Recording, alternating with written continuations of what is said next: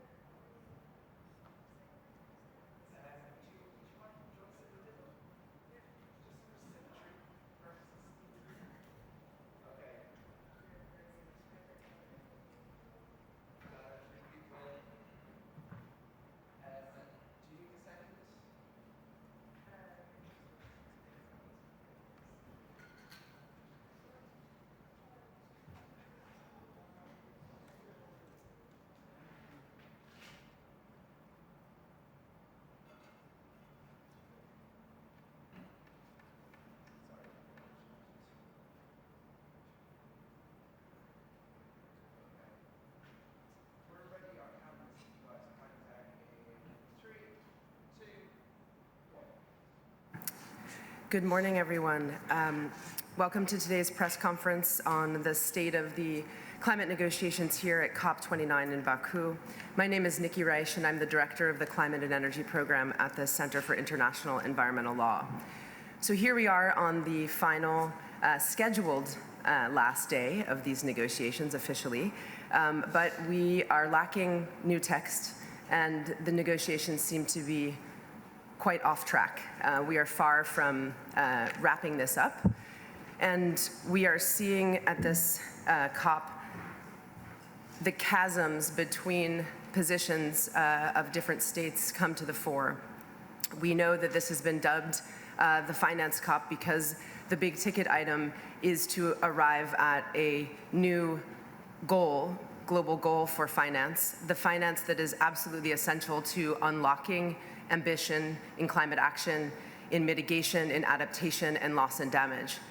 And yet, what we're seeing reflected in the texts that have been put forward yesterday was a gulf, a chasm really between the positions of states. We've heard complaints in the halls about the presidency's failure to identify bridges between positions, but merely reflecting back the great divide between perspectives on the part of the global south that has been demanding their right to financing, demanding that rich countries comply with their obligations to provide financing for all forms of climate action in the face of their legal obligations and responsibility, cumulative responsibility for the mounting crisis, the impacts of which are falling hardest on the South. So we will hear today what to make of the current state of these negotiations, what our expectations are, particularly as we have not yet seen revised versions of the decision texts that reflect the expressions of parties voiced yesterday in the plenary. There are many concerns about backtracking in the text, about a failure to reiterate not only a source of a common public core of financing on the table at the scale and of required to meet the needs, but in a way that guarantees access and equity for those on the front lines. So let me turn first to my two speakers here. We have Sindra Sharma, a senior policy advisor at the Pacific Islands Climate Action Network, who will share a perspective from Pacific Island nations on the state of play and key core demands. And then we'll be hearing from Erica Lennon, senior attorney at the Center for International Environmental Law, who will address one of the other key items that's been on the agenda in these negotiations, and that is the state of carbon market negotiations under Article 6. But let's begin with Sindra, if you will, please. Thank you so much, Nikki, and thanks for the opportunity to be on this panel. I think I woke up this morning and just a complete sense of frustration. I think we're holding on to hope for a long time because, we need to deliver on this process. But I've never seen a presidency like this. I've never seen a process like this where you haven't gone back into negotiations on an issue that is so critical for us. Without finance, without climate finance, which is the key catalyst for action, we won't be able to reach the ambition we need, and that's something that that is a priority for Somaliland states, and they've repeated it over and over again. The text we had yesterday is the only text I can comment on because we don't have any other version. It's just been consultations following the release of that text yesterday, so it's an immense waste of time, in my opinion. In the text we did have, there was no number, and it's a quantified goal, so still having no number is really concerning.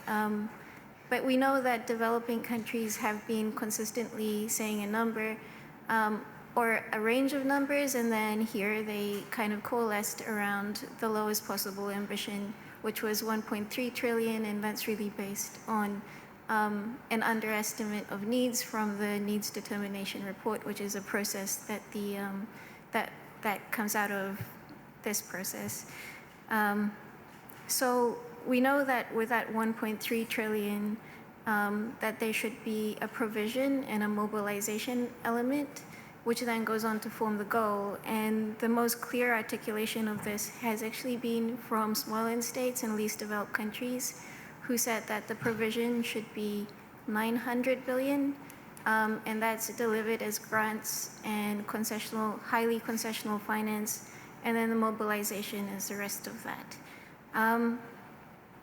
And from that, they asked for a small pot for themselves to operationalize the special circumstances of Somaliland states and least developed countries, because from the lessons from 100 billion, we haven't been able to access the finance that we need to be able to enhance our ambition and meet the needs, the growing needs of our communities as we face accelerated impacts. Our regions are facing losses and damages that are unacceptable. We're paying for it from our own budgets. Communities are in a constant cycle of recovery. So that small pot is just a tiny bit of relief that we could access. And we know that going to 1.5, that every single increment of warming is a disaster for us. Every single increment of warming is going to decimate our rights. It's going to decimate our ecosystems. And it's depressing to think of that we're here and we're talking about the same thing over and over again. The small pot is based again on the needs determination report. It's not out of the blue, and it was 38 billion for Somaliland states and 220 billion for least developed countries. And I have to stress, this is just a drop in the ocean. We know that for CSOs as well, we Pacific CSOs were able to assess what our needs are, and it was actually in the very high trillions. It was looking at what developing countries need would be around 6 trillion a year. So this is, really quite an underestimate. The text, as it is, has, as Nikki said, very divergent views. Not sure how we will get to anywhere with that in the process that we're following, where it's just a repetition of our priorities. But then, just to highlight some of the red lines, for Somaliland states, it is that allocation pot for excess, and also on a definition of climate finance, because we know that climate finance for least developed countries, that's a clear red line. We know that without a definition of climate finance, then all of the really dodgy things that are in this text that's been proposed, including carbon credits, carbon pricing,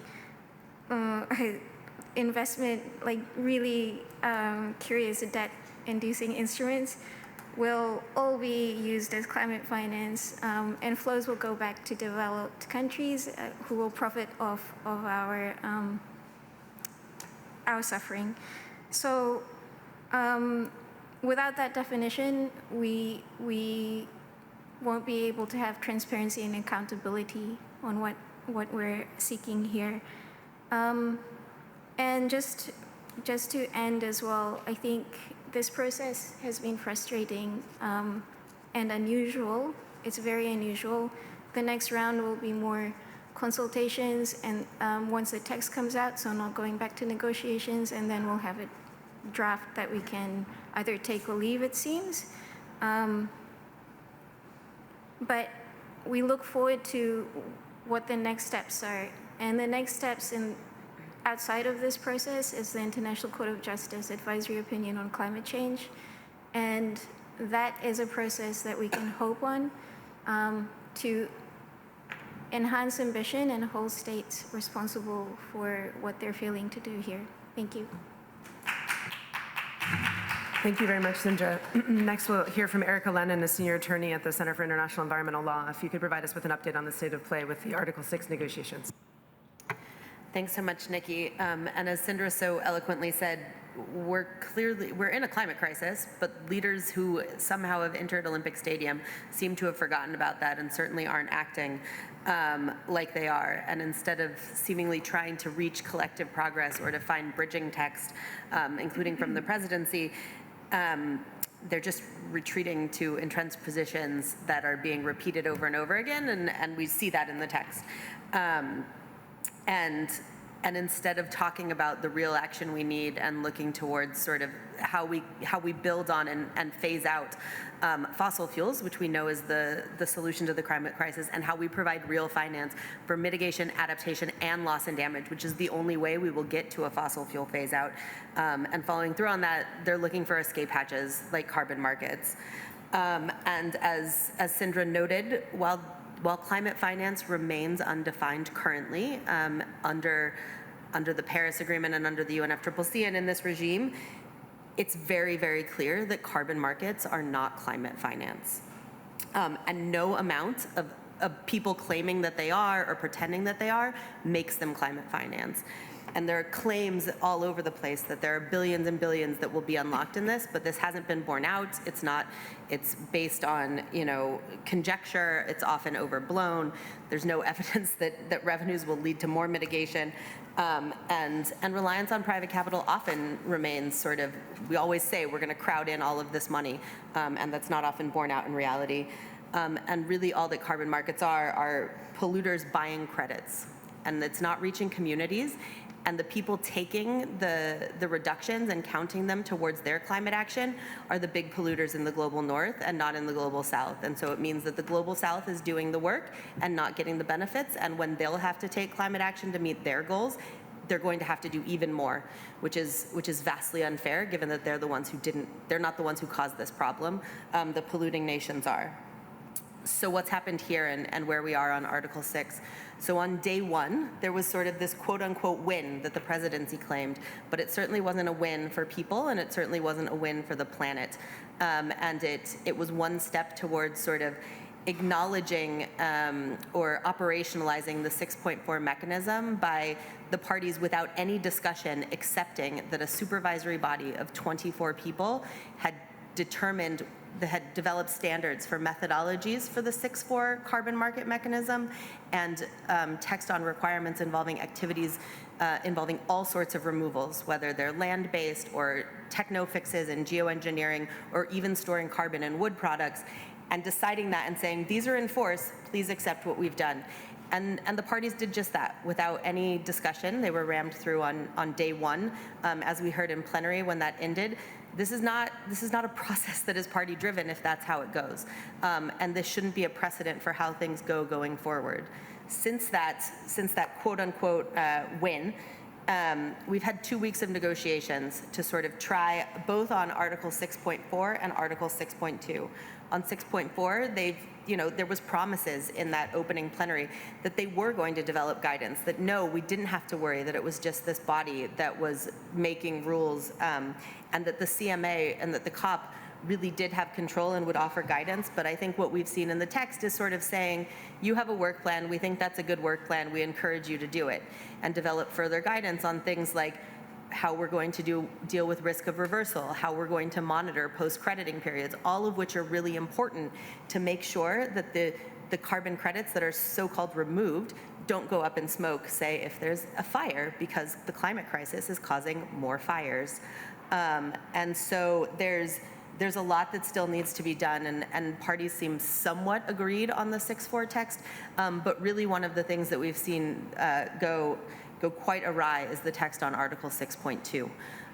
We had a new iteration of the 6.2 text yesterday that was worse than the one the day before, and that seemed to, when it comes to transparency of what an internationally transferred mitigation outcome is and the information you have to provide up front about that, they said parties should consider providing this information. Not they should provide this, not that they shall provide this, but they should consider it, which means that we won't have all the information we need to see what the ITMOs are really doing. And when it comes to potential inconsistencies or something where what's being claimed as a credit isn't actually true, or if there are severe human rights abuses or violations of the rights of indigenous peoples, there's not like you need to stop this action. It's you should consider maybe not counting this ITMO to your actions, which again is a lack of accountability in this process.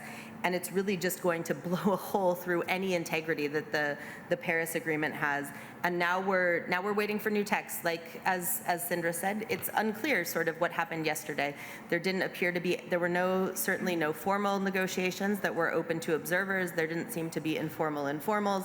Parties, I assume, met casually in the hallways or talked to one another, but that's not clear, and presumably we'll get a new text, but it's really been a sort of black box of where we are, and there are some very real things that need to be addressed to make sure that the carbon markets that are developed under the Paris Agreement don't create even more problems and more scandals than the voluntary carbon markets, which we've seen over and over again, where what is being claimed is not actually true, and there's just no possible way we're going to offset our way to a climate-safe future.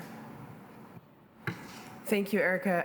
I will open it up to questions in just a moment. I just wanted to reiterate that we are here in Baku at what has been dubbed a finance COP, but in many ways, every COP is a finance COP.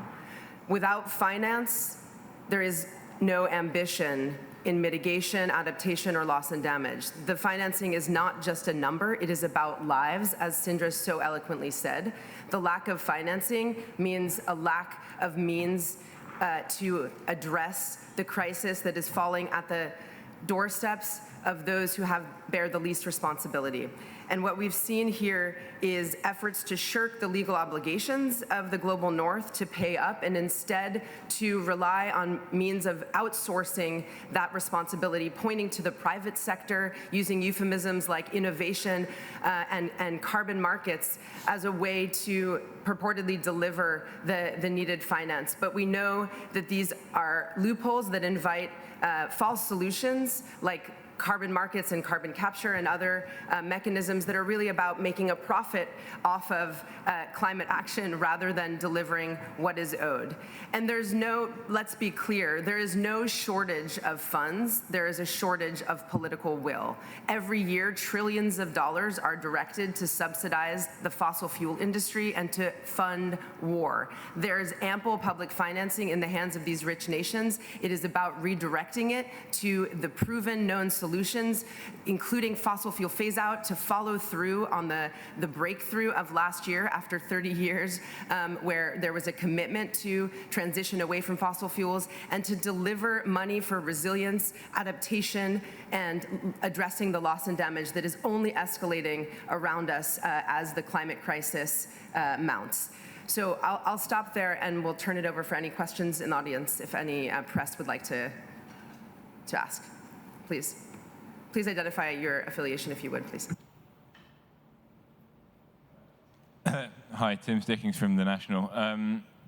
The idea of different allocations, like sub-targets for adaptation, mitigation, loss and damage, seems to have vanished from the text. What do you make of that? Thank you. That's a really great question. And I should have, I'm tied as well, I should have said one of our red lines is actually adaptation, mitigation, and loss and damage. So we have a version of that in the text, but like you said, it doesn't have the sub-goals. And that's really disappointing because then we can't really be able to track the finance that's flowing into the new and additional finances going to each of those components. So we're hoping that that can be, reflected back into the text, but at this stage, it feels really frustrating that we probably won't be able to get there. But to retain that loss and damage needs to be in the text, otherwise the fund that we have will just remain an unpredictable empty shell, which is not acceptable to us.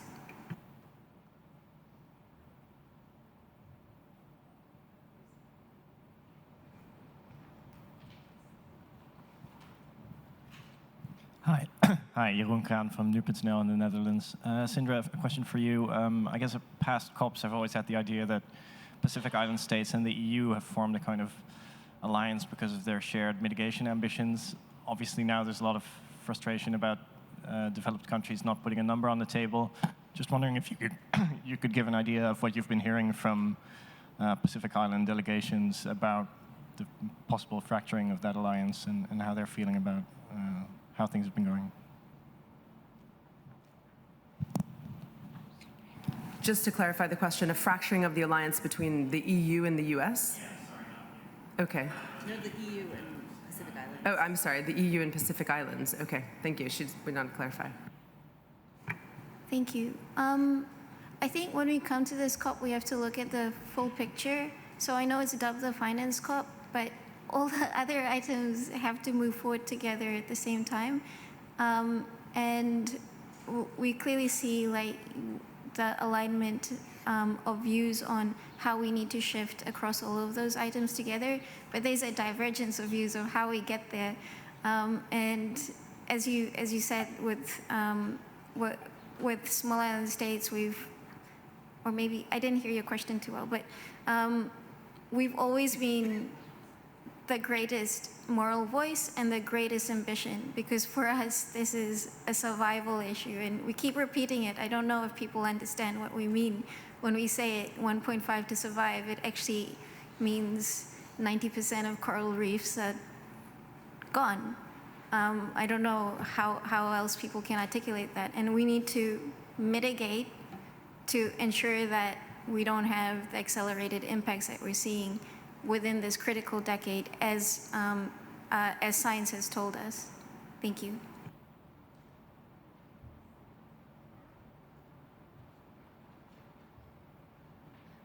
Hi, my name is Rose. I'm from Cégep de Jonquière. Thank you for being here today. I wanted to know, do you think at the end of the negotiation, they are going to end up with a consensus of 1.3 trillion, or is it going to be lower?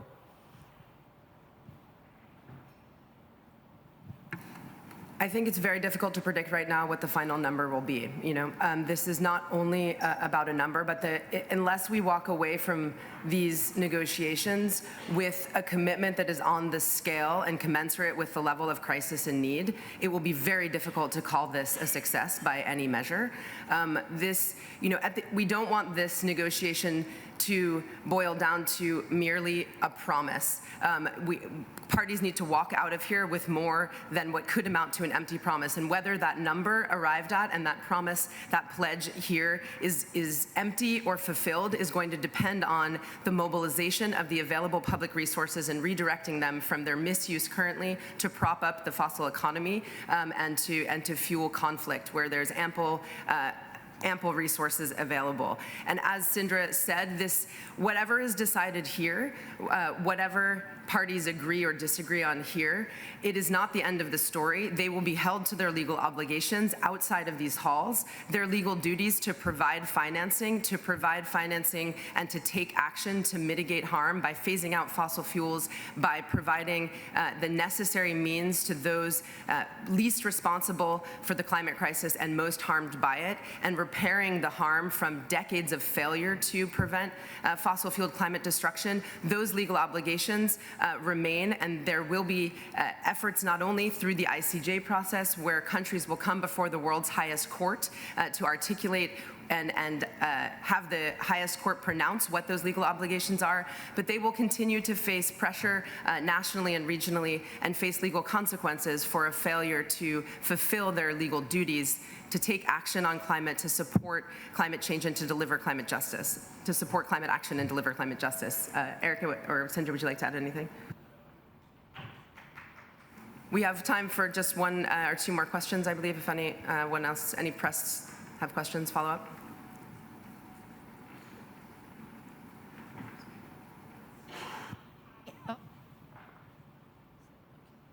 Hello. Hi, my name is Chloe. I'm from Cégep de Jonquière. And why is it so difficult for Global North to take action, given that is a question of survival?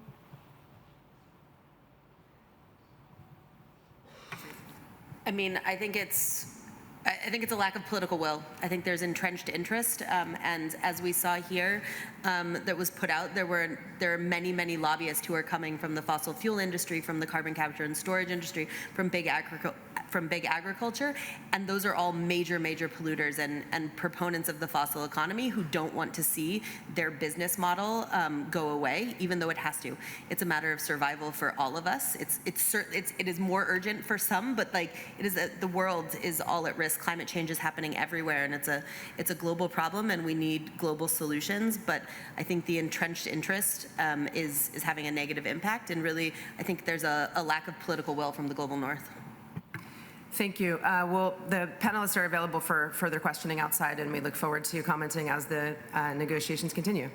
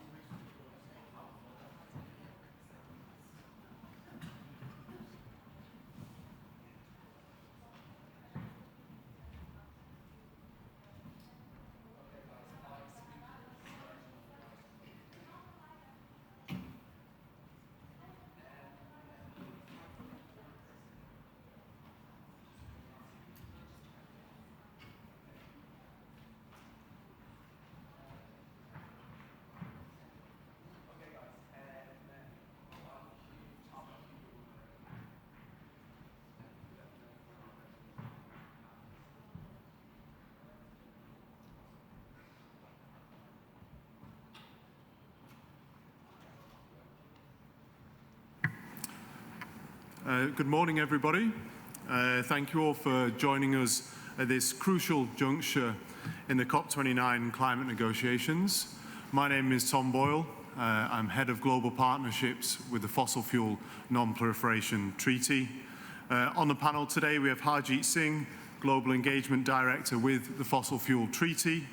We have Tato Gabaitsi, a climate justice activist from Botswana. We have Joseph Sekulu, 350 Org Pacific Managing Director and with the Pacific Climate Warriors, and Aishka Najib, a climate justice activist from Fridays for Future, MAPA. We're meeting here today in Baku at a time when the stakes could not be higher. Across the globe, the impacts of the climate crisis, floods, wildfires, droughts, and rising seas are intensifying, seen most violently recently in Valencia. Meanwhile, major fossil fuel producing countries are on track to produce 110% more fossil fuels by 2030 than are compatible with the 1.5-degree global heating limit that is critical to safeguarding our future. COP29 is the moment for decisive action, and throughout these 2 weeks, we've had the opportunity to address the climate crisis by tackling the greatest barrier to that transition, which of course is finance. But as we approach the final hours of this conference, we're witnessing a lack of clear commitments and political will to do so. This morning, we're here to do two things. Firstly, to speak on the state of the COP29 proceedings, which so far have fallen very short of the ambition and accountability the world so desperately needs. And secondly, to launch an open letter signed by over 100 like-minded climate champions, including actors, influencers, writers, scientists, faith and youth leaders across the world, calling on leaders to formulate a comprehensive global plan to phase out fossil fuels and manage a just and equitable transition to clean, renewable energy. I'll now hand over to our panellists who will be sharing more what is at stake for our communities and expectations that they have for the final moments of this conference. First in line, Harjeet Singh. Thank you, Tom. Friends, this is the last official day, and we are seeing a deadlock and deep divisions among parties. We are frustrated, we are angry, and we are exhausted by the decades of game being played by developed countries.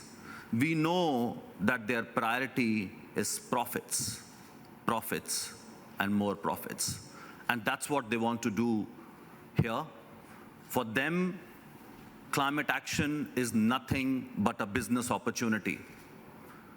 This COP is supposed to be a finance COP.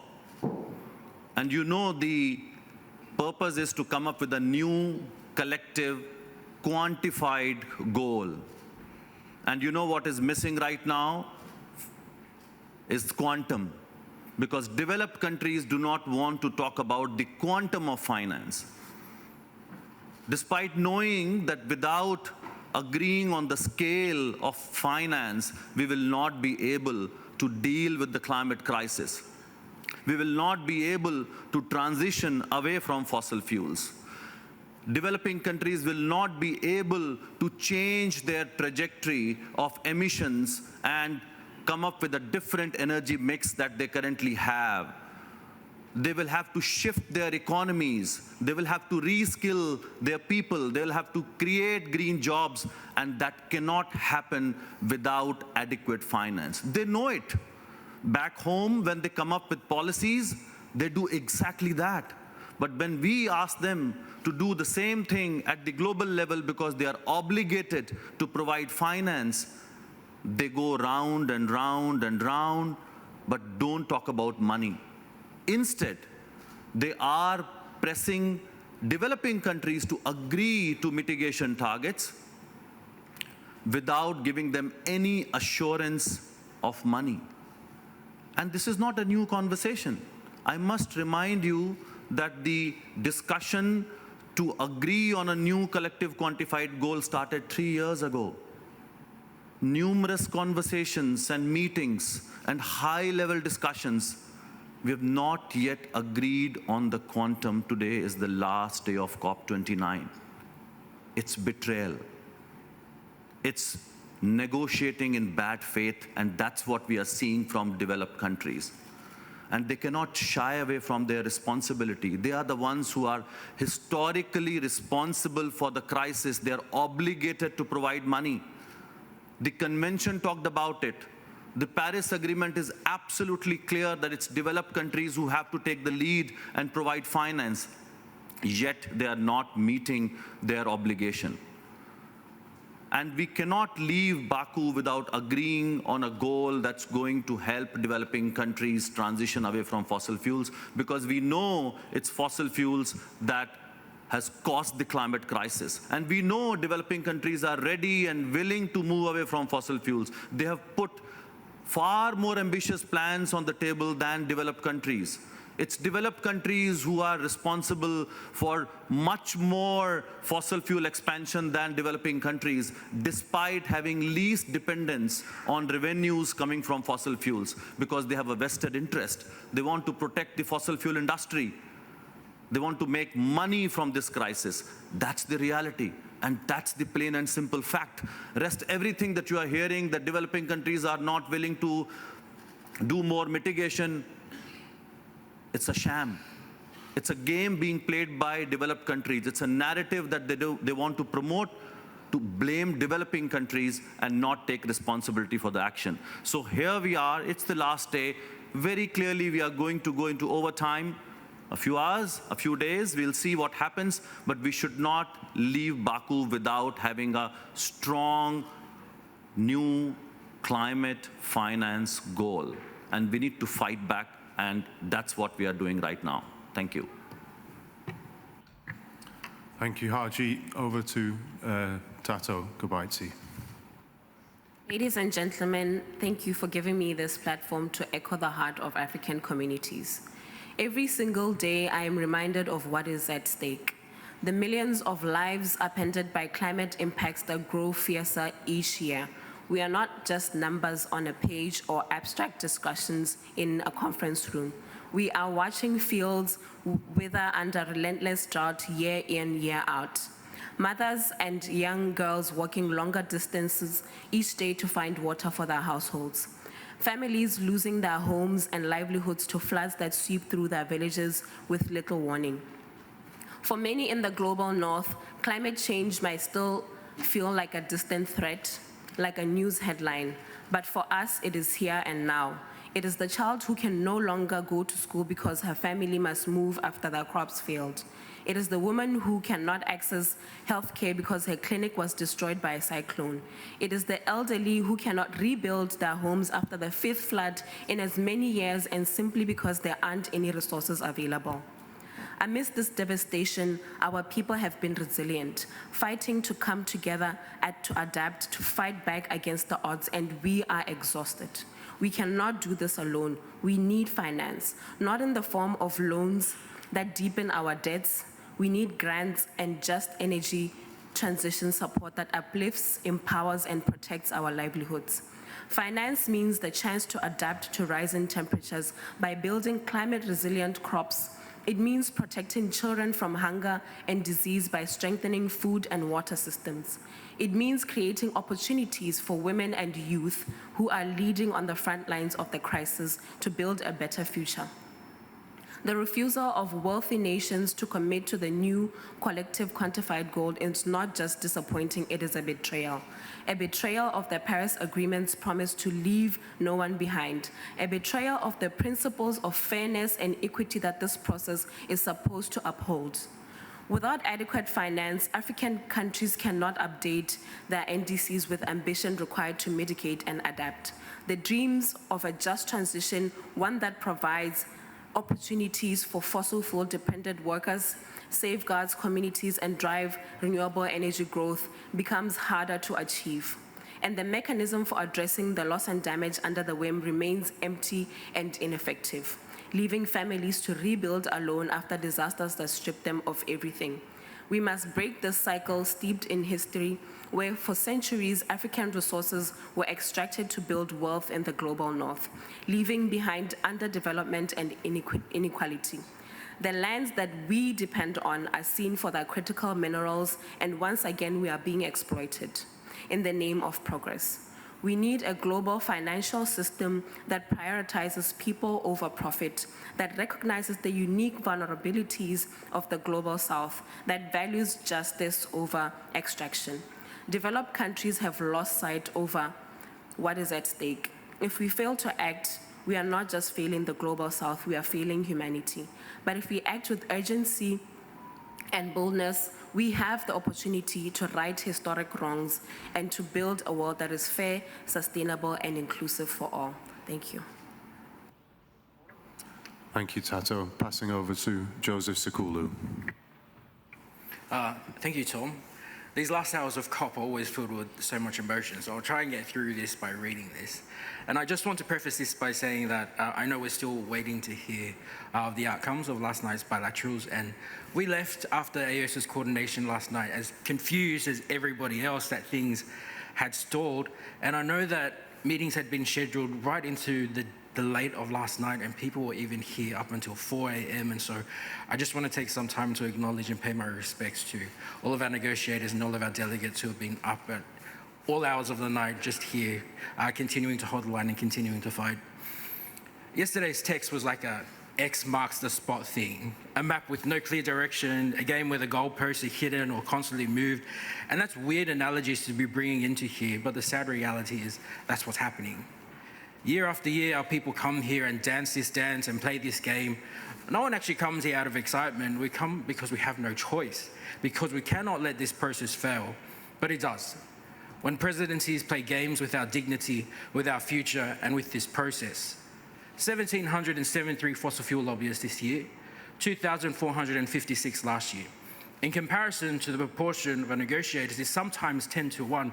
So how can we expect to achieve the ambition that is needed to keep us on a pathway to 1.5 when the odds are always stacked against us? We hope to see in a draft text yesterday that would show the rich nations putting their money where their mouth is and responding to the demands from the global south. What we got is a text with no clear figure, no clear ground-based core money. But our message here has always been clear. Nothing less than $1 trillion in grants per year will be enough to see those most impacted by climate change on a just transition towards a safe and equitable future. Rich countries must stop stalling and start delivering. And this is not charity we're asking for, it's time for them to pay their debt. And I know we live in a world where the cost of living is skyrocketing, where people are struggling to put food on the table. That's the reality in our region too. But you know who isn't? Billionaires, the fossil fuel industry, the people and governments who hoard wealth and profit off the fossil fuel industry, who benefit off fossil fuel subsidies, who keep breaking record profits, who continue to stall these negotiations. Don't tell us the money isn't there. We know it is. We just lack the political will to get it. The new climate finance goal isn't just an arbitrary number for us, it's a lifeline for climate vulnerable nations like mine that are literally drowning due to a crisis we did not create. But despite it all, we're here to fight. And rich nations need to start doing the same. Commit to the rapid phase out of fossil fuels agreed upon at last year's climate talks in Dubai. We cannot afford to ignore the root cause of the climate crisis, which is our addiction to fossil fuels. The expansion and export of fossil fuels is the expansion and export of destruction to our islands, and we have no more time to delay. As we come to a close of this year's summit, we need to see strong financial commitments, also paired with ambitious goals to transition to a renewable economy. As we look forward to the year ahead, we need to see the road to 1.5 being kept alive through strong, ambitious NDCs and a clear commitment to phase out of fossil fuels. We're tired, but we are here to hold the line, and we are holding the line on hope because we have no choice but to. We just hope everybody's there with us. Thank you, Joseph. Passing to Aishka Najib. Thank you so much, Tom. And since this is the last and final day of COP, I'm going to cut through the diplomacy and get right into the truth. This COP has a clear lack of political will. Yesterday, myself and my comrades stayed back until 2 a.m. following the Just Transition negotiations. And let me tell you, zero substantial progress has been made. To be honest, they're approaching a strategy of take it or leave it. We're not even witnessing negotiations happening in the room. What we're witnessing is procedural injustices. As you've heard a lot from my fellow panelists, the message is clear. The time for incremental action is over. We need bold, coordinated efforts that prioritize justice and the voices of frontline communities. In line with that, we're launching an open letter to global leaders this morning, signed by hundreds of climate champions, among them renowned actors, writers, scientists, academics, youth, and leaders, as well as civil society leaders. The letter we're launching today is a rallying cry for governments to step up and chart a new course for a safer future. I will now read the letter. Dear world leaders, we are not where we need to be. Scientists have issued a stark warning for decades. Extracting fossil fuels threatens everything we love. Communities across the globe are already experiencing the harsh realities of this crisis. And it's not just a climate crisis. Fossil fuel air pollution is responsible for 1 in 5 deaths worldwide. The thirst for oil has sparked and exacerbated conflicts for decades and crushed devastations to biodiversity across the globe. Yet, our global response remains dangerously inadequate. Year after year, governments have met at the UN climate talks to negotiate crucial frameworks to address this crisis. The most important being the Paris Agreement, under which the world has agreed to limit warming to 1.5 degrees Celsius. But that threshold is very close to being broken, largely because we currently have no global plan to phase out of fossil fuels fast and fairly. Governments can claim to be climate leaders, but approve vast waves of new coal, oil, and gas projects, because the Paris Agreement does not mention these words once. We're on track to extract 110% more oil, gas, and coal by 2030 than we could burn and stay below 1.5 degrees Celsius. Enough is enough. What we build today will be what we use tomorrow. We must stop expanding the problem. We're joining forces today to call on governments to chart a new course for a safer future. We welcome the leadership of 14 nations spearheading the push to negotiate a fossil fuel non-proliferation treaty, and we call on other countries to join them. A fossil fuel treaty is the missing piece of the puzzle, a framework to end the expansion of coal, oil, and gas, and manage and finance a fast and fair transition away from fossil fuels, to build a justice-centered, high-ambition, international coalition of nation-states ready to lead the transition, who negotiate a treaty that is not consensus-based, meaning no country can block others pushing to phase out of fossil fuels. Throughout history, governments had the courage to forge treaties that banned nuclear weapons, phased out landmines, and saved the ozone. Now, we must do so again and come together to protect what we love from the threat of fossil fuels. Thank you.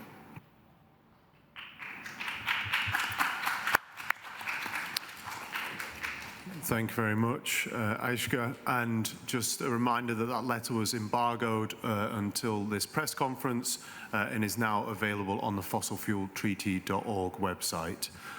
We've got 9 minutes left. We'll take questions. I'd like to give preference to journalists in the room first, please. And also a reminder to introduce yourself and who you're with. Thank you. Yep, my name is Megan Rowling. I work for Climate Home News. Couple of questions. Aishka, you mentioned the Just Transition Work Programme negotiations being in a dire state. Can you explain a little bit what's going on there and why we might end up with a take it or leave it situation when obviously it's something that's very important for ordinary people who are affected by the transition? And then a question for Harjeet, maybe. You said we shouldn't leave here without a strong climate finance goal. And we have this problem of different expectations in terms of the numbers.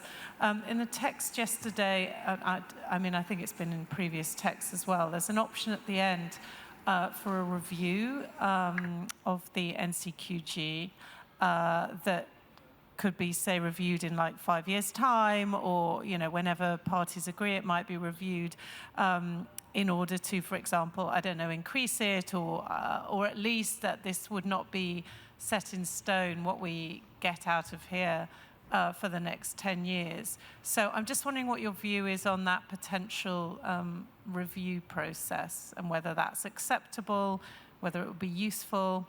Thank you.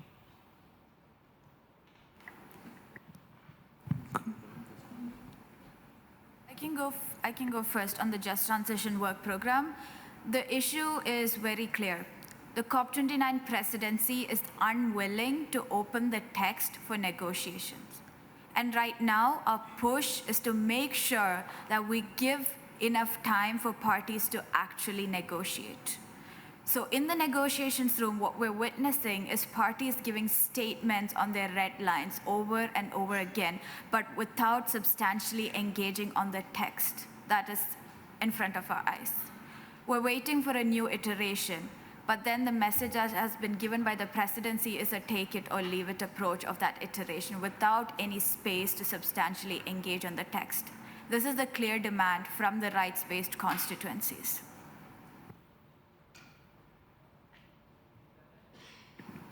Thank you, Ashka.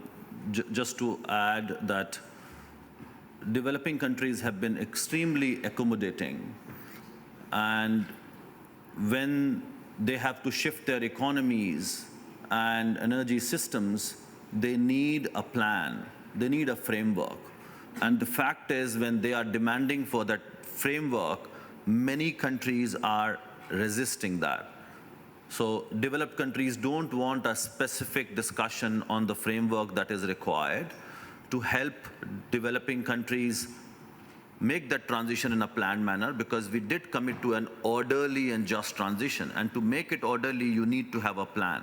And the reality is that EU, US, Canada are opposing that framework. And without that, we will not be able to achieve it. And because that requires a range of actions that need to be taken and, of course, backed by finance. Now, coming to the next point on the review part. I think what we are asking for is, yes, we need a review after 5 years because the needs are evolving. And there's already an agreement that climate finance has to be provided in a manner that we respond to the evolving needs. And that is going to be absolutely fundamental. But I must also underline the fact that we cannot expect that money is going to be ratcheted up slowly between now and the next few years. The 100 billion target that was agreed several years ago, we knew that it was going to be insufficient. Let's look at where we are when it comes to climate action. Emissions are rising. Temperatures are rising. We have not been able to protect people from disasters, and we have not even provided sufficient resources to communities who are already facing climate impacts. The cost of inaction is way higher. We know that, and the recent independent high-level expert group report made it very clear that it's going to be multiple times of what we need to put money now in terms of climate action. So we need trillions of dollars now across the entire range of climate action, moving away from fossil fuels, helping people adapt, and also helping people recover from climate impacts. If we don't act now, the cost is going to multiply so much that we all will not be able to afford. I think that's extremely important. And that's why review becomes also important, to make sure to check where we are and how do we respond to the evolving needs. I think there was a question here in the front.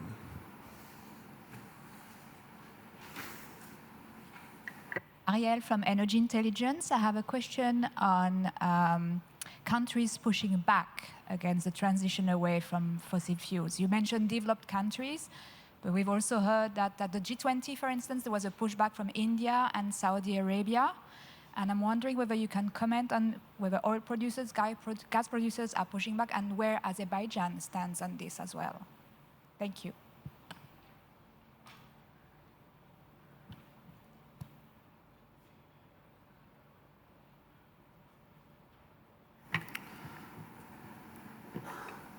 We need to look at who is pushing back and for what reason, and that requires a bit of nuance. When we hear Bolivia or India or some other members of G20 group pushing back, the reason is that the task that they have to undertake as part of transition is massive, and they have not been provided sufficient resource. And there is a sequencing problem. developed countries want these large economies to make a transition without any commitment of finance. But Saudi Arabia cannot be compared with other countries. They have money, they have the technical know-how to move away from transition, and Saudi Arabia cannot use it as an excuse that they need money to make that transition. So yes, they're part of G20, but their approach and their reason is very different from Bolivia or India or Indonesia. I think that is something that we need to understand.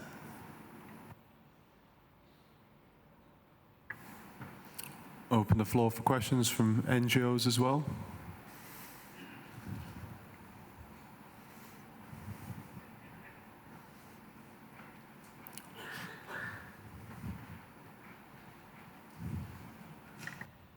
I'm just wondering how you feel about the role of the presidency here in terms of representing the most vulnerable communities. Do you feel that the presidency has done a good job on that so far and has their interests at heart? And also on the global plan to phase out fossil fuels that you're talking about. I know that the non-proliferation treaty has been going on for some time now, but I'm just wondering if that were not to happen, or is there an option, for example, within these talks to be able to come up with some kind of just transition plan at the global level for the transition away from fossil fuels that might make the implementation of that transition a bit easier? I'm not sure we'll be able to cover all that in 20 seconds, but maybe you want to take the first half, Joseph, on presidency's response to climate vulnerable countries. Oh, sure, because you can answer that in 2 seconds, because the answer is no. And I'm not just going to say that about this year. It's also presidency that we saw in the previous year as well. These same kind of stalling tactics aren't helpful towards the negotiations, nor is it creating space for us to be able to go in there and negotiate on these texts that are so important. And I think what's missing is this idea of what values are supposed to be grounded within these processes, because there aren't any, and we don't see that. And we see that most of our vulnerable communities, even Indigenous people, continue to be sidelined within these. And the worry is that we have now a standard that was set last year where these stalling tactics were used, the same this year. Will it be the same next year too? Is it going to be a troika of presidencies that are stalling us or stalling action? And we hope that over the next year we see more leadership for Indigenous people, bringing these values into the negotiations and hoping that they ground that in these next presidencies. Thanks. Thanks for the questions, everyone. Thanks for joining us. Yeah, and we'll be outside available. Thank you.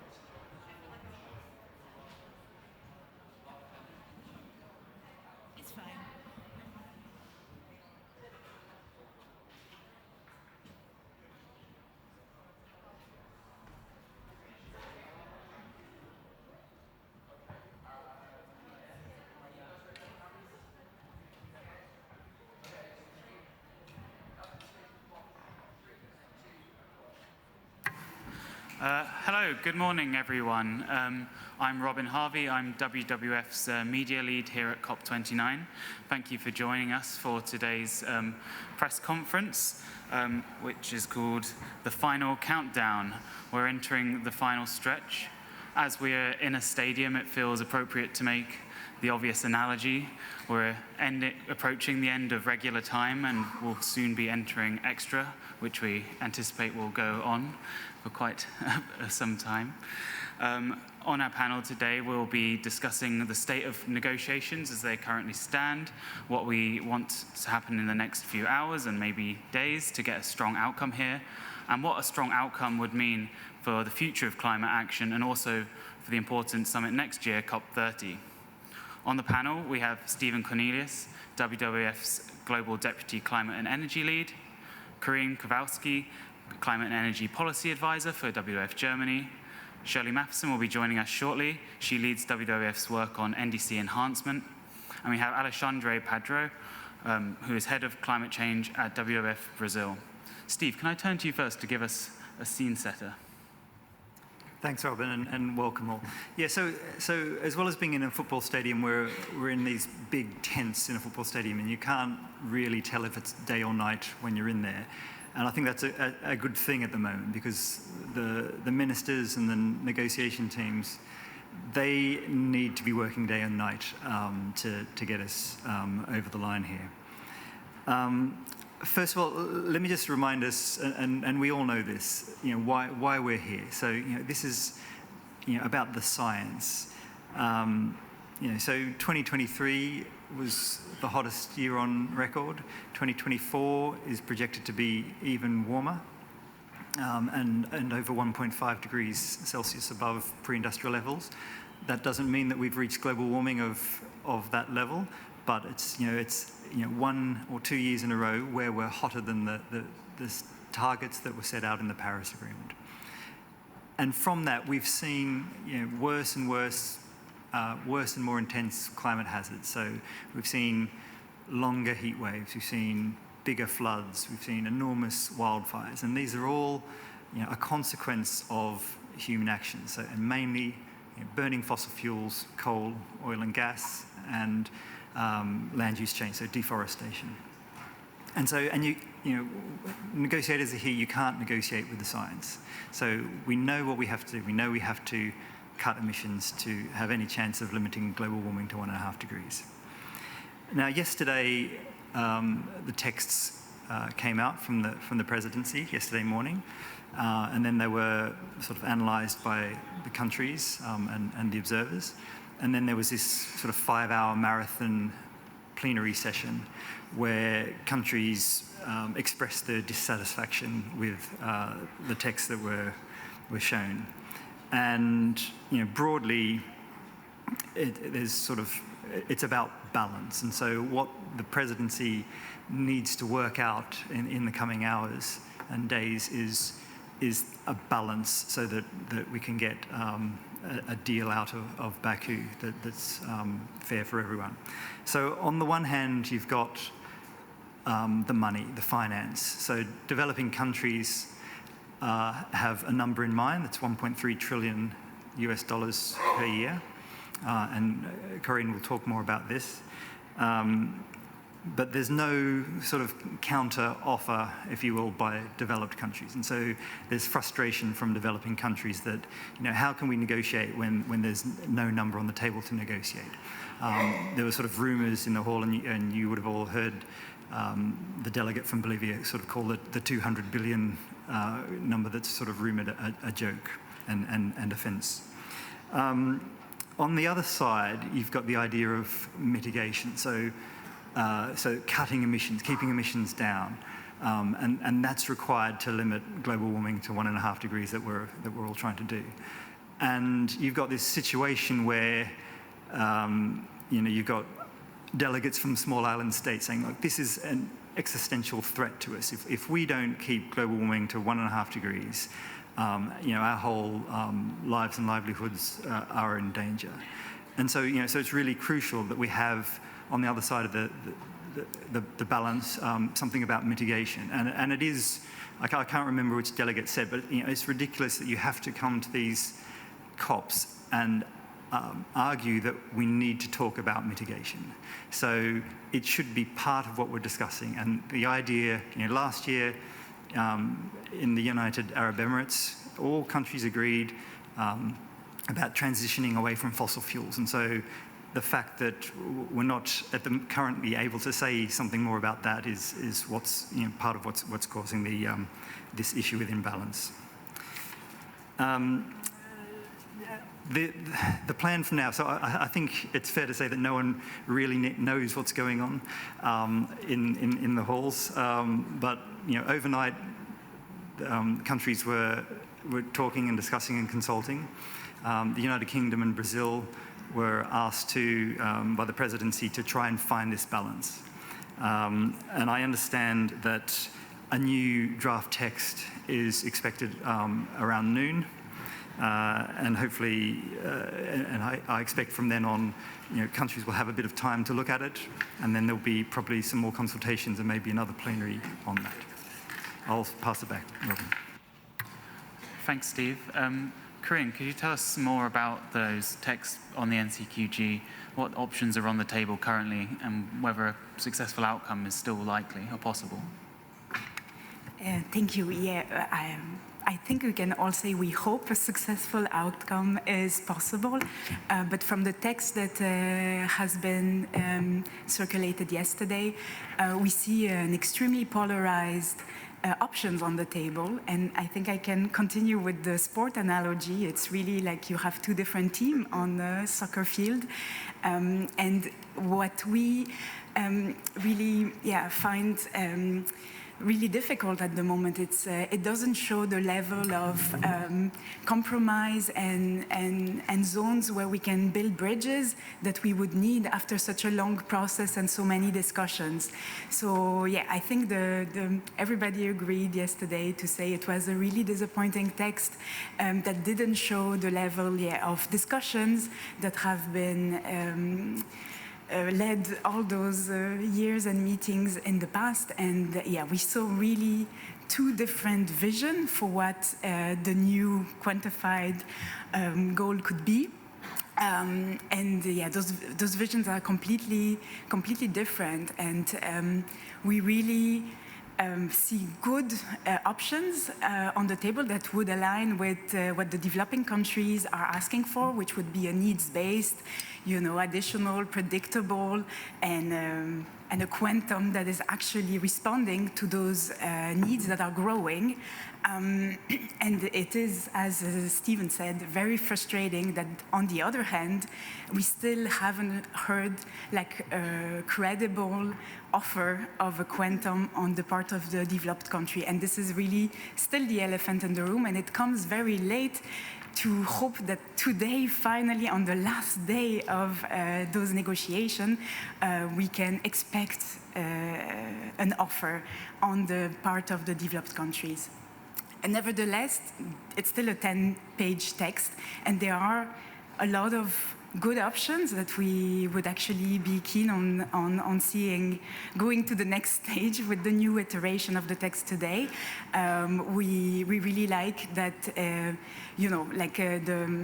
the needs-based approach presented in the first option of the structure seems to have like the mobilization and the provision in a quantity that would be good, and that also addresses loss and damage and adaptation. The balance between mitigation and adaptation is also addressed in one of the articles, and this is really important for us to make sure that all of those different aspects are covered.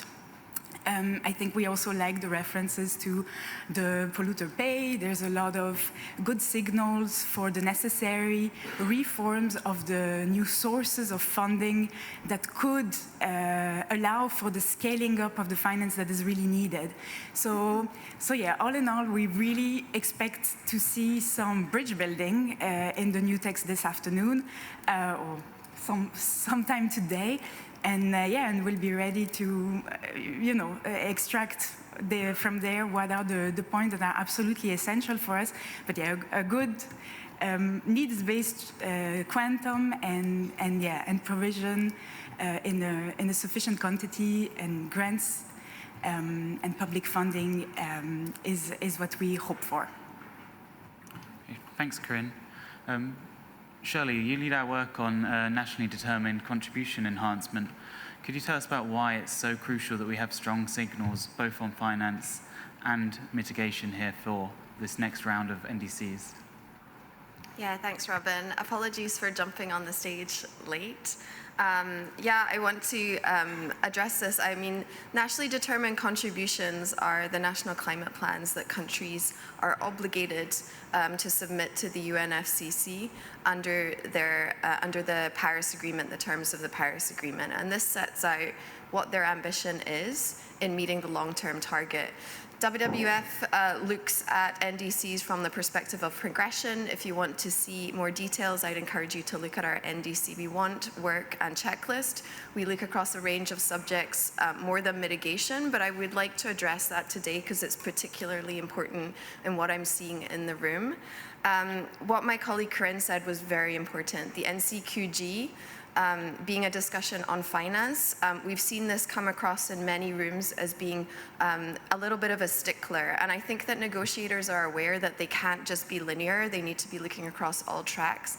But it has been a bit frustrating, I think, for some other parties and from myself, who's really looking for some key signals on the NDCs. We are expecting, beginning of next year, we will get a whole flood of these nationally determined contributions, so national climate plans. And a lot of the parties here are looking for the right signals and the confidence that they can submit real action, which will close the ambition gap. So really make efforts, especially pre-2030, and that will be backed by finance. So some really important discussions, and we're seeing some similar dynamics that we saw when we were at the CBD COP as well. And so coming down to the last minute to talk about quantum is quite concerning. So we really hope that they move fast on this. Some of the tracks that I'm following on the global stocktake, on NDC features, there's some really important aspects here where we'd like parties to really reflect on what happens next year with the NDCs 3.0. Like I said, they're looking for the right signals from the finance aspect. They will submit next year, and we'd really like them to really come back and think about this in the context of the global stocktake. At the end of COP28 last year, we had the decision on the global stocktake, what the gaps were, how we needed to address it.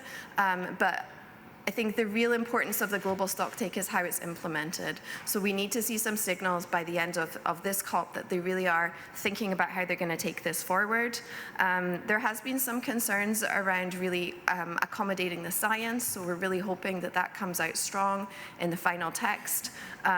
We're going through this cycle of developing NDCs and having a look at this, and the science is so important, and we really need to see all of the next assessment report before we go into the next assessment cycle. This is something which could come out of the decision today, so we're really looking for a new draft. There's been some positive reflections in the room there. We're also looking for actual activities next year to reflect on the NDCs. And one of the things I haven't seen so far, but as much as I would like, I would say, but I'd really like to see come out in the text, is the sense of urgency that I think we feel in the room. I think a lot of the parties in the room negotiating. But really, I think some of the discussions on mitigation are so important. We have such a small window, and it really is time-bound. The emissions gap report told us that if we don't address our ambition before 2030, we're closing the cost-effective pathways. So this is really, really affecting people now. And if we don't come out with something strong on this COP on mitigation, it's really not going to send the right signal for how parties are responding to, I think, the concern that we're seeing inside the COP and outside in terms of addressing the climate impacts. So we're really looking for parties to make those signals in the text and not to delay this any further. I think that would be a really bad sign if we see this idea of kicking these discussions down the road would be really serious and really serious for the people who are actually feeling climate impacts already. Thank you. Thanks, Shirley. Alexandre, how do you assess the state of negotiations so far, and what are you looking for from Baku to set up a successful COP30 in Belém next year? Good morning, everyone. Of course, we have a big hope for the next year. Of course, the expectations to Brazil is very, very high. and everyone feels that. So from my point of view, we have four asks here. The first one, that the COP30 will be a COP that reminds the multilateralism. Brazil will bring that so far. We really think that this process here, the UNFCCC, is very, very important for us as a developing country. And we are sure that Brazil will enforce that every time. Since we saw what's happening in G20, we have the BRICS Plus in Brazil, and then we're going to have the COP30, and Brazil will deliver, and we will enforce the paper and the process of multilateralism around the world. The second thing that we're going to be, of course, a COP of nature, linking making the bridge between the three conferences from Rio, that we see the Rio Trio initiative, and of course the results coming from Cali, and now we're going to have another UNCC there in Saudi Arabia. So making the links and the bridges between the three conferences is important from Brazil. Of course, reminding that the Rio 92 was happening there in Brazil. So of course, nature is something that Brazil will deliver for COP30. The third thing is about people. Of course, as we saw during the G20 presidency from Brazil, the discussions about poverty, equity is the priority for Lula president, and really believe that Brazil will commit to bring communities, people's lives and livelihoods for COP30. Of course, we raise the hands of the most vulnerable people around the world for the questions coming from climate change. And the fourth one, of course, is the NDC's implementation. How we will implement the NDCs that will come next year. The NDCs that we hope that will raise the ambition, and of course need to deliver reductions, deliver the end of deforestation, degradation, the transition away from fossil fuel and fossil sectors, of course climate finance. We believe that this is a COP of implementations, the discussions on implementations, how we implement the finance to implement the NDCs. And lastly, I would remind that Brazil, after 3 COPs in petro-states, we are an open country for everyone. You are very welcome in Brazil. We're going to be a warmer COP in a hot country, a tropical country. We want to offer you, of course, a lot of caipirinhas, xambu, brega music that we have in Brazil, and of course, a lot of marches. We're going to march every day, every time, reminding the world that we are living a climate emergency. So welcome and hope to see you in Belém. Thank you. Thanks, Alexandre. We'll now take some questions from the floor. We've got a few. Should we take this gentleman here, and then over there on the right? We'll take 2 together. Hi. Thank you for this panel. My name's Henry Kronk. I report for Opus, which is a part of Dow Jones. You described the negotiations as a conflict between 2 teams. This is a hard question, but I think WWF is well positioned to provide an answer. Could you drill down on some of those details from your perspective and say, who are the key players who are holding a hard line, and what are they going after? And the question over there. I'm a journalist for United Daily News based in Taiwan. I'm just wondering, well, I think everyone shares my frustration of not having a solid climate finance goal right now. I'm just wondering if we don't have a solid number come up within this COP, or not having a solid way of delivering that goal, how would it impact COP30 next year? Thank you. Great. Stephen, would you take the first one, and then Alexandre, the second? Yeah, thanks, Henry. Yeah, it's definitely more complicated than it being 2 sides, I'd say. So there are various groupings of countries that work in the United Nations Climate Convention. Broadly, you've got the G77 in China, which is a big and diverse group of developing countries. Within that, you have some countries that are much more developed and some countries that are least developed. You also have groups of least developing countries. You have the Africa group. You've got the small island developing states. So you've got various groups that have different requests. So, for example, the small island developing countries are very strong on finance, on adaptation, on loss and damage, on 1.5 degrees, because as I said in my intervention, many of them are concerned about the existential threat that climate change poses to them. Within the group, you also have, for example, the like-minded developing countries, which maybe hold a harder line to push developed countries on finance, and that it must be all government money, public money, and big numbers. And I think a lot of them are concerned about the idea of the historical responsibility that developed countries have, and the idea that you're passing the burden from your sort of past mistakes onto developing countries to deal with.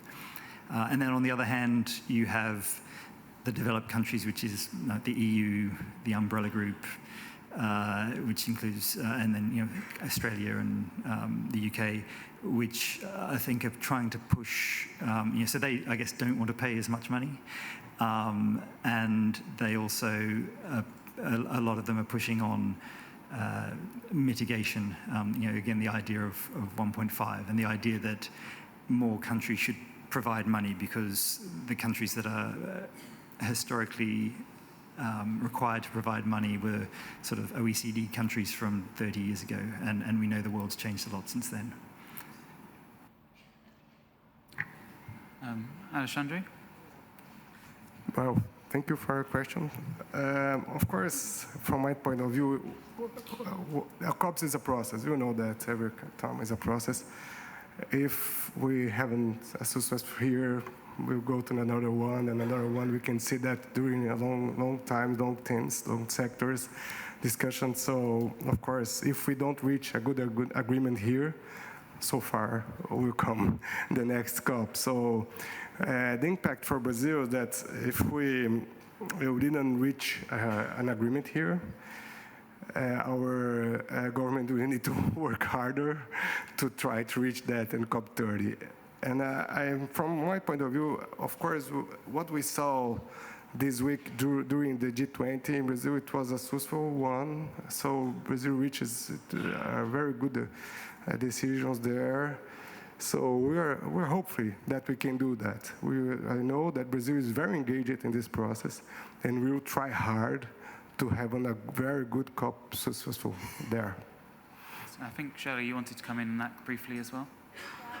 Comment quickly, just to reiterate what I said before, is between COP29 and COP30, we do have the development of NDCs 3.0. So I think the risk is if we are deciding to have this discussion again in Brazil, the dynamics will change. And I think there's this reason that there is a strong link between the NDCs and the NCQG is really this legacy of trust issues in the UNFCCC. And so I think this is going to compound it rather than address it. So it's really, really important that they do come out with a decision this time, because I think the dynamics would be repeated, but potentially even more tricky if it gets kicked to COP30. Thank you. Thanks. Any more questions in the room? There's a gentleman there, and can we also take the one from James at the front? So, yes. Hello, Peter Emerson from Belfast. Thank you. We all know that when we have terribly important people negotiating, that, well, if one of them says what her fallback position is, they will have already fallen back to it. So they don't, and they keep their cards very close to their chest. But if you had a different methodology, and if people were able to say, well, this is my first preference, but here's my second, and here's my third, then you might be able to find the option with the highest average preference. And should WWF be involved more in negotiating and the procedures of negotiations? Thank you. And can you just pass the mic to the gentleman in the front row, please? But whilst you're okay. Steve, would you mind taking that and explain how WWF works with negotiations? Thanks, Pete. So today, I've worked on climate change for 20 years today, and I was 10 years I was a negotiator for the British government. And I think you're right, having this idea of red lines and keeping your cards close to the chest is an imperfect system. But on the other hand, what can happen if you let out for a number too early, then that gets banked by the opposition, as you say, and then you're sort of being asked for more and more. But this is being done now at very, very high level, and so leader level, they'll be calling back to capitals to try and get an agreement. And I think people came to Baku to try and get this agreement. 1 minute left, so if we could have a really super quick question at the front.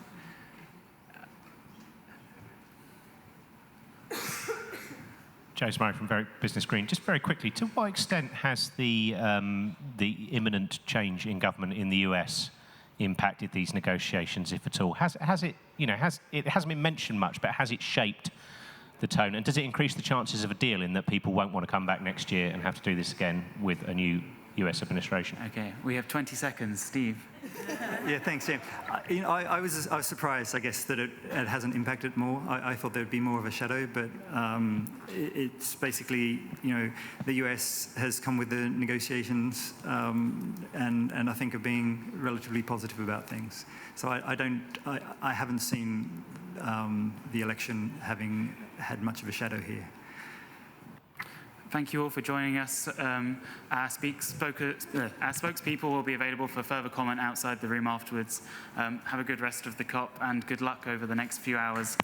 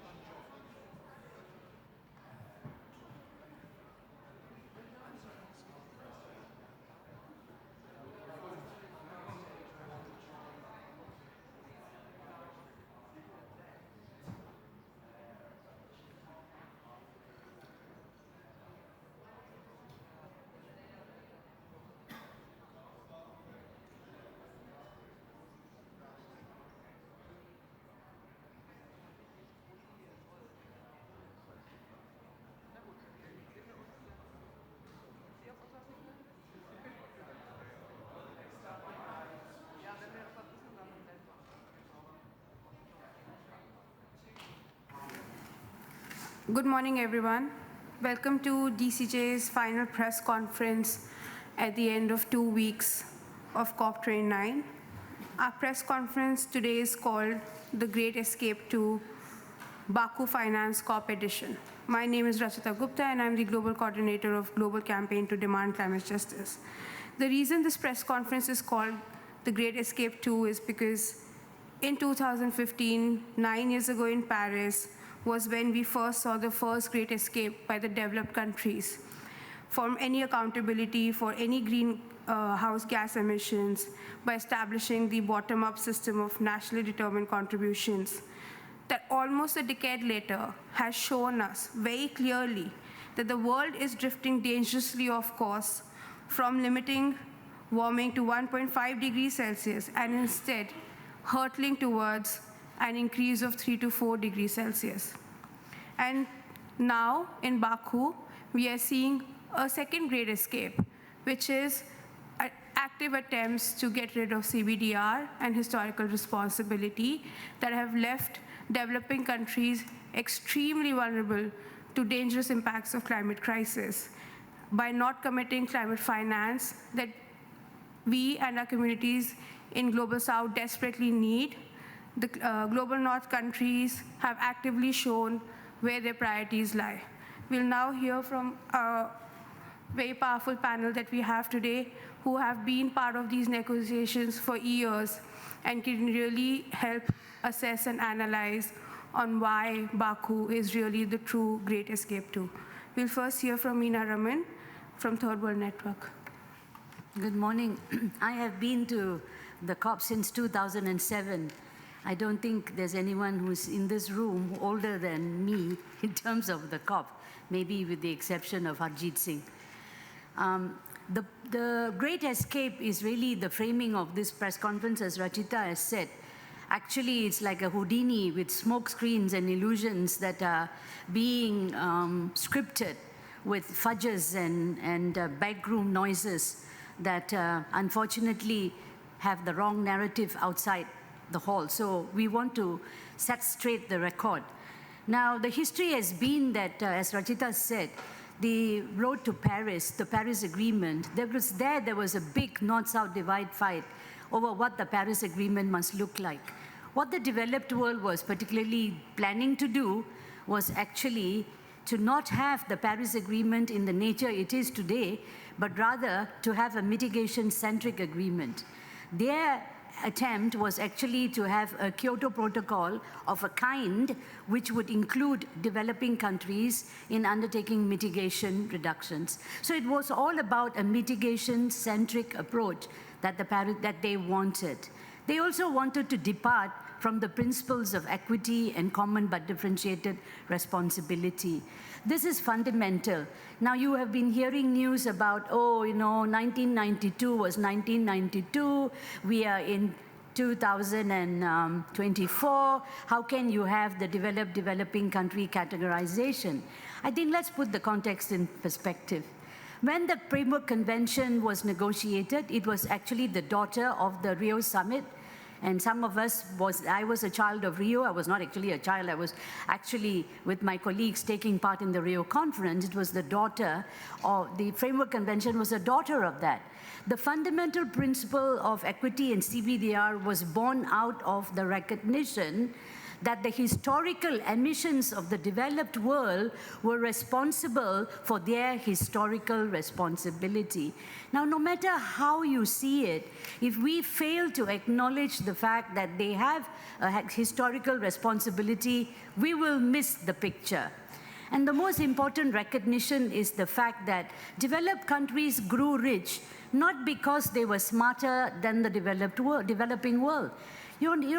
They became rich because of colonization and post-colonialism. They have all the structures that continue to have, still impose a lot of, structures that make sustainable development and the kind of growth that we need, which is difficult.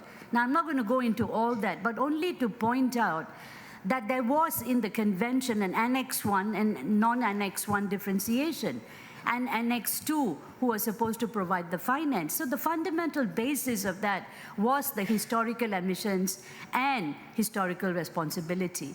And we, at the global stocktake last year in Dubai, if you look at the text in the decision, it is very clear that 4/5 of the carbon budget for limiting temperature rise to 1.5, and that too with a 50% chance only, has been exhausted. We only have 500 gigatons left to do this within a spate of 8 years.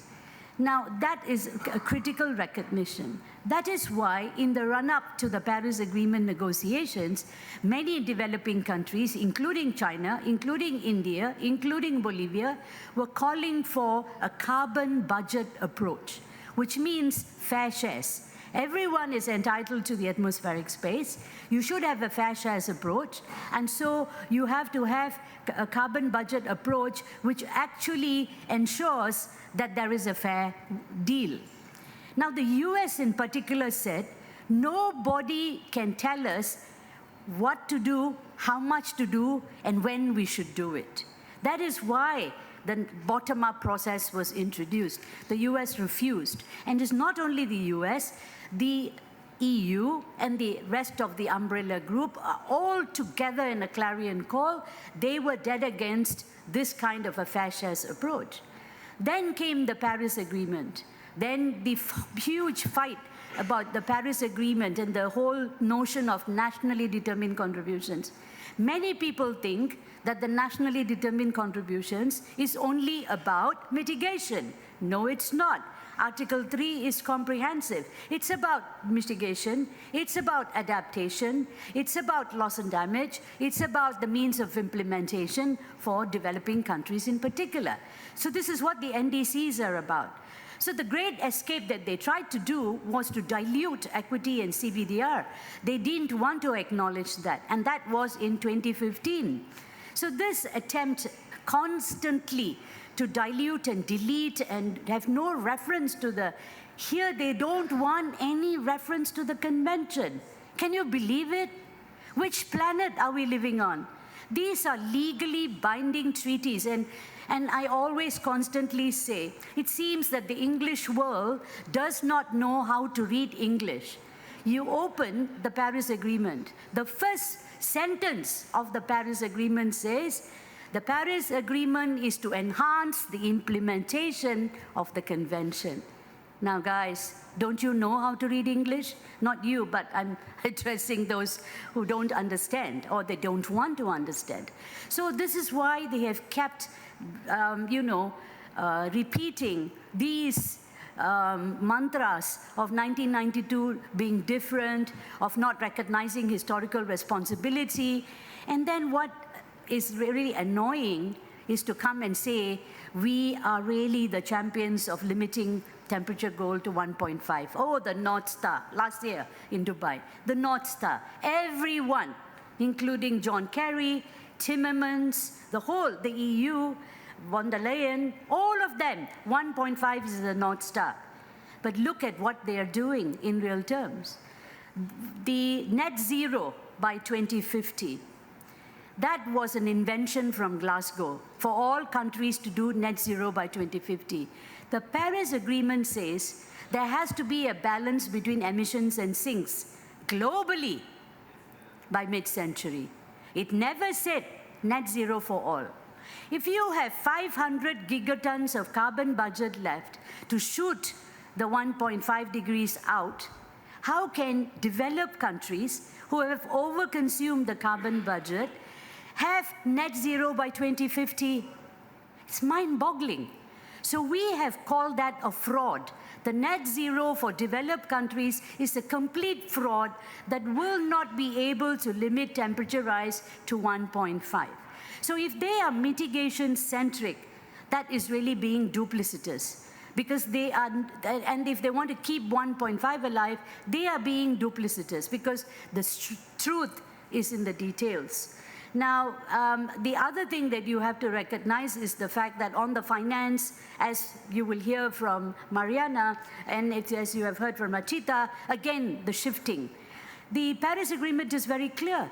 9.1 is about developed countries shall provide mitigation and adaptation finance, and of course, we have said you should be also addressing evolving needs. Again, they don't understand English. 9.3, developed countries shall take the lead, will take the lead in mobilizing.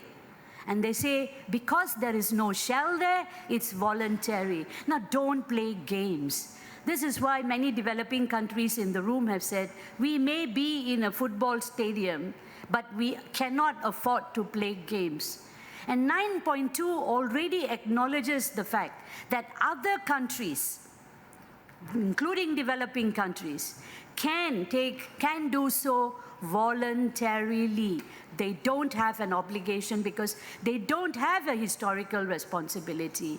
So the great escape is really to twist and turn and change upside down the agreements that they have agreed to, and they come here and play games with us. We cannot allow them to escape again. And this is why we call out, please do not disturb the international cooperation that is there within the Convention and the Paris Agreement, and do respect that. If you move again in causing the great escape, we will not be fooled. So stop fooling us, and enough is enough. Thank you so much, Meena. We'll now hear from Mariana Pauli from Christian Aid. Thank you, Harjita, and good morning all. To some extent, I mean, this is a finance COP. And when we look back what the new goal is all about, it's really replacing and correcting and learning from the mistakes of the first finance goal agreed in Copenhagen, the 100 billion. And learning from that mistakes, because we know that goal was politically set, was not meant to meet the needs of developing countries. It was mainly provided through loans, and unbalance between mitigation and adaptation, most of it going to mitigation.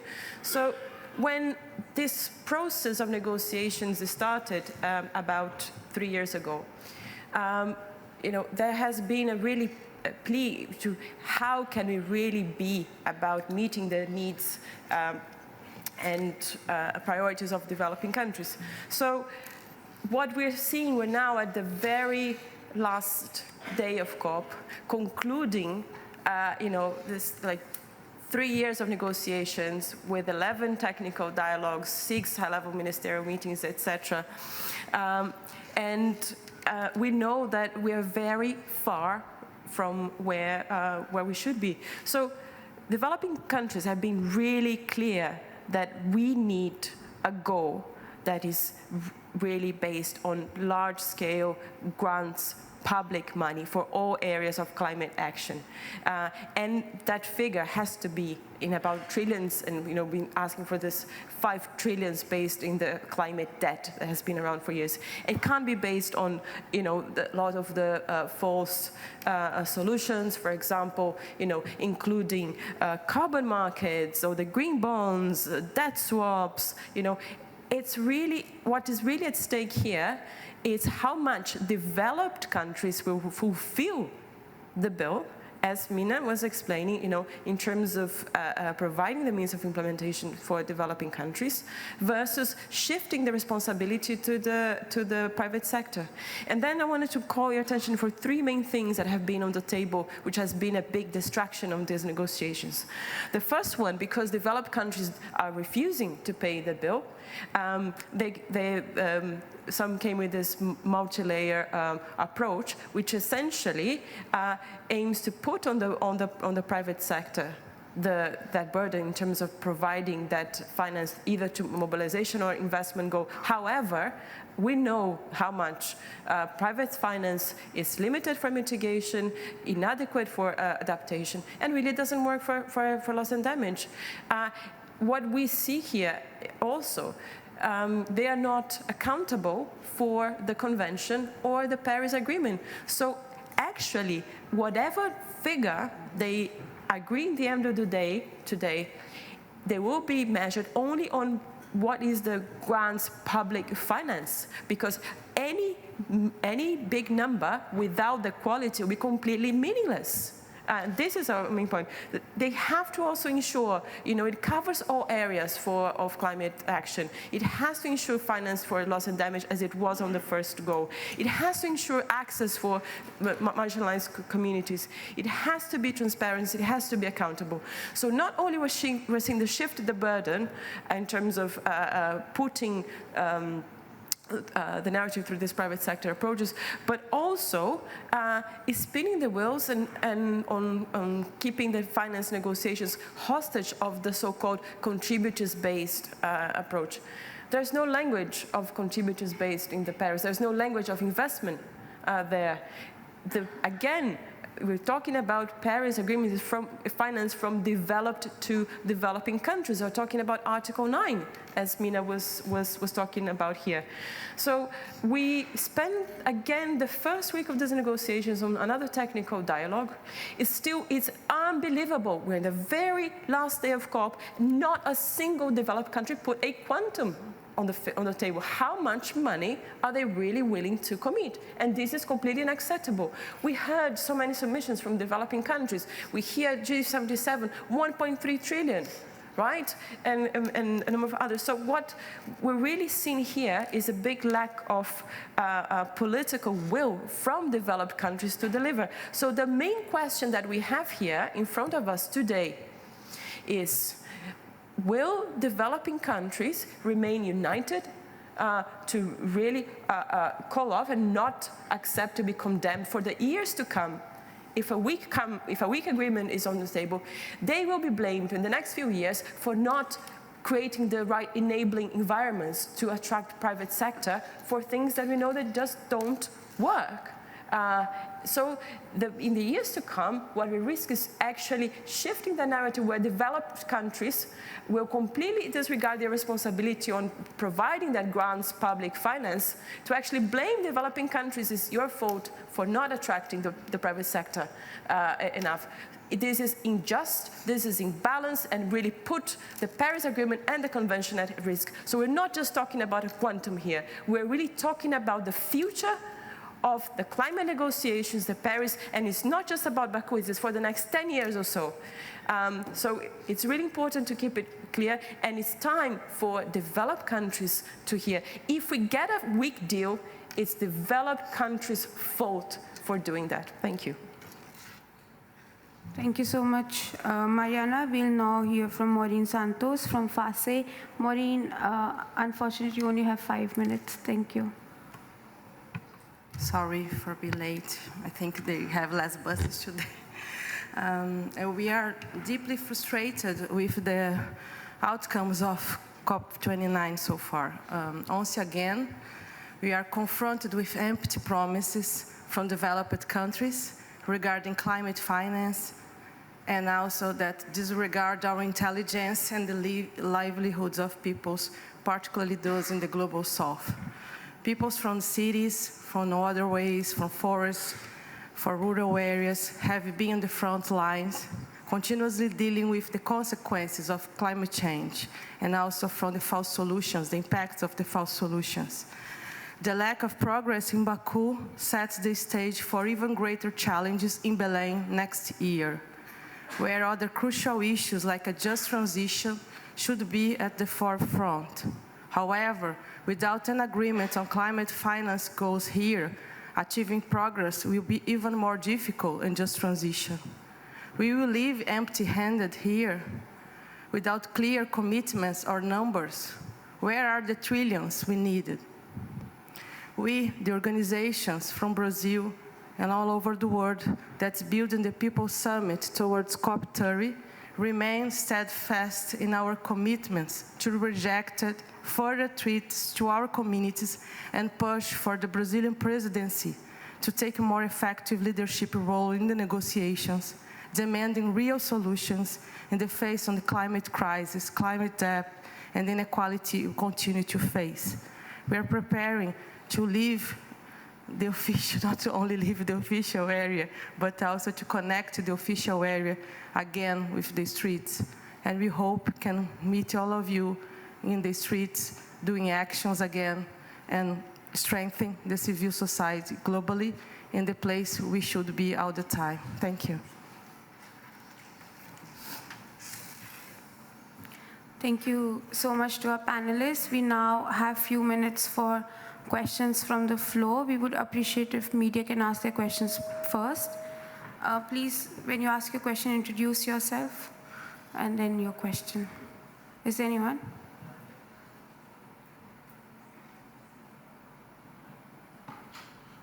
Joydeep Gupta from the Earth Journalism Network.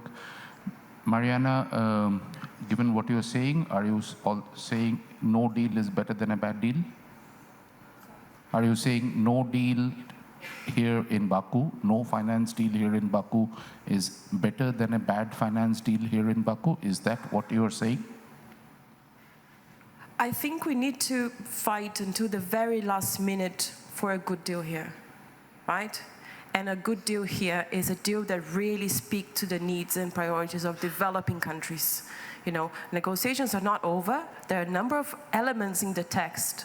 I haven't seen the, of course, we're waiting for the new text, but in the previous version that, you know, reflects a lot of the ambition that developing countries want to see. So I think we need to fight here, but we are under risk that if those elements are disregarded, and unfortunately some of the last versions of that the presidency published were really imbalanced, like wasn't even referencing the quantums put by developing countries, right?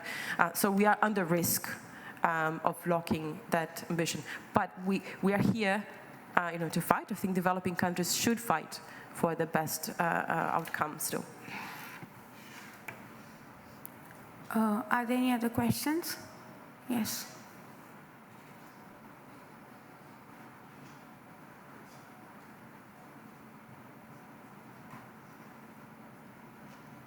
Jayashree from Hindustan Times. It's a follow-up question to what Joydeep asked. Is the G77 and China and G77 and China, LMDC, basic, are you all united today?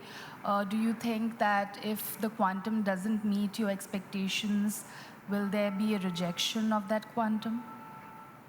Can we have any other questions, then we can collect them all before answering? Are there any other questions, please? No? Okay. Go ahead. Yeah, this is a very, I know the media is very excited about having your headline saying no deal is better than a bad deal, but do wait for a press conference at 11:30 across constituencies, because there will be collective voices there. So we would urge you to actually attend that. But of course, as Mariana said, right now, the quantum is really the, you know, the presidency has termed this as the crown jewel of the outcome. So we certainly hope there will be jewels and there will be crowns. What we don't want to see is empty promises. So we, at the moment, it's still a guessing game. It's what's in there. And developing countries are also, last night, I'm sure you all know as the media, there's been a lot of bilateral conversations. We saw the outrage at the plenary yesterday. So to what extent there will be a real deal? We understand that the consultations took a long time, including with the European Union. But what I'd like to also flag is that the exit of the US makes this a big problem as well, because this is the historical emitter with the largest historical emissions and per capita emissions even today, and they exiting makes a big difference because the gap on finance is actually quite big. And the concern we have also is that the US is negotiating here as if it's still in the process. I was at the last press conference and somebody asked, how's the US negotiating? I'm afraid to tell you, the US is negotiating in bad faith actually. We've called them out.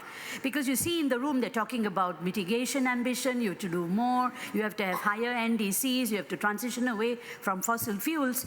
But with President Trump, it's drill, baby, drill, expand fossil fuel expansion. So it's really dubious. What they should do, and what I said before, and I will say it again, if the US cannot do anything, it's better you pay up and shut up, or you really do what you have to do. But we know they can't pay, so they should shut up and not cause a problem in the negotiations, because this is really a big issue.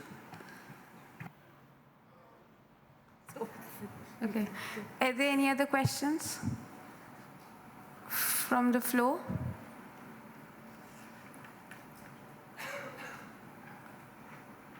Okay. Yes, so we just want to share, like as Meena said, that there's another press conference at 11:30 in this room where a large number of civil society across constituencies is coming together to put out our positions on the final day based on all the text that has come in and our assessment of how negotiations are going and how we are expecting the outcome to be. So please do join us at 11:30 for the press conference, and thank you so much for joining us today.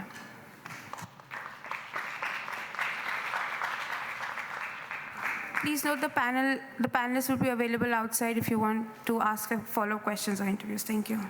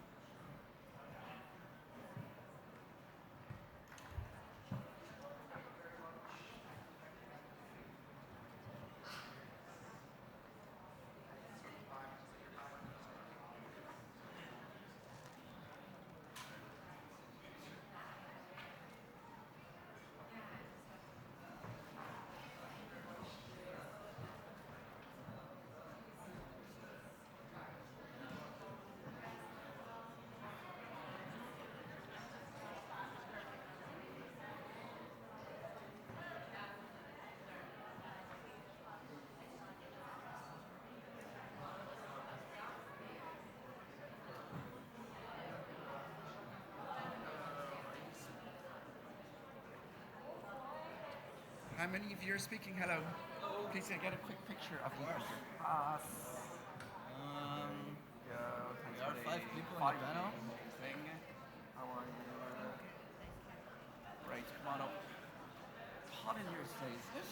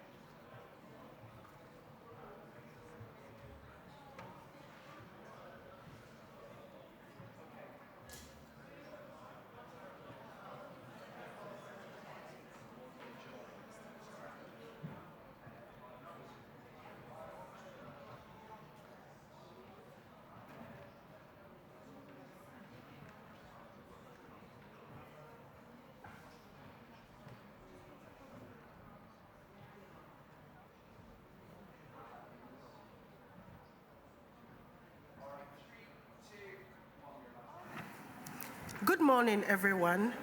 We are here in Baku today to ensure that COP29 delivers a finance target of trillions of dollars in debt-free commitments for a meaningful climate action. And with all the conversations going on in the halls, we all know that a new finance goal and the mitigation text so far in their current form currently fail to provide a global roadmap for alignment with a 1.5-degree future, which requires urgent and quality funding in a scale of trillions in order to replace fossil fuels with clean, renewable energy. At today's press conference, we have a diverse group of experts who will help us to do 3 things. First is to point us to opportunities for these negotiations to deliver the ambitious climate finance goal that we need. Secondly, interpret what the text might mean for communities at the front line of the climate crisis. And then finally, look down to the roadmap to COP30 as we hold a line for climate justice. And I have a lineup of speakers today, experts. First, we have Dr. Sindra Sharma from Pacific Islands Climate Action Network, that's PCAN.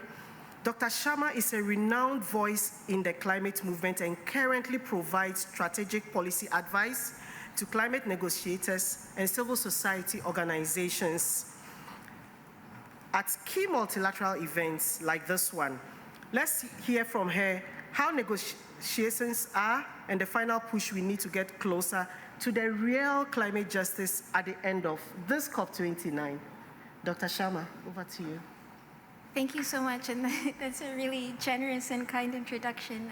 Appreciate being on the panel on this final day as well, which we hope is a final day. In terms of the negotiations, because this is a climate finance COP, I'll focus on climate finance, but before saying that, we need to really have seen movement across the board on all of the agenda items that are integral to ensuring that we stay within that 1.5 degree target, and all of those are not shifting. And of course, key to the non-shifting is finance. Yesterday, we had the first iteration of the presidency draft text, which then would become the basis of negotiations. It hasn't gone into negotiations. It went into more ministerial consultations by blocks of parties. So it's been really behind closed doors since we saw that first iteration. And therefore, the only comments I can give you is based on that text, because we won't be seeing another iteration until likely noon today, hopefully. The text we have did not give us a number, which is extremely problematic because we don't know the level of ambition then. And you can clearly see the extreme gulf of divergence between the two kind of groups, so developed and developing countries, in terms of how the goal formation is set. So you had the two options, and they're vastly different. The goal formation that was most aligned to what developing countries need, and I have to say it is not perfect at all, would be goal formation 1. And that really lays out that, you know, climate finance is the obligation of developed countries to provide climate finance to developing countries. Also looks at loss and damage adaptation mitigation, which are critical for our communities, and also sets out what sort of the instruments would be. So grant-based finance looks at what the goal actually is. The goal would be a provision goal and a mobilization goal. So provision would be grant-based and highly concessional finance, and then that gets leveraged. The mobilization goal leverages public finance to, you know, scale. So that then the Alliance of Small Island States and Least Developed Countries came up with a really strong and clear proposal where it would be 900 billion for provision, and then 400 billion for mobilization, which gets you to 1.3 trillion, noting that this is a complete underestimate of the needs required to stay within that 1.5 degree target. And also noting that this money is really readily available already, and we see that within the way fossil fuel subsidies are used currently, and all the other things that we are able to finance quite easily. I wanted to focus on one part of the text that looks at disenablers, because I've been on a few press panels and I wanted to just highlight different elements, right? So disenablers, it looks at enabling environment that would be conducive for finance. And in this section, there's a few red lights that would be good when the next iteration comes out for you guys to be aware of. And that includes things like the private sector and all other relevant actors, especially in the fossil fuel industry, to contribute to climate action. Now, the red light there is that it can be interpreted as dangerous if the private sector and fossil fuel industry can continue their expansion, leaning on some of the the market-based forces to then offset and all of that. And then we see that as well, that within the what climate finance is considered, and we don't have a definition in this text. It includes things like carbon credits and carbon pricing. And carbon credits is not able to be accounted towards climate finance. And then there's other things like calls upon shareholders of the MDBs to note, we in the Pacific, like the majority, if not all of the Pacific states, are shareholders of the Asian Development Bank. So that means that we would be looking to pay into this goal. So when we have a collective goal, as presented by developed countries in their goal formation, there's these other elements that look to trap us into something that would be really not good for our communities. I'll leave it at that. Thank you. Thank you so much, Dr. Sharma. I was really curious about that, and I'm sure the media too. Next, we have Hilda Nakabuye from Fridays for Future Uganda. Hilda is a youth climate activist and is part of the Climate Justice Squad Fellowships Program. She's here to talk about how these discussions are not just about arbitrary numbers. Behind the numbers, there are real people and real consequences. And we want to hear that, Hilda. Thank you.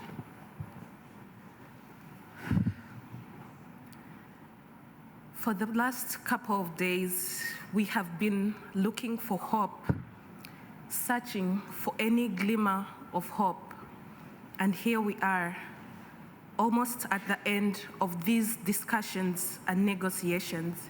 And we still hold that hope in our representatives, in our leaders.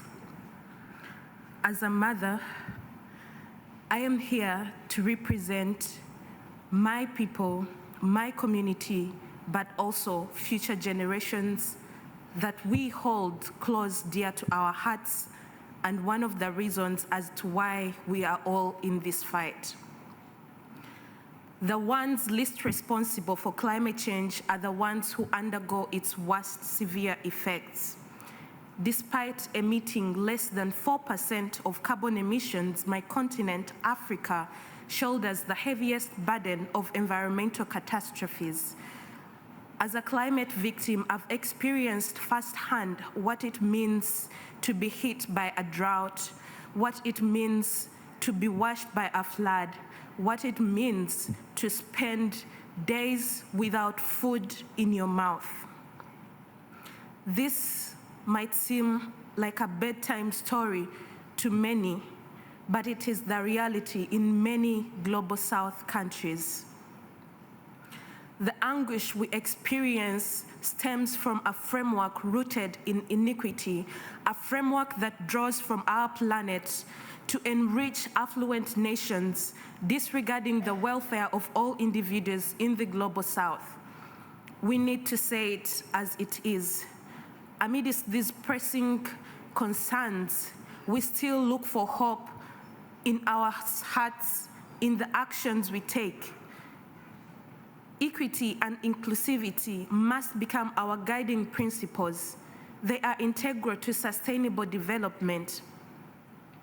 Each one of you here needs to know what power they hold. The power of presence, the power to speak up, the power to act. And action means breaking down barriers that have hindered progress for marginalized groups. It involves amplifying voices that have long been silenced and foster a culture where diversity is celebrated and cherished. We are in an emergency. This COP is all about the money, but communities on the ground are not seeing the money. When there is an emergency in the global north, money is flown in parachutes urgently. Why isn't money being parachuted to global south countries when we are in a climate crisis? When the climate hits, we need to respond like any other emergency because it is an emergency. We all know deep down in our hearts that there is enough money, more than enough, to fill the loss and damage fund with trillions. But why are we still pleading for the least? Why are we still pleading for the bare minimum, the billions. The richest 1% of the world, if taxed, can raise 2 billion euros. I will say that again so that you know I wasn't joking.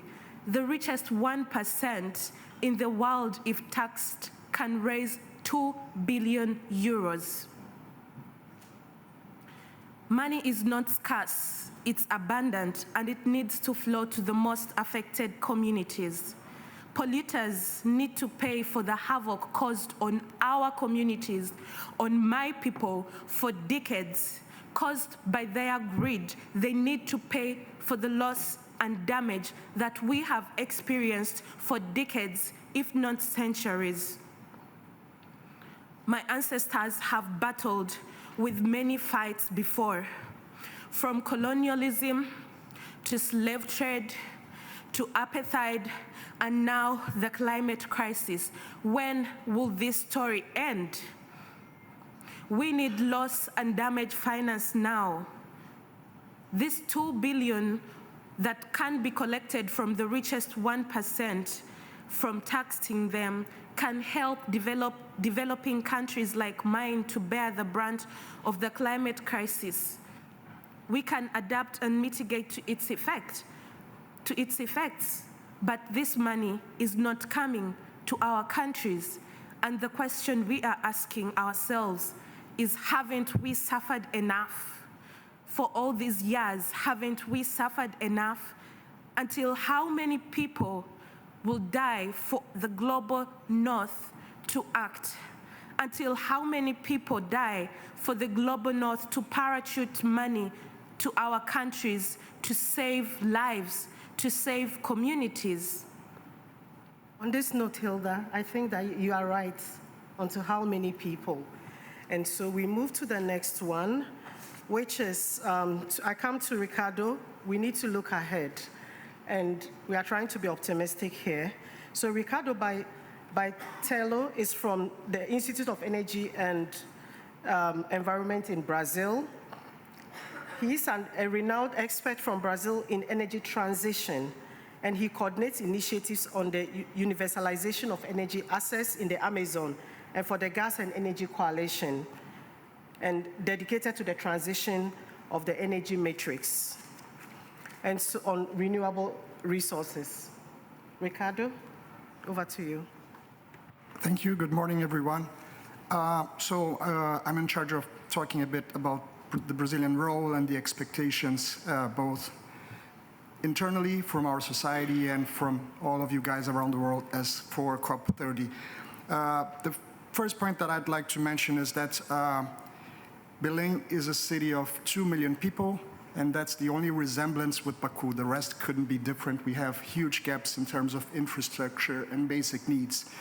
So Belém society expects a lot of changes, as Brazil already hosted a World Cup and Olympics, and there's a lot of misconceptions on what the COP can deliver socially, nationally, and the role of COP internationally in our process that we discuss here. So a lot of people in civil society expect this COP to be focused on the forest and to tackle deforestation and to tackle the just transition of those people. And this is totally fair, but this is going to be dealt in different processes, because we believe that there's a huge difference of having a COP in the forest than having a COP for the forest. If this COP focuses on those issues, this is basically the expectations of the oil industry not to be blamed and not to be addressed, which is the main concern of all of us during that process a year from now. The good thing is that we're going to have a People's Summit, and this is something that hasn't happened for years. This is definitely positive, a channel that we can use to bring our demands of the Global South, very useful one that is already being organized in Rio, in Brazil. And speaking of the domestic preparation of COP, we see a lot of contradictions of the role that Brazil develops and takes in the conferences. Brazil is very known for its diplomatic features, and what we heard so far is that Brazil tried hard to push for the phase out of fossil fuels to be in this text. It will probably not work, but there's a commitment that it will happen next year, so this is something that we can expect a strong leadership to bring this element back to the text, as well as other elements that are missing right now as the mitigation working program. But we have to be conscious of the contradictions that Brazil presented last year as for the plans to increase oil production and be part of OPEC. Those contradictions, they keep appearing. So on one hand, Brazil has a policy for energy transition and has a recently founded forum for energy transition. So this is something that we are hopeful that it will be able to include the voices of isolated communities and affected communities in our domestic process. But on the other hand, we already had a missed opportunity with the NDC that was already presented. So Brazil presented a number that, according to the Climate Observatory, is mostly twice as much as what could have been presented. So this is a pity, but on the overall process, we believe and we hope that Brazil can help to guide us through the energy transition into a better agreement next year. Thank you. Thank you so much, Ricardo. Next, we have Ilan Zogman. Ilan is the 350.org Director for Latin America and Caribbean. He is a Brazilian activist, also from Brazil, and he's leading ahead of COP30 in Belém next year, and together with communities in civil society in Brazil, flagships campaigns like Energy of the People, a community-led decolonial campaign for energy justice in the Brazilian Amazon. So today we have experts on the Brazilian Amazon, which is really important as our next group. So over to you, Ilan. Thank you. Hello, everyone. 2023 was the hottest year on record. Climate impacts killed thousands and thousands of people, displaced millions, and caused trillions in damage around the world. In Latin America, it was no different. The Amazon was hit by terrible fires and floods, and other regions of Latin America are still recovering from huge floods. This should have been a wake-up call. Instead, oil and gas production continued to soar, and rich countries are still refusing to pay up for climate finance. We are here, the last day of COP29, and we still don't have a number, a new climate finance goal. That's unacceptable. World leaders are failing again on us and playing with the lives of the Global South. That's why it's time to invite new types of leaderships to this process. One of them are the indigenous people from Brazil. During G20 in Rio, indigenous people of Brazil launched a campaign called The Answer is Us. Some of their demands are co-presidency of COP30, climate finance must reach vulnerable communities, more ambition in NDCs, including demarcation of indigenous lands, and end of fossil fuels with the acceleration of a just energy transition. The road to COP30 will require a bold leadership from Brazil, one that unites rather than divides and invites a true international cooperation. True climate leadership means confronting fossil fuel dependency, accelerating a just energy transition, ensuring climate finance reach developing countries so they can act, and pushing for more ambitious in NDCs. After COP29, all eyes will be on Brazil. Thank you very much. Thank you so much, Dr. Sharma, Hilda, Ricardo, and Ilan. We'll move to our audience. We have the press, we have CSOs, we have experts here. We appreciate your questions for the panel. Any questions?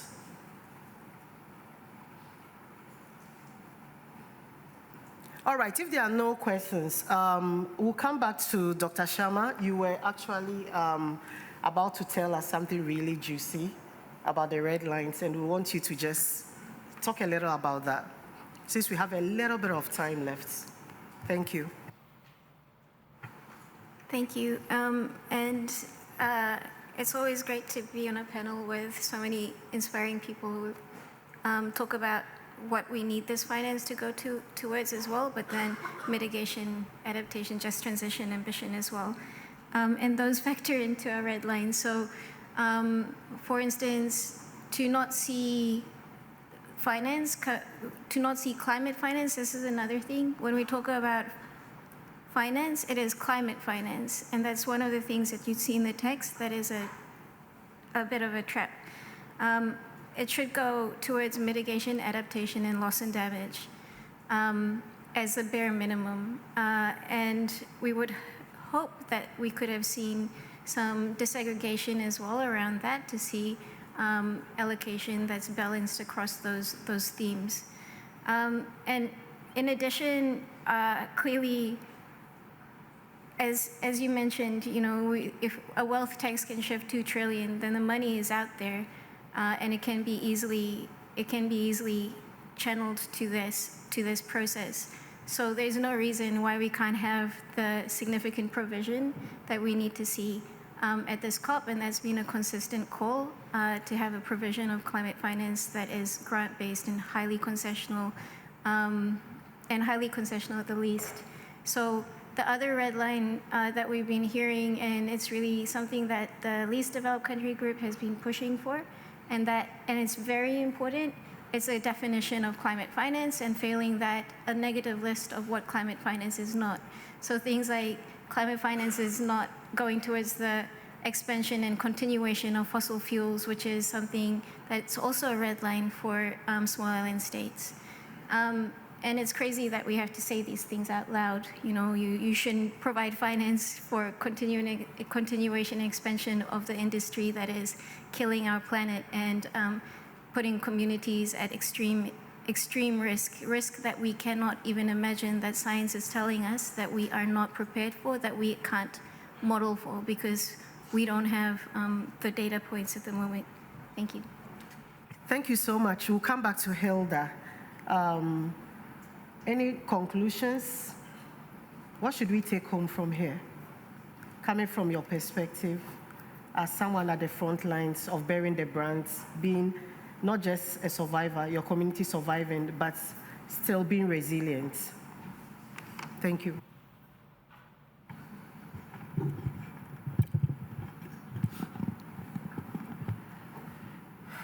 What we can take from these discussions, from these meetings, is hope.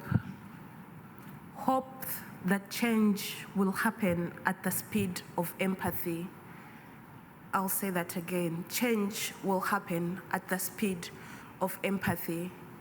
We need action more than ever, and we need to build a movement based on solidarity and empathy to be able to combat the worst effects of the climate crisis.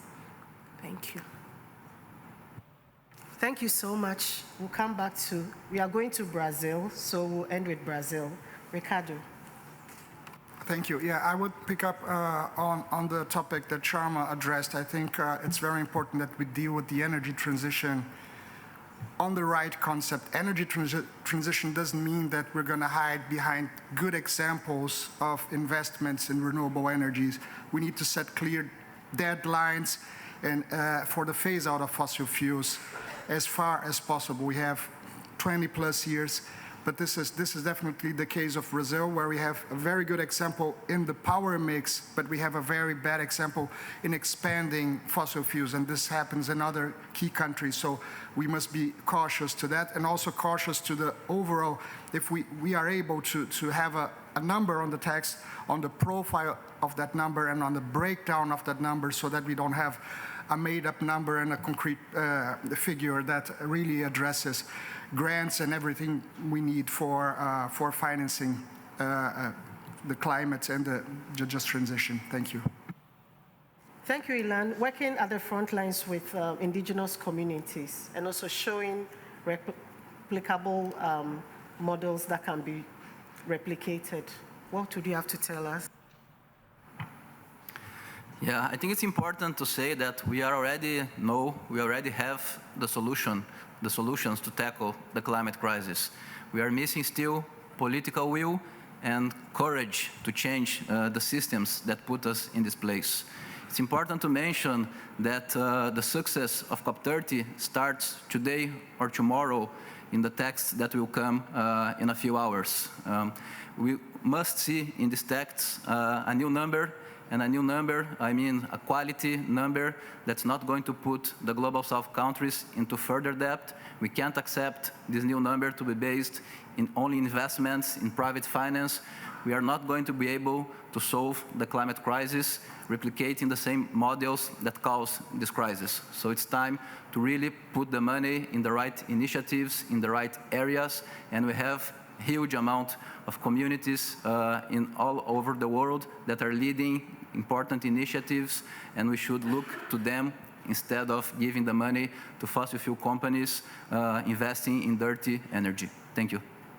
Thank you so much, our panel. Thanks, Ricardo, Dr. Sharma, Ilan, and Hilda. They'll be available for interviews after that. Thank you so much, and have a great day.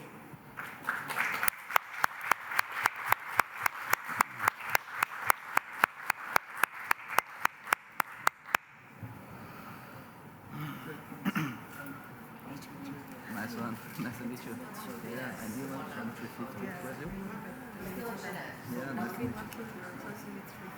Yeah, Nico told you, right? We're part of the squad and this leader. Yeah, nice, amazing. We can take a group photo. We have a few minutes. We have 1 minute. Okay, no problem. Yeah, we have a picture. Yeah, sure.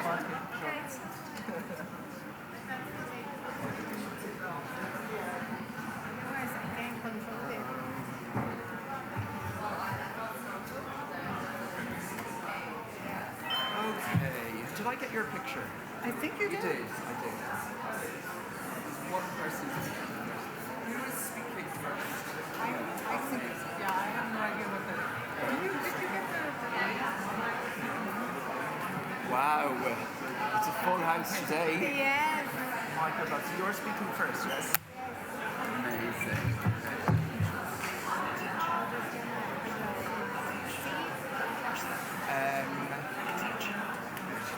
I mean, I don't know where you're sitting, whatever.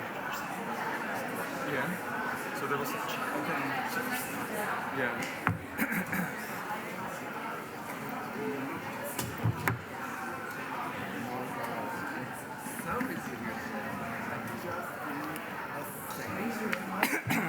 Hey, it's hot in here. Is there anyone who can talk something about the aircon? Can I get a picture of you?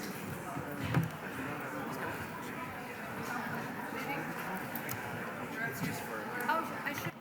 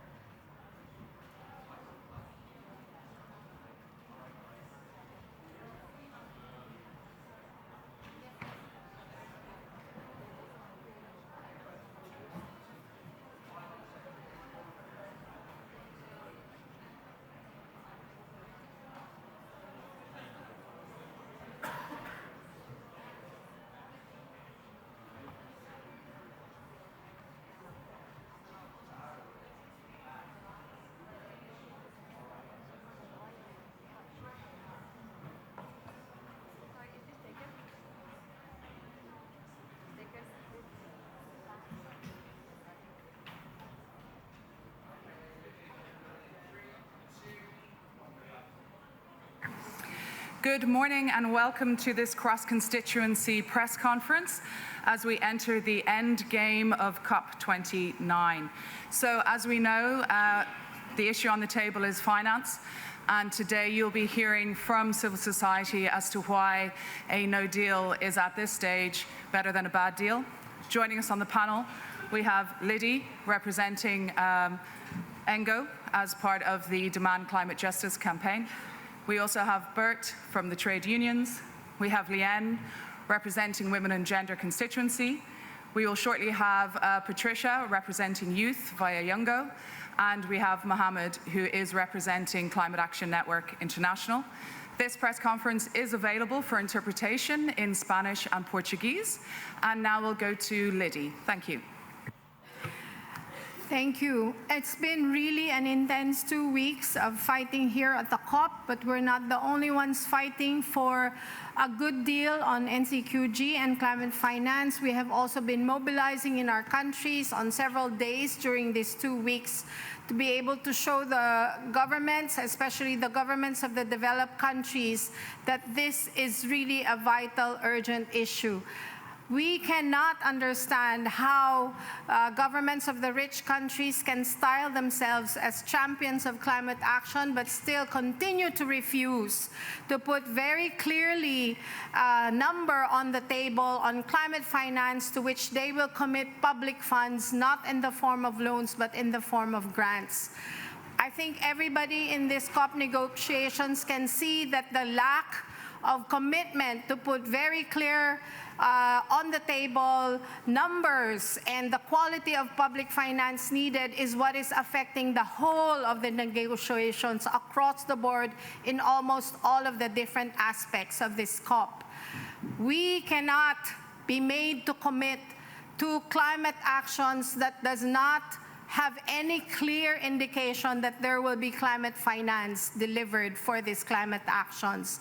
We are not saying this because we are begging for assistance. This is part of the reparations of the global north to a crisis that they have primarily caused.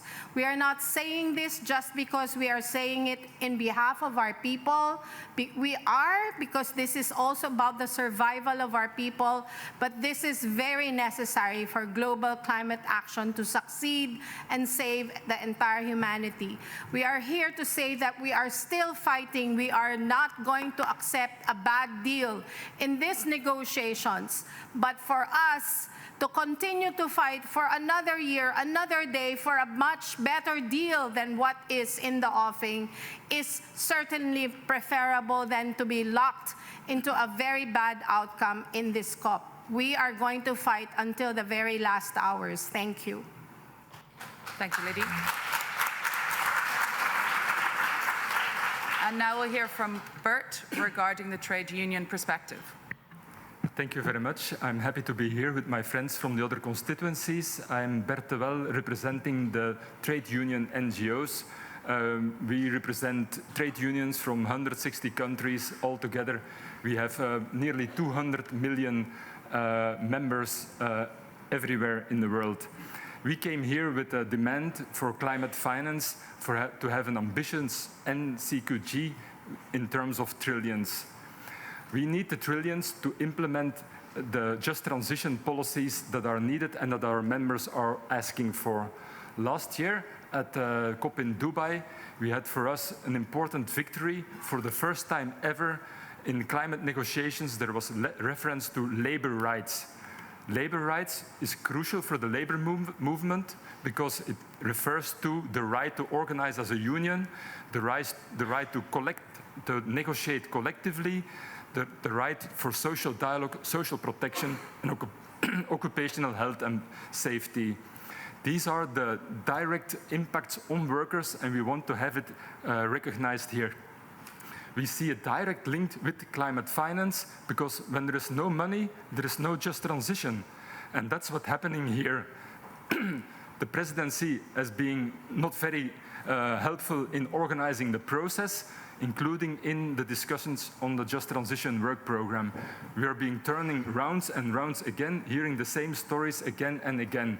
And it's clear everything is dependent on the quantum, the money that's being put on the table. So we're being taken hostage with no money on the table. There is no progress on the just transition, and that's not a deal that we can accept here.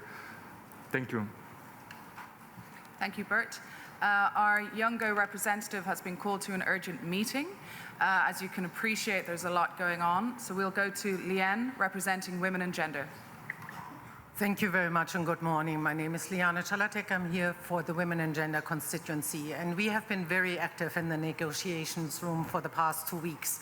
And there we have seen how the Global North fights to admit that it did not meet the 100 billion goal, and then blames the Global South for slowing the negotiations by wanting such acknowledgement. We see here the effort of the Global North to kill the Paris Agreement, undermine equity, and deny climate justice by reneging on their promise to support developing countries so that the Global South can, with financial support, address and bring more ambition into climate action on mitigation, adaptation, and for addressing loss and damage. It's the inaction of the Global North, their delay, their failure in ambition, so highlighted by the global stocktake last year, that has brought us to the climate catastrophe and that requires a sea change. Instead of paying for the responsibility, historic polluters are asking that others pay for the damage they have caused by focusing on dangerous distractions like carbon markets and demanding thanks for meeting a goal that was already out of step when it was set more than 15 years ago and was mostly delivered in loans, even once at market rates for which they want full credit. Such injustice at a time when the most climate vulnerable countries are also the most indebted. And we see that dishonest playbook repeated as part of the wrangling over public provision as the core of the new collective quantified goal, for which no numbers have been put on the table. No numbers put on the table makes the realization of human rights more difficult. That's what leads to biodiversity loss and ecosystem collapse. That's what moves us away from human rights and gender commitments that the countries with the wealth and power to actually change the system profess to hold dear. There is, and I want to point that out, an inherent dissonance in what is happening in those rooms and the values that developed countries are proclaiming, the values needed to sustain people in the planet because the funds do exist. We continue to see that developed country parties prefer to use those funds to further militarization, extractive capitalism, and patriarchy, the same root causes of the climate crisis. We continue to hear that the level of investment needed to meet the goals of the Paris Agreement is somehow difficult, as if there were competing priorities with the rights, health, lives, and livelihoods of people in the Global South living in the rapidly warming world. We need to continue those last hours to fight for the best deal possible. But no deal here in Baku is better than accepting a deal that changes nothing, a quantum that has ratcheted up to nothing in light of failed ambition, that does not provide the qualitative guardrails that we need, and that follows an arc of inflation as every day of climate inaction only drives the real cost of action higher.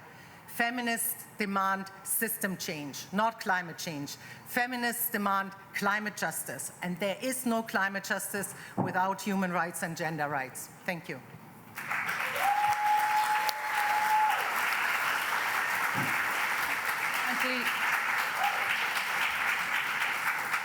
Thank you, Liane. Now we'll go to Mohammed from PowerShift Africa, representing Cannes.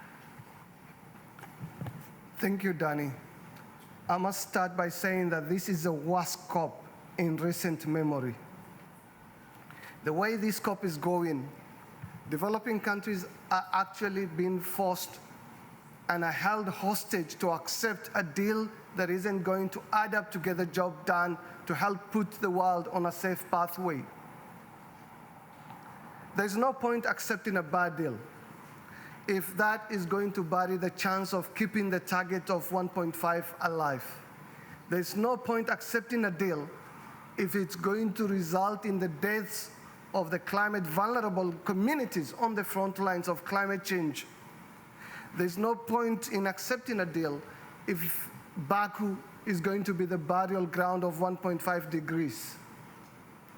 I think where we are, and I think it's important for us to acknowledge that the developing countries have come and engaged in these negotiations in good faith.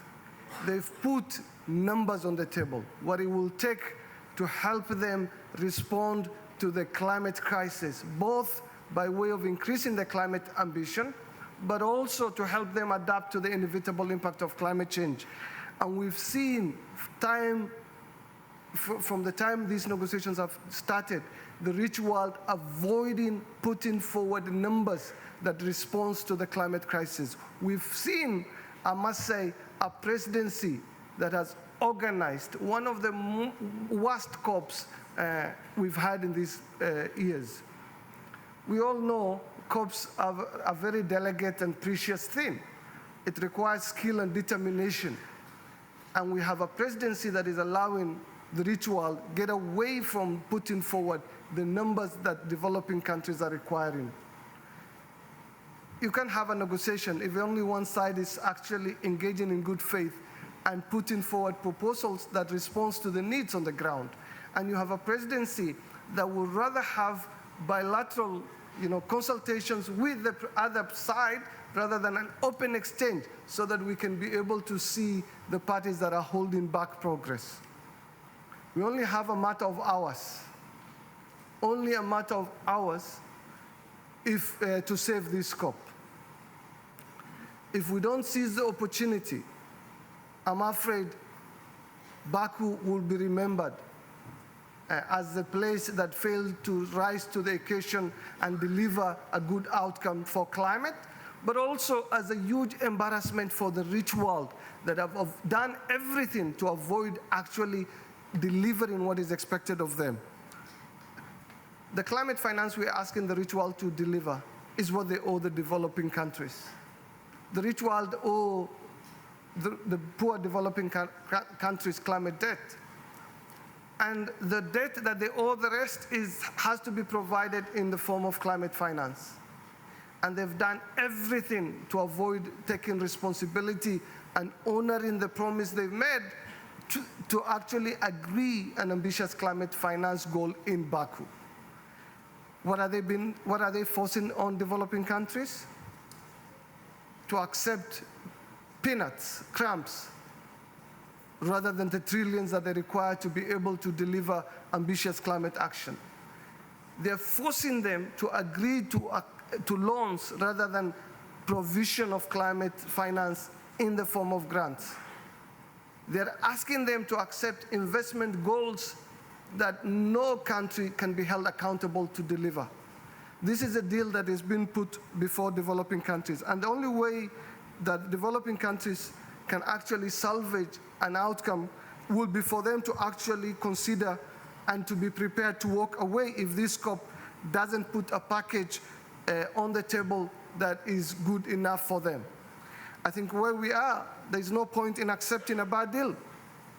And I think the message from our community is a no deal is better than a bad deal.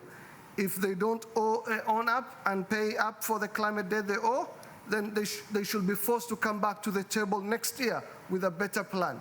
If they didn't come with their checkbooks in hand to sign them here, we should send them back to their capitals so that they can get their act together and come back to respond with an ambitious climate finance goal. Thank you.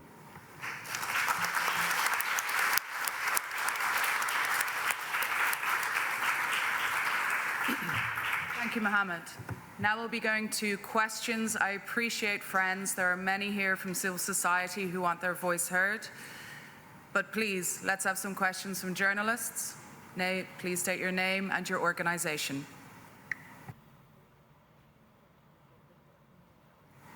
Back row, please.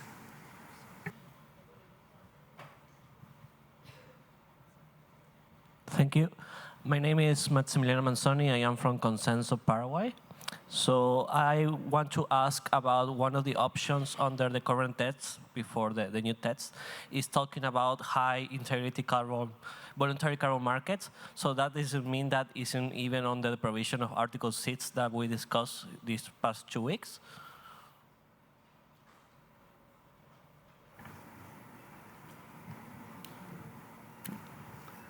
Yeah, maybe if I can come quickly in there. I think across constituencies there is an understanding that carbon finance is not climate finance. And so we do not appreciate any effort to actually put a reference to the carbon markets into a goal definition in order to detract further from what really has to be at the core of the goal, namely public provision, and public provision at a quantity and scale that addresses the needs and priorities of developing countries. So we see that as a distraction, an abnegation of the responsibility that developed countries have, let alone the fact that what has been discussed here and the protocols that have been discussed here are dangerous, they are insufficient, they provide no accountability, they do not provide protections for peoples and communities, so we find carbon markets to be a dangerous distraction. I must add that carbon markets are actually pollution permits markets. They're a wolf in sheep's clothing. They buy cheaply pollution permits so that they can continue to sustain their polluting lifestyles and their polluting companies without necessarily reducing emissions. Now, you've bought pollution permits to sustain a pollution lifestyle, and you want to count those permits towards your climate finance. That's how ridiculous the offer on the table is. There is no way we can accept the inclusion of carbon finance within the sources that needs to be mobilized for climate finance. Let's just be clear.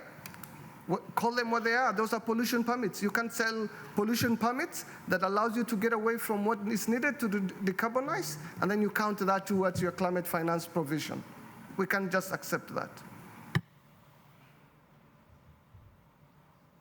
Second row, thank you.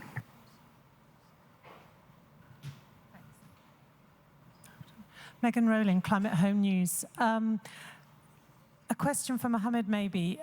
You said it would be better if developing countries walked away from a bad deal. Do you get a sense that they are actually angry enough, concerned enough that the deal won't be sufficient to actually consider doing that, considering the stakes are so high and the need to act on climate change is so urgent? And in your view, I don't know who might want to answer this, how do you judge what is a bad deal? I think first thing first, we are the global civil society. We're the people's watchdogs. And the way the COP is going, developing countries are going to have to prepare to walk away if the package on the table does not improve. You've all seen the text that the presidency put out yesterday, text that doesn't include any numbers. I think the developing countries have called for 1.3 trillion, and that includes two things. One is a provision goal, and that provision goal has to be delivered primarily through grants. And the second part is the mobilization goal. So what do the developed world want to do? Is fudge and give us one number that includes both the provision and the mobilization, and then promise some investment goal into the future that no one can be held accountable for. And so developing countries are hugely disappointed, but they're diplomats, and so they would rather work behind the scene and try and salvage a good outcome. And unfortunately, there's a lot of bad faith engagement, particularly from the developed world. We're now on the final day of the COP, and this is the story. There's no headline figure that the developed world have put forward in terms of the climate finance that they're willing to provide to developing countries. They're negotiating via the presidency instead of engaging eye to an eye with the developing countries and responding to the clear demands that the developing countries have made. There can be a negotiation, there can be a COP outcome if the rich world don't step up and put forward an ambitious climate finance goal that meets the needs of the developing countries, period. I'd like to add something to that. I think we've attended enough COPs to see that there were times that developing countries disappointed us, and times when they stood up and held their ground, and we were very much welcome that, hold their ground in standing up for our interests as people of developing countries. So in this last few hours remaining, we're really appealing and challenging our governments in the South to hold their ground and stand up for our rights. That has been the slogan the last few days, not just pay up, addressing the global North, but also addressing the global South governments. They need to stand up and be strong and united in the face of this refusal of the global North to even have a semblance of recognition of the rights of the global South and what they owe us. We can't accept this, the way that things are going, and we're really hoping that our governments will stand up and hold the line.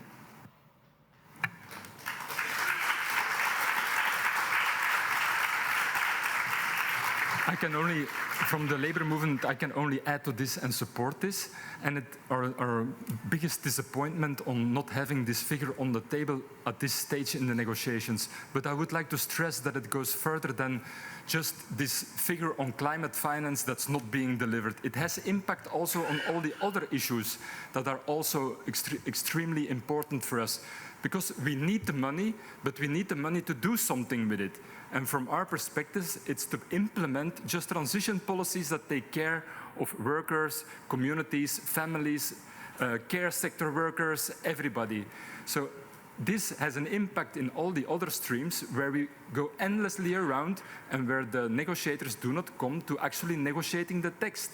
And so we have lost 2 weeks of time here to step up and implement the good decision that we had on just transition last year. And now we threaten to be left with nothing.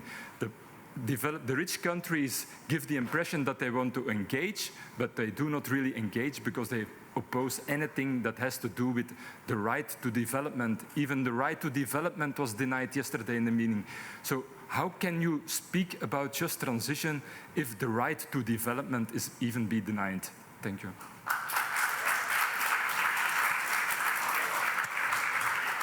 Thank you.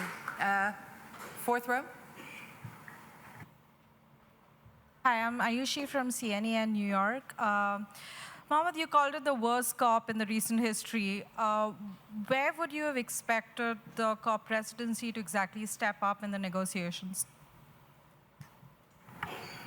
I must be honest and tell you that this COP president is overseeing one of the most poorly organized and chaotic COP we've ever had. You see, COPs are about party-to-party negotiations, and we've not had any of that on any of the issues.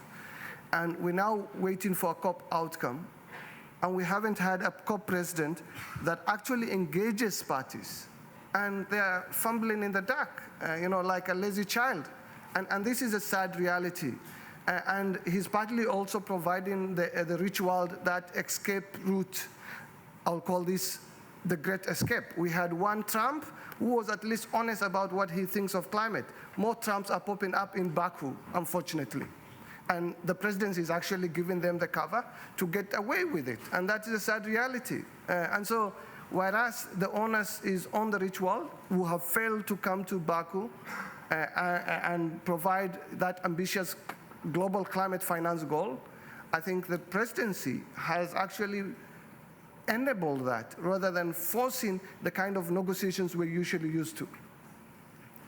But I'd like to just add that we are warning the governments of the global North. They cannot pin down the failure of this COP to anyone else but themselves. They must owe up to that responsibility if this COP fails to deliver anywhere near what the global South and the whole world needs at this point.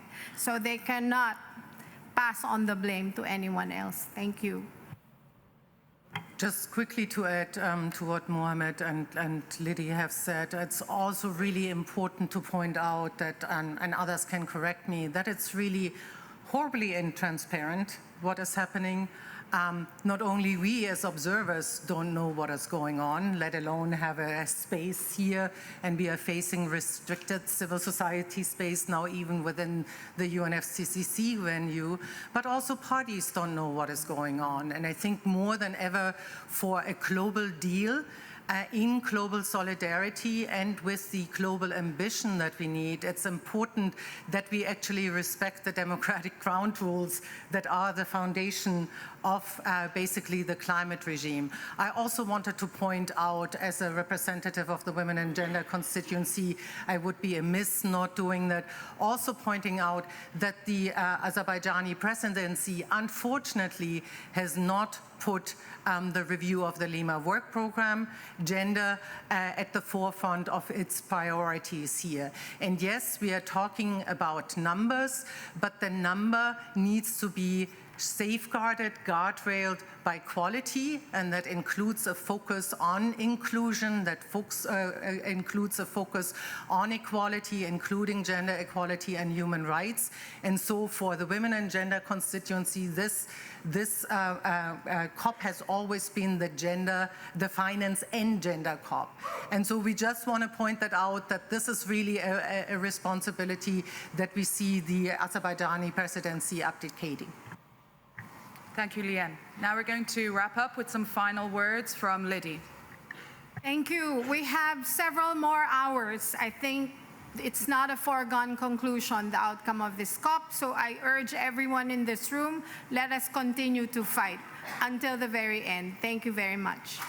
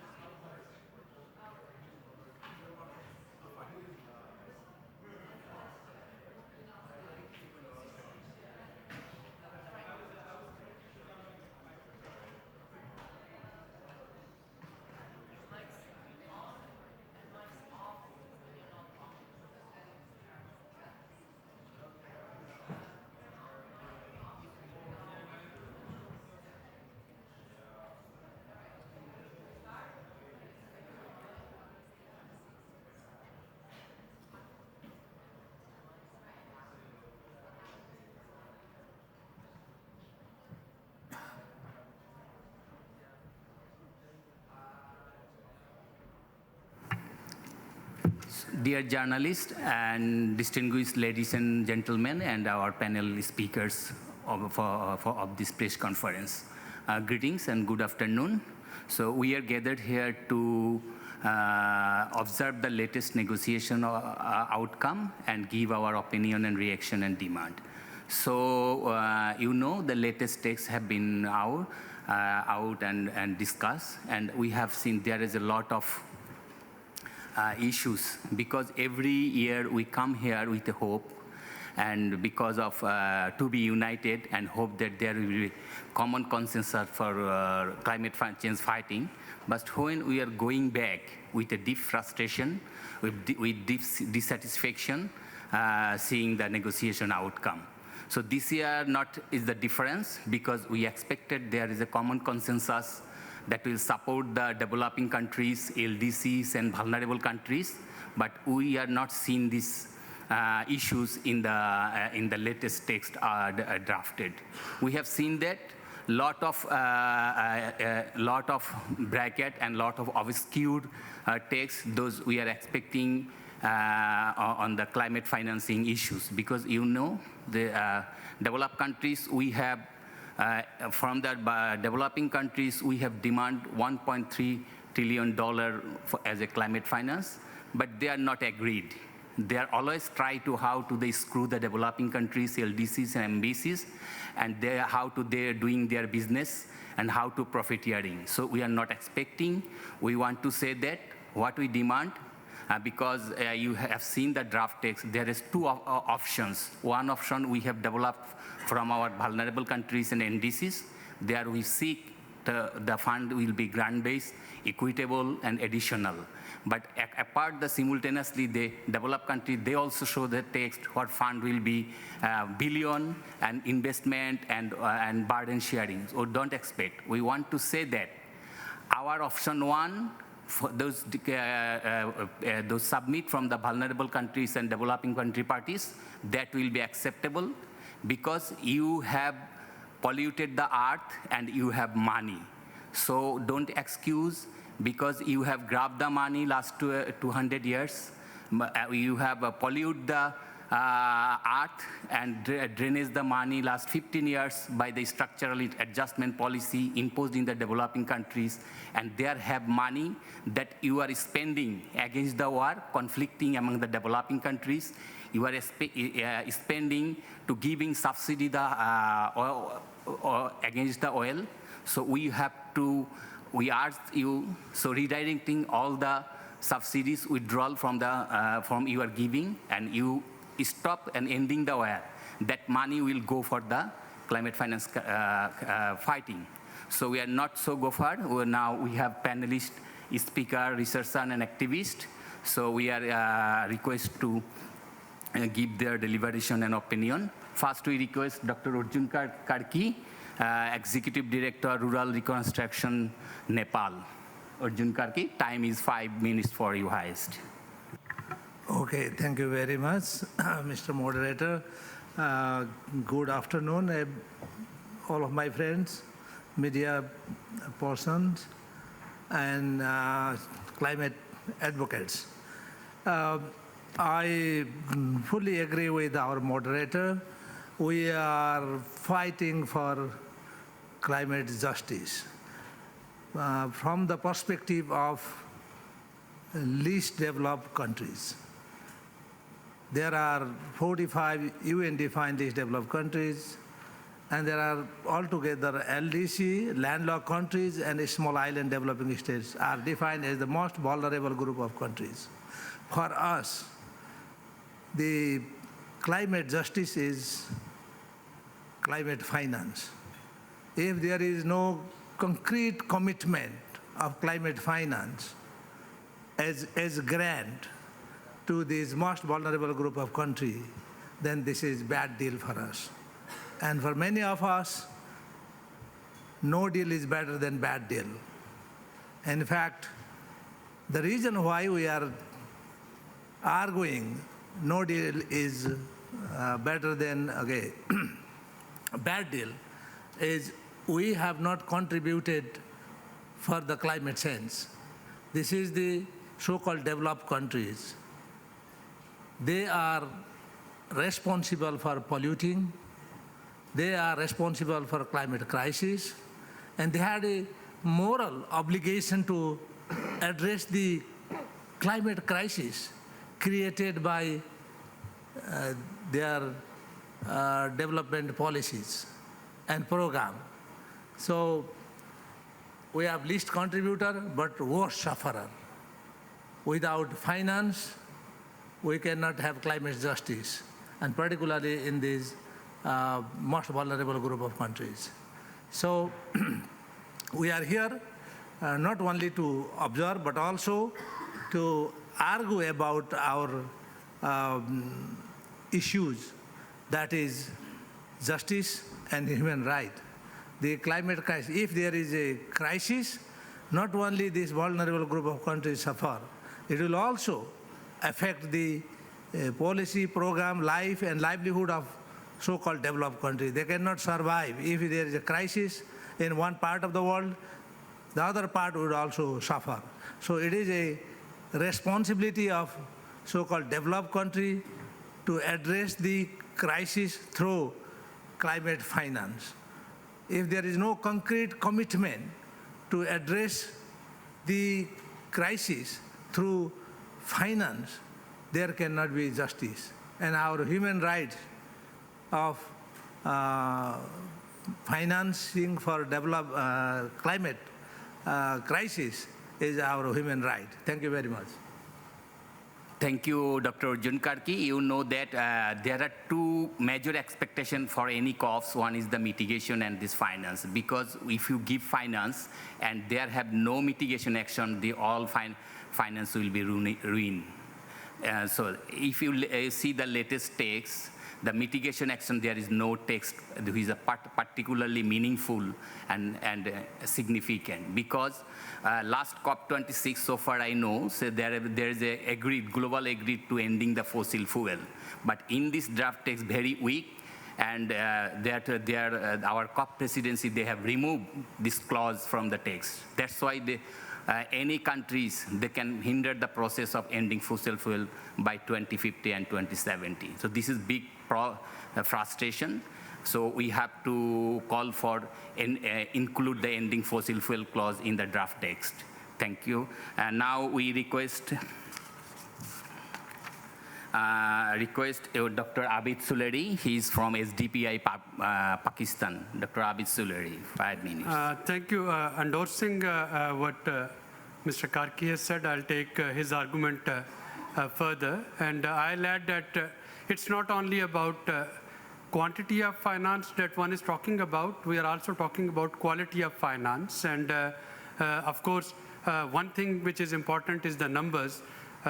And the second thing which is important, that whether that finance comes as a loan, as a soft loan, as a hard loan, as a grant, and if the vulnerable countries, who most of them, they are already debt-affected countries as well, if whatever finance comes to them, it is via any loans, that would further push them to a debt trap.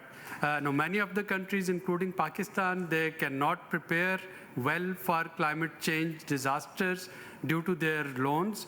And when any disaster hits, they have to borrow more in order to cope against that disaster, which puts them into a sort of vicious cycle.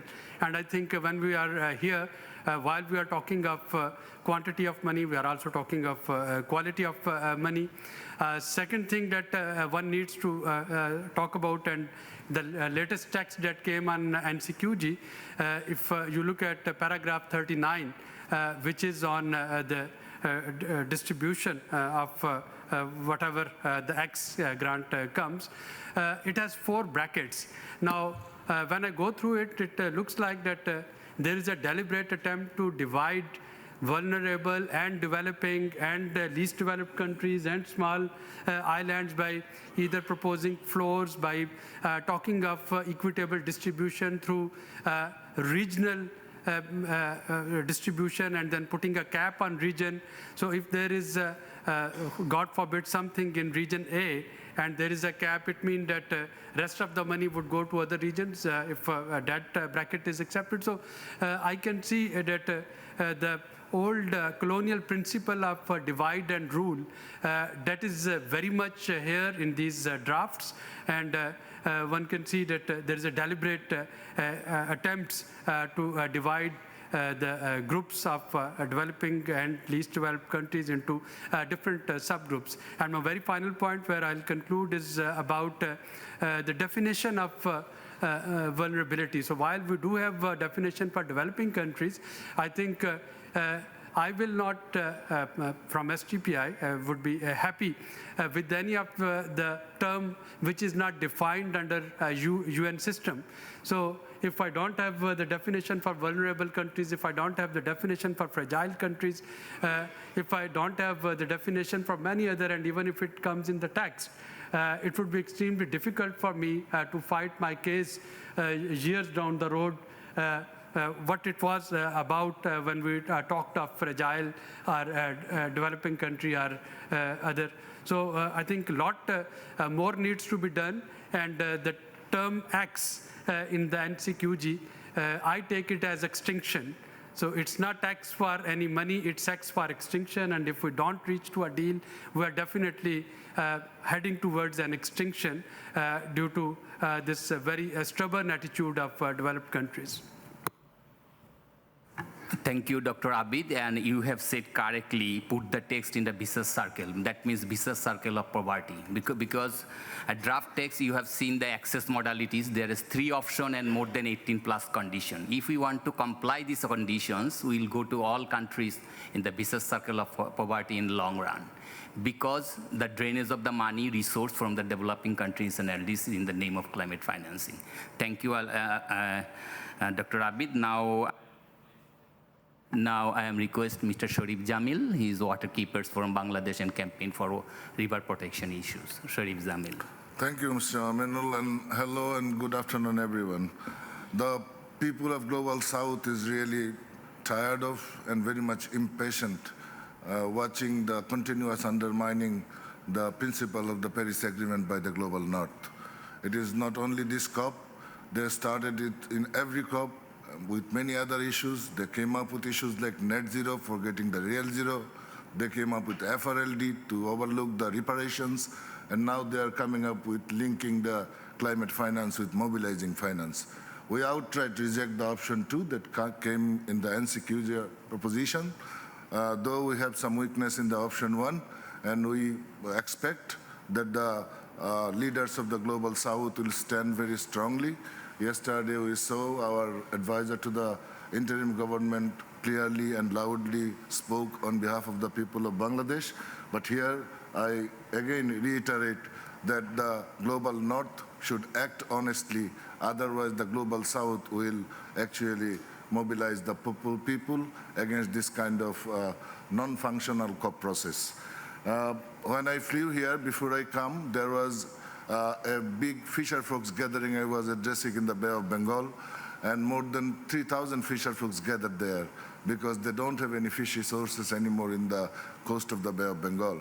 So it's not only the labors in the industrial sector, it's not the requirement for the transition to clean and green energy production, it's also people are losing their livelihood in the verge of extinction where the climate vulnerable nations are.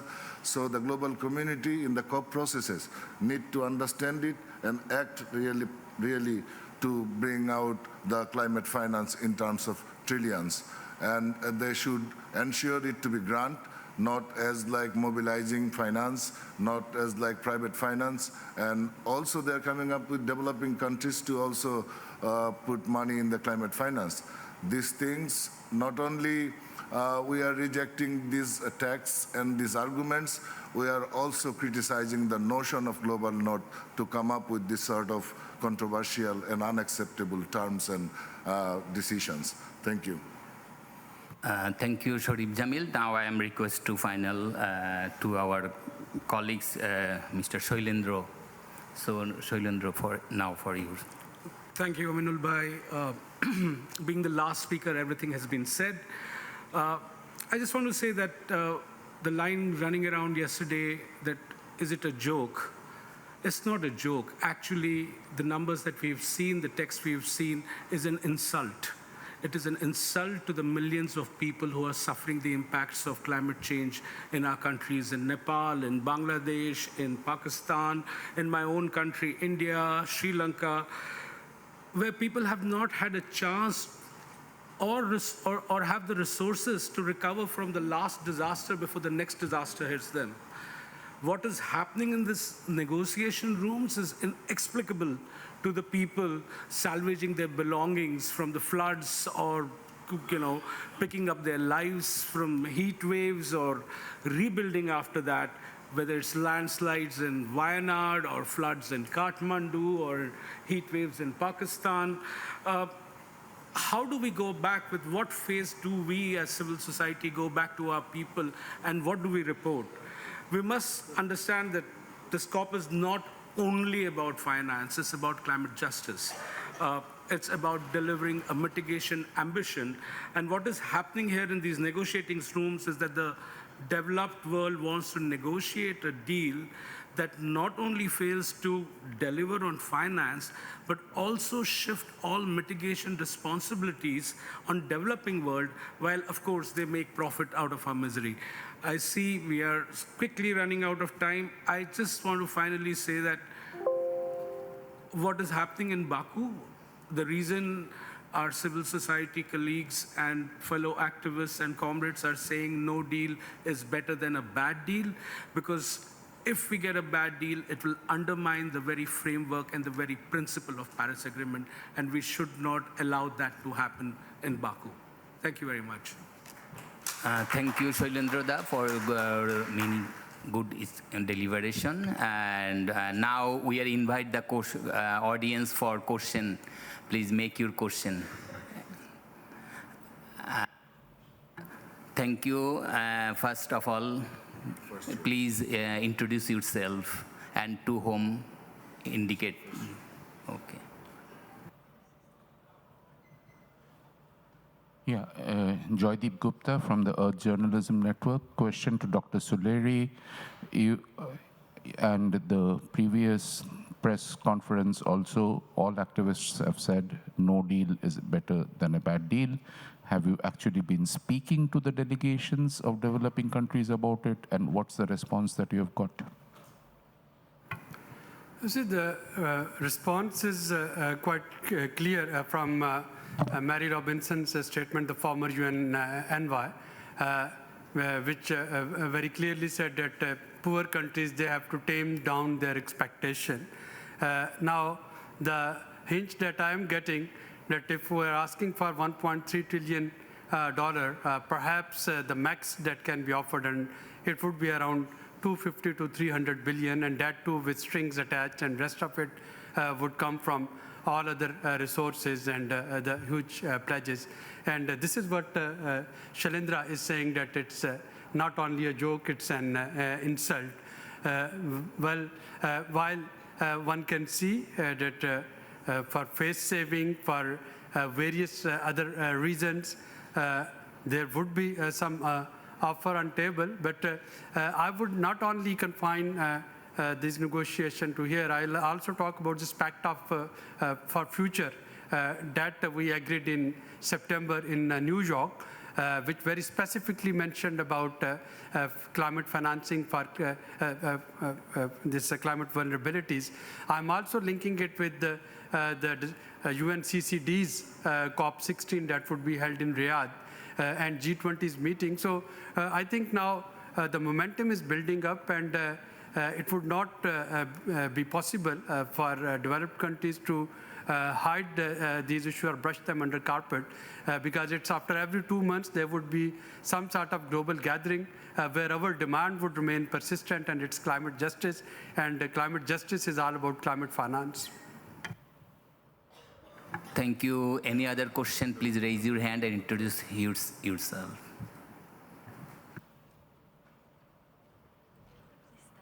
There is a third row. Okay, thank you. Good morning, everyone. My name is Ngepjum Chagom Alexi. I'm a young voice from Sahel, Cameroon, and your reporter. Mike, I have two questions. The first question is, what is decided during this COP29 to make new technology useful by the population of the forest? For example, the forest of the Congo Basin, which is one of the most sink carbon for the benefit of these indigenous people because they are the most directly connected with the forest. And the second question is, what is decided by you leaders to make the economic forest driven by indigenous people to the benefit of the young like me, like my colleague here, Please make Prudence short your or question Abdul. and Yes. be specific. And to make the economic forest driven by indigenous people, because you say economic forest is the importance what we come here. Thank you. I think he's asking about carbon forest. Right.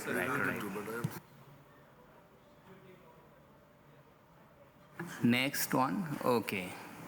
You please. Mouthpiece. Yes.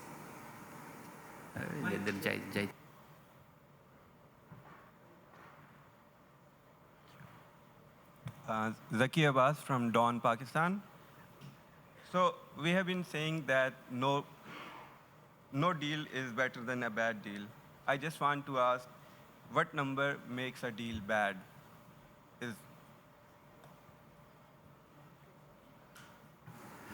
You see, the definition of any successful negotiation is where everyone leaves the room equally unhappy. If one party leaves the room crying and other party is slightly unhappy, to me that's a bad deal. I'll be more than happy leaving the room equally unhappy, but not being pushed out of the room. So if we're talking of 1.3 trillion rupees, as I said, dollars, as I said, that it's not only about quantity, I'll also add it with the quality, and I'll also say that not the PPP principle, public-private partnership, but the PPP, polluters pay principle, that needs to be actually struck to any deal that happens. Thank you. This is a last one. So last one, time is over. So. Okay.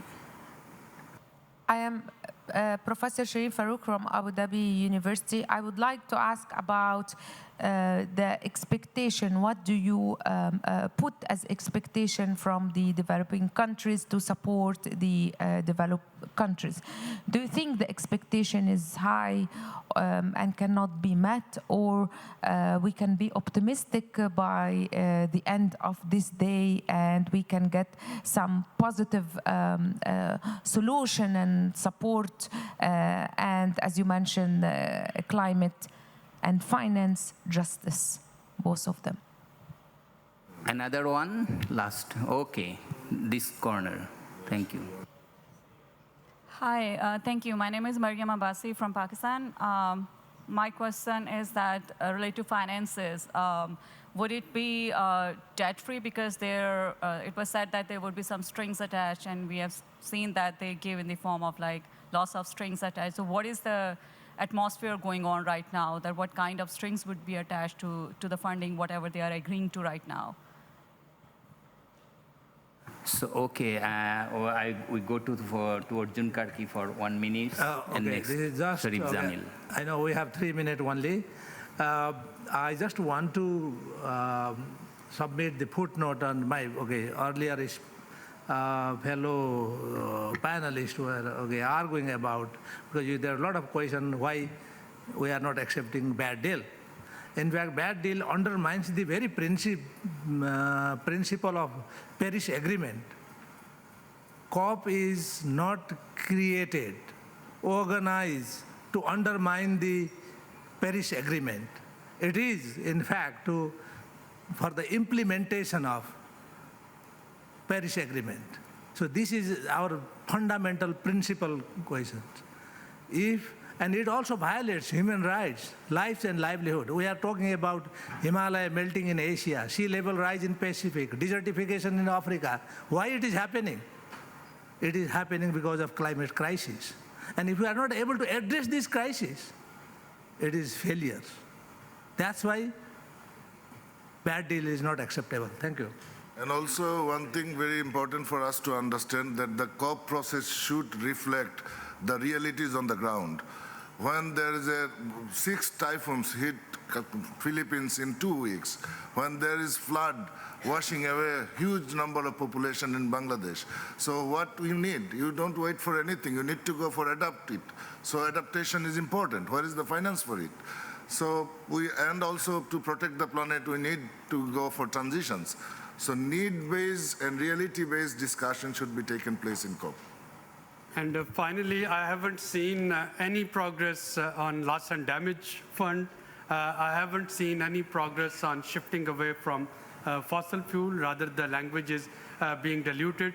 So whatever we achieved during previous COPs seems like we are taking a reverse gear, and that's what is saying bad deal. Okay, I have the last word. So all I have to say, why should the developing world compromise anymore, to answer your question? We haven't come here to compromise. We haven't come here to beg, like the chief advisor of Bangladesh said. We are here to demand what is our right. We are here for climate justice. So I'll stop there. Thank you very much.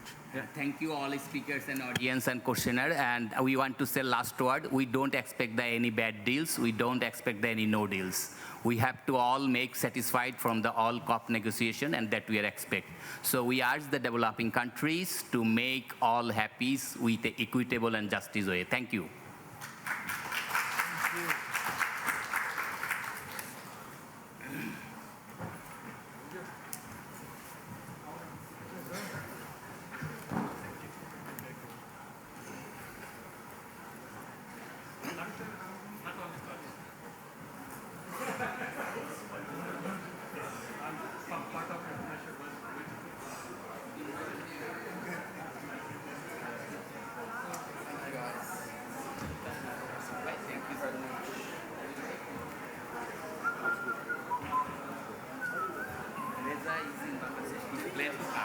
Sorry? I think so, yeah. Thank you.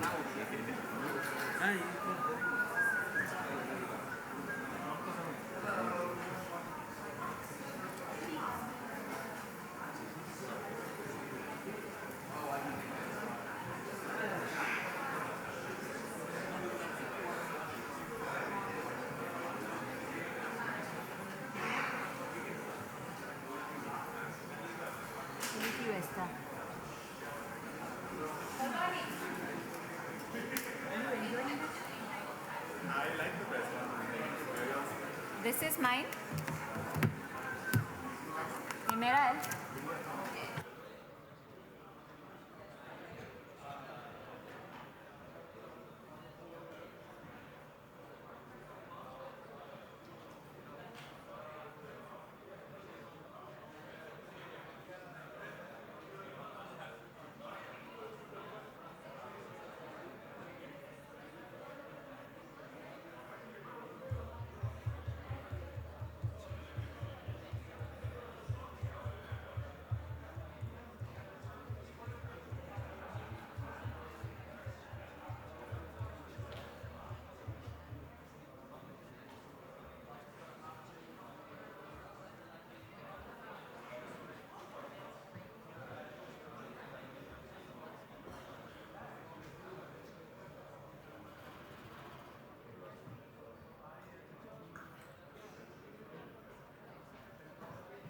Hi guys, could you, is this on? Could you please sit down or vacate the room? Thank you.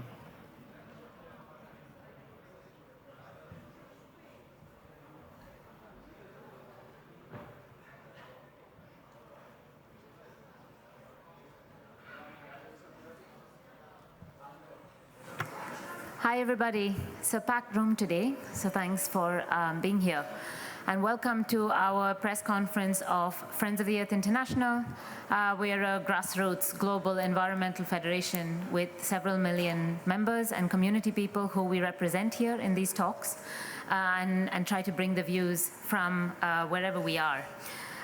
We have 4 speakers, so I won't say too much, but just to open by saying that as civil society, as those standing up for these communities that we represent, that we try to hold up, that we try to be real with, we came to this COP demanding that the global north pay $5 trillion annually to the global south. And this is in recognition of what we are doing here is not pragmatism, it's what's necessary. And what's necessary is what's needed and what has to happen here.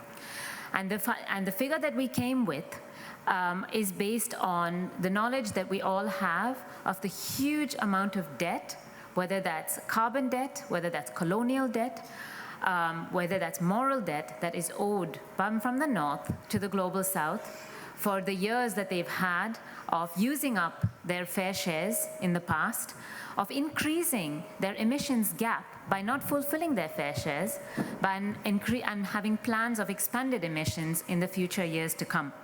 So we say it's climate debt. We say that reparations need to be paid, not just for mitigation, but for loss and damage. What do you do with things that have already been caused?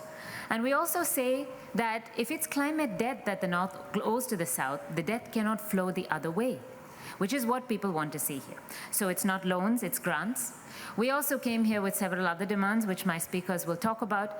But the one that I want to highlight, which you can see has been, that is not getting echoed in these halls, is to stop militarism and stop the genocide. There is any number of connections you can make between climate justice and human rights.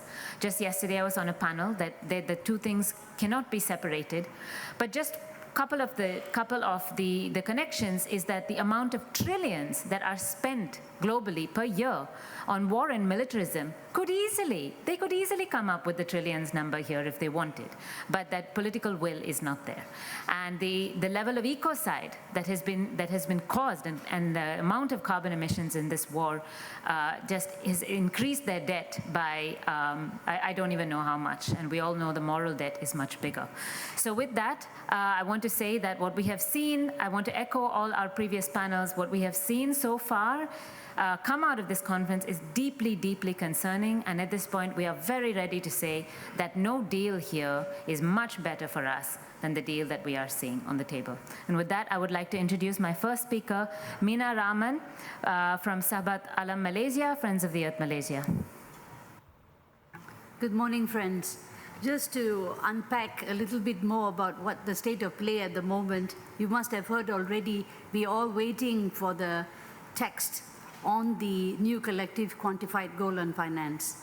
Now you know that there is zero at the moment, and this is where I think developed countries have to deliver if there is supposed to be any deal, but it's not just about any number. Now what we are very concerned about is that we might get a number which is like, this is just what I'm hearing in the corridors, something along the lines of tripling the 100 billion per year. And that tripling of the 100 billion is first of all, I would call inadequate, insufficient, and an insult to developing countries. It actually will be a smoke and mirror game, which is, I want to explain smoke and mirror. You think it is significant, you think it is large, and what you actually see behind is actually, it's very, very little. Because what we will see in the $100 billion lesson that was from Cancun, just to put it in context, in 2010, the developed countries said they will mobilize 100 billion per year. And they had said in last year that they have achieved that 100 billion. If you look at what is behind the 100 billion, it's loans, it's export credits, and these are not climate finance. So you can't be equating all the loans that developing countries have to pay back as climate finance. So this is where I think this is a game of smoke and mirrors. So we have to watch that very carefully. Developing countries have very clearly said, we want 1.3 trillion per year, and this is actually based on the needs determination report of the Standing Committee on Finance. This is not something from hot air that they have pulled out. That $100 billion was pulled out of that hat by Hillary Clinton in 2010. This needs determination report actually says that you need something like 5 trillion to 7 trillion in the space of 2030. So this is something that we have to recognize, but only 48% of that has been costed. So this 5 trillion to 7 trillion is only 48% of what is costed, because developing countries could not even cost their real needs for adaptation and so on. So you need to understand that the devil is really in the details. So the G77, China has been very clear, 1.3 trillion per year with 600 billion in core public finance. It's not mobilization. This whole smoke and mirror game is about provision, mobilization, investment. This is not a COP about investments. That is the Wall Street investments. This is not. This is a COP. It's developed countries having to provide. And why? Provide and mobilize. Why? Historical responsibility. This is not because this is charity, this is not overseas development assistance, this is an obligation because of the historical responsibility. So this is why we are very, very clear that this is an obligation that has to be met. So anything which is insignificant and is smoke and mirror and it's mumbo jumbo cannot be accepted. This is why we are calling on the developing countries to stay strong. Do not accept a bad deal, because a bad deal is better than a no deal. Thank you very much, Meena. Yeah, we cannot echo that enough. I would now like to pass to Kolwani Semelane, who is our representative of Friends of the Earth Africa. Good afternoon, colleagues and comrades. In case you didn't know, Africa is not the least contributors to global greenhouse gas emissions. According for less than 4% in total, yet it is among the most vulnerable regions to the impacts of climate change, facing extreme weather events like droughts, floods, and cyclones. These impacts are not just environmental, they threaten food security, water access, and economic instability across the continent.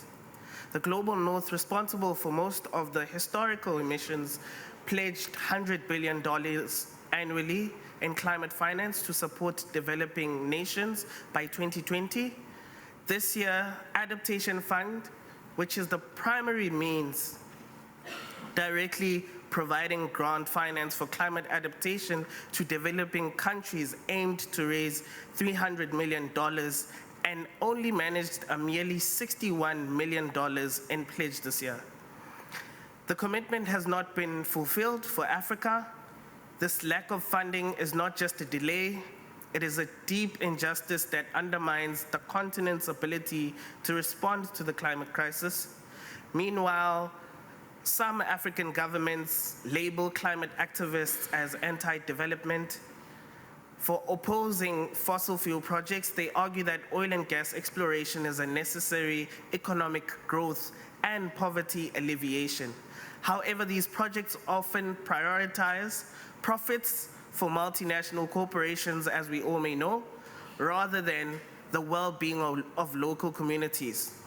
Instead of creating jobs, reducing poverty, fossil fuel extraction has led to environmental destruction, displacement, and corruption in many cases. These false narratives of development through fossil fuels locks Africa into a carbon-intensive market, while the Global North continues to evade its responsibility to provide climate finance and lead on emissions reductions.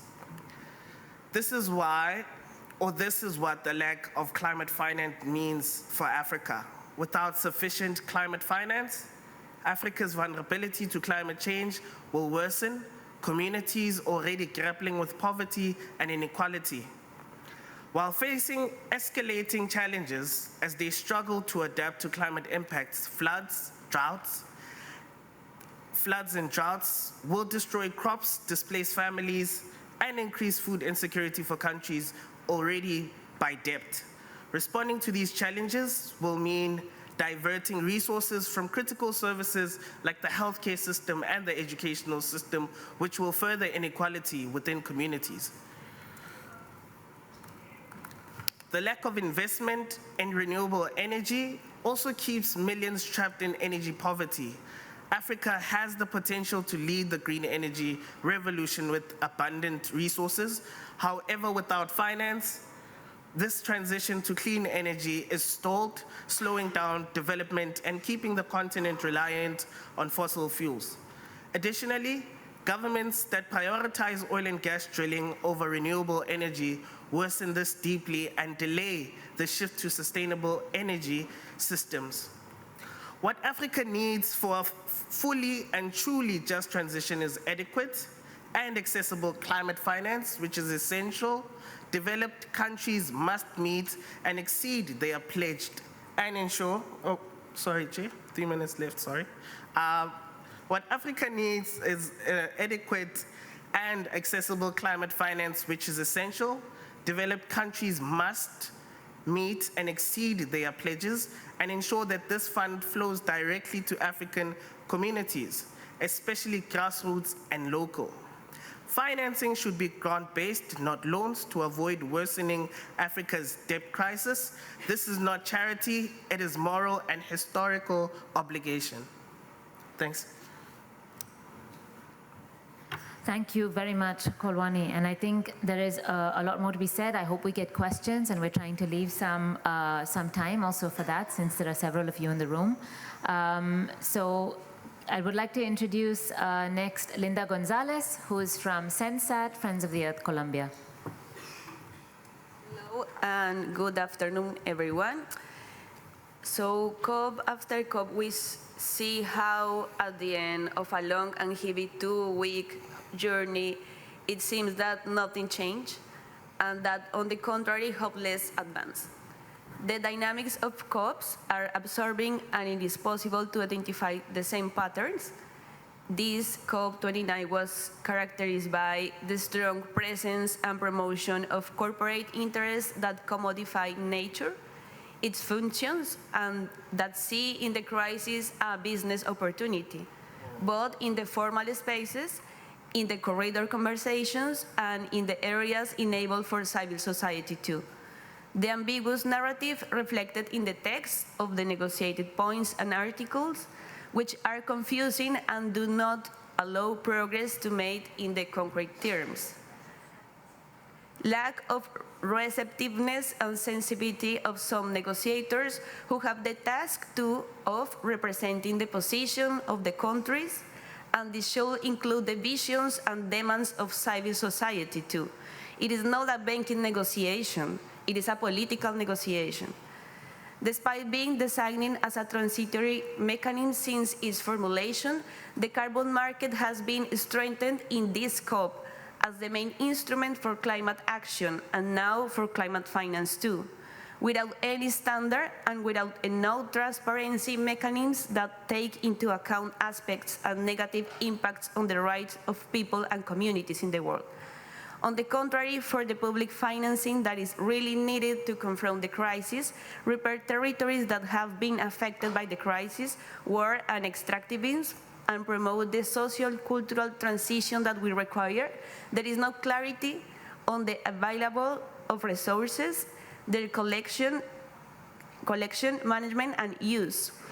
The logic of compensation continued to be enabled, promoting the possibility that industries and now countries too can buy their emission rights or right to pollute without implying real reduction in emissions. The right to emit greenhouse gases has been consolidated as a commodity.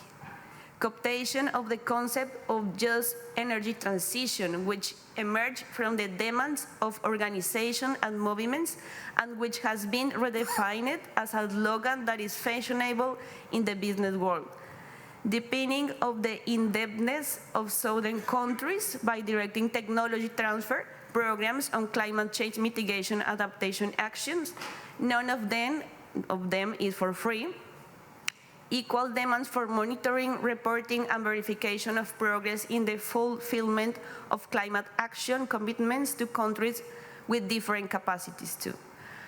As we could list many more aspects, but in order to fall into despair, COP29 in the field of civil society has also been characterized by the strengthening of the articulation of organizations from different parts of the world around the same objective, that is, obtain real actions to address the crisis from an approach of justice, solidarity, and collective support for alternatives already built. So after COP29, what is left for civil society? What do we do towards COP13 as another space, but also what do we do towards the development of a critical, transformative, and emancipatory long-term environmental agenda? For the last question, I don't have an answer, unfortunately. Faced with COP13, local organizations in Brazil are already organizing. People and communities of the Latin American region are in an historical process of environmental political formation. For both, COP13 is a great space for the mobilization of the peoples, more than attending COP again, collecting accreditation, collecting bottles, for example. It is a new opportunity to meet and raise our voices more and more. So in this context, it's necessary to demand mainly from governments that have openly stated the urgency of changing the course of the negotiations to promote definitions of actions built together with organizations and movements of the world. Furthermore, to go beyond speech and implement mechanisms that guarantee the condition for a real participation of organizations and movements, including their position in their negotiations. And above all, it is important to continue defending life and nature over war, remembering that the environment topic is a political topic. Thank you. Thank you very much, Linda. Very important call out there on the road to the next COP in Belém. So we still have a few more minutes. I would like to see if there are any questions from the floor. We have a big range of speakers from different countries. I would like to invite, if you don't mind, if there are any press in the room first. If there are any questions, we would be happy to answer.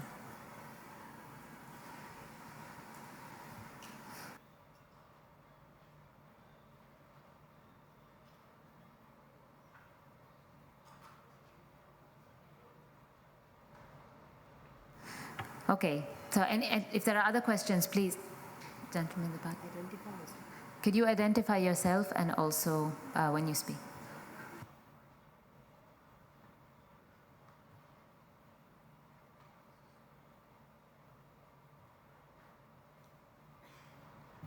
Thank you very much. My name is Dramani Bukari. I work with the Ghana Climate Innovation Center in Ghana. We are all challenging negotiators and developing country governments to stand up to the developed world and negotiate a good or better NCGQ on finance.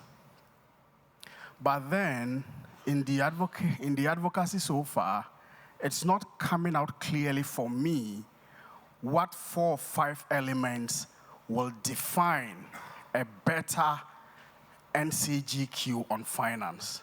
For me, can you, as a panel, and any of you can take that up, can you clearly outline to us what 4 or 5 elements will define that NCGQ that we are so desperately looking out for and asking for the developed country to commit to? Thank you. The G77 has been very clear, and by the way, I should tell you that those of you who want to follow what actually developing countries have been saying, please read the Third World Network updates. The Third World Network updates, we make it very clear what developing countries have been calling for. The call is very united, and number one, what they really want is a core provision of grants for developing countries. They're talking about 600 billion at least. And then there is a 1.3 trillion call, which is the 600 billion is part of. because the developed countries have an obligation to provide and mobilize finance. So a core part of that is core public resources, grants, and also deeply concessional loans, but not including loans that have no concessionality, and you can't have export credits and these kinds of instruments which will actually get developing countries more into debt. So they should not be debt creating. So that's important. So the quality of the instrument is important, and the core of is public resources, which is really key, mainly in the form of grants. So that's what we're asking. I mean, I think developing countries have been saying that, mitigation, adaptation, and also for loss and damage. So I hope I'm clear on that in terms of what exactly are the key demands. Do any of our other panelists want to take that? And there's another question here, and otherwise you can take both. Please go.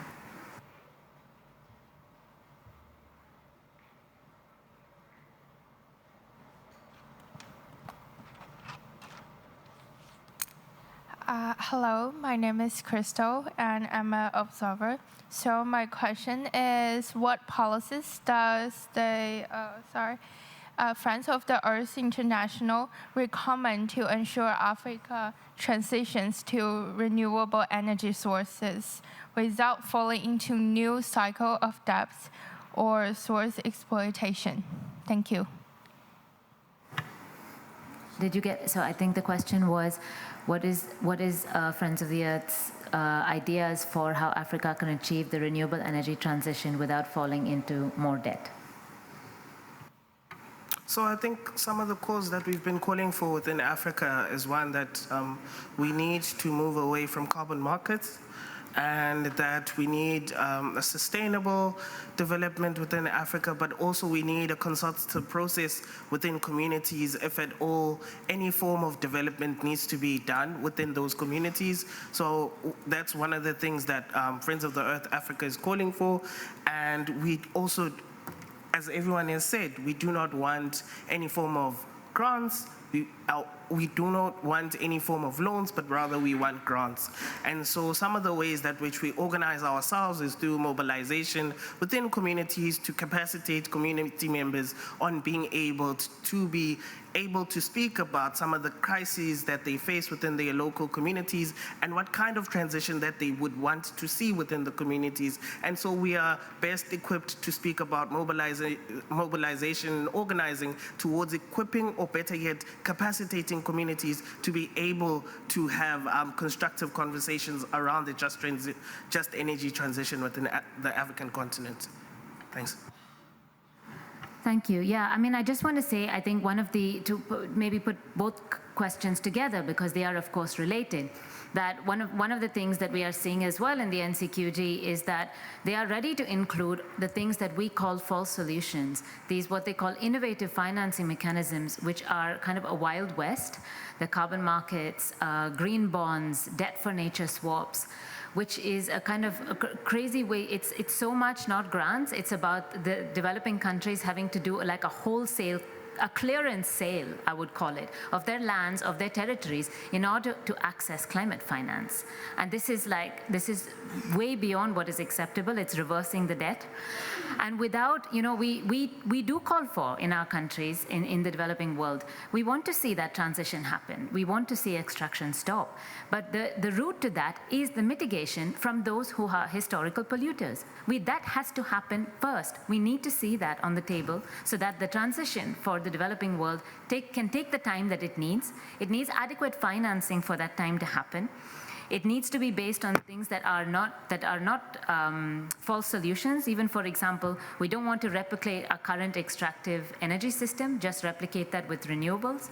But in order for that to happen, we need to redivide to really focus on these 800 million people who don't have energy access, and not keep extracting more just for the same polluters to increase their emissions, 100%, 200%, as some of them have planned. Some of the parties in this room have this level of planned expansion. So we can do small-scale community renewables. We have seen it work. We have seen it happen. without the need for this kind of horrible extraction of critical minerals. But we need first mitigation, financing, people who have the historical debt, and then we will do the job. It all has to happen, and the tools are in place, and that's what we are campaigning for. So I think we have a couple of more time for questions.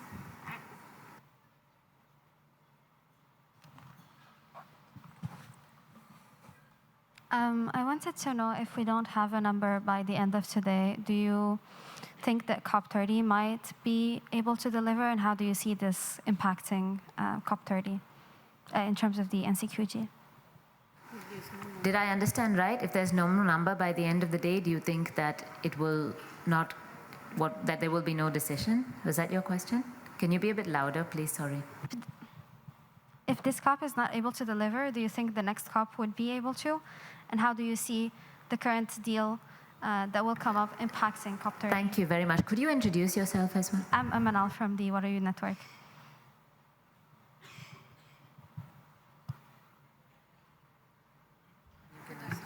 Yeah. I think it's a very good question, actually. If we don't deliver here, can we deliver in Belém? I think the point here is that what is stopping from delivery here? And this is really the question. So will there be more change from the other side, the developed world, to be much more ambitious on the finance next year? We don't know. But at least what it can do is that if you have a very bad deal here, in terms of insignificant numbers and smoke and mirror, and which will not really deliver on what developing countries need, it's better that we don't have a bad deal and we work towards getting the good deal, which means we need to organize massively. Like civil society and developing country governments worked together on the loss and damage fund. There was a huge mobilization, and although the loss and damage fund doesn't have much money, but at least it was a big battle to be fought. So I think the point about a no deal better than a bad deal is not good. We need a no deal, and what we need to do, work towards the deal that we want, which will not be easy, but it allows the chance to fight much harder. So the battle just carries on. Linda, you have 10 seconds if you want to contribute something. Yeah, okay. Yeah, we're out of time. Okay. Okay, thank you so much for your questions and the panel. And of course, we are all available to talk to the press and all of you afterwards. Thank you very much.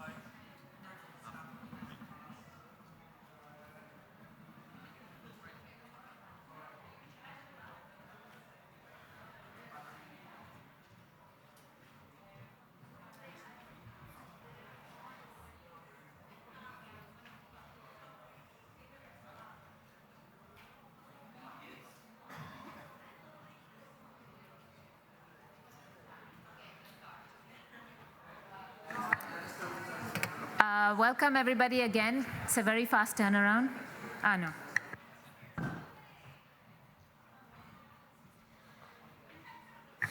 Okay, welcome everybody again. For those who weren't here for the last time, my name is Kirtana Chandrasekharan from Friends of the Earth International, and we have this panel here to focus down, I think, on something that is not receiving enough attention in these halls, which is the passing of the potential passing and approval of the package of Article 6 on carbon markets in this COP, which has been delayed for almost a decade because there is so many loopholes and lack of agreement in what the text is. The carbon markets text has also now been included in the last version of the NCQG on finance to include carbon markets as climate finance, which we say it is not. The whole package is riddled with problems and loopholes from Dubai where it could not be agreed. It was brought here. None of those have been sorted out. And overall, we would say that the package here is worse than what we have seen there, and yet we are very, very deeply worried that this is going to be rammed through with very deep consequences for people in the communities. So we have a wonderful panel, and I'm going to pass to them because to move on. The first speaker we have is Ken Henshaw from We the People. Thank you so much for having me. It's shocking for me that we are, after 29 COPs, we are still having this conversation around false solutions to climate change. I live in Nigeria, I've lived there my entire life, and I work in the context of RED. I'm a victim of one such false solution. In my native Cross River State, we have the largest remaining pristine rainforest in entire Nigeria. On the inspiration of RED, supported by California RED, an entire expanse of forest, massive forest was seized from indigenous people. These people were kicked out of their forests, kicked out of their livelihoods, kicked out of their existence, and the forest was taken for the implementation of RED+. In 14 years of implementing that scheme, the rate of deforestation in that forest in Cross River State increased by 300%. Rather than preserve the forest, the entire forest is almost all gone. But what happened, conversely, is that the people have become poorer, degraded, and reduced. And it's important to say this because sometimes when we talk about the carbon market, we seem to talk about it as if it's not about people, as if it's neutral. The so-called carbon market is based on lands and forests occupied by people, owned by people. It's about people. And any attempt to adopt and certify the carbon market simply means that carbon credit schemes will start being implemented in people's traditional forests.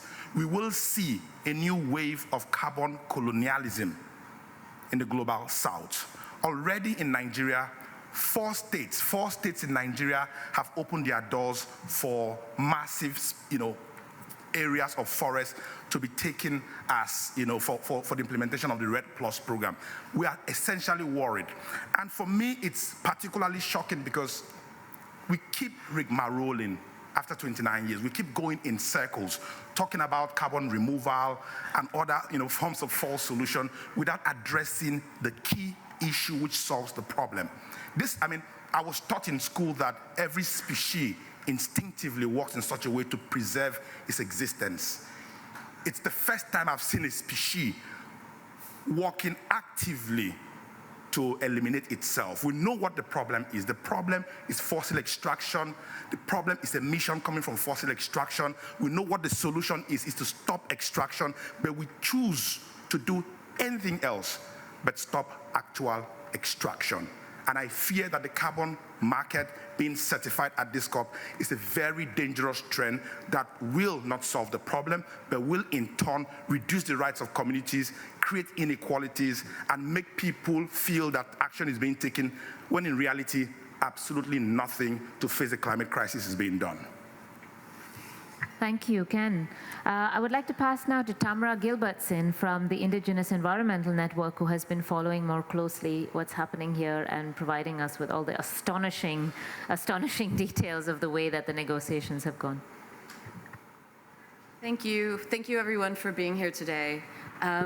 We are outraged. This process has been unprecedented. We've never seen this in a COP, whereby parties are not negotiating. Observers are not there. We used to complain about the inf-imps or the informal informals, and we don't even have that this year. This is a process by which diplomacy in the UN is dead. As far as false solutions go, I want to echo my colleague's statement. We know the solutions, and the solutions are to phase out fossil fuels, to stop extraction. Yet, this is not what we're seeing. We're seeing a push to expand dangerous carbon markets that have failed for over 20 years. If carbon markets worked, we would have seen something happen by now, and they clearly do not. I want to point to the fact that 20 years ago in October, a group of colleagues and I around the world came together to write a statement called the Durban Group for Climate Justice. And we wrote a statement called the Durban Declaration, which we have reissued and is up on the websites, which is just as relevant today as it was 20 years ago.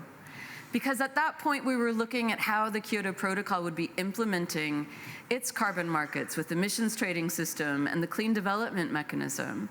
And we're staring down a system that will even expand that into other areas, which my colleagues will speak about after me.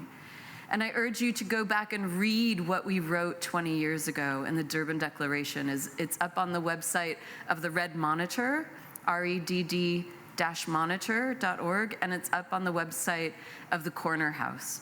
So go back and read that, and let's think about how nothing has changed, but it's even worse today.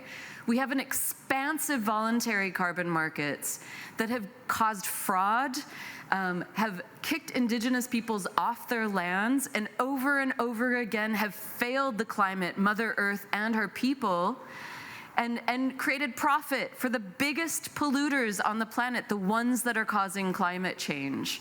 And it's those same companies that will profit from Article 6 of the Paris Agreement that is being pushed and shoved down our throats to be accepted at this COP in a way that is absolutely against any type of global democracy or diplomacy.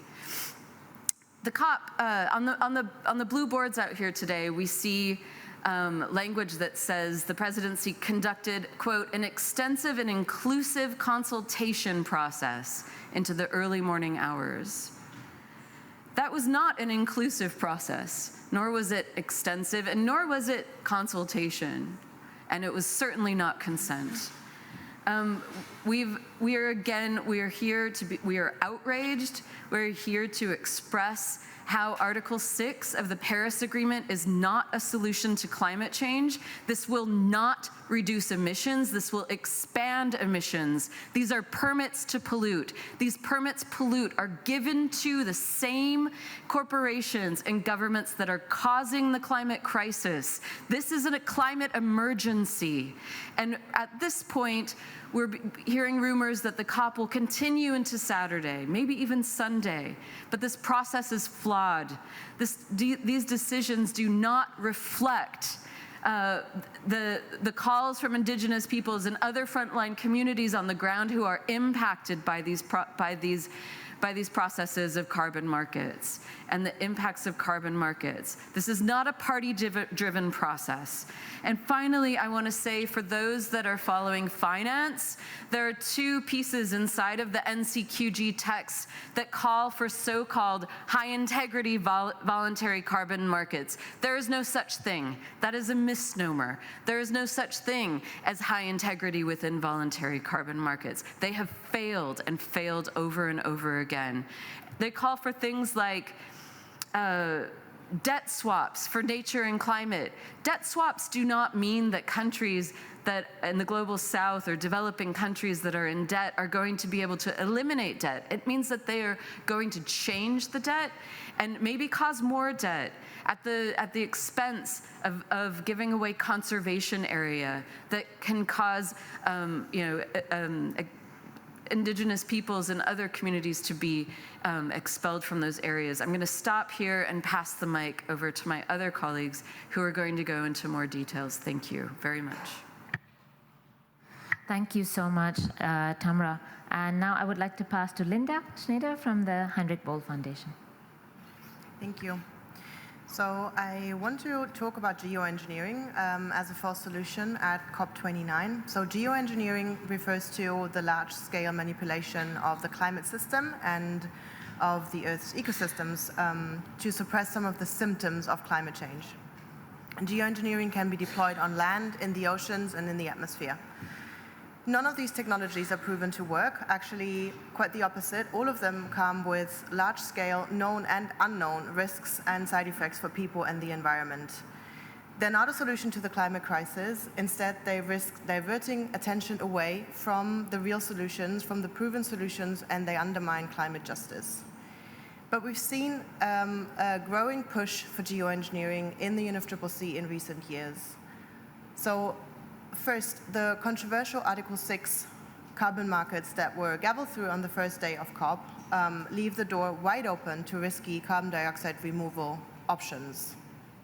So this is for the first time now that quote-unquote carbon removals are included in international carbon markets under the Paris Agreement.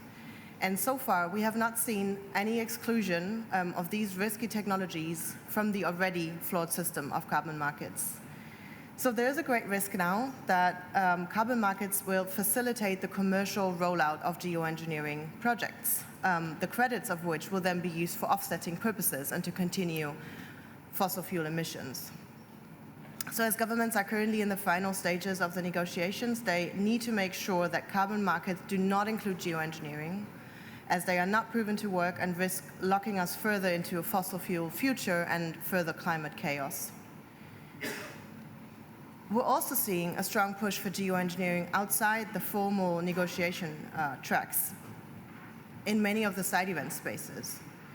And those are on marine geoengineering, but also on solar geoengineering. And it's very worrying to see this push for geoengineering in the UNFCCC.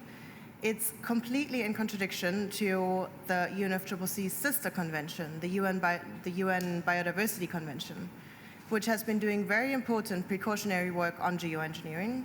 It had agreed on a moratorium on all climate-related geoengineering already in 2010 and has reaffirmed this important moratorium just a few weeks ago at the CBD's COP16 in Colombia.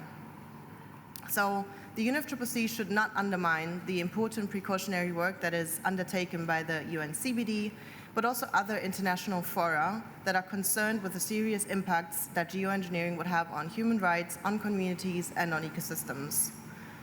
And finally, I also want to point to the initiative for solar geoengineering non-use agreement. So that is specifically on solar geoengineering, very, very risky planetary scale technologies that are supposed to cool down the Earth.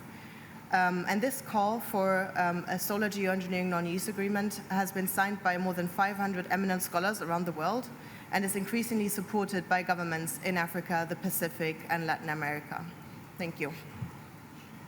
Thank you, Linda. And it's really important to expand on the geoengineering because it's an example of how open and how dangerous and what a carte blanche the agreement here could have in terms of opening up proposals and markets and projects for the most dangerous types of false solutions that we don't know whether they work, and they are extremely risky. And I would like to pass now to our last speaker, Suparna Lahiri from the Global Forest Coalition. Thank you, Kirtana. As Tamra was saying, we know the beast 25 years back when it came into the fold of UNFCCC. And the false solutions that are now being peddled in the corridors of this COP. What started with monoculture plantations, resulting in deforestation of primary forests, destroying livelihood of the forest communities, destroying biodiversity loss, came to be known, unfortunately, in scientific terms as reforestation and afforestation. You first deforest, and then you say that we afforest with monoculture plantations. And then we have Clean Development Mechanism from the Kyoto Protocol, which has been proven even by scientific reports, media reports, on-the-ground reports, to be the most fraudulent mechanism that you can find in this earth. The companies made money, made profit from CDM. That has nothing to do with climate change, nothing to do with reducing emissions. We can give you scores of examples from India, Brazil, Indonesia, where the company's turnover, annual turnover, was less than their CDM profit. Do you know? We know that India, if there is an annual turnover of this amount, their CDM money was more than that. It increased the financial muscle power of the corporates.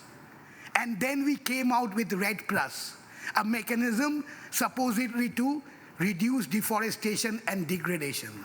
We find ourselves in a situation where further plus is added in the name of sustainable forest management and enhancement of carbon stocks. And what did it mean? So in the name of sustainable forest management, you have monoculture plantations again as REDD+, nothing to do with deforestation. That is the main cause of deforestation. And then you have logging, logged forest being also part of REDD+. Nothing can be stranger than fiction. And then you have protected areas which are supposed to be protected and deforested, not deforested, now being taken under REDD+. That's enough. We have already said that REDD+ has failed. It has to stop. The mechanism has to be scrapped out of the UNFCCC instruments. And then top of it, all these have been taken into account to form something like a carbon market that Tamara was saying. We responded to 20 years back exactly in October in Durban. And this carbon market, you know, we were told by many of the governments here during and post-Paris Agreement and further negotiations that this is supposed to undermine the voluntary carbon market. Voluntary carbon market is wild waste, and we have to tame it through a compliance market, which is the Article 6.2 and 6.4. More than that, it has to be a voluntary cooperative approach as part of international cooperation. If you read Article 6.1, it starts with that. And post-Paris Agreement, this international cooperation and voluntary carbon approach was reinterpreted to develop carbon market mechanism under 6.2 and 6.4. 6.4 was originally sustainable development mechanism. Now it's what? It's a completely a carbon trading mechanism with offsets. 9 years have passed, and the parties have not been able to agree even to 6.2 and 6.4. So, at this point of time, Global Forest Coalition, and I suppose all our allies will support, we are calling for a moratorium on 6.2 and 6.4. We would like to have it as a permanent. This cannot go on. It has to have within the Paris Agreement. Now is the time for all of us to call for a moratorium on the carbon markets on 6.2 and 6.4. Thank you. Thank you very much. And I think this is really important. If there's a takeaway that all of you can take from here is, and I think our message is that what we see here happening in this COP is miles worse than what's happening in the voluntary carbon market. So it's not an integrity system, it's lower than an integrity system, and it's going to create a doubling of all the problems that we see. So we still have some time. I would like to open to questions. First, if there's any press people in the room.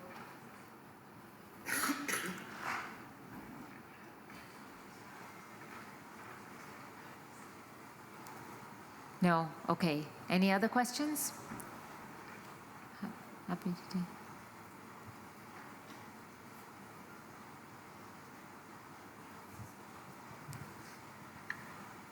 Thank you very much for the explanations. I'm coming from Turkey. I'm hearing this bad solution. Sorry, we can't really hear you. Can you use the mic? Put it closer. Thank you. I'm hearing the bad deal, just no deal is better than a bad deal. Do you think that we're going to face a Copenhagen situation here? Thank you.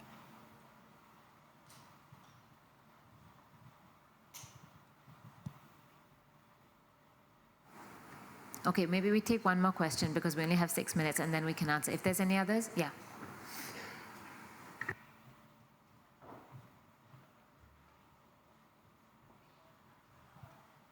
Good morning, actually good afternoon.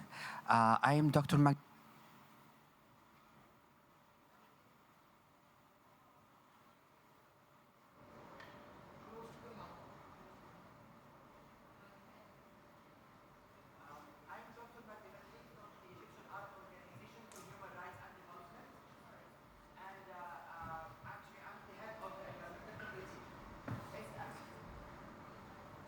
I think you heard me, or can I repeat it again if you don't mind? I'm Dr. Magdi Fathi, the head of the Environmental Committee at the Egyptian Arab Organization for Human Rights and Development. Actually, I'm so impressed of what you said, and I was like saying the same thing as well. We all know that the non-governmental organizations are a very important part to make a change in the communities in their countries, and that's what I'm trying to do in my country, Egypt. But we're actually facing a very huge problem, which is we don't have the authority. We don't have the power to raise our voices to our government to make the changes that we need to do in all aspects, not just for environment, but also for human rights and for development and for sustainable development. So what I'm asking here, can the United Nations for Climate Change and, of course, the COP29 give us like an umbrella or hold the non-governmental organization in the countries to can implement the recommendation that we all need to implement in our countries? So can we get that kind of authority and power, if you can, and how? Thank you. Okay, do any of the panelists want to take? There was a question on, is it going to be another Copenhagen? And can we get what we need from here? Does anybody feel?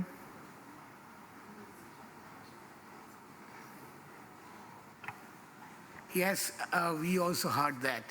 Along the corridors here, some people are saying whether it's going to be another Copenhagen. But mind it, Copenhagen broke a deal, a binding treaty.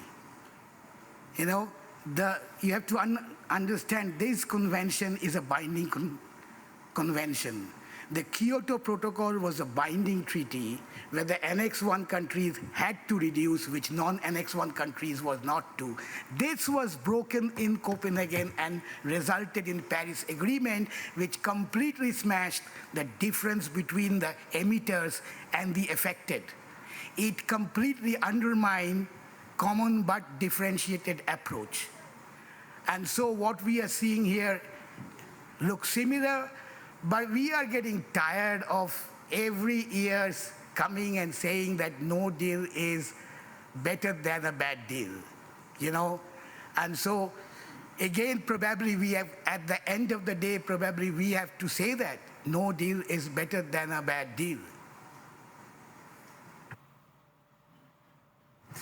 Thank you. And your second question, whether we can get the framework here. I think what we are demanding here as our movements is that we don't want a UN carbon market. We don't want any carbon markets. We say no. We say stop. I mean, how much more evidence do we need? Like 3 days ago, scientific journals showed that just 15% of all the carbon credits that they assessed, which was 1/5 of all the ones that had been issued, only 16% represented emissions reductions. So no government here can say that they don't know. You know, no government can say here that they don't know that they have failed. So that's why they say you're here to do a high integrity. We don't want to see, but this is not high integrity. So that has to be the message that goes out from here, that they're claiming integrity, but this is worse than what we've seen before. It will fail, but while it fails, it's going to take down indigenous communities, people who own the land, people who are on the land, and cause a new wave of land grabbing. So what we need to see here is that any mention of these innovative financial instruments, debt for nature swaps, green bonds, carbon markets, are out of the NCQG text, and that's good. If that happens, it needs to be celebrated. And we need to stop the deal on the table for agreeing carbon markets. It's being railroaded, it's not procedural, it's very, very, very dangerous. And outside, we stand firm and say no carbon markets and no false solutions. Okay, 2 minutes. We have one last question. We have to be really quick. Thank you so much. My name's Grace. I'm a college student in the United States. And to my understanding, carbon markets are obviously not the solution, but because we, especially in the US, are so deeply ingrained in the capitalist system, what is the most effective route in climate finance? I think I understand well what doesn't work, but I'm having a harder time understanding the solutions that actually will be implemented and are have integrity.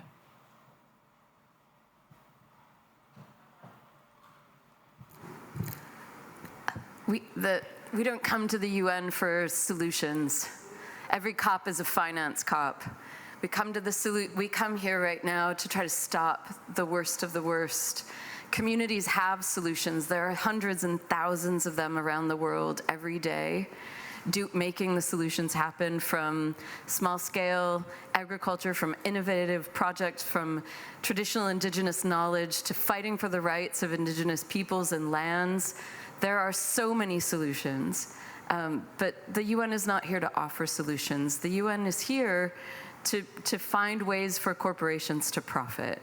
And so we say no, we say keep it in the ground, we say phase out fossil fuel. Our resistance is our solutions. Thank you very much. Okay. I think that we are out of time, but thank you very much all for being here. Really appreciate it, and I think the panel is available afterwards for questions if you need be. Thank you. I just want to close with saying that we always say here and outside, no false solutions and no carbon markets.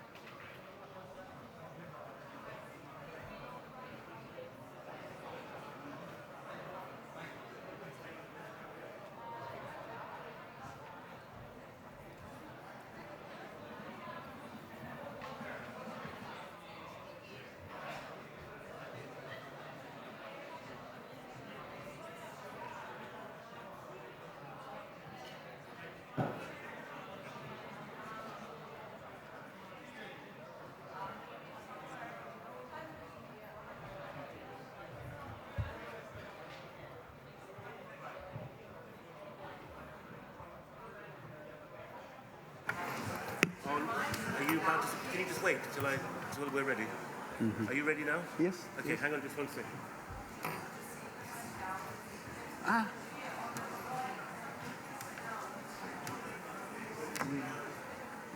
We can squeeze.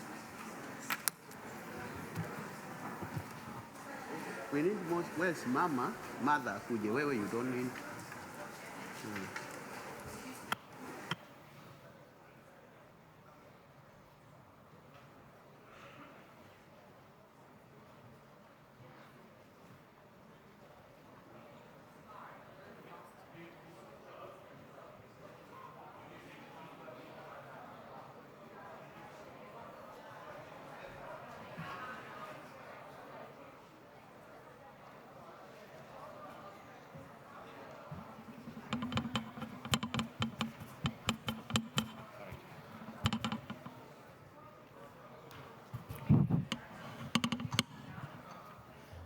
All right, so good afternoon, ladies and gentlemen, and welcome to this exit statement from the African civil societies, but also bringing together our Pan-African parliamentarians.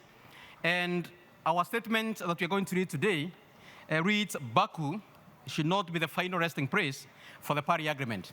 We have been here for 2 weeks. We came here pregnant with expectations, and we carried the aspirations of the African people, and hoping that one of the most elusive issues, which is climate finance, would actually be sorted here. So we thought we'd come here with a goal, and a goal that reflects the needs of our people who are dying in Malawi, in Kenya, in Nigeria, and in other places as a result of climate change. And therefore, we read our statement, and with me, I also have a team that's going to unpack that particular statement. And from my extreme right, I have Mother Bekere, who is actually a climate finance expert, and within our network, we have Zadishire Hoye, who is going to take us through the statement. And number 3, from my extreme right, we have Dr. Midhika Mwenda, who is Executive Director, Pan-African Climate Justice Alliance.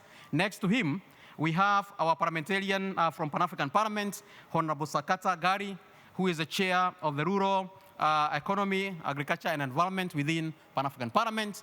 And then we have Susan Atieno, who is actually the country director, Action Aid.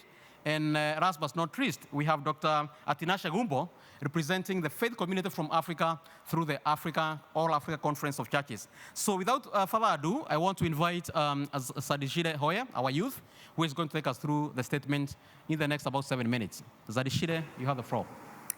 Baku should not be the final resting place for the Paris Agreement. African stakeholders, bringing together diverse groups, including civil society, women, youth, faith-based networks, indigenous groups, pastoralists, wish to express our deepest disappointment at the conclusion of COP29 in Baku. Despite this year's negotiations being billed as pivotal for securing real progress on the new collective quantified goal on climate finance, COP29 has fallen alarmingly short of addressing Africa's urgent and development challenges. Once again, Baku seems to repeat the same pattern from previous COPs, where negotiations are deliberately dragged through snail pace for 2 weeks, only for the final card to be released by invisible powers at the last minute. A take or leave offer that is pushed into the throats of helpless poor countries. The NCQG was expected to set a transformative financial framework to replace the disputed and unfulfilled $100 billion US annual pledge by 2025. For Africa, the NCQG represents a critical opportunity to unlock resources necessary to address climate-induced crisis, adapt to worsening impacts, and transition to low-carbon economies. However, COP29 has witnessed an entrenched stalemate, with developed countries resisting commitments that reflect the true scale of Africa's needs. The NCQG negotiations should have been a turning point for climate finance justice. Instead, we are presented with vague, incremental language that disregards the scale of loss and damage, underfunds adaptation, and prioritizes the interests of the wealthy over the communities on the front lines of the crisis. The worst fear is imminent. It's either there'll be no deal, or COP29 will be historic in delivering a bad deal. There'll be no decision worth the description of the nature of the goal anticipated on the NCQG that will come out of Baku. COP29 is destined to be a disastrous closure. Developed countries have again failed communities on the front line of the climate crisis after paying lofty promises at the onset of the conference. Christened as the COP of climate finance by the AGN, this COP leaves a vast majority of vulnerable communities in Africa vanquished, and their hopes in the ability of multilateral processes to deliver justice dry. We express solidarity with the AGN and the G77 plus China on their demand for the $1.3 trillion US quantum of climate finance that is new, additional, predictable, grant-based, and non-debt-inducing. It is disheartening that just a few hours before the curtains close fall on COP29, parties have not agreed on the most awaited quantum, an essential element for the NCQG. Yet estimates on the costed needs in nationally determined contributions of developing countries are at 5.06 to 6.87 trillion US dollars up until 2030. In few hours to closure, the critical purpose of Baku remains empty. With no quantum agreed, the negotiations remain on nothingness, as figures proposed remain far away from the magnitude of needs on the ground. In the current status, Baku climate talks is predictably destined to fail. As matters stand, the core deliverable for COP29 is not only far off-site, but achieving a flawed deal is in offing. We urge the AGN to heed our earlier advice. No deal for a bad deal is a good deal. Stalled progress on key issues are as follows. NCQG. Baku has failed to secure a financial goal aligned with the needs of developing nations, leaving Africa's adaptation, mitigation, and loss and damage priorities dangerously underfunded. Without clear mechanisms and guarantees for predictable and accessible funding, African countries remain exposed to climate shocks, threatening livelihoods, economies, and ecosystems. Adaptation finance. Despite strong advocacy from the AGN and civil society, developed countries are reluctant to commit to the means of implementation, largely climate finance to adaptation, through the nationally adaptation plans. This failure perpetuates Africa's chronic underfunding in addressing the impacts of floods, droughts, and other climate-driven disasters. Equally, it's a strong message to Africa and other developing countries that we are engaging in a mere academic exercise in the global goal on adaptation, as there's no financial commitment to implement the NAPs. Fossil fuel phase-out. COP29 has failed people and the planet. The current language in negotiation is not strong on the phase-out of fossil fuels. It is a death sentence. The lack of ambition undermines global efforts to limit warming to 1.5 degrees Celsius, leaving Africa's communities increasingly vulnerable to climate disasters. The Loss and Damage Fund remains grossly underfunded and inaccessible to those most affected. The extremely low level of pledges secured in Baku to this fund is a demonstration of the continued neglect of climate reparations owed to vulnerable countries. COP29's likely outcome, we fear, reveals the systematic inequalities at the heart of internal climate negotiations. The disappropriate influence of fossil fuel lobbyists and developed countries has drowned out the voices of the vulnerable and the marginalized. Thank you. Thank you so much, Zadishire, for taking us through the statement. Now I'm going to have my panel unpack that in just 2 minutes per person. And I want to start with Dr. Medeka Mwenda, the Executive Director, Pan-African Climate Justice Alliance. And we were very clear from the African community that we are looking for 1.3 trillion. And this is not rocket science. It is something informed, by, the needs on the ground. But for what you're hearing from the rooms, the nuances in the rooms, is that we are nowhere near, coming, together and agreeing on a quantum. Now, can you unpack this statement, Dr. Medeka, that no deal, is still a better deal, than a bad deal, in 2 minutes? Yeah, so thank you very much. And as the statement has rightly indicated, we live, most of us started living as early as yesterday. And as usual, what we notice is that there is apparent delay. And that delay could be deliberate. And this is not unique to the COP29. The industrialized countries uses various tricks. Sorry. They use various tricks so that they secure what they want. Now we hear that there is a possible extension of this session. And what will be the implication of that? Most African delegates have started and booked their flights based on the schedule of the COP today. And so, what will happen, because most of them may not have resources, and you know, this may be just taken just lightly. For an industrialized country delegate, it's easy for them because they have excess money, they have resources, they have capacity. So for them, they are going to change their tickets and then they are going to continue. What will happen to our poor delegates? They will not be able to change their tickets, so they are going to be away. What will that happen? Whatever will be agreed either tomorrow or on Sunday is not going to be consistent with us, because the imperative of procedural justice has been now defeated. Deliberately, we have delayed, and that's what has been happening, and now we miss the last very important sessions of negotiations so that we push for what is required for us. We say, as per our statement, that a bad deal is a bad deal. We are not going to accept as Africa.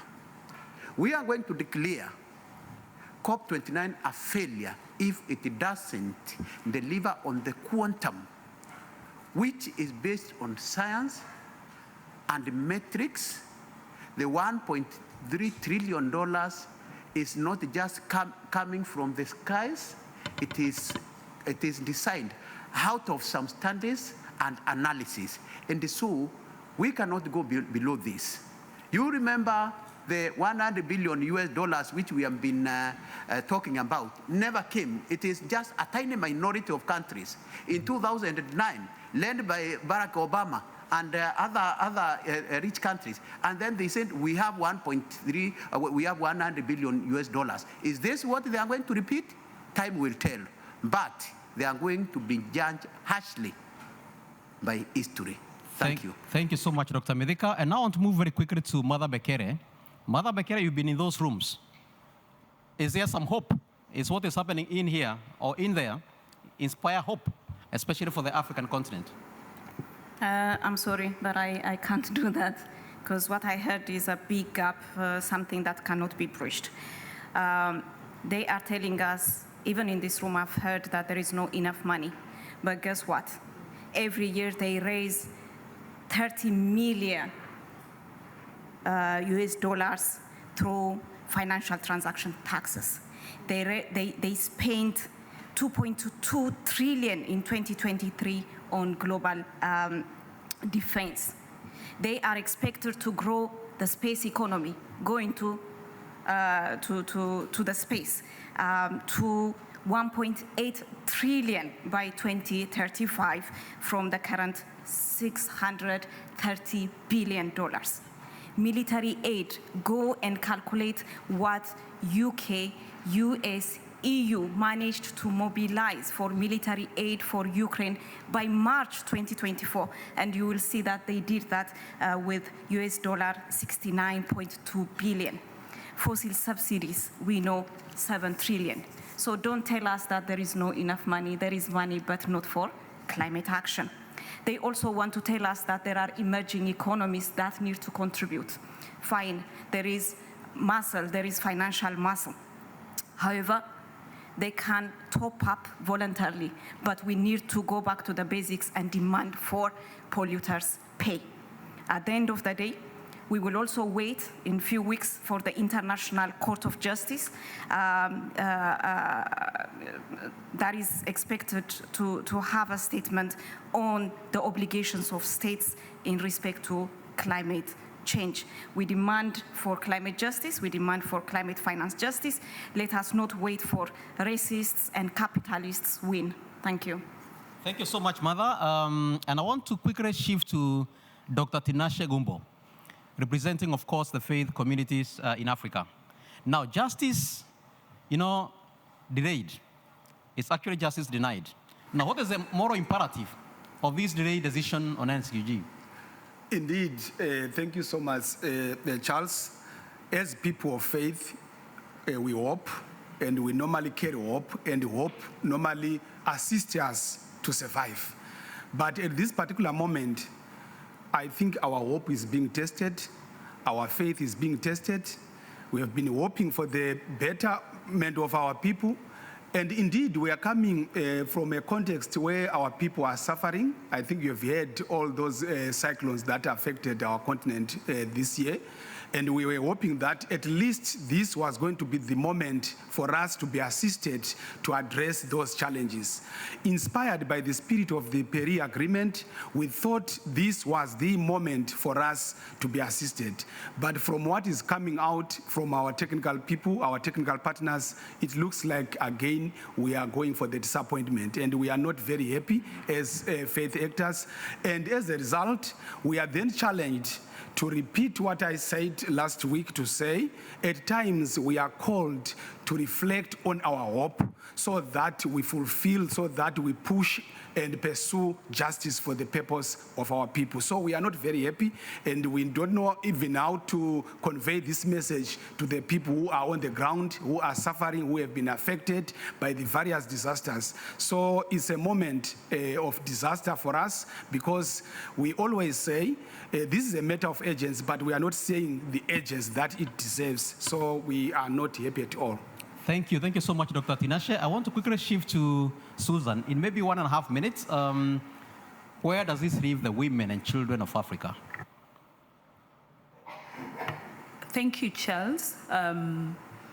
Just to say that whether this was a finance COP, it's a true lie.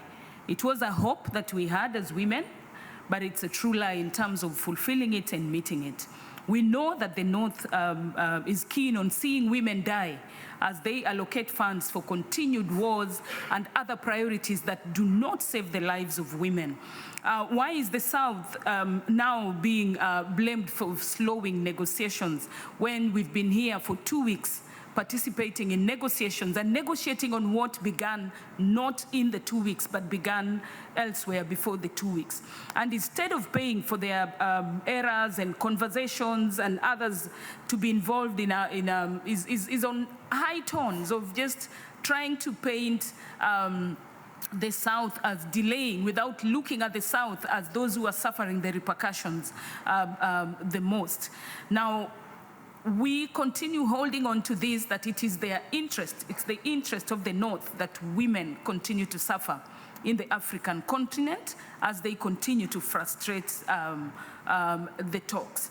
And what we are also saying is that the failure even to focus on the text, talking on the hows, is taking us back to the archaic processes, systems and structures on managing global financing that at the end of the day does not guarantee access for the women whom we left at home. They could not come here because of finances, and we are going back without hope around the finances. So if up to this hour there's no agreement, if up to this minute the figures that are on the table are figures that are quite miserable, then it's really for us to say that it's in the interest of the North to see that women continue to suffer the climate repercussions, women continue to die, young girls continue to be married early enough because then they are compensating their families, and this is quite sad for a group of countries that purport to be champions, climate champions globally. Thank you so much, Susan. And now, very quickly, I want to turn to Honorable Sakata Gari. You are our readers. You are our African parliamentarians. We look unto you for leadership. Where are we going to go after this? OK, merci, thank you. Je vais parler en français. Je représente le Parlement panafricain en tant que président de la Commission agriculture et changement climatique et environnement. Mon message, en fait, est un message bref de soutien au gouvernement africain, à la société civile et au groupe de négociateurs. Et en même temps, en tant que parlementaires africains, nous recoupons toutes les inquiétudes de Parlement ainsi que des peuples africains sur les questions qui sont liées au changement climatique. Et en représentant tous ces peuples, nous portons leur voix en montrant que ces peuples africains sont en train de souffrir des changements climatiques due aux activités intenses des autres continents. Et en principe, en vertu du principe du pollueur-payeur, ceux qui polluent plus devaient davantage plus payer. Et c'est ce que les peuples africains sont en train d'attendre. Alors, en venant ici, nous nous attendions et nous attendons encore à des résultats très tangibles et on espère bel et bien en avoir. Et le pape, dont le Parlement panafricain soutient et est solidaire avec les gouvernements africains, la société civile de tout genre, mais qui soutiennent les activités, le financement en faveur des pays africains, mais également le groupe des négociateurs, pour que le deal qui sera trouvé finalement soit favorable pour toutes nos communautés qui sont affectées par le changement climatique. Nous voudrons donc noter, en tant que parlementaires africains, que la participation aux différentes COP ne doit pas se limiter à un niveau rituel ou de simples déclarations, mais cela doit aboutir à des résultats tangibles, des résultats concrets en faveur de nos communautés. Je voudrais donc conclure que nous sommes là pour agir pour le futur, notre futur, pour le futur de nos enfants, ainsi que pour le futur de l'humanité tout entière. Nous sommes donc pour la justice et l'équité climatique. On vous remercie. Merci beaucoup, Monsieur Sakata Agari, for those beautiful remarks. I now want to usher in Dr. Medeka. There is always a silver lining in every dark cloud. And it is one thing that put a smile in our face. It's something that Dr. Medeka will tell us. So, ladies and gentlemen, having heard from all the cross-section of partners here, you see this represents the hope of the people. We, of course, are very disappointed with these negotiations. We will, of course, be disappointed by the outcome here. The indicators are very clear, but still we want to encourage our people. Our people are the solutions. On the ground, in communities, we are providing solutions. Women, young people, fisher folk, smallholder farmers, we are doing very transformative work at a very local level. We are the ones who are ensuring that people eat, we have sufficient food and everything. And so, the struggle will continue. With or without a deal, whether a bad deal or a good deal here, we are going to reach where we want, a transformative change, which is everything. Economic justice, social justice, debt. We want to work with all movement. We want to bring everyone together. And that's why I want to assure you we are reaching out to others who are like-minded, both at the civil society and even at the governmental level. The inequalities is not only limited for us to only the governments in the north, but even for us, even at the civil society, the issue of equality is very important. So in the movement we are building, in the roadmap towards the Belém, we want to work together. And we promise that it is out of that the issue of really listening to each other, working together is very important. That is when we are going to deliver what we want. And so, a good example has been set. We have worked with our civil society in Azerbaijan. They are remotely disconnected by circumstances, but we believe that we need to lift others. We need to work with others.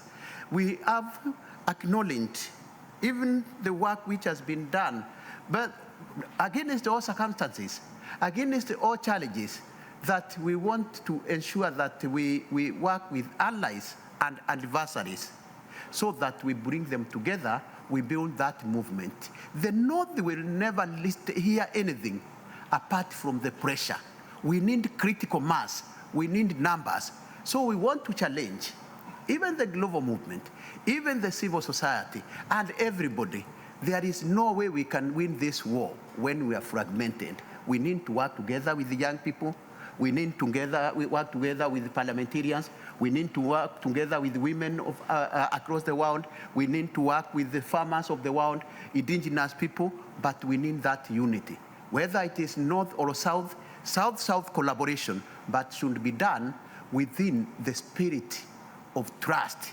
We need trust building. We need to trust each other. We need to work with each other. And we in Africa are ready to work with others who are ready to work with us. Thank you very much, Charles.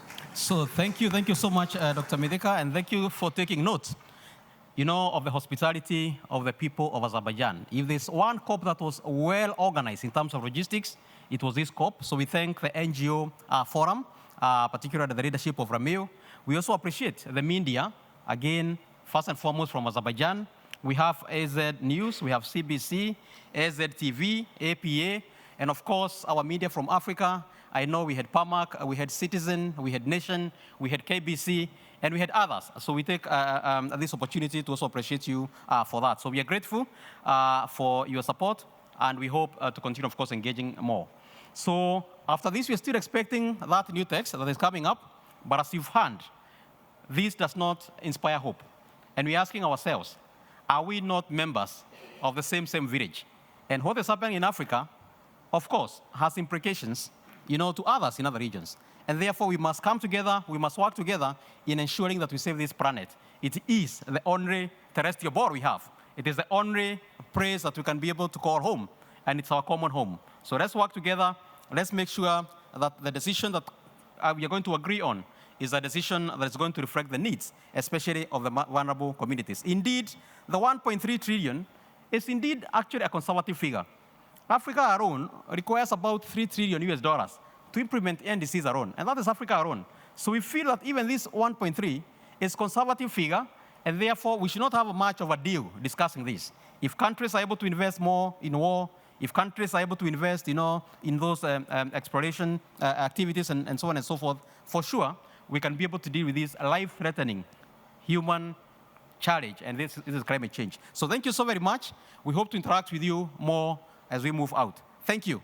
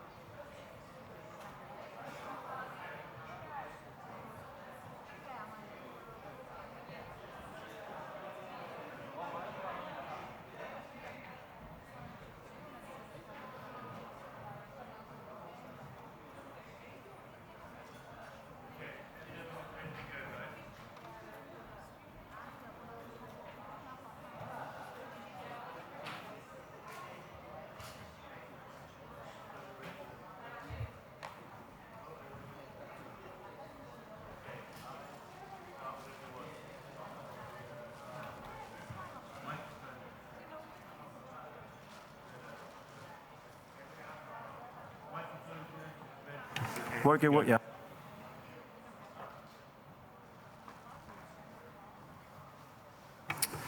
Hello, dear colleagues. Thank you so much for joining us today. My name is Enrique Noguera, a Plant-Based Treaty City Campaigner for Europe.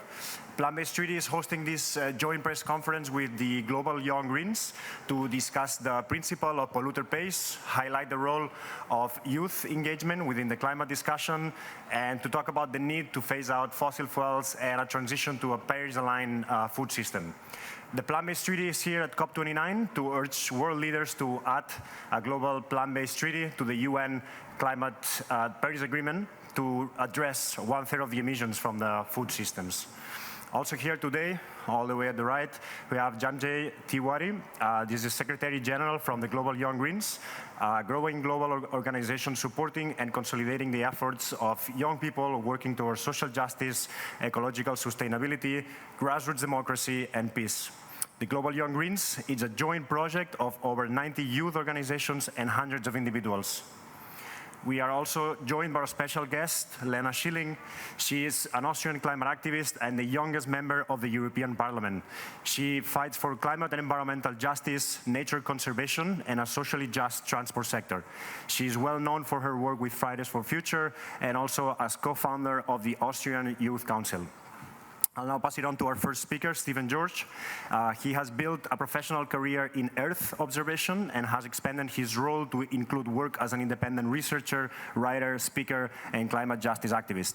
He is here this year in Baku as an independent advocate to bring attention to the discourse on food systems and the new paradigm on Earth system governance. Whenever you want. Wonderful, thank you. And it is an absolute pleasure and privilege to sit and speak alongside such esteemed panelists. So first of all, I would like to bring attention to the significance of the food system. Now, while the phase out of fossil fuels is absolutely necessary and rightfully receives attention, it's equally important to understand that the reason we are given a carbon budget for net zero by 2050, and thus this orderly phase out of fossil fuels, is because the IPCC climate models have assumed that there will be a transformation of agriculture, forestry, and other land use from carbon source to a carbon sink in the next 25 years, with a net zero by 2030. Moreover, we also know that even if we halted fossil fuels today, emissions from our food system alone would push us beyond the 1.5 and 2 degrees Paris Agreement targets. Not only this, but as we appropriate land for agriculture, we destroy habitats and biodiversity. We replace these rich, complex ecosystems with grazed land, pastures, and monocultures. When we over-apply nitrogen and phosphorus, we create anoxic events in rivers and oceans, all of which erode and undermine the resilience of ecosystems and their functioning that has taken centuries to establish. Things like carbon sequestration, evapotranspiration, water cycling and purification, and nutrient transport, all of these are key pillars of biosphere integrity that we all collectively depend on. Now, these transgressions of our planetary boundaries are driven by the food system, particularly animal agriculture. So there is no stable future for the Earth system if we continue these destructive practices. Now, I want to also take this opportunity to address another blind spot in our advocacy. While we remain preoccupied in our carbon tunnel vision, there is an immediate governance challenge to prevent the transgression of tipping thresholds in the Earth system. Once we trigger feedback mechanisms, we initiate these irreversible processes that lead to regime shifts, from ice to no ice, from carbon sink to carbon source, from forests to savannas. These are points of no return, and once crossed, they cannot be reversed on human timescales. We currently cannot rule out that tipping thresholds in the Greenland ice sheet and the West Antarctic ice sheet may have already been breached, along with a very high risk that many others will be breached at the 1.5 degrees mark. So this 1.5 is a physical limit of our planet. It is not a political target. This means that we must all care about our ice sheets, our oceanic circulations, the Amazon rainforest, because they underscore a shared reality that our collective well-being relies on the governance of these planetary commons that maintain the stability, the resilience, and the life support functions of the Earth system. Now, of course, this urgency of the situation cannot be overstated, and this demands a great deal from all of us, as it introduces a new paradigm of Earth system stewardship that calls for this radical reassessment of how we understand and structure our economic, political, technological, and social systems, with this understanding that people and nature are entwined within social ecological systems.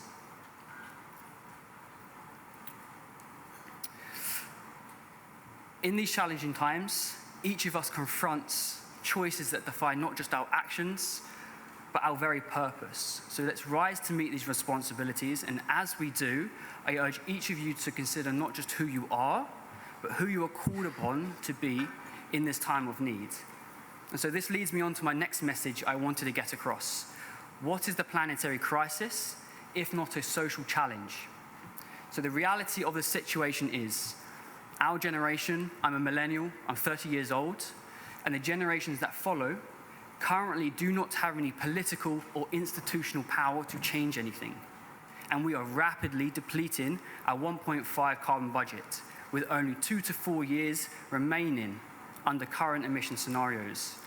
By the time we are old enough to lead, we will inherit an Earth system that has lost its stability, its resilience, its life support functions that have defined the last 12,000 years of the Holocene. What are we supposed to do with this legacy? I struggle to fully express the intergenerational injustice of this situation. So the decisions that we are making this very decade will shape our futures. They will shape the behavior of the Earth system for the next thousands of years. Now, I just wanted to take the moment to remind us all that a better world isn't simply handed to us because we desire it or because we are given a platform at conferences like COP. A better world is fought for. It is struggled for. We stand on the shoulders of giants, on the sacrifices and the struggles of pivotal historical movements, from the fight against segregation and for the emancipation of black people, to the suffrage of women, to labor movements, civil rights advancements, indigenous resistance, many environmental campaigns. Each of these movements have shaped the course of history, empowering us to continue their legacy of change and justice. It is our privilege to know and our duty to continue the fight for collective liberation, for the same systems of injustice and oppression accelerate the destabilization of the Earth system that affects us all. This means the freedom of all groups, recognizing that oppression is intersectional and all our oppressions are tied together. The liberation of any one group is bound to the liberation of all others.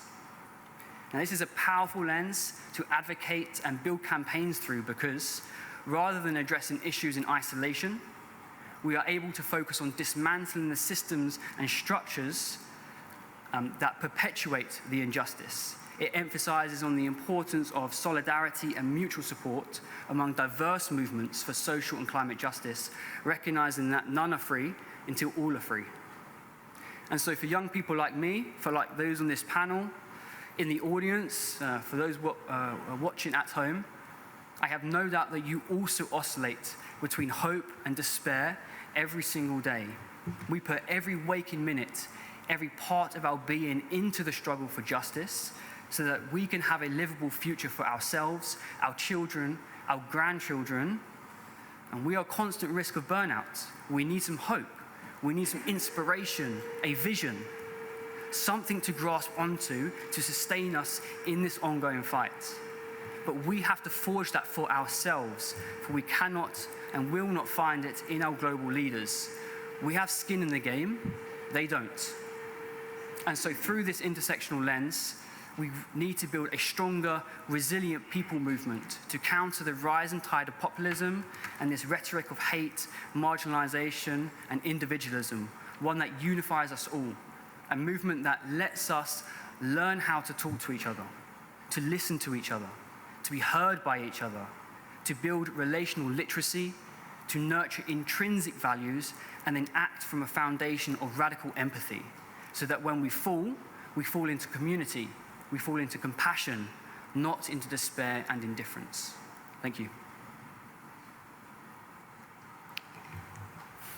Thank you so much, and also thank you for inviting me. And ladies and gentlemen, I'm very happy to speak here today, because it's, as we all know, a conference about climate finance. But this is not just about numbers. We are negotiating our future. We are negotiating for justice or injustice. And I think we need to keep that in mind when we're speaking about these technical things, because it's really about our future and what we are fighting for. And yes, we see with the planetary boundaries and the situation, the climate crisis is escalating. We already created a new reality. We are speaking about the climate crisis longer than I am alive. And still, we are not there yet, not even close. We are reaching the point, the tipping point. We are reaching the effects of the crisis already, and we are facing the floods, the droughts, and the wildfires. That's nothing that's in the future, ladies and gentlemen, that happens right now, and also here and all across the world. It's not a question we can just speak about next year, in 3 years, in 10 years. Ladies and gentlemen, it will be too late. So yes, this conference is a very important space. It's important for all the young people searching after hope, and also an important space for global leaders to show how to lead. And that's what I'm demanding. So what we are talking about today and the other days so far is about, do we have enough money? Where do we get the money from?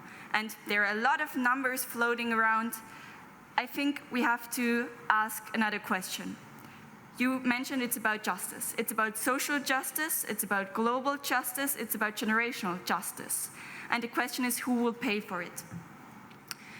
Yes, we see big oil and gas companies are making about 4 trillion profit a year. And then we are asking us, where is the money? I think when we are committed, politically committed, we can say polluters have to pay. And I make it that simple because I think in the end, it's a question about dignity and dignity for humanity. And I think that's what we need to face right now. And also, we're talking a lot about mitigation. So of course, we have to phase out fossil fuels and stop fossil subsidies right now. I think it's ridiculous to still do it. And in the end, I think I want to end on a hopeful note.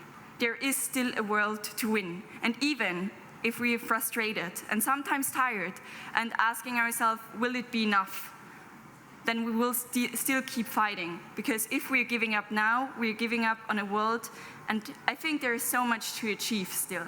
So yes, in these negotiations, we need much more empathy and also much more feeling for what we are facing right now. And thank you so much for this space and having the opportunity to share this perspective with you. I think that's very important.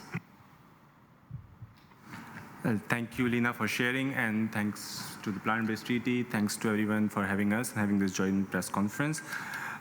We, as Global Young Greens, stand united in the call for an urgent, equitable, and transferable climate action. We, as an organization who supports the Global South and who have been pushing for the voices from the Global South, have been somewhat disappointed by these big climate conferences, which have not given much space to the Global South, specifically the young activists, young marginalized people, the gender, the LGBTQI community, who are not being able to be here because of the exclusive nature of these big climate conferences.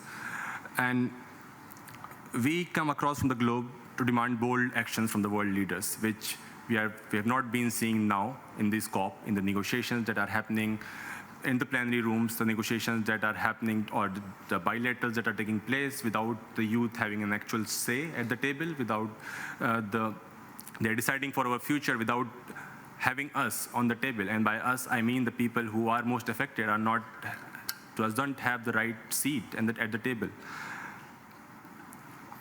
We, as Global Young Greens, we do demand a fair, fast, forever phase out of fossil fuels. Nation states must commit to a comprehensive, just, and equitable phase out of fossil fuels. We, as Global Young Greens, demand the meaningful inclusion of youth at the NDCs and at the decision-making tables. The countries, the nations also have to make sure, while making their NDCs more ambitious, they have youth in their decision-making process, they have the marginalized communities in their decision-making process, and the NDCs are being made as per the demands of the youth, because it's their future. And then we also call on the nations who are discussing at COP as well that young people are at the forefront of the climate crisis. And it's high time we give them the seat at the table as well. And the other demand is for the accountability of the big polluters. The mechanism must be established to hold corporations and states accountable for their contributions to climate crisis. And funds from these mechanisms must be directed towards adaptation, resilience, loss and damage, and vulnerable communities, particularly in the Global South. And it's high time the Global North has to take the responsibility for the historic pollutions that they have made and the reparations that the Global South need. And we do need ambitious goals from them. We are still, as Lina, you were mentioning about the numbers flying around the negotiation tables, it's 200 billion, it's 600 billion, but we do not need billions, we do need millions. And it's the time for the Global North to take the responsibility. It's time for the big polluters, not just the states, but also the corporations, to be accountable and to pay the money. The money is there. We are now hearing more jargons about where would the money come from. As it was rightly mentioned before as well, there is money which the oil companies, everyone, the fossil fuel are making, but we are not getting money for the public finance. And at last, from the Global Young Greens, I would say the indigenous people, the marginalized communities throughout this process has to be involved. There has to be a proper representation. And youth is no more the future. We are the present. And we don't take, I would also like to end on a very positive note, although most of the people that I'm speaking to as youth are almost saying that this COP is already lost, we are not getting anything. But we as youth, we will stand up, we will fight for our space, and we'll make sure that we are there to make the change. Thank you. And lastly, we would like to talk about the challenge that feeding the world while meeting everyone's needs represents. We need to stay within the safe operating space of our planetary boundaries, which is critical to climate action. Food systems account for 1/3 of greenhouse emissions, and food emissions on their own would be enough to breach the 1.5 degrees target. Therefore, we need action on food and fossil fuels in equal measure and determination. 34 cities across the world have endorsed the call for a global plant-based treaty to align the food systems with the Paris Agreement and to implement best practices in plant-based food policy at the local level. Cities that have already endorsed that call include Los Angeles, West Hollywood, Jabalpur, Sonipat, Than, Mandwar, Amsterdam, Edinburgh, and Belfast. Along with these cities, the call for a treaty is edging close to 250,000 individuals, along with 3,500 groups and businesses, cultural leaders, including Sir Paul McCartney, and over 100 scientists, including 5 Nobel Prize winners and several IPCC authors and reviewers. The plant-based treaty proposes 3 core principles: redirect, relinquish, and restore, along with 40 suggested proposals. The treaty would redirect resources from animal-based to plant-based food systems, a big transition like our switch to electric vehicles. As this increasingly yields new, affordable, and healthy plant-based food choices, the treaty will be going to relinquish the halt of the expansion of animal agriculture harmful practices and restore the ecological systems that these practices have degraded. Our Plant-Based Treaty in Action report looks at 40 suggested proposals and highlights examples of best practices from around the world already being implemented. For example, within Proposal 12, we look at the introduction of meat and methane taxes with proceeds funding restoration and of land destroyed by animal agriculture. This week, Denmark agreed on how to implement the world's first tax on agriculture emissions, including greenhouse gases from farm animals. This comes after months of negotiations between the country's major parties, farmers, the industry, trade unions, and environmental groups. The concept of methane taxes to lower meat consumption is supported by the International Monetary Fund in their 2022 report, How to Cut Climate Emissions. They say financial incentives to reduce animal farming are practical for wealthier countries, although might be harder to implement for African or Latin American countries. The IMF goes on to propose that in countries with limited capacity for agriculture, strategies might need to focus on farm and consumer level incentives, such as shifting from animal farming to plant-based food systems. Consumer level incentives to shift from meat to plant-based diets and incentives to farmers rather than tax might be more applicable for decarbonizing food systems in these situations. As well as redirecting money directly from animal farming to plant-based solutions, Proposal 15 of the treaty calls for an end to government subsidies advertising for meat, dairy, and the egg industry. 3 cities in the Netherlands, Utrecht, Bloemendaal, and Haarlem, have implemented bans on advertisement for meat, dairy products in public spaces. The ban is part of a broader strategy to encourage more sustainable and environmentally friendly consumption pattern among residents. By curbing the visibility of meat and dairy advertisements, these cities hope to shift public perception and consumption habit towards plant-based alternatives, aligning with their commitments to reduce greenhouse gases and promote public health. Proposal 36 calls for incentivized subsidies, grants for farmers to finance switch from animal agriculture to diversified plant production. Netherlands is another good example where the government has introduced subsidies through its Transition Fund for Agriculture, designed to help farmers shift from traditional animal agriculture to plant-based production systems. These funds provide financial support and grants to farmers interested in diversifying their crops, particularly focusing on sustainable plant-based proteins. By offering these incentives, the Dutch government aims to reduce emissions from animal farming and environmental impact while supporting farmers in transitioning to more climate-friendly agricultural practices. A new study this year has raised the alarm bells on the risk of carbon sink collapse. Forests, plants, and soil absorbed almost no carbon in 2023 during the hottest year on record. While this collapse of land carbon sinks might be temporary, scientists have warned that cracks in the resilience of the Earth systems are beginning to show. We need a global treaty and international cooperation to scale up plant-based solutions. Cities are already showing it can be done. Many are prioritizing plant-based foods and showing us the pathway to a 1.5 aligned food systems. That is why climate action must be scaled up with a fossil fuel treaty and a plant-based treaty. Thank you so much. We will now open the floor for questions if there are any. Thank you.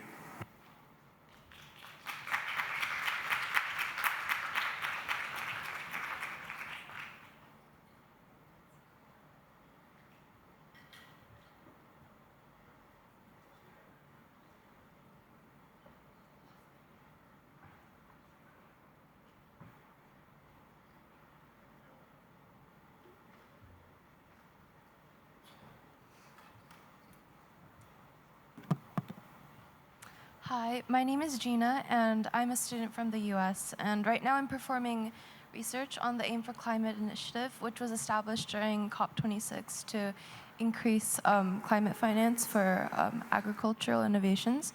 And I was wondering about what specific changes need to happen during the remainder of the negotiations today to transition into a Paris Agreement-aligned food system.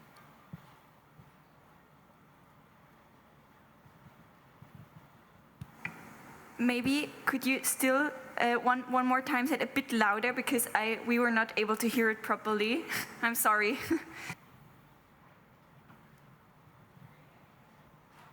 Yes, sorry about that. Hi, my name is Gina, and I'm a student from the US. And right now I'm performing research on the Aim for Climate initiative that was established during COP26 to increase finance for climate smart agriculture and agricultural innovations. And I was wondering about what specific changes need to happen during the remainder of the negotiations to transition into a Paris Agreement aligned food systems. Yeah, thank you so much.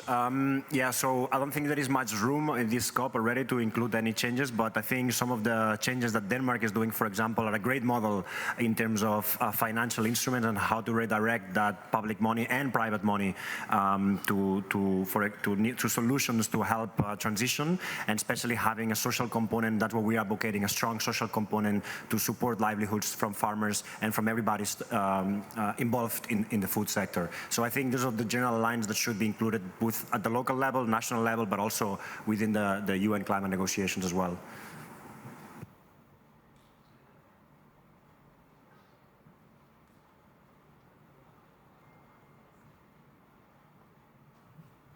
Sorry, I don't know. I will not speak in English. I can speak in French. Someone who can translate? Because my English is very bad. Ok, je suis Madame Prudence, je viens de la République démocratique du Congo.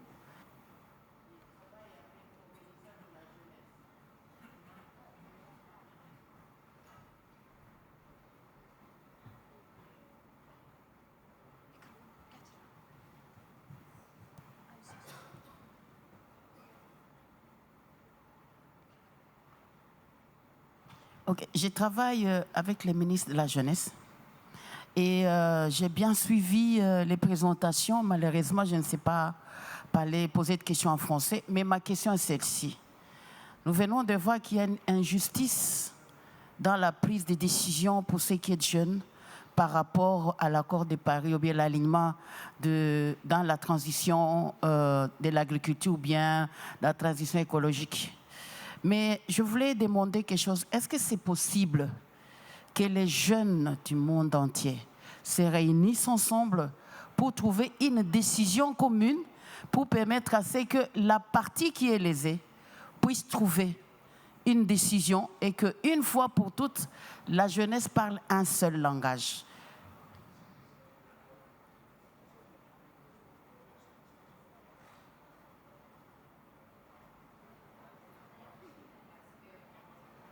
OK. On peut te répondre après. Et on a fini l'étape, désolé. On peut te répondre à côté.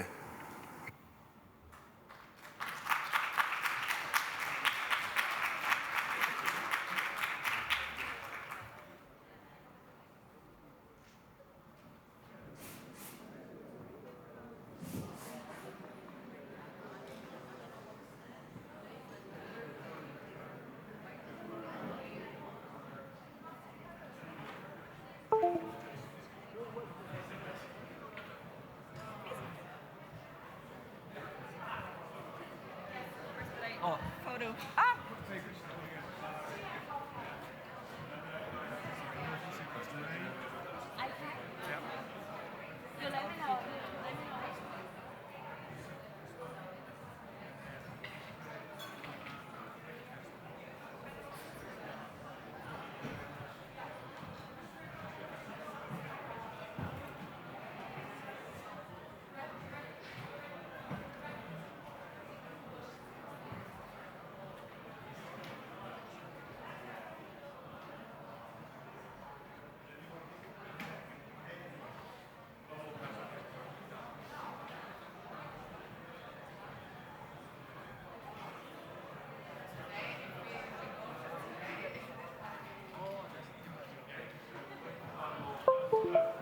Fred, is that Fred?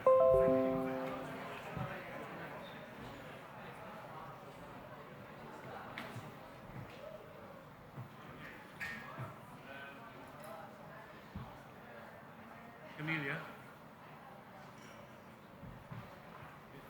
We'll just concentrate for once.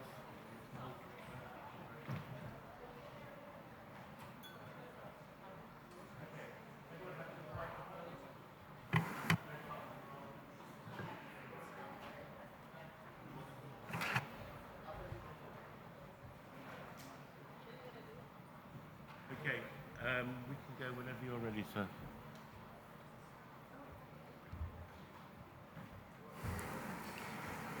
Okay, thank you to attending the Greenpeace press conference today as we wait for a new version of the draft negotiating text later today as the clock continues to tick here in Baku. 3 years of negotiations and countless number of meetings, and yet amid the escalating climate impacts and spiralling temperatures, we still do not have a headline climate finance figure here in Baku, the finance COP. Please, I'd like to introduce our speakers today. I have Jasper Inventor, Head of Delegation at Greenpeace International, Martin Kaiser, Executive Director of Greenpeace Germany, Fred Neju, Pan-African Political Strategist at Greenpeace Africa, and Camila Jardim from Greenpeace Brazil, International Climate Politics Specialist. I'd like to now hand over the speaker to Jasper to start the session. Thank you, Aaron, and good afternoon, everyone. And as you know, we're eagerly awaiting the next iteration of the negotiating text, and it's going to come out anytime soon, in the next few hours. So maybe let me start by saying that we engaged with the earlier version of the negotiating text with the expectation that the revised version that's coming soon would reflect the urgency and scale of the climate crisis. The earlier draft included one option that rightly recognized the need for trillions in climate finance, but it failed to specify a clear quantum. This omission undermines trust and ambition, key elements of delivering meaningful outcomes of COP29. A strong climate finance goal cannot be vague or unidentified. The absence of a specific public finance number risks sending the wrong message, that the needs of those on the front lines are negotiable. Communities already enduring the worst impacts of climate change, relentless floods, deadly typhoons, like in my country, the Philippines, searing heat waves, need more than empty promises. They need action, and that requires concrete commitments to scaled up finance. We emphasized that developing countries have been clear from the start. The scale of finance needed to address climate impacts and drive mitigation, adaptation, and loss and damage must be ambitious, predictable, and accessible. Trust cannot be built without developed countries stepping forward with high public finance commitment. Without this, progress in these negotiations stalls, and the needs of the most vulnerable are sidelined. The earlier draft presented negotiators with two starkly different options. One pathway could unlock trillions in climate finance, supporting bold climate action. The other allowed developed countries to shirk their historic and moral responsibilities, shifting the burden onto private mechanisms and the very developing nations that need the most support. This is not just inequitable. It is a failure to meet the critical demands of this decade, a failure of climate justice. We called for clear, actionable commitments in the revised text. The revised text must include specific sums and timelines, ensuring that finance goals aligns with the Paris Agreement's objectives. Developed countries must take the lead in providing scaled-up finance as the foundation for trust and progress. This cannot be a negotiation who does the least. It must be a collaboration to achieve the most. Moreover, we highlighted the importance of making polluters pay to close the financing gap. The draft text must retain provisions to make polluters, especially giant fossil fuel companies, pay. Redirecting their massive profits to fund climate solutions is not only fair, but essential. These companies have made billions while driving the climate crisis, and it is time for them to pay their share toward repairing the damage they have caused and support a transition to a more sustainable future. So, as we await the revised text, excitedly, I suppose, for some of you, we stress the ambition is paramount. This is not just about meeting numbers, it's about meeting the needs of billions of people who are counting on COP29 to deliver. A sufficiently ambitious finance goal must reflect the scale of the crisis and provide the resources necessary for adaptation, mitigation, and loss and damage. It must be accessible to developing countries, particularly the most vulnerable. The clock is ticking, and negotiators must now step up their game. Every delay, every diluted commitment takes us further from where we need to be. The stakes are simply too high, for incremental progress or vague compromises. The decisions negotiators make in the coming hours will define the legacy of COP29. Will it be remembered as a turning point where ambition, equity, and action came together? Or will it be another missed opportunity? The world is watching. Let us ensure that the revised text provides a foundation for hope, progress, and justice. Together, we must rise to the challenge of our time and deliver a finance goal that meets the demand of this moment. Thank you. Thank you, Jasper. I'll hand the microphone over to Martin. Good afternoon. To keep the costs of the damage caused by the climate crisis to nature, the economy and infrastructure in check, we urgently need to step up measures to reduce emissions. This is the other part of the negotiation, because the damage is getting worse from year to year and the costs are getting higher and higher. But the question that should be paramount here is, how much is a human life worth? How much is the life of millions? How much are the lives of our children and grandchildren worth? The flood in Spain costs over 200 people their lives. The climate-related weather extremes in the Ahr Valley, Germany, caused the damage of infrastructure, the economy and the private sector, totaling 40 billion euros. 135 people lost their lives in the floods. Typhoon Yagi, in September this year, claimed 500 lives in Southeast Asia. If the global community, the leaders of almost 200 countries here in Baku at the World Climate Summit, fail to reach a clear agreement to significantly reduce emissions, the costs will rise massively. Many more people will die in the increasingly frequent extreme weather events. There's an urgency to bring down global emissions. According to the International Energy Agency, fossil fuels use must and can be reduced by 55% within the next 10 years. It's possible thanks to clean energy revolution driven by solar, wind, and electrification.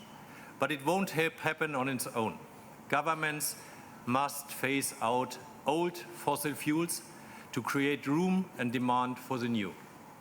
That's why the outcomes from here must ensure that countries' national plans submit next year will include timelines and policies for phasing out fossil fuels.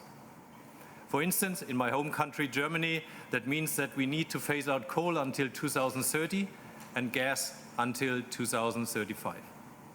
It is the responsibility of the major polluting countries to fulfill these requirements. And it doesn't matter which government succeeds the current one, because it's not only an economic duty, but above all, a moral one. Because human lives cannot be weighted up in euros or dollars. The world does not need any new fossil fuel projects to meet project energy demand in a 1.5 aligned scenario. And to state it very clear, oil and gas are not a gift from God. They are the poison that costs lives, brings extreme wealth to a very few, and causes massive damage to the rest of the world. In 2023 alone, oil and gas production reached a historic high. Forecasts indicate that up to $570 billion will be spent every year in new oil and gas development and exploration until 2030, which means only 5 years from now. Phasing out fossil fuels in alignment with the Paris Agreement means phasing out both consumption and production. Countries can't assume that they can keep on expanding oil and gas while relying on technologies like CCS and unicorns in their own national plans.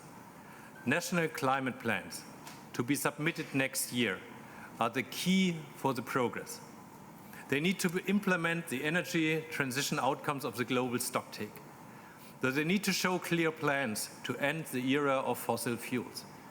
National climate plans are the leverage point, especially for G20 countries. On Tuesday, the Brazilian President Lula urged G20 leaders to accelerate their national climate targets calling on them to reach net zero climate emissions 5 to 10 years ahead of schedule. This is the spirit we need to see reflected here in the COP29 outcomes.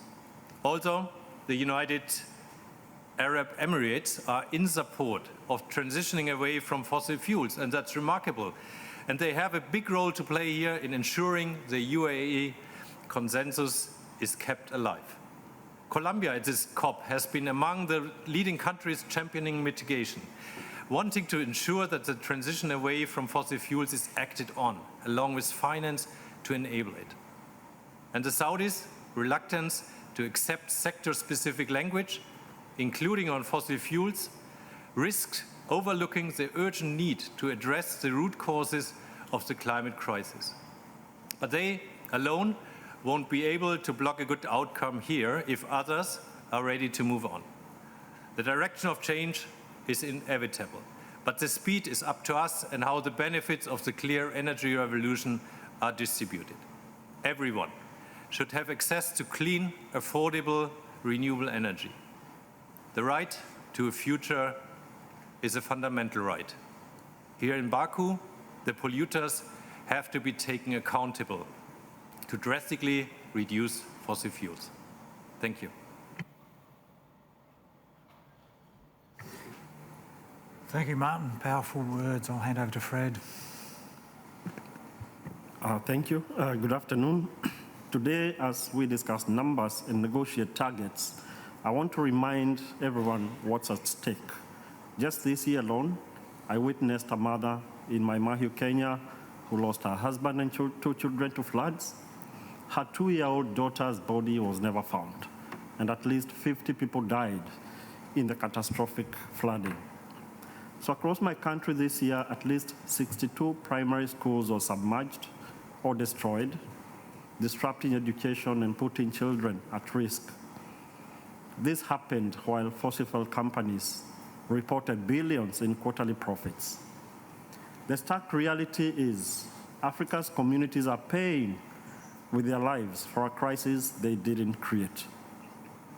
In South Africa, unprecedented tornadoes have leveled communities.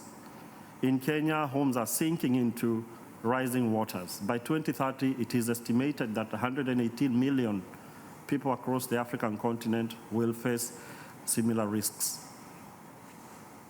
While developed nations continue to dodge their responsibilities, our communities are drowning, starving, and losing their homes to a crisis they didn't create. We refuse to accept a whole of finance deal that betrays climate justice and mocks the polluters pay principle. To my African colleagues, this is our moment to stand united. No deal is better than a deal that condemns our continent to further climate devastation. Developed countries must pay their fair share now. The choice before us is clear. We either secure a deal that delivers real, substantial finance for adaptation and loss and damage, or we continue to witness the systemic destruction of communities across Africa. There is no middle ground when lives are at stake. We demand action that matches the scale of the crisis. We demand that polluters pay for the damage they've caused. And most importantly, we demand justice for our communities who have lost everything while others profit from their suffering. This is not just about the numbers on a page. This is about economic and social justice. It's a matter of survival and our shared humanity. I thank you. Camilla, final speaker.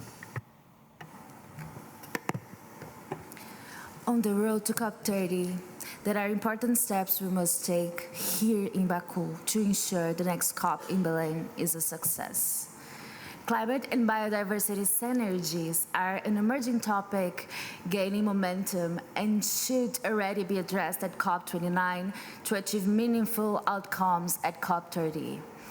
The first COP to be held in a tropical forest country, surrounded by vibrant and wise indigenous peoples and local communities, presents a unique opportunity to explore the potential for a joint program under Rio Conventions on Climate, Biodiversity, and Desertification. Solutions to the current crisis we face cannot be found through siloed discussions. We need to break down the barriers between climate and biodiversity, mitigation and adaptation strategies to optimize and amplify their outcomes.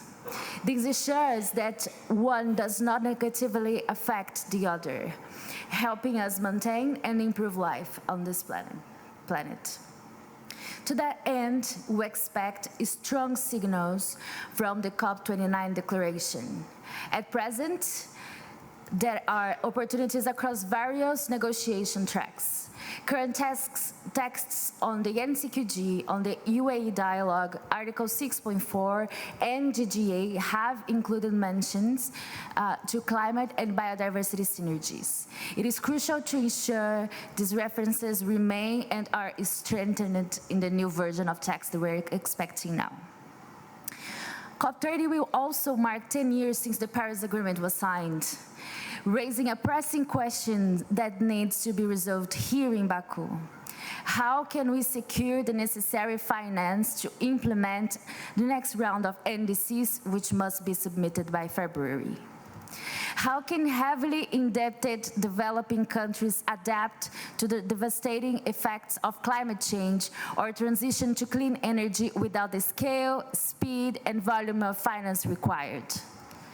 We know that trillions of dollars in grants and highly concessional finance are needed, and that they exist.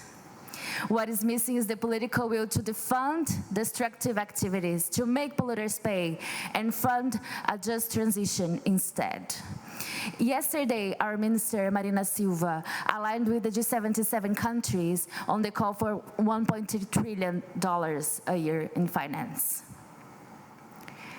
Beyond this, it is clear that the quality of finance must also improve. While developing countries have put forward several proposals, developed countries, those historically responsible for the climate crisis, have yet to commit to specific numbers. In this final hour of the COP, Greenpeace introduced the Portuguese word persistir as a guiding principle for the road to COP30. It means to persist, and it reflects our resolve to remain strong throughout the ups and downs inherent to this process. Whether in floods or droughts, in good deals, bad deals, or no deals, our struggle will continue. Make no mistake, we remain confident that a deal will emerge from this COP. But even when it does, there's still a long road ahead to ensure we keep 1.5 within reach by transitioning away from fossil fuels and transforming harmful production, consumption, and living practices. We can do it. Together, we can persist. Juntos, nós podemos persistir. Obrigada.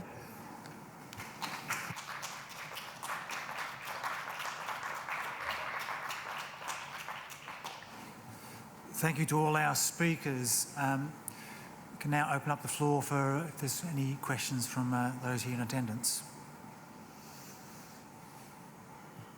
Just down the front there. Hi, I'm Kurosh. I'm one of the Youth Climate Ambassador from the Center for United Nations for Center for Constitutional Research for United Nations. One of all of the things, the outcomes that you mentioned, was very good, very nice. But one of the important things that we can see after 29 years, that the way that we are going is not making anything better. Don't we think that it's time that we understand we are in the wrong way? We need to change something, maybe in COP, for example. My question is that, when do we want to let the youth vote in COP? Because as we see in the advertisement of the UNFCCC and the government, we see, let's the youth do something. They take a lot of pictures, but it is not in fact, in action? When can we expect that? That let the youth participate in the vote in the COP. And the second thing about decreasing the consumption of fuels, I would say when we want to come up with an idea that as a humankind, we need to force mostly the decision makers to do that, not to force the normal people. For example, in Canada, that the students and normal people who try to warm themselves, and then instead we see the politician went with their private jet, and who has to pay for that? The normal people. When do we want to work in these two topics, and when can we expect that we put it in our outcome list? Thank you.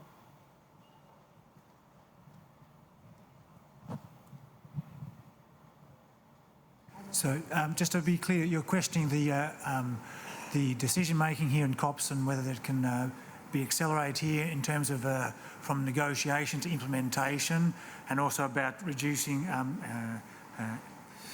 forcing decision-makers to push forward with the energy transition.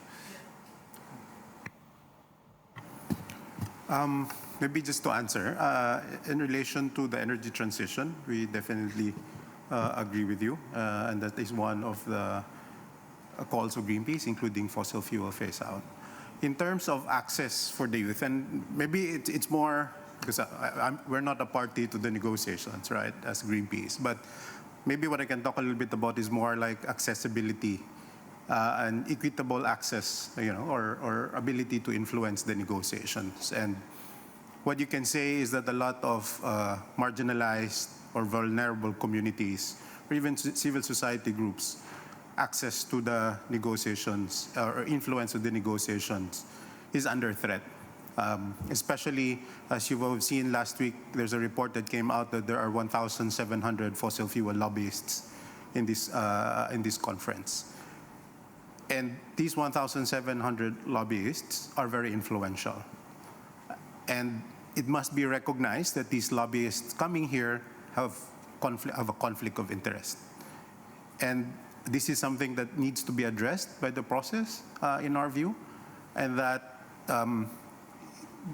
their presence threatens the access, the equitable access and ability to engage, by the youth, by indigenous peoples, by vulnerable communities and impacted communities overall.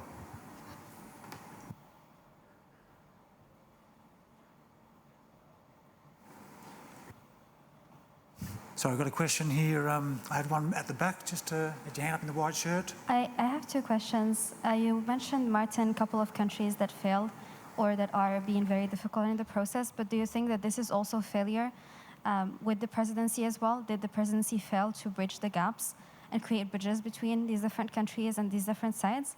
And my other question is, if this COP fails to deliver a deal, why should we expect that the next COP would do better and give us more ambition? I think I understood your question, that if this COP fails, what can we expect from the next COP? And then, did the presidency fail? Is this a failure on the presidency or on the countries that are pushing back on, especially in terms of finance? On the presidency or what, sorry? Countries that are pushing back? Presidency or the countries. Okay, thank you.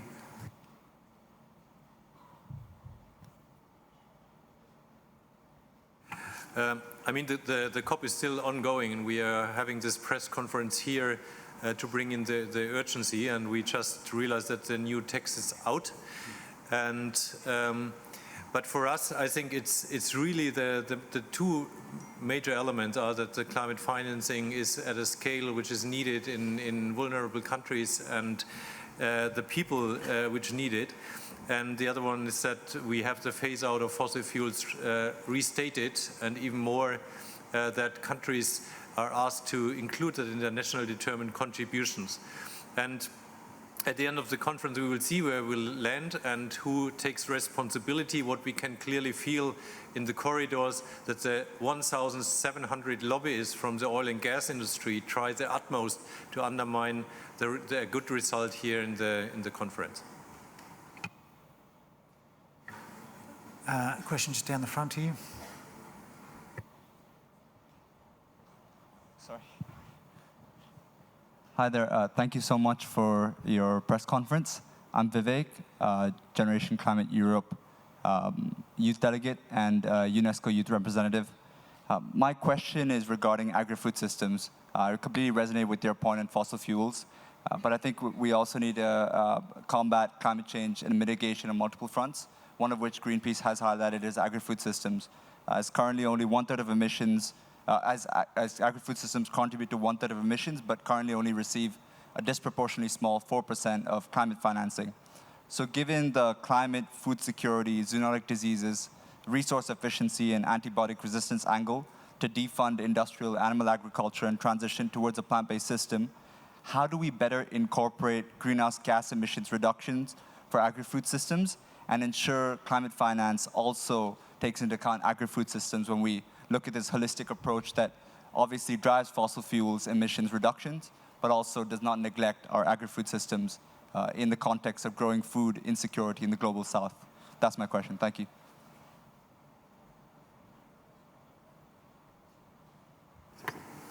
Hi, thank you for your question.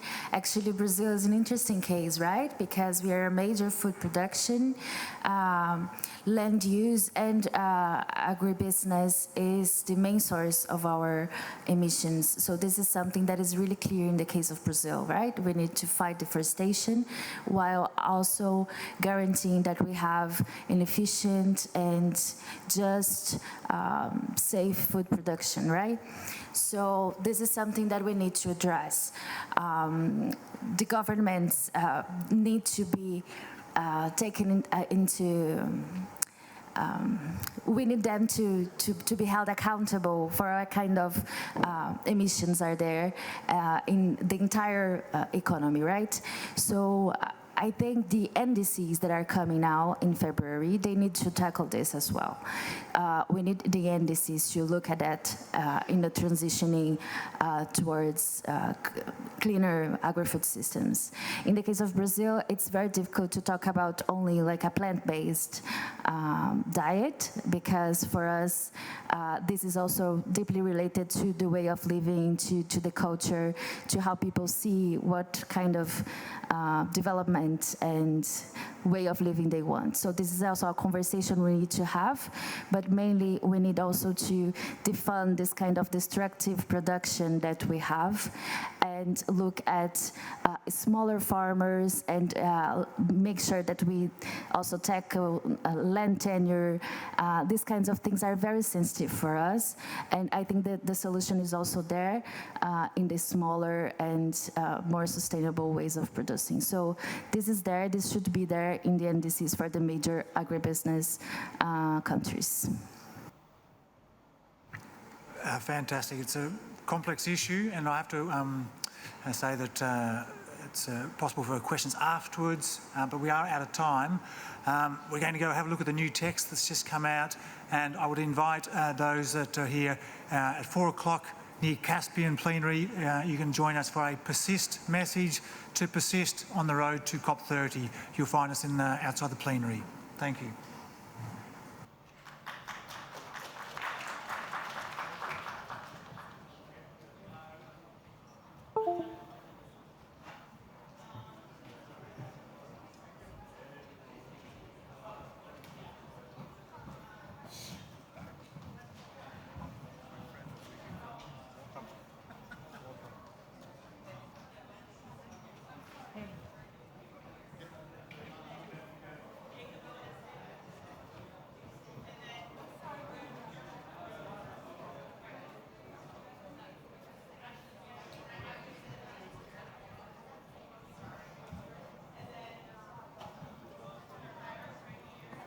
We'll get rid of that.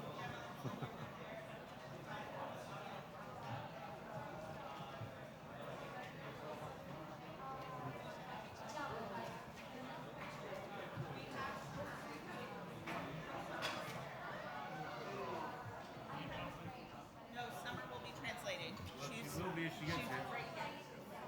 Come on, Summer. No. I'd start now if I were you, because you're running out of time. Okay. Just make sure this microphone. Testing, testing. Not on. Testing, testing. Yeah, that's on. Okay. Okay, so who's going to speak first? No, who's going to announce? ¿Quién va uno? Hello, everyone. Thank you so much for joining us. We are a Wisdom Keepers delegation. We are an international collective of Indigenous wisdom keepers and activists from around the world who come together to advance contemporary climate policy that we co-create by distilling our global Indigenous wisdom. I'm just one of the organizers. My name is Jacob Johns. I'm Okimarato Manhopi. I come from the United States of America, and I'm honored to be sitting here with our colleagues who have been working for the past 2 years to come together and advance our policy platform underneath the umbrella of the UNFCCC. Leaving COP29 in Baku, we, a Wisdom Keepers delegation, feel the immense weight of humanity's choices pressing down on us like never before. The decisions made and avoided at this gathering have only deepened our resolve to fight for a livable future. This moment prophesied by our ancestors and our traditions is one of reckoning, a time when humanity must decide whether to continue down a path of destruction or embrace the sacred responsibility of renewal. What we witnessed in Baku reveals a dangerous lack of courage, ambition, and morality, and one that threatens the survival of all life. The discussions surrounding the new NCQG on climate finance appear to be nothing short of a glaring failure. The NCQG was meant to replace the outdated 1 billion annual target, a target that shamefully has never been met by public finance, despite repeated promises. And instead of rising to the challenge and delivering a bold, transformative vision, what we are witnessing is commitments that fail dramatically short of what science and communities need and demand. The reality is stark. Trillions of dollars are needed. Not billions, mere pennies against a tidal wave of destruction that's already engulfing vulnerable communities worldwide, specifically putting Indigenous communities at the forefront. This seeming failure is not just a shortfall, it is betrayal. For communities on the front lines, it's the difference between survival and extinction. Rich countries like my own, the United States, bear an undeniable responsibility. As the largest greenhouse gas emitter historically, it's imperative that we live up to our moral responsibility and pay our fair share to the rest of the world and own up to our own legal obligation and moral obligation to the rest of the world. The NCQG discussions in Baku are yet another example of how voices in the most impacted regions, specifically Indigenous people, small island nations in the global south, including the equatorial region, these systems perpetuate the wealthiest natures and corporations giving profit over the exploitation of the natural resources around the world. And what we see in Baku is not just a lack of ambition, it's a profound moral failing. The science is clear and the solutions exist. What is missing is the political will to act in alignment with justice, with equity, and the sacred responsibility that we all share for future generations. Instead of creating systems that commodify nature, such as carbon markets, the international community must dismantle the structures of greed and exploitation that has led us here to this impending collapse right now. The solutions that we need are rooted in respect, in reciprocity, and the wisdom of those who lived in harmony with the earth for generations. We leave COP29 with a fierce resolve. The commitments being made in Baku, including the failures of the NCQG, must not go unchallenged. And we will be watching as the negotiations continue. Nations like the United States must stop hiding behind empty promises and meet their obligations to the global community. The survival of vulnerable communities, and indeed all life on the planet, depends on it. The time for change is now. This work is sacred and it is urgent and it is non-negotiable. We must act with integrity and honoring our ancestors and fulfill our responsibility to the generations who are yet to come. At the same time, mechanisms like carbon markets and structured underneath Article 6 of the Paris Agreement are upheld as solutions. But these systems are nothing more than illusions. They systematically commodify nature, they turn sacred forests and waters and air into tradable assets, while exploiting the Earth's potential for genuine renewal. And these markets do nothing to reduce the emissions. They enable polluters to pay for the right to destroy the planet. And this is not progress. This is a sleight of hand that prioritizes profit over life itself. And the carbon markets are emblematic of a deeper sickness with the global system. They reflect the merger of corporate and governmental interests, the very definition of fascism that is described by Mussolini. This unholy alliance is not solving the climate crisis. It is perpetuating it. It locks us into a system of greed and exploitation, ensuring that the most powerful continue to profit while the earth and our people, the earth, humanity, suffers. Every ton of carbon traded represents another piece of the earth sacrificed to corporate greed and another moment stolen from future generations. Meanwhile, commitments that countries have made in the past remain unfulfilled. Climate finance pledges underneath previous agreements have not yet reached those who need it most. And these failures are not merely bureaucratic oversights, they are acts of violence against the global community. Governments must fulfill their prior obligations before creating new promises, and anything less is a straight betrayal of moral responsibility and a grave violation of the trust placed in these negotiations. A failure not of policy but of a death sentence for the most vulnerable among us. Despite acknowledgments of importance in indigenous knowledge in climate resilience, there is a lack of concrete measures to institute these systems into global strategies. This oversight not only devalues centuries of sustainable practices, but also misses the opportunities for holistic and effective climate solutions.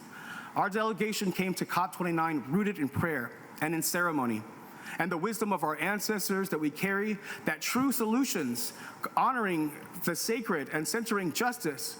We demand direct climate finance for indigenous-led solutions and resources that bypass bureaucracies, colonial forces, and colonization.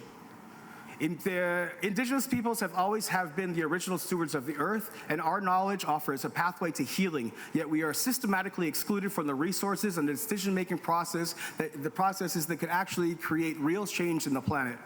We are leaving COP29 with a fierce resolve. The NCQG as it stands represents a failure of imagination and courage. Article 6 perpetuates the system that harm rather than heal. Countries must fulfill their prior commitments before creating more empty promises. As a Wisdom Keepers delegation, we hold the future of humanity in our prayers and our global family ceremonies. We walk together in unity, and we pray at sacred sites around the world. And we come together to share peace, to share traditional teachings and ancient wisdom. Through these actions, we are weaving the past into the future, ensuring that the vision of a just and sustainable world is actually actualized. We stand unyielding in absolute solidarity with the survival and the future of humanity. Please remember that we are the earth, and that our voices must be the sound of nature, calling for a healthy, just, livable future. I'd like to pass to my sister Rutendo, my sister Yahaira, who is coming up to us from the Amazonian forest deep in Ecuador.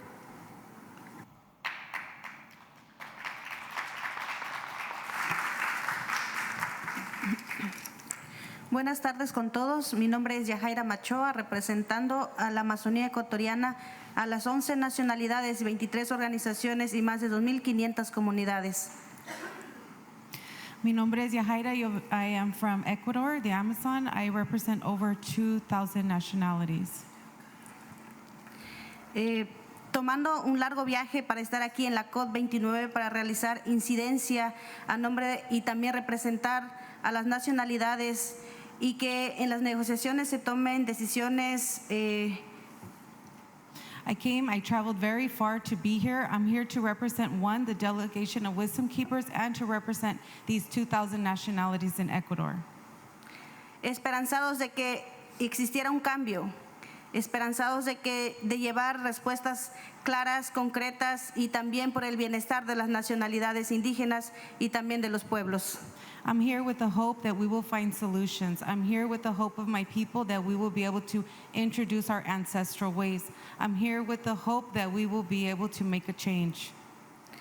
Uno de los propósitos de dar incidencia, de que se represente a los pueblos y nacionalidades, he caminado desde el 11 hasta el 22, que es el día de hoy, tratando de que se concientizar y sensibilizar a la humanidad de la protección de los recursos naturales.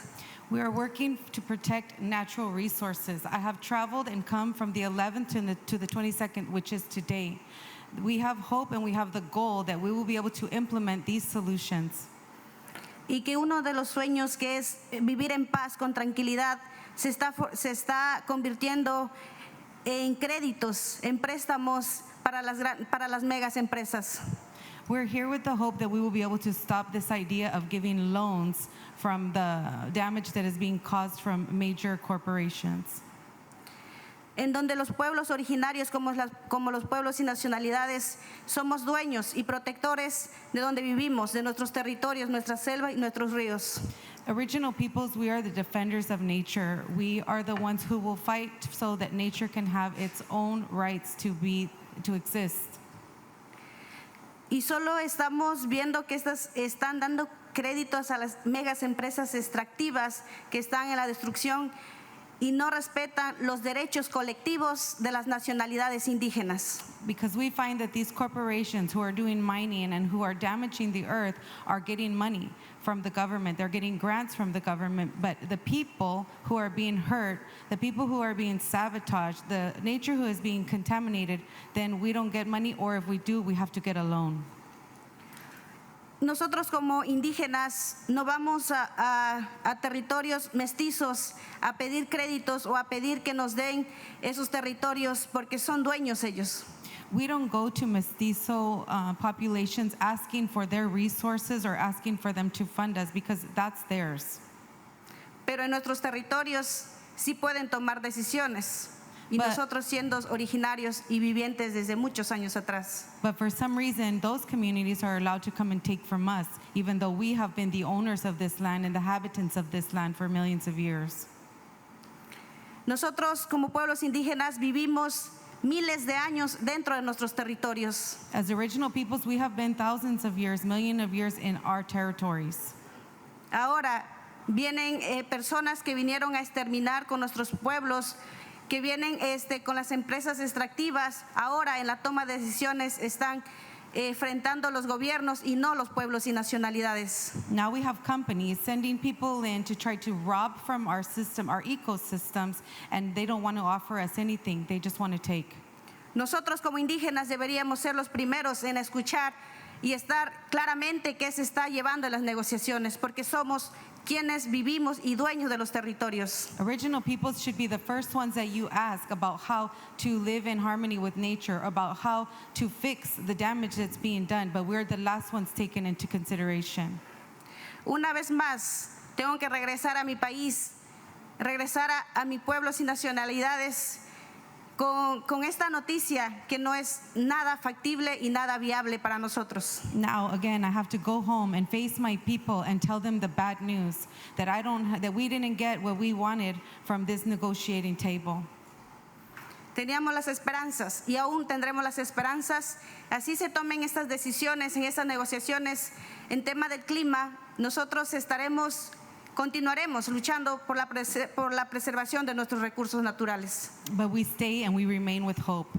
We remain with hope that even though this time we did not get exactly what we wanted, we will continue the struggle because our natural resources and the earth that we live in and we live in harmony with, we will defend. Para tomar aquellas decisiones como propietarios, pues tendrán que exterminar con los pueblos y nacionalidades. They want to take our land and they want to ruin our land, they're going to have to ruin us too.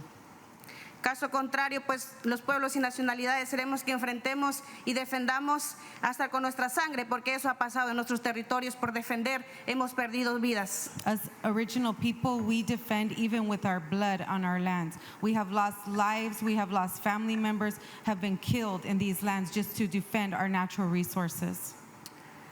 Debemos de mirar hacia adelante y no solo en el beneficio propio, porque con esto estamos demostrando que lo único que queremos los gobiernos es llenarnos los bolsillos de dinero y no dar credibilidad a los pueblos y nacionalidades. Gracias. We should look forward and we should not be greedy, because what we see is governments and corporations just thinking about greed and they're not thinking about the earth and the people. Thank you.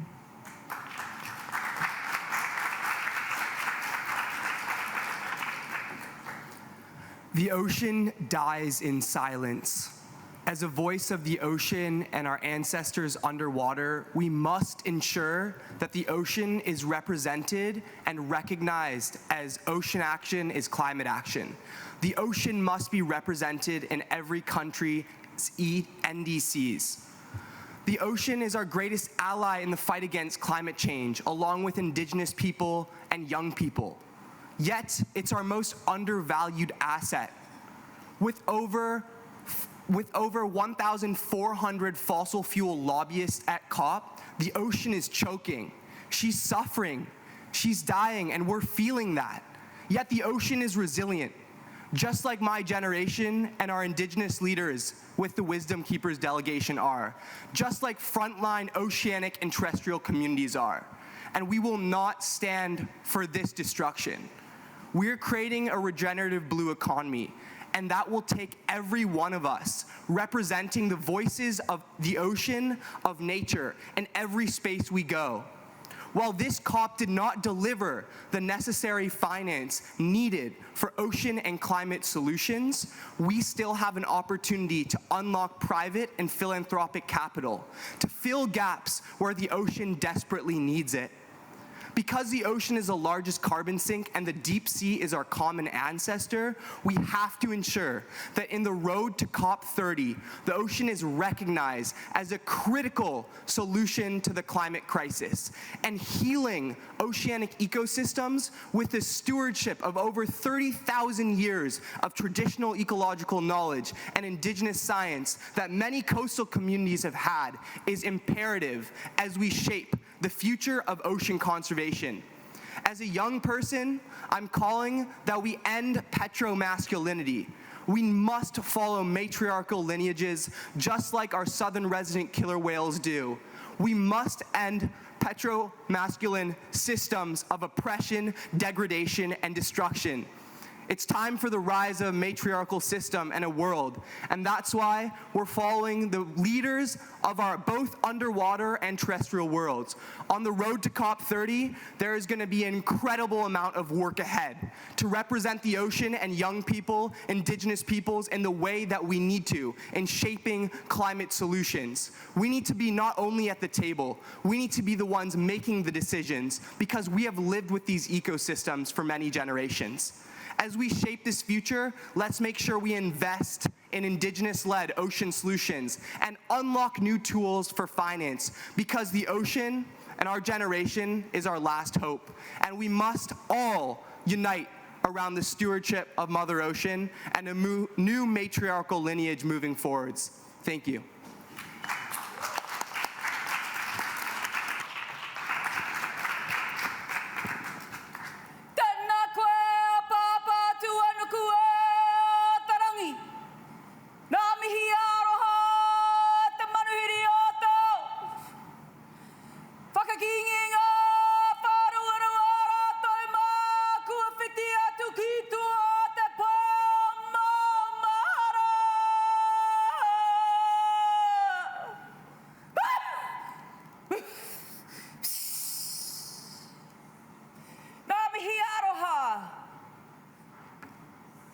To the House.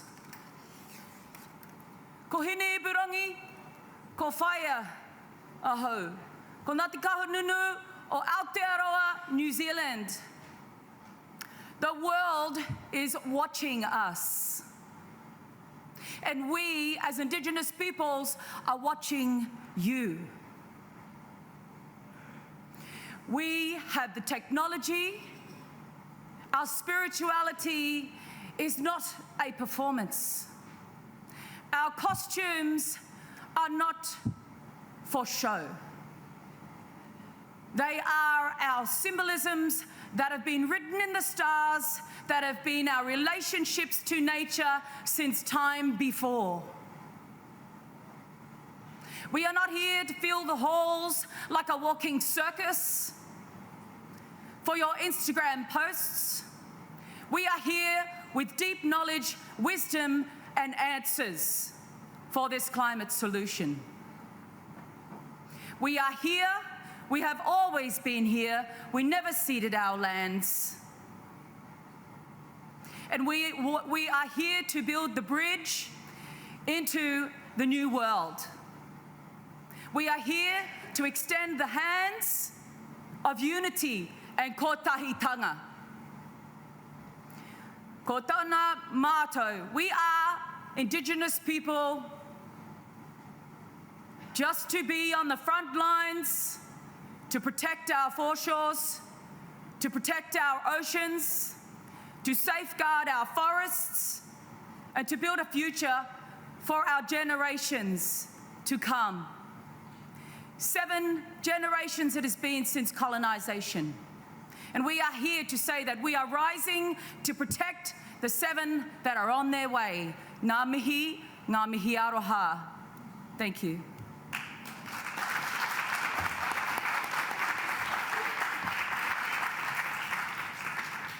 The road to COP30 must be peppered with justice, but not justice as a metaphor, or justice as a concept, or justice as an imaginary, or justice as a topic of conversation. The road to COP30 must be peppered with cognitive justice. That is, sitting side by side with climate justice. And by cognitive justice, I mean the right for all ways of knowing, all ways of doing, all ways of being to coexist without duress. And in coexisting without duress, perhaps we can have an interconnected, interdependent, interrelated way of finding solutions towards the climate crisis of which we are all a part. The road to COP30 and the road to Belém must bring everybody to the table.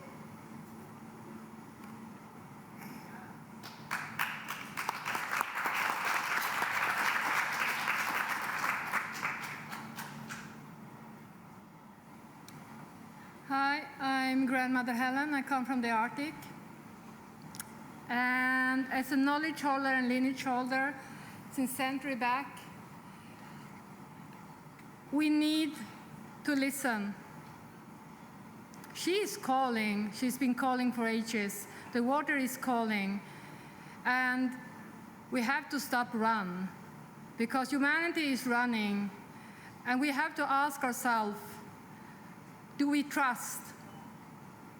And where are we standing in all these questions? Because this is not, this is something that needs to be done now. If we're going to prepare ourselves for the COP30, we need to see and really feel into where are we standing on our points? How do we want to live? What is the world looking in 30 years? Not in 5 years, not in 10 years. Because the earth is bleeding, but she will sustain, but humanity will not. Thank you.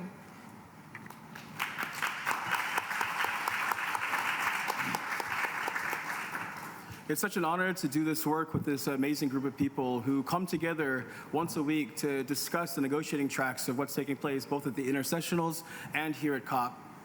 You know, we have run into obstacles over and over and over again working domestically, and the science is telling us that the time for small increment steps has passed us, that we must take a giant quantum leap into the future together.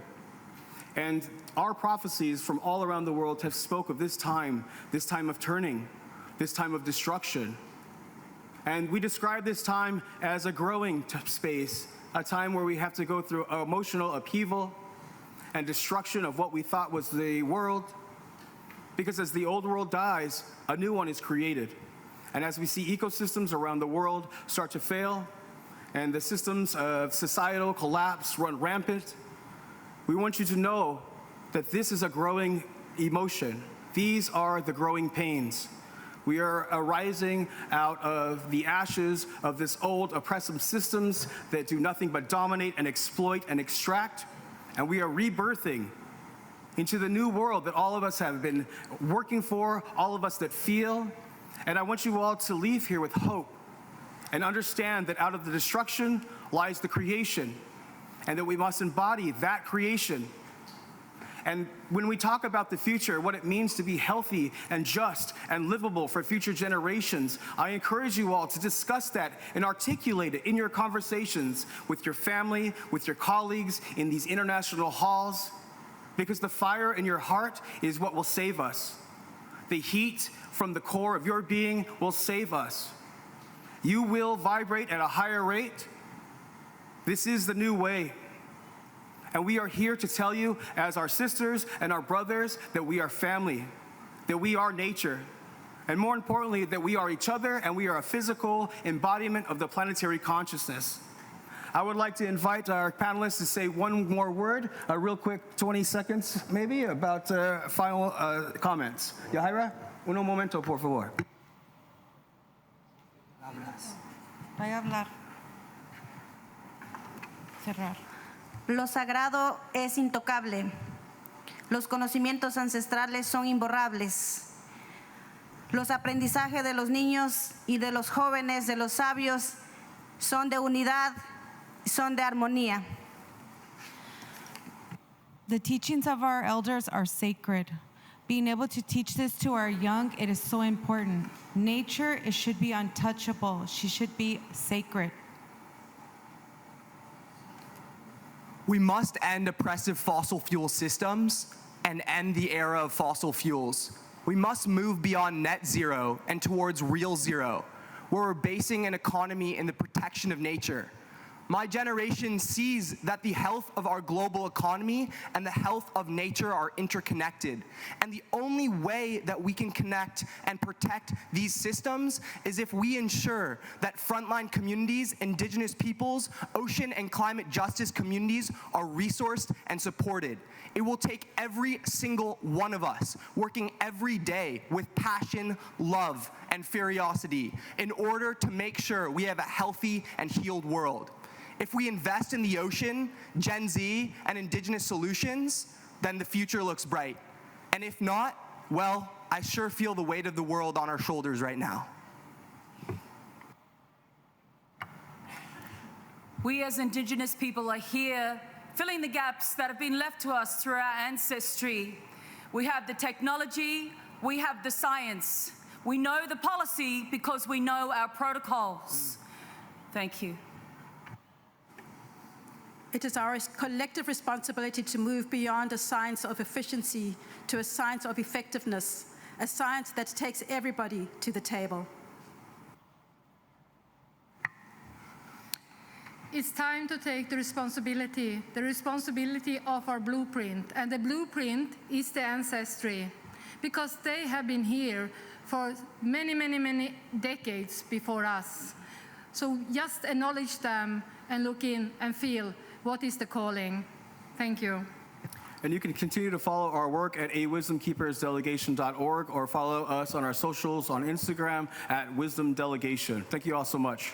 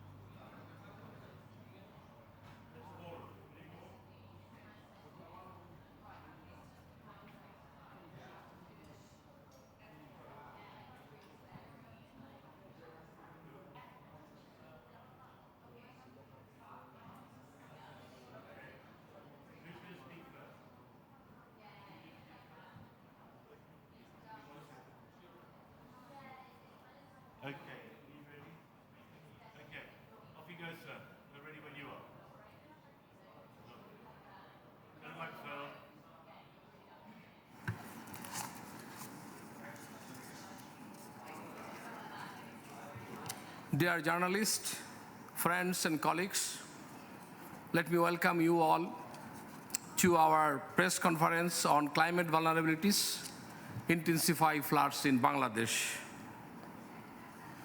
Let me start with UN Secretary General's statement. He said, I urge every party to step up, pick up the pace, and deliver. The need is urgent, the rewards are great, the time is short, he told the delegates of COP29. Climate change, vulnerabilities, and impacts are not understood by anyone more than the people of Bangladesh. Let me inform you what has been happening in my country, Bangladesh. Climate vulnerabilities intensify due to cyclones, storms, tidal surge, coastal erosion, shifting of monsoon seasons, erratic rainfall, heat waves, sea level rise, reduced river flow, scarcity of drinking water, agricultural productivity severely impacted, disruption to aquatic ecosystem, flooding and waterlogging, loss of economic activities, rising waterborne health hazards. We have 72 kilometers of coastline with 50 million population. These coastal communities are suffering from livelihoods, climate change damage crops and reduce fish stock, undermine their income. Waterborne diseases increased, such as diarrhea, disproportionately affects women, children, and older generation. Water scarcity, saltwater intrusion forces women to fetch water from further distance, increasing their workload. Education, economic pressure, and increased household responsibility during climate-induced crisis lead to higher dropout rates among girls and students. Social vulnerability, displacement from disaster increased risks of gender-based violence is sheltered. Migration, environmental changes compel families to migrate, often leaving women to manage household in challenging conditions or exposing them to vulnerabilities in unfamiliar environments. Study conducted by Internal Displacement Monitoring Center revealed that on year 2014 to 2023, 14.7 million people from coastal area of Bangladesh already internally displaced. The World Bank predicted that by 2050, another 20 million coastal communities will be displaced due to climate change impacts. There is serious phenomena on the mental trauma or stress. The mental health of everybody severely impacted due to climate events. Let me inform you about devastating scenario of different cyclones that hit Bangladesh from 2007 to 2024. These are Cyclone Sidor in 2007, death was 3,447, affected population 8.9 million, and economic loss is 2 billion.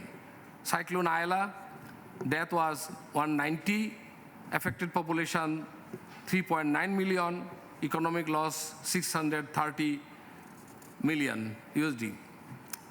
Cyclone Rauno, 24 death, 1.3 affected population, 127 million economic loss. Cyclone Bulbul, 2019, 25 death, 2.1 million people affected, and $106 million economic loss.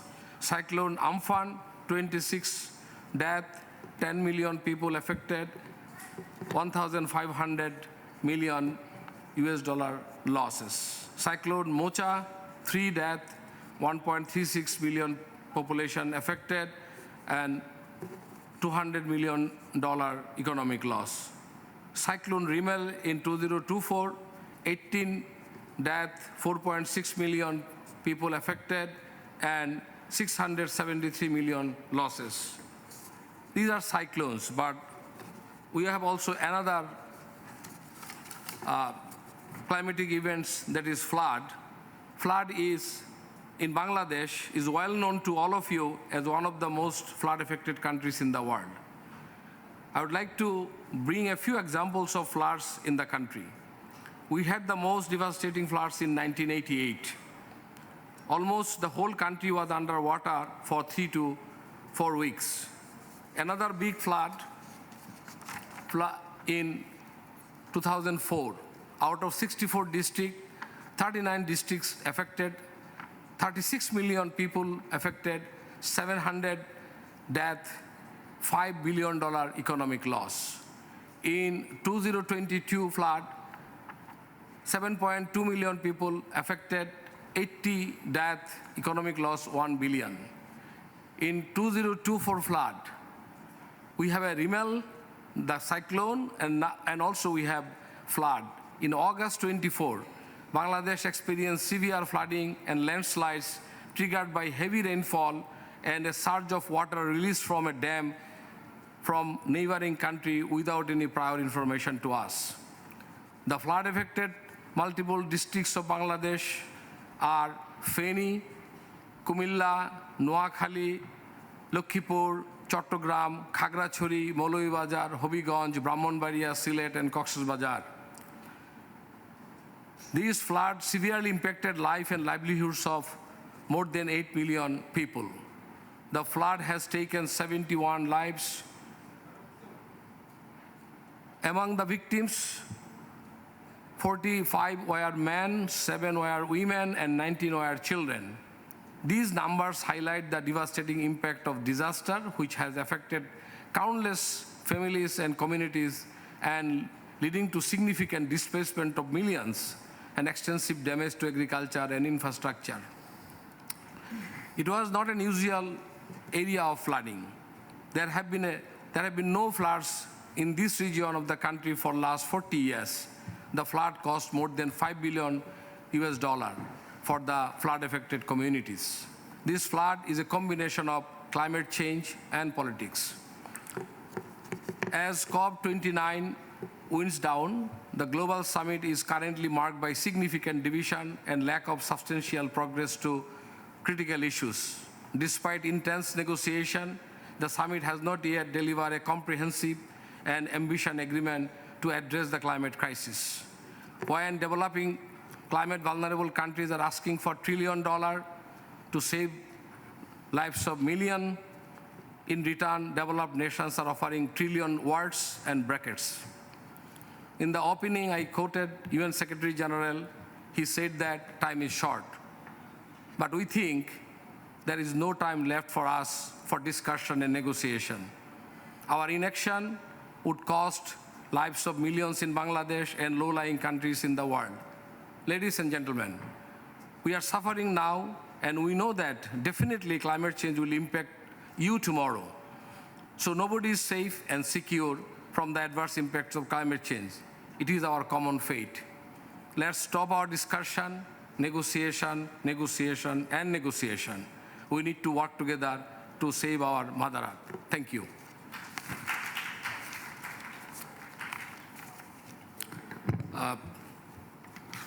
Now I would like to open for question and answer. Our fellow colleague with us, Professor Ainun Nishat, Professor Saiful Islam, Roufa Khanum, and Shahin Alam. They are here. If you have any question, definitely we are trying to answer our best. Thank you.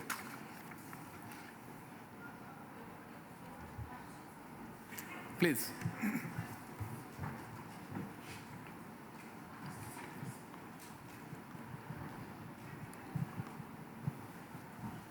Thank you, Dr. Manjurul Anand Khan, for your brief presentation regarding the Bangladesh cyclone and flood. And how do we evaluate? How can Bangladesh overcome the losses in near future? But today we saw the news again, another low in the Bay of Bengal. So intensity of flood and cyclone is increasing. So what should we do, and what do we urge to the global community? Thank you very much for your question. Actually, I like to supplement with Dr. Monjurul Hannan that country has been facing enormous challenges. And regarding the cyclone, this year we already have two cyclones, Cyclone Remal and Cyclone Dana. And then probably another low is forming. So how can we tackle this increasing, consistent, and increasing and frequent storms? And projections are it will be more intense in the future, particularly the precipitation and sea level rise, and also the wind, and also slow translation of the cyclone. So how can I do? We have a developed national adaptation plan, and that has many aspects. Professor Nishad was the team leader of that study by Ministry of Environment Forestry. We have shown that we can do some adaptations like increasing number of shelters, strengthening the embankment, and afforastations. But like to mention that there is a limit of this adaptation, and we are actually getting now losses and damages, and it will continue with the warming level. And the projection of IPCC and others shows that in future, it will be more devastating. Similarly, the precipitation and flood will increase. So this condition we are living, and there is also, today we are talking about trillions of dollars needed for new NCQG, which involves adaptation and also the loss and damage. So hopefully developed country will limit the global emission so that we have to less adaptation and less loss and damage. And my colleagues, Nishad sir, can also further supplement. Is there any question? Oh, please. Hi, I don't know if you've seen, but the latest text is out, the latest draft for the quantified goal, and it says that the goal is 250 billion by 2035. What's your reaction on this? It's and from public and private finance. There's no mention of grants. I don't know if any of you can react. Thank you. We have seen that, like you. Yeah, let me ask my colleague, senior colleague, Professor Nishad, to respond to your question.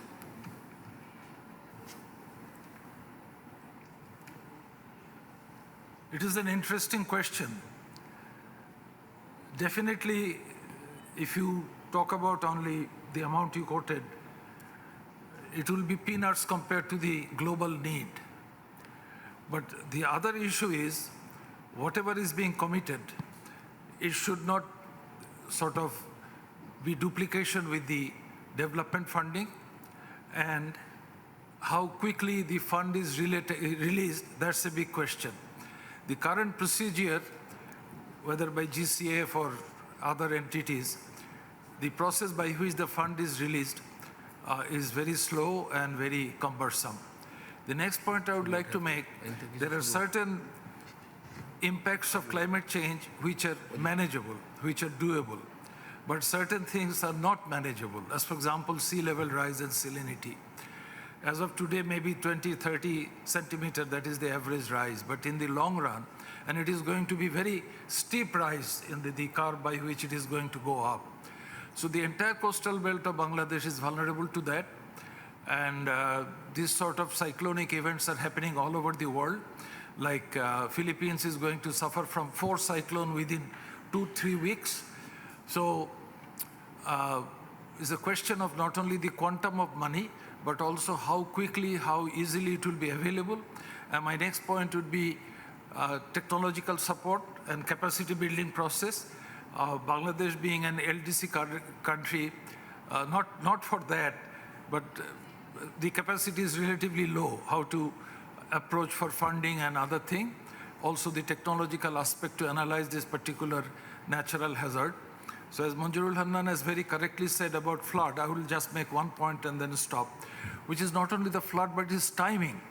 So the flood, which is the north central part of Bangladesh, some part are still underwater. So this is an unusual thing. The eastern flood, which Monjurul Hannan made, which is happening after 30, 40 years, but possibly that kind of flood would happen very quickly. We had a big flood in 2017, Up to that point, the country was more or less self-sufficient in food. But since then, every year, Bangladesh has to buy huge amount of food with the exchange of precious foreign exchange, which the country can ill afford. Even this year, I think possibly government would be procuring 4.5 million metric ton, which would be about, say, 5%, so the 2 to 3%. But point is, the balance is very critical. So again, go back to your question.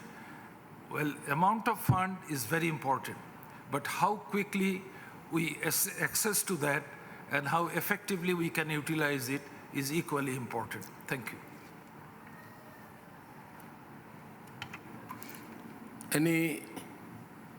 Any more question? Okay. Thank you, Monju sir, for your nice presentation. I am also come from Bangladesh, so the outcome of this COP is very unaccepted, and I think that 250 billion is their commitment. We have seen that there have been lots of financial climate finance gap, what the commitment on 100 billions. I think that this commitment will not be fulfilled for next several years. So Bangladesh is one of the most vulnerable countries in the world. So, and Bangladesh have a lot of funds in, like the climate trust fund. We already developed, and we developed within our revenue money.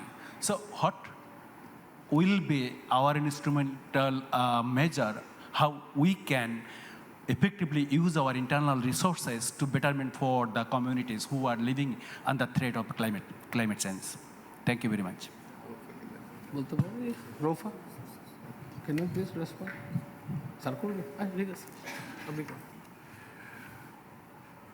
That's a very good question.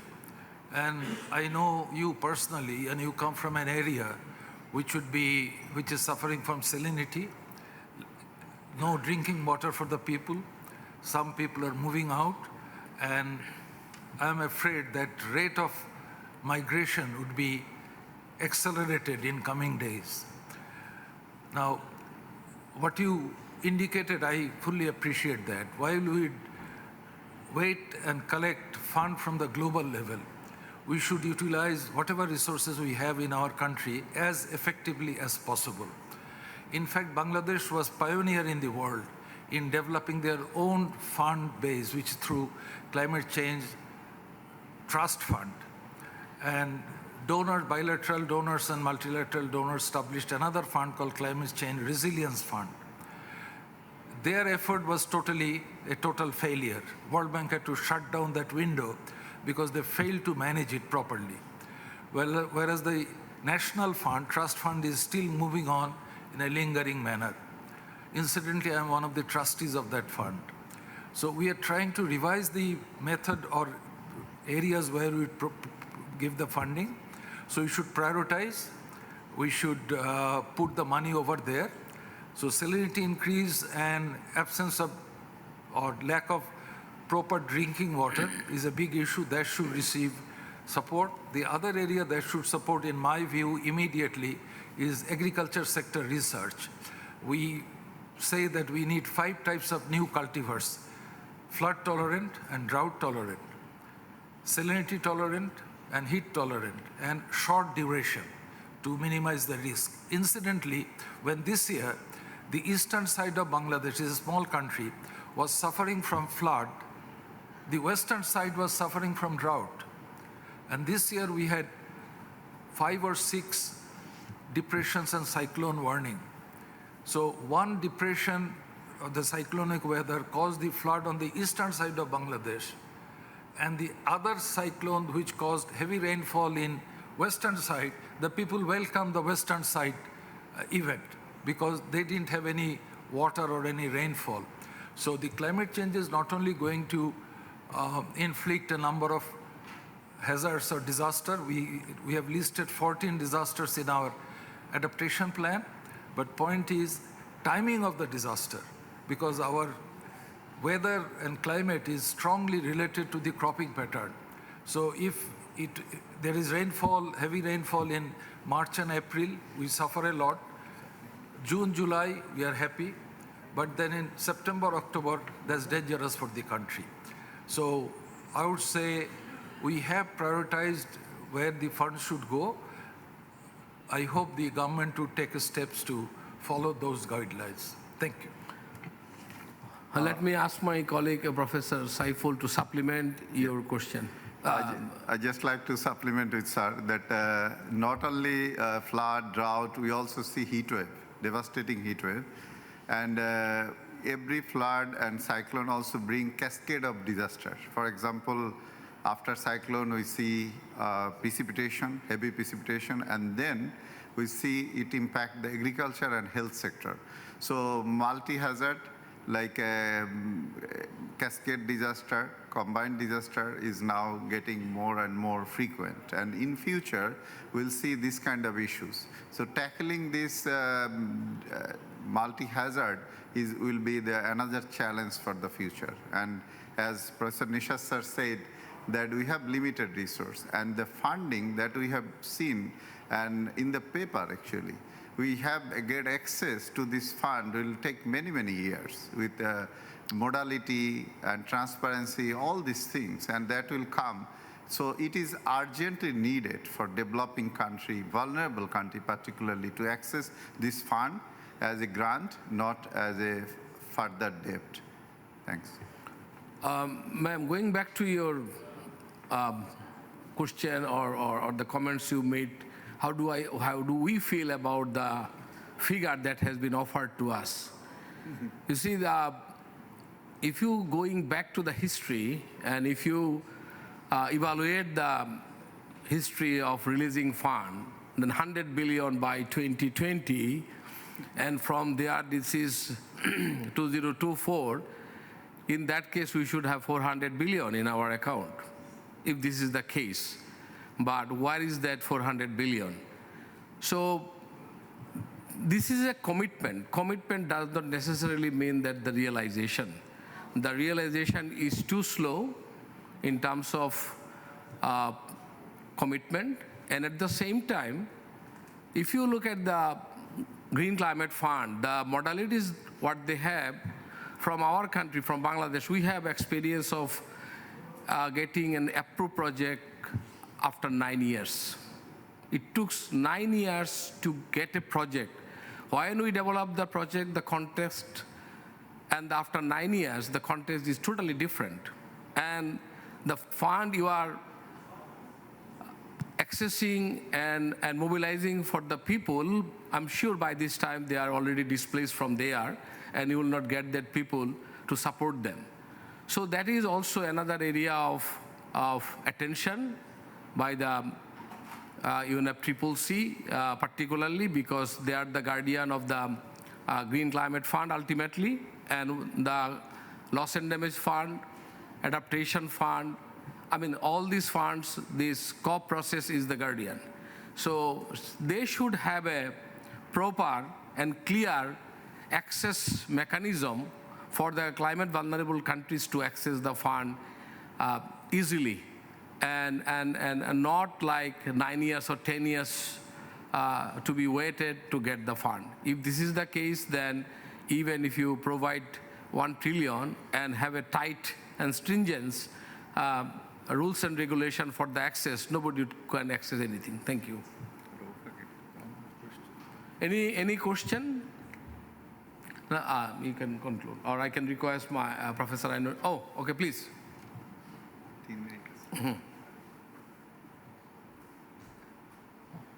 Thank you so much, Lindsay Cook, Quaker United Nations Office. I wanted to ask if Bangladesh has hopes for the ICJ advisory opinion that's coming, and if Bangladesh was able to bring a strong statement into that as a country. Thank you.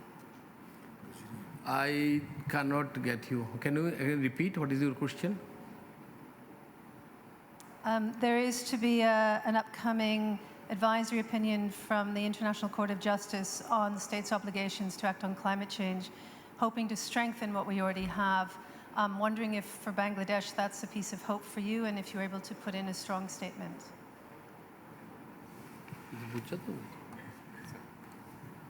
You are talking about the climate justice?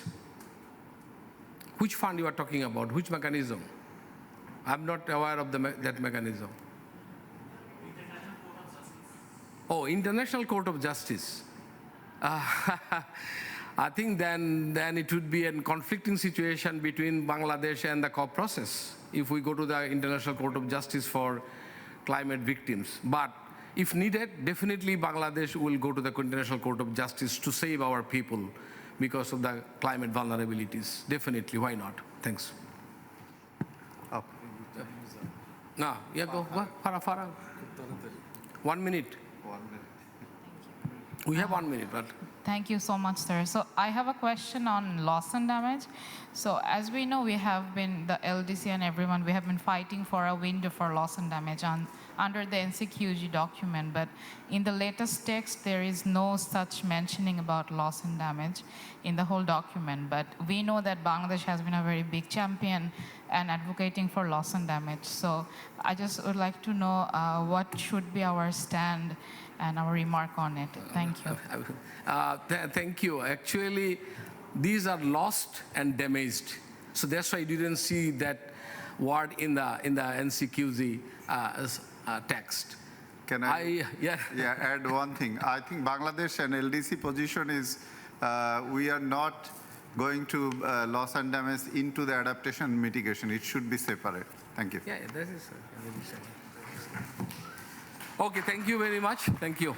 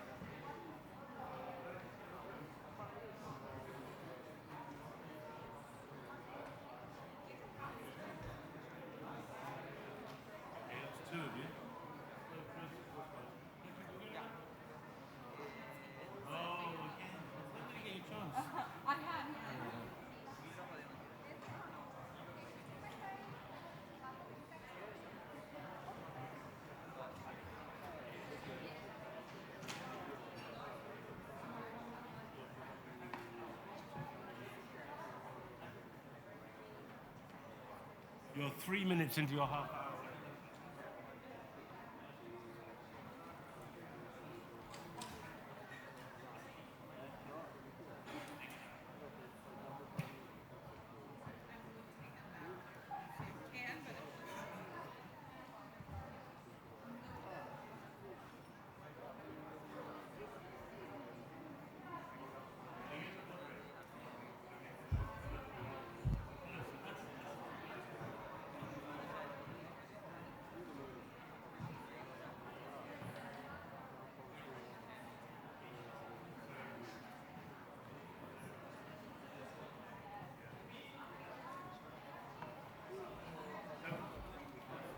Just tell me.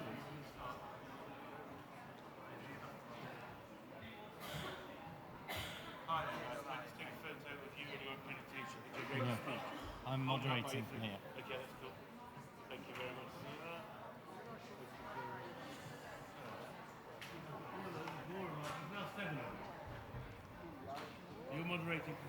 Yeah.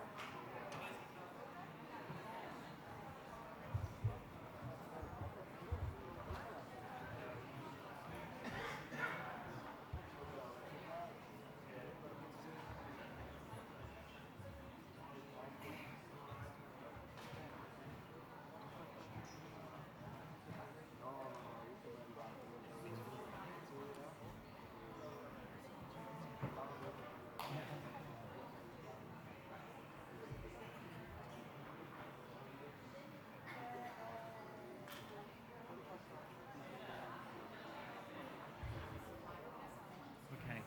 Okay. Yeah. Okay. Just hang on a second. You know.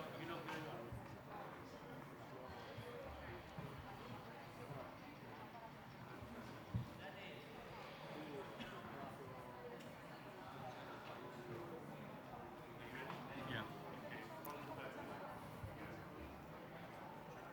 Hello and welcome everybody.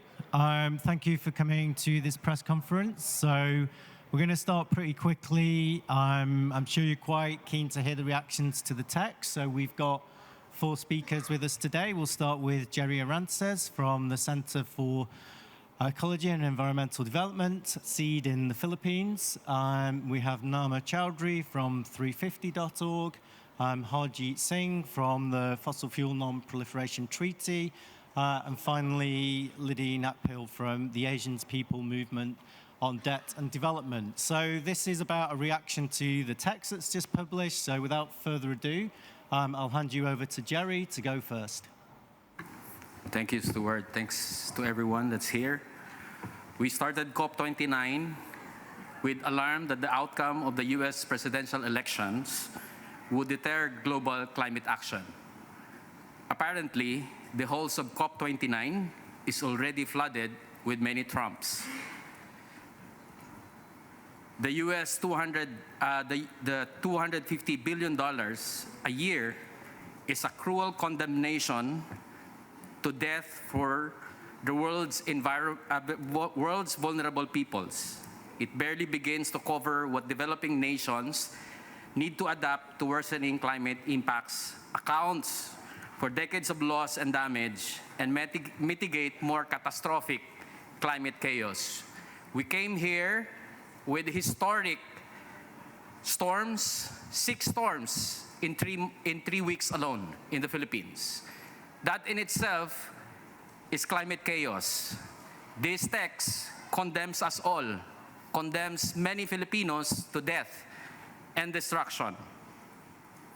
We will not allow our communities in the Global South, in particular in the Philippines, will not allow our survival to be dictated by this text. We will not allow this atrocity to be added to the already long list of injustices done to our people by developed nations. The fact that they hid the language on transitioning away from fossil fuel is a slap to many of us who are dying and to many of us in the Philippines who haven't even rebuilt through the 6 storms that have passed. So we join all civil society organizations and communities and movements across the world to condemn the text and condemn the developed nations. What face do they have to show here to say that they are leading climate leadership? This is not climate leadership, but condemnation to all vulnerable peoples of the world. Thank you, Jerry. And note a correction on Jerry's organization from the description I gave. We'll hand over to Nama now. Thank you, Stu. In quick reaction to the text, I can say it is disappointing to say the very least. As Jerry has said, it is a slap, it is an insult, It is shocking that we are at this state now. The rich countries are basically gambling with the lives of people in developing nations and in small island states. Let's contextualize this. In Baku, ministers have been negotiating the price of survival against climate change. Every decision made now is going to determine whether the global south has the resources to adapt, recover, and transition or not. They've published a 250 billion per year figure. And they're talking about mobilizing the rest. We have been saying from the start of this COP that both the quantum and the quality of the finance that is agreed here are critical. It is super important for us to hold that line of 1 trillion and to remind them of what is at stake. The new text includes a proposal for a provision of climate finance. 250 billion per year in climate finance by 2035, but this is far, far too low. Assessed against demands from civil society, we saw countries from the global south and the G77 asking for 600 billion. Even that was a concession, a compromise. For them to reject that and drop it even further to 250 billion, it quite literally makes me tremble with anger. It's up to us to ask the question now, how can this be called justice? As the world watches what needs to be the final day of this year's climate talks, the agreement we came here for remains elusive. Ambition that we called for in the morning is still missing. Justice requires 1 trillion per year, not vague promises, not compromises, not reduced sums. Every subtraction from that is a blatant betrayal of the global south. The G77 has already compromised. It's time for rich nations to stump up. It's as simple as that. Rich nations have not yet shown the courage that they need to show to deliver to the debt they owe for the climate crisis that they have caused, that their extractive activities have caused in the last so many decades. All eyes are now on the European Union and on countries like the UK. We need bold action from them to phase out fossil fuels. This is non-negotiable. But focusing only on this while neglecting the critical need for real climate finance is sheer hypocrisy. How are they going to afford it? You cannot demand a transition without providing the resources that make it possible for those most impacted by climate change. I can speak more about where the money might come from, but I suspect our colleagues on the panel will look to that. But I will say this, that it needs to be public finance, it needs to be non-concessional, it needs to come from tax. And we have already said how taxing the ultra-rich is one clear source, right? I'm going to hand over now for you to hear from our other panelists, but we are happy to give you a bit more in follow-up if required. Thanks, Nama. And Harjeet, over to you. Thank you. I must say the trust has been shattered. This proposal from developed countries of providing only $250 per year is a disgrace, to say the least. Developed countries are fully aware of the cost of climate action, which is running into trillions of dollars annually, yet they had the audacity to offer this paltry amount. And to add insult to the injury, this includes loans. And if you read it carefully, it says MDBs are going to be multiplying their funds, which means more loans. The $100 billion target had 69% loans. There's a passing reference to grants, which means that there is no commitment to how much money is going to be provided in the form of grants. There is no reference to fossil fuels, just a passing remark on just transition. If you don't commit grant-based finance, if you don't provide clear support to developing countries, they will not be able to transition away from fossil fuels. And if this is how money is going to be provided, we are all doomed. And we urge developing countries to stand firm and reject this. It is a stand for dignity.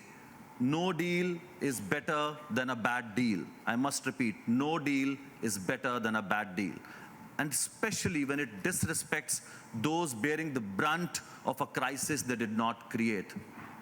And developed countries have a chance to either update the number or just back out, and we must reject it and come back at some other time to come up with a deal that is commensurate to the needs on ground, because people are suffering.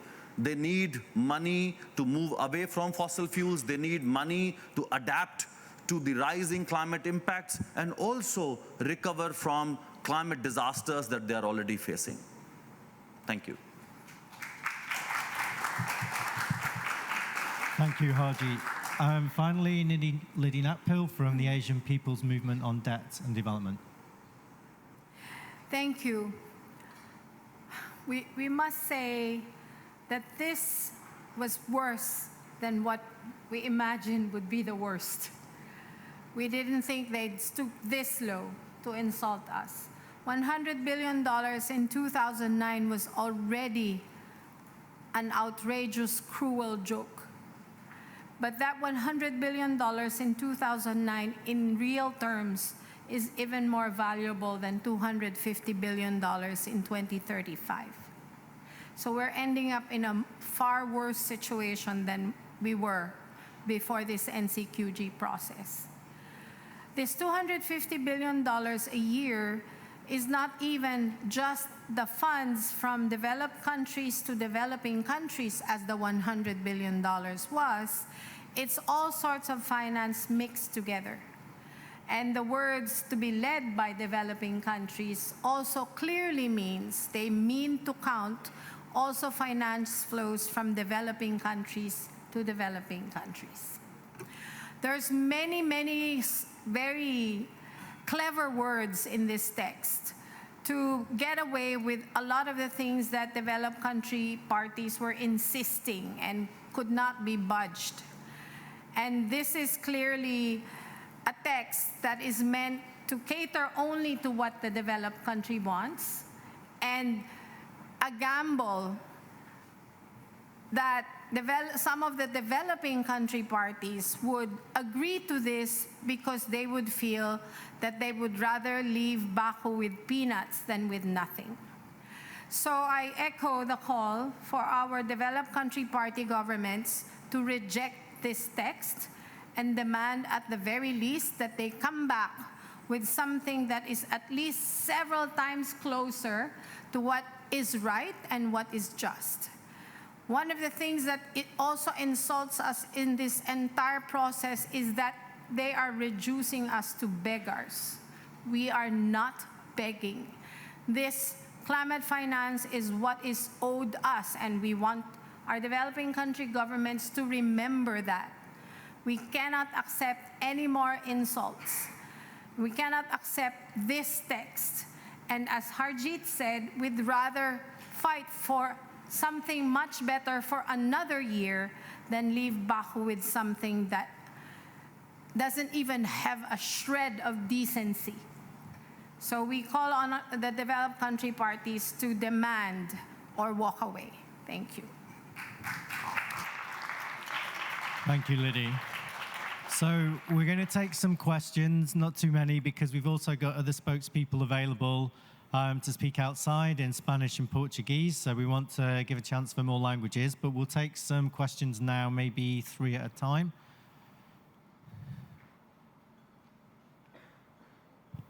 Don't be shy. 1 at a time, if need be.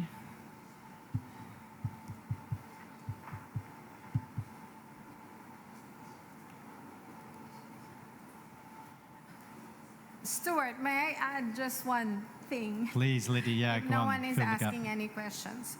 So we're here with the Global Gas and Oil Network, and we're here as energy transition campaigners, campaigning for a rapid transition out of fossil fuels to 100% renewable energy without resorting to false solutions. And we're here to say that this bad NCQG text is going to sabotage that effort, that global effort to transition out of fossil fuels as rapidly as we can in a just and equitable way. Because not only does the developing countries need this climate finance to address our loss and damage and our needs for adaptation and building resilience, we need this to be successful in our energy transition to move away from fossil fuels to 100% renewable energy in as just, equitable, and rapid manner as possible. And we are not going to do that just for ourselves. We're doing that for the whole of humanity because we need all the efforts everywhere by everyone in order to address the causes of climate change successfully. So they are sabotaging that effort for something that is only in their interest and is not even in the interest of their own citizens. So we must really condemn the governments of these developed countries, that they are condemning the rest of humanity, not only the people of the global south, but everyone. And I'd like to add a note of hope, if I may, Stuart. And then we've got a question. Yeah, the silver lining, and particularly important for our friends in the press to know this, the silver lining is that this text can and should still be edited, right? There is still room to recover what we've lost. They have done some backsliding on the language on grants. That's unacceptable. We need to be pushing for text like that to be restored, and we need to be pushing for the goal to be reached no matter what. So I want to stress that just so that we don't lose sight of the possibility that's still here. Okay, so I think we have one question here. If you'd like to stand up and... Do we have a microphone? Thank you very much. Good afternoon. My name is Hannah Fernandez from EcoBusiness. Just a question for the panel. Given this weak outcome, although not final, there have been calls even before this text for reform for the COPs, for it to transition from at least from negotiation to implementation. What kind of reform would you like to see on the road to Brazil? What kind of reforms? Want to answer that? Mm-hmm. Up to you, Joseph. We each might have an answer to that. Well, let's go from Liddy backwards. So Liddy, do you want to go first? What is fundamentally needed is not just cosmetic changes in the processes here. I don't know about what kind of reform specifically that we need in the process, but we do need to address the hugely inequitable power relations between the governments of the developed countries and the governments of the developing countries. It's hugely inequitable because we do know in our economic system, they hold the economic power and they use that to leverage their political power. Now, what kind of reforms in these processes do we need in order to mitigate that somewhat or to compensate that for somewhat? We need the processes to be more democratic, to be more enabling of developing country parties and civil society, in fact, also, to be able to somehow make up for that hugely imbalanced power. For instance, what we see here at the COPs is that developing countries can barely manage to keep up with so many negotiations, right? While developed countries come with their more than 100 negotiators, or, well, that's the US, but like at least 50 negotiators for European countries, for instance, as compared to some of the small island states who have, what, 5 people, 10 people? I mean, there has to be an empowering measures for developing countries to be able to, at the very least, participate in these processes with some kind of, boost up because of already very disempowered situation. And for civil society, we need to have more democratic space in here to be able to speak up loudly and more strongly. One of the absurd things here is we have very little spaces to participate and engage. So yes, many different reforms, but we really need to, I guess, discover how developing countries can find their collective strength as more powerful and put up with the kind of bullshit that they get from this processes. Sorry about that. Thank you.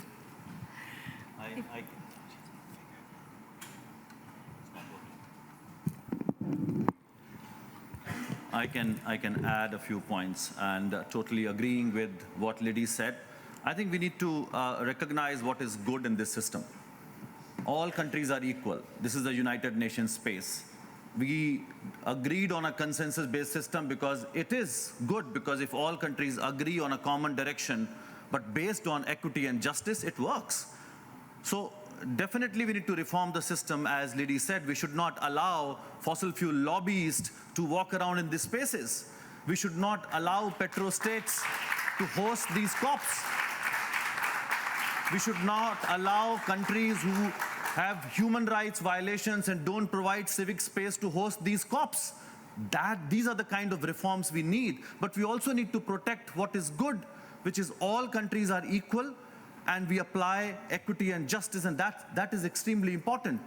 But let's also understand the space is not as bad as certain countries have made it like this. They've not allowed any conversation to happen. If the United States, the European Union, and Australia, Canada, Norway, all these big polluters had recognized and acknowledged their responsibility, the same space could have been used much better.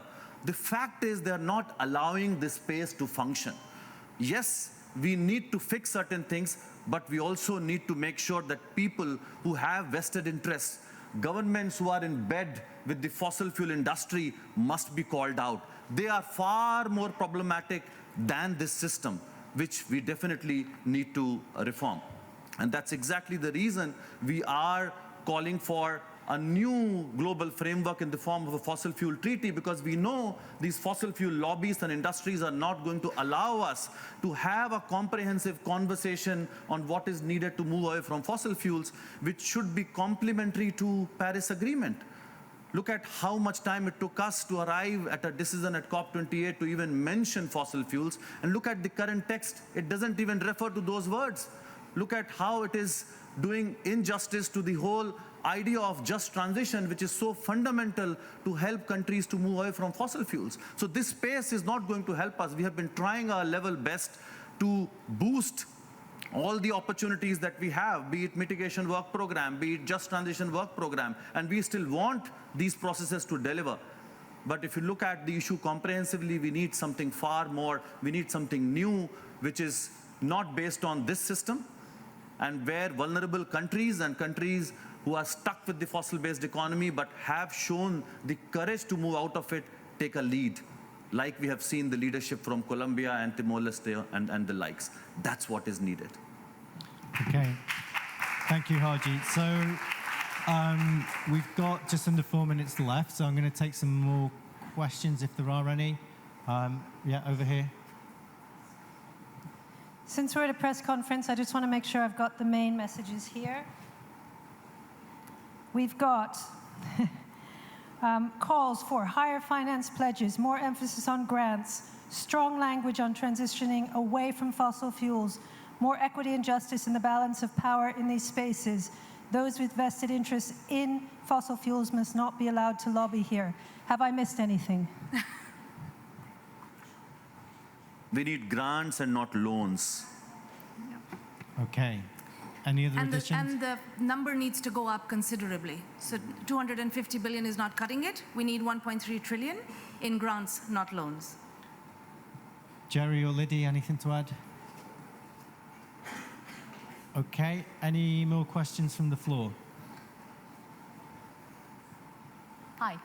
You said 1.3 trillion in grants fully. Right now it's 250. Is there a window in the middle that you think where maybe people can arrive, which will be acceptable to both sides? Well, like we've been stressing, the real cost of this is paid in the South. Every time we negotiate down, we are basically sacrificing more. Every subtraction is an insult. They've already dropped it from 600 billion to 250 billion. How do we have the heart to go back to countries that are on the brink of collapse and say that they must now compromise and make do with this? That's the unacceptability of it. And really, I am, like Mary Robinson said yesterday, a prisoner of hope. I'm a prisoner of hope as well. So I'm clinging to the silver lining that there is still room to go before this is gavelled. And in that room, I'm hoping to see us make that 1.3 trillion in grants and not loans. And correction, it's not 250 billion in grants. That's not what yes, we're talking about it's provision here. funds. It's 250 billion, all mixed up. Grants, loans, public, private. It's not about grants, 250 billion. Okay, thank you, Liddy. Thank you, Thank Nama. you for asking that to allow us to clarify. Any final questions? We've got 1.5 minutes. 1 minute. Okay, quick question and very quick answers. Can we have a microphone down the front, please? Hi, Marielle from Energy Intel. Quick question, what's going to happen next? Is there going to be more negotiations? Do you expect one more draft, 2 more drafts? How do you see things going? Thank you. It shouldn't matter. Sorry, I'm jumping in. Well, you want to go and Haji next, so 15 It seconds shouldn't each. matter. This is not a game where we call time whether or not a goal has been scored. It is so important that we achieve the goal. And that's what we think we need to keep pushing for. So we are going to hold that line. But in terms of what the presidency says is going to happen, they're going to take in comments for this new text and then come out with a last text sometime maybe tonight or early morning tomorrow. But we're saying that they shouldn't stop until we walk out and not accept the deal here, or that there is an acceptable deal. Okay, thank you, everyone. We've got to cut it short. Just to stress, people will be outside to take questions. We've also got questions, people that can answer in Spanish and Portuguese. Thank you for coming. Round of applause for the panelists, please.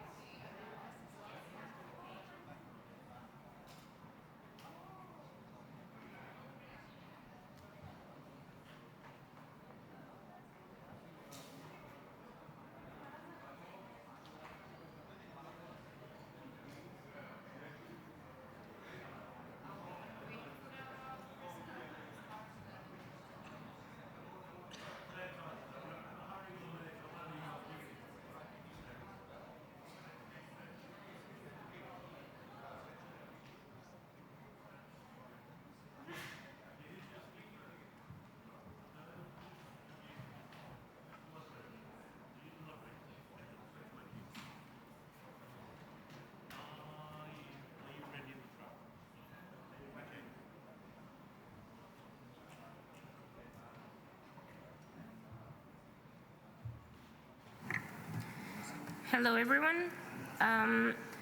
Now, with the text released and some of our earlier calls outside of the text, it is necessary to talk about building a just roadway to COP30 and beyond. We are here to call for an ambitious outcome and urge parties to sit down and search for a better approach to this negotiation, mainly in the NCQG text. From Latin America, one of the regions most affected by climate change, we call our countries to be as united as we expect, and the future is hoping to bring the best deal possible in here.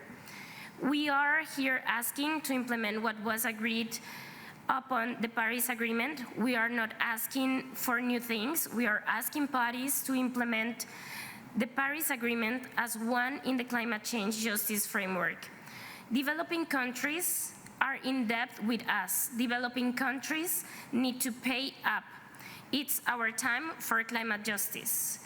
Now, we want to invite Nicole McCoskey to highlight the importance of the new quantified and collective goal and adopting a climate justice approach. This means advocating for climate justice finance that is accessible, predictable, and provided on favorable terms, prioritizing grants over loans to prevent the accumulation of debt in vulnerable countries. Nicole? Thank you, Laura, and good afternoon, everyone.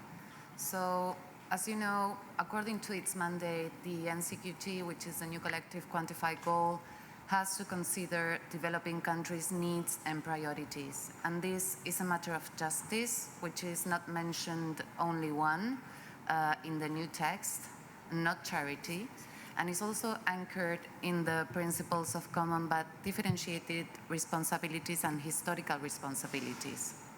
So, although there have been some improvements in the iterations of the draft text during this week, particularly related to the streamlining and the integration of different qualitative elements, we are deeply disappointed by the latest version released just an hour and a half ago. Yes, this new version has addressed the issue of the missing quantum in the previous version. However, it sets a $250 billion goal that is an extension of the 100 billion goal, which is a mobilization goal. As Diego Pacheco, on behalf of the LMDCs, also mentioned during another press conference this week, so is this a joke? We have also heard clearly yesterday from developing countries a request of a $600 billion goal in terms of provision. Now, regarding the 1.3 trillion by 2035, the by means that developed countries could mobilize roughly above 100 billion per year during the next 10 years, increasing this amount in 2035 to meet this 1.3 trillion goal. What's even as bad, so we do no longer have a sub-goal for adaptation, which requires one for developing countries given the existing imbalance between mitigation and adaptation finance. And yes, the text does acknowledge the need of public and grant-based finance for adaptation and loss and damage, yet there's not even an encouragement, yet alone an obligation to develop countries to provide this kind of resources. Finally, one of the main lessons learned from the 100 billion goal is the need to improve access to climate finance in a concrete way for local communities and indigenous people and women, among other groups in vulnerable situations. However, what we have now is an urge to parties and other relevant actors, to promote the inclusion and extension of benefits to vulnerable communities and groups in climate finance efforts. So what does this mean exactly? If someone knows, please feel free to let me know.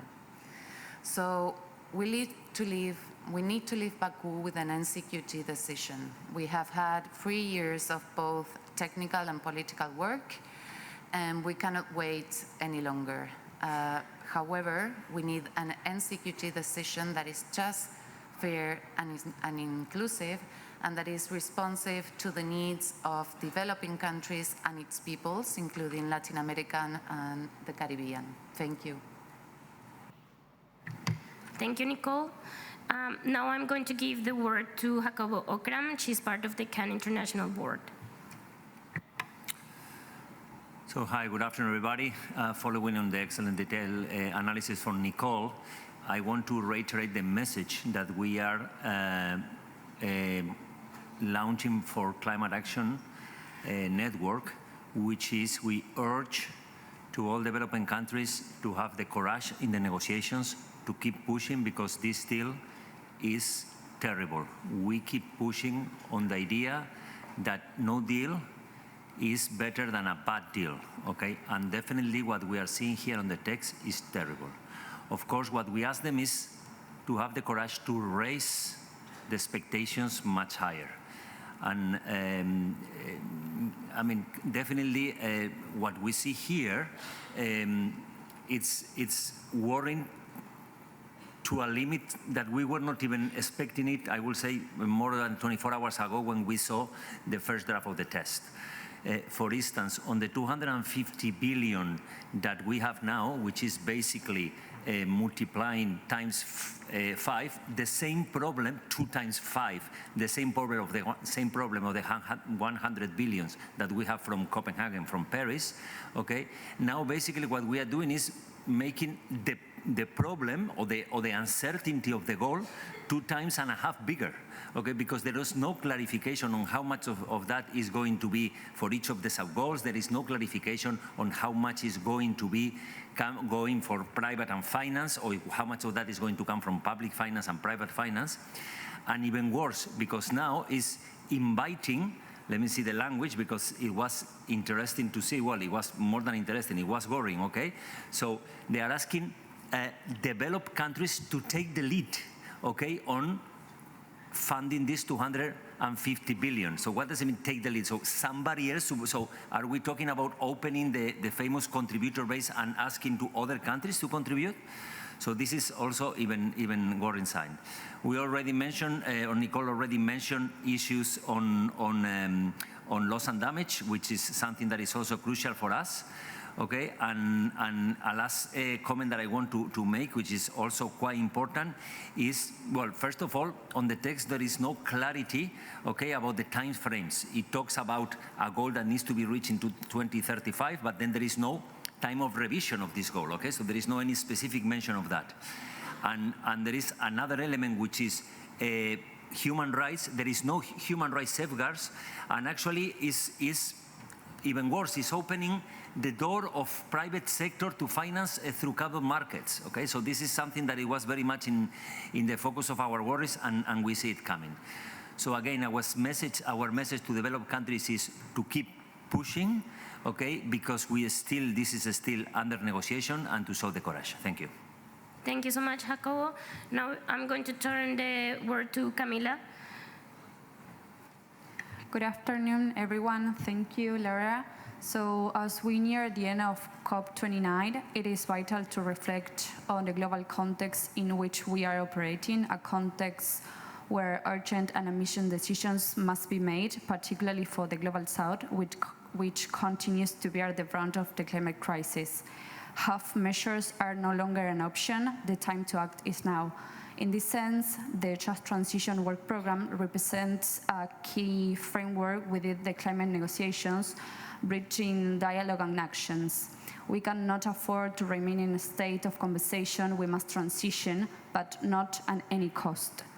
A truly just transition must address systemic inequalities, ensure decent work and livelihoods, and uphold the rights of those most affected by the climate crisis. It is about fostering solidarity and shared responsibility, while also being inclusive of diverse voices, including workers, indigenous peoples, women, youth, and communities. This year's negotiations have us to move from dialogue to implementation. Countries from the global south have made clear demands for concrete outcomes that bring the just transition to life.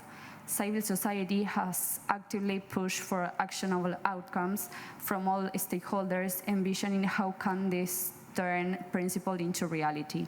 Importantly, we must remember that this program is not limited to the energy sector. Its scope includes other critical areas like workforce and a follow sector, which are equally important in addressing the climate crisis. While there have been positive updates in the text, especially regarding the inclusion of diverse stakeholders and sectors, discussions remain stalled. Key divergences persist on critical issues like actionables and means of implementations. I mean, finance, of course, capacity building, and technology transfer. The latest text release reiterates the importance of continuing dialogue and involving all parties in the process. It also emphasized the need to establish actionable outcomes and the means of implementation required to achieve them. However, the current text only briefly mentions human rights in its preamble, which we find insufficient.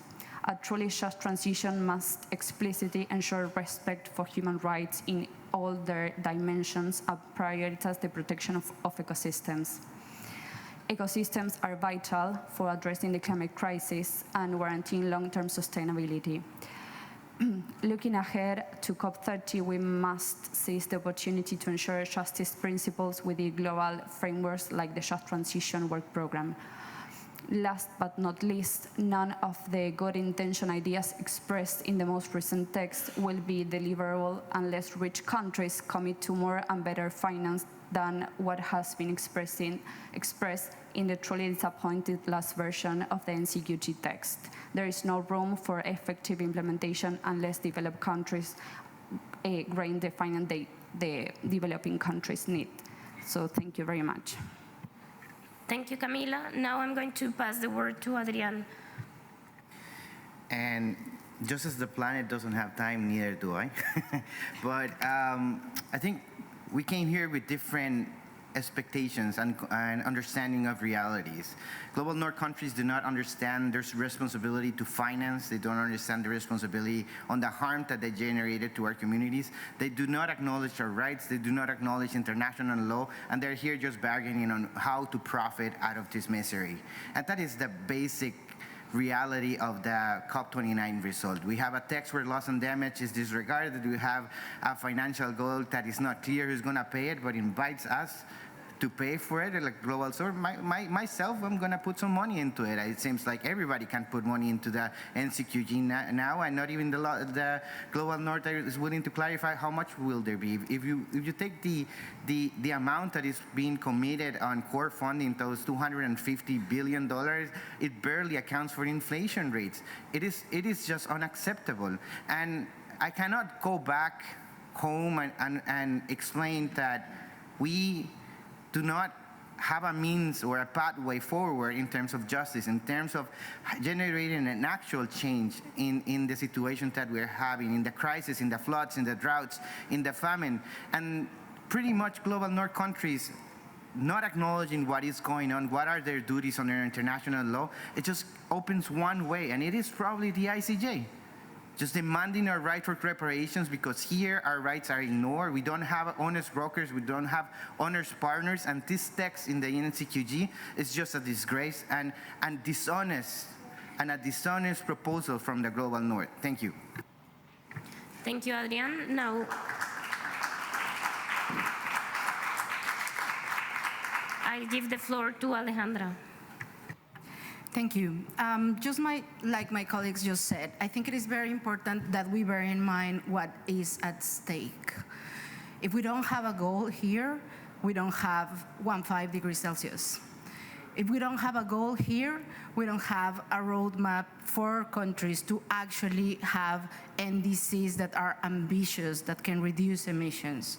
Maybe G20 countries can do this without the support of developing countries. But what we are doing here, what we are coming here for, is for international cooperation. This is not about business. Any country can go to a bank and ask for a loan to have a project. The United Nations is the forum to provide international cooperation to developing countries and the most vulnerable in the developing world.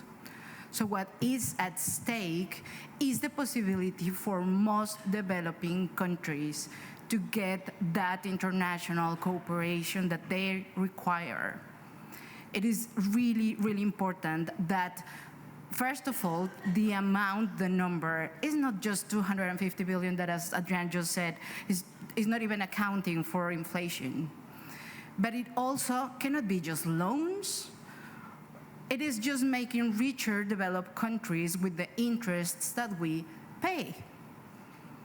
It cannot be just private sources. This is about public finance from developed countries to developing countries. And what's at stake, what's at risk, is that possibility that we really stay below 1.5 degrees Celsius. We have now a deadline for new NDCs to come since now till February next year. What can we expect from developing countries if they don't have anything to back up their plans? It is as if we agreed to the Paris Agreement, we agreed to the global stocktake, we agreed to really transformational sectoral actions in our countries, and then we are left with nothing to pay for that.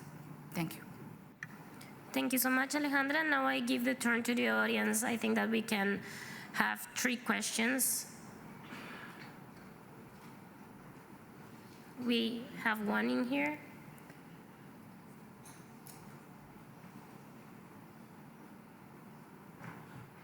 Hi, my name's Matthew Carr. I've got a climate website, kazi.org. I know you're focused on the goal, but even if the goal was set and say it was 1.5 trillion, it's just a goal. Shouldn't you guys be pushing harder for changes in the market rules so the money flows automatically because the new markets will work better? Why aren't you focused more on the Article 6 negotiations? Alejandra, you sort of touched on this. It's about the real economy changing.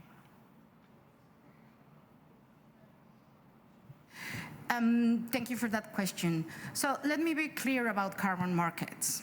Carbon markets can only exist above the ambition of NDCs, because otherwise we are just playing like we can cheat on the atmosphere, and we can't.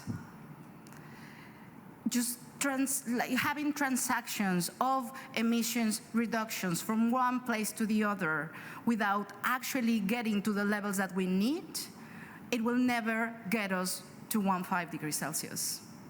So the Article 6 implementation cannot be part of the basis for the implementation. And this is not what we are here for. So we need different changes in the international community, for sure. But that's for other fora. This is for international cooperation on climate change to developing countries. And while I don't agree on Article 6, he did say something very interesting. Is that developed countries are pledging money, just as they pledged 100 million, is money that they may not even fulfill. And even then, they don't want to give any. Even then, they aspire for us to pay some of it. This is just the complete inequity of this discussion. It is just some pledges, and they're unable to even come to that point on the table. That is a disgrace. Thank you. We have place for 1 or more 2 questions. Over there. Can you give the microphone to her, please? Thank you for allowing me to ask the question. It's more a comment. We're trying to compete with an entity that's been in business for billions of years by polarizing the world and dividing the North from the South and the East from the West. The question is quite simple.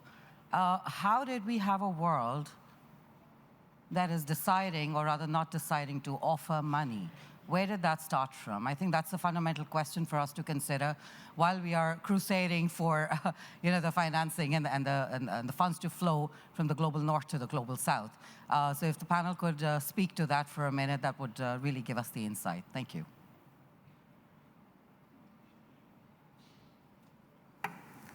Thank you. So I think I mentioned something at the beginning of my intervention related to common but differentiated responsibilities, to CBDR, which is the cornerstone of the UNFCCC. So of course this means, we have a regime, we have a multilateral climate change regime that is based on this principle. and the obligations and responsibilities of the countries are clear. So I think, I don't know, Jacobo, if you want to add something.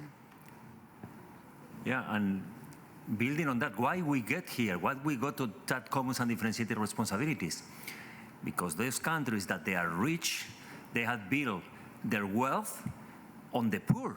Okay, so it's been. I mean, we can go as there is a historical responsibility that it goes as back as the production and the resources, slavery, name it. Okay, so this is how they. So now what we came here with a clear message that there is a debt, and actually, to me, what it makes me more angry about the text of this morning is that this 1.3 mention of money, okay, because it's money, I think somebody was saying it, somebody can put that money. It is some kind of changing this idea of the debt, that yes, we recognize that there is a need of 1.3. Come on, it's much higher, and it is what the reason why the rich countries are rich and why the poor countries are poorer. Thank you. One other question over there. Hello, I'm Dana from Argentina. I just wanted to ask if you feel like there's a space to build trust between the parties, because, I mean, we're in this process since 2021, I think, and we reached to no agreement. And right now the text, it's really complicated, at least for the Global South. So the question is, do you feel like there is a space to build trust between the parties, or it's just, otherwise it feels like we're not doing or not making any progress? What do you think about that? Thank you. Let's be honest. It's not just about trust. It should be about law. It is pretty simple. There is an obligation for not doing transboundary environmental harm. There is an obligation to cooperate, and developed countries have overused the carbon budget, the global carbon budget. That's why we have CBDR, because they use our possibility to use fossil fuels, and they have overused it to a point that we're in the brink of extinction. That's the discussion we're in. And yeah, I trust they abide by law, but it seems that they can't understand law. They only understand what is in their favor. But when it is about following a process that fulfills international law, that respects and enables human rights, that fulfills international environmental law, then it's about business. Then it's about negotiating. It is about pleasing them and how the European Union or the global north feel comfortable or not with the negotiations. And that is why we're in ITLOS, that is why we're in the Inter-American Court, and that is why you'll see us soon in December in the ICJ, because they seem to forget what the rule of law is for. And if I may add, at the end of the day, we are all in the same boat. All the world in the same boat, okay? So if the boat sinks, first class and third class passengers of the Titanic will sink together.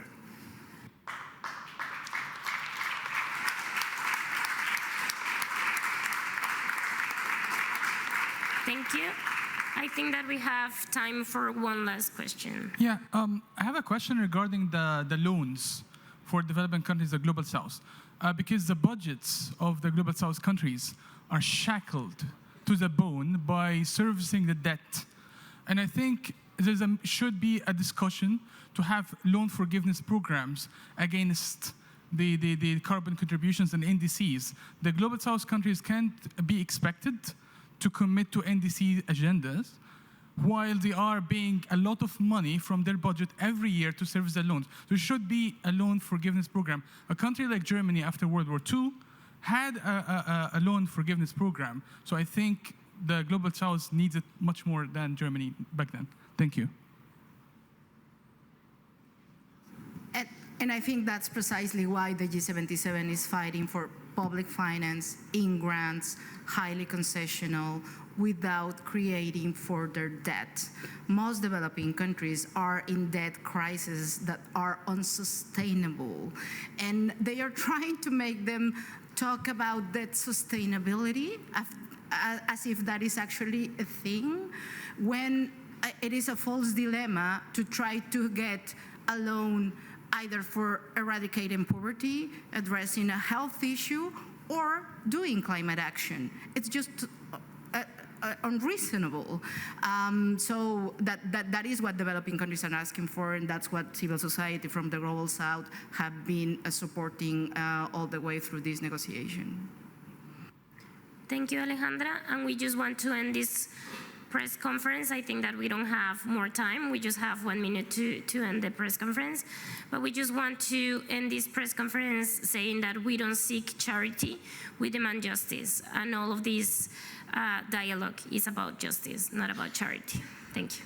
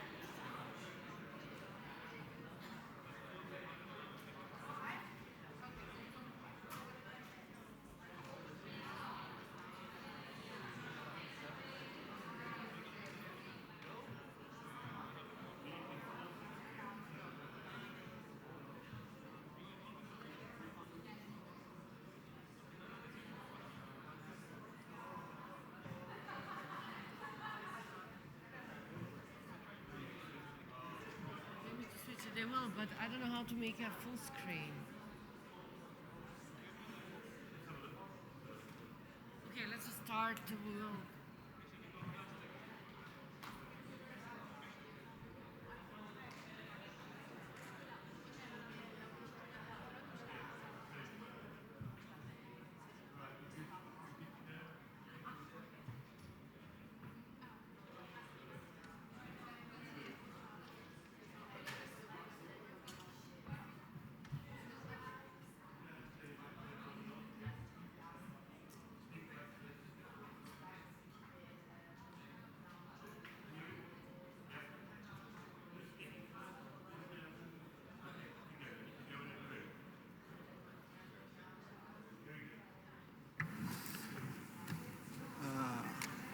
Yes.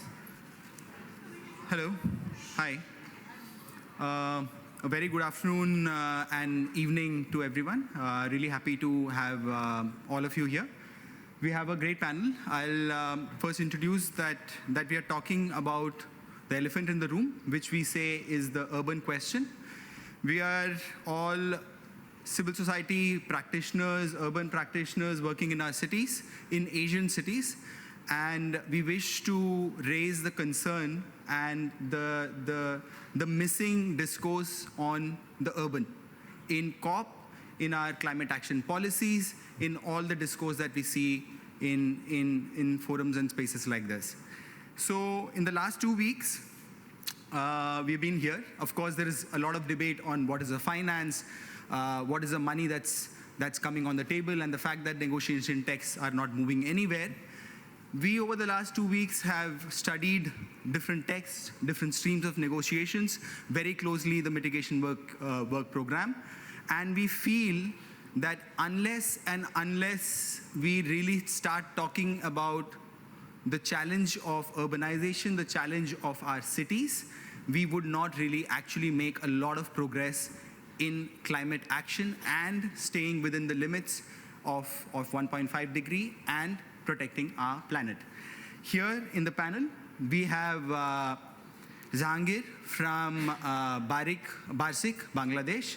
We have our friend Paula Fernandez from PFI Philippines. We have Pooja Dave from CAN International. And we are going to be talking about cities and their role and the opportunity in climate action. So why Asian cities are central to climate action? Asian because we come from there and we wish to make that statement here. Is that if we are 54% of the global population, urban, 54% of our population lives in cities now. In the coming years, it's going to be 2.3 billion more are going to be added in cities, of which 50% again, the increase of that 2.5 billion by 2050 is going to be in Asian cities, the countries that we are talking about. 70% of the global emissions are going or is already from cities, and that is only going to increase with the increase in population. We are also saying that 60% of the infrastructure that is being debated about here is not yet built and will be built in our cities. And what we see in terms of what is being built in our cities, I can frankly tell you from the example of where I come from, there are coastal roads, there are embankments, there are interventions which cannot be called as, resilient, sustainable, nor climate centric. So it is this that we are debating here. And also what complicates matter even more further is that the communities that we work with, that we engage with, there are not just 1 or 2 million here and there. There are over 1 billion people living in informal settlements. There are more than that, same number, informal workers who are in Asian cities. Yet we don't see any debate. We don't see any discussion in the Just Transition program. We don't see any discussion in the mitigation program. We just feel that this is not talked about, this is not debated about, this is not thought about in our discussions right now.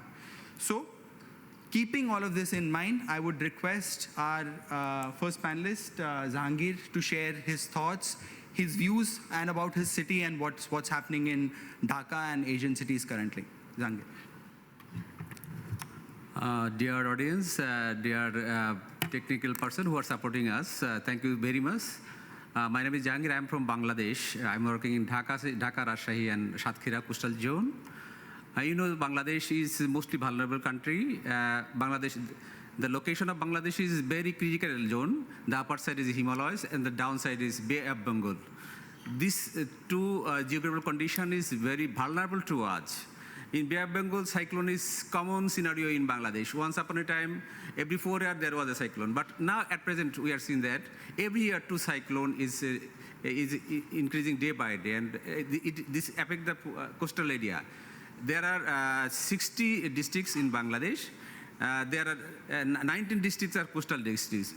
There is a research that within 2050, about 90 districts will go under the water due to the climate change. And already every day in Dhaka city, only Dhaka city, every day about 200,000 people come in the Dhaka city from rural to urban because climate, cyclone, salinity, river erosion, flood, water logging, different types of disaster are occurring in the coastal zone. And there is another problem in the wetland area. This is very close to the Meghalaya hills, close to the India border.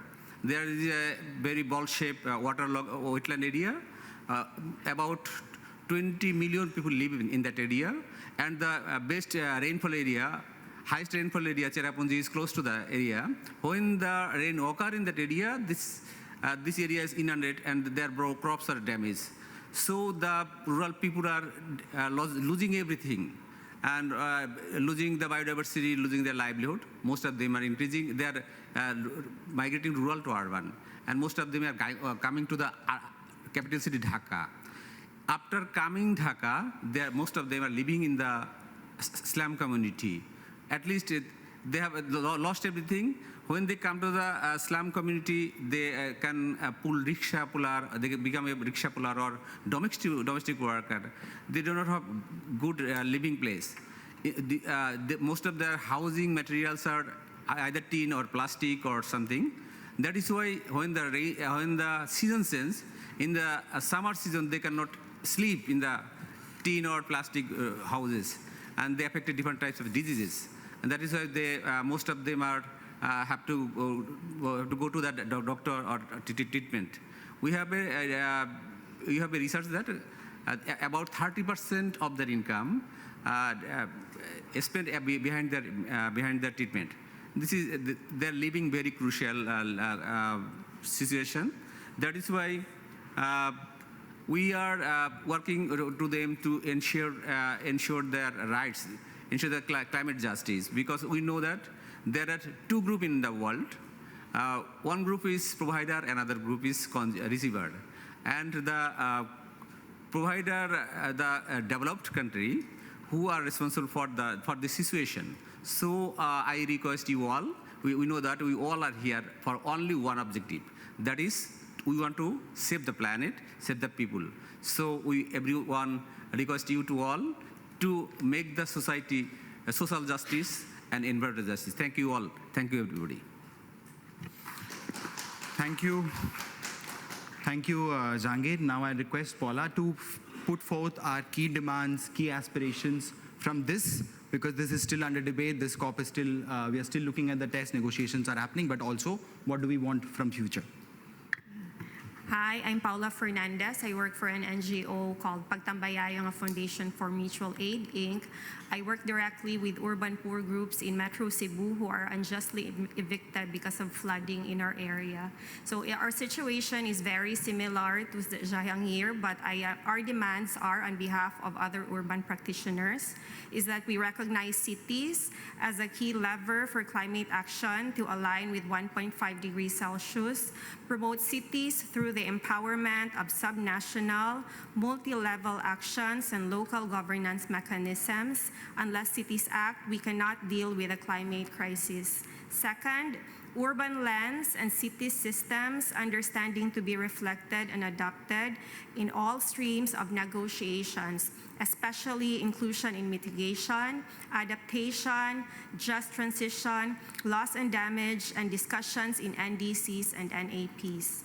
Third, all parties should ensure that climate action measures benefit the most vulnerable, especially in cities where 40% of the poorest vulnerable population should be prioritized for climate action, protecting informality is essential. Fourth, the mitigation work program included positive references to urban and city systems.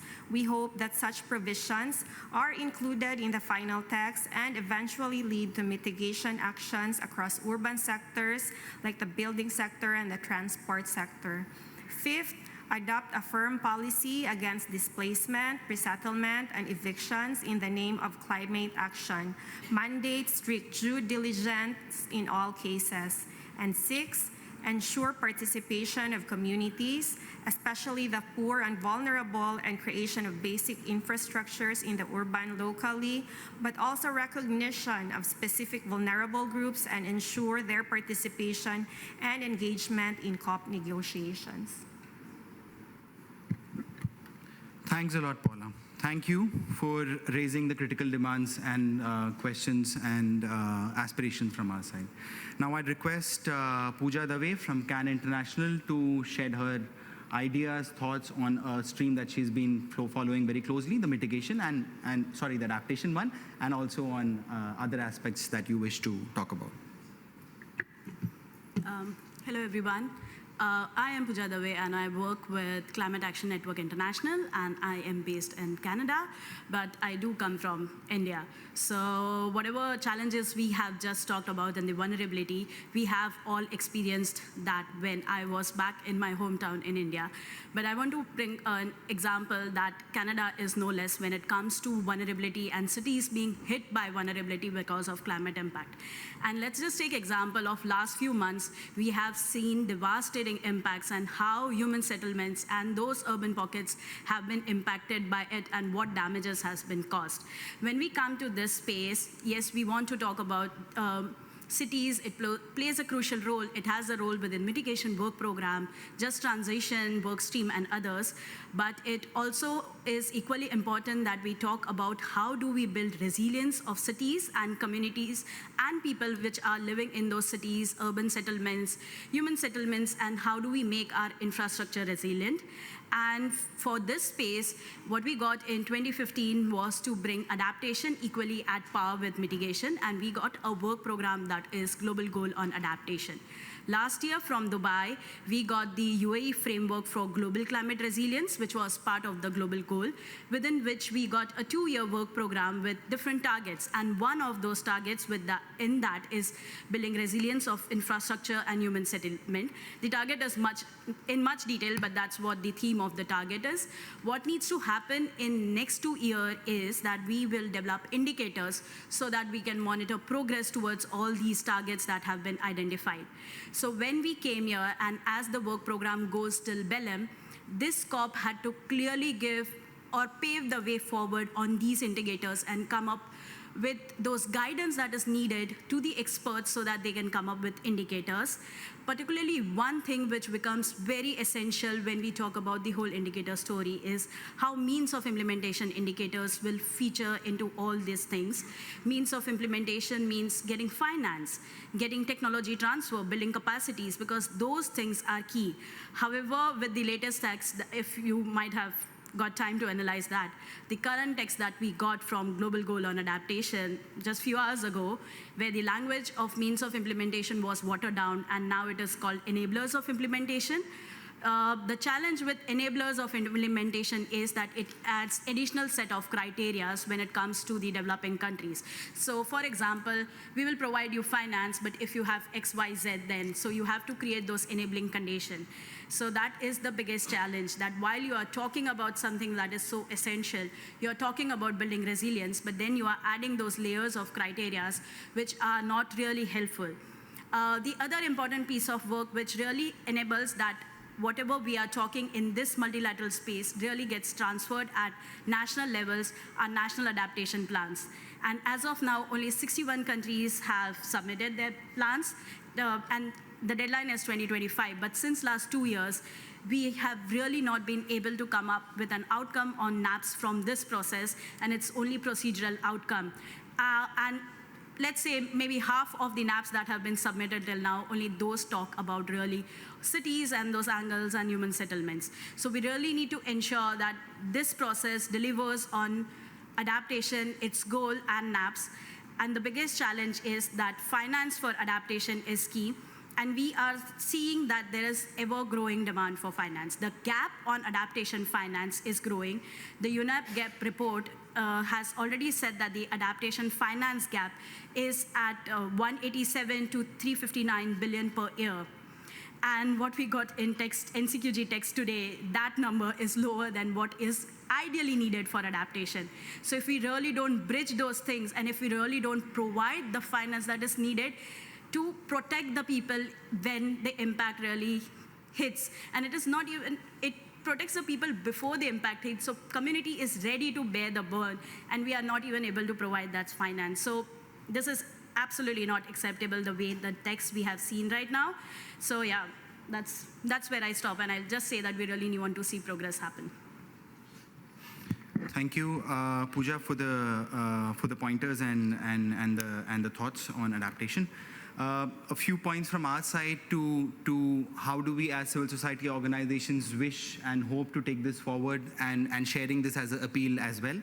It is also very important to realize that unless there are indicators, unless there are clear references to vulnerable communities, urbanization, cities as systems, all these aspects, whatever that our city governments do in NDCs, in NAPs, will not have references to a lot of the population groups and the communities that we work with. So that is also the responsibility and the task that we have, is of how do we keep these negotiation streams and put the required ideas for all these different groups and communities that we are working in. Our call to action also means that there is IPCC cities report that's due in 2027.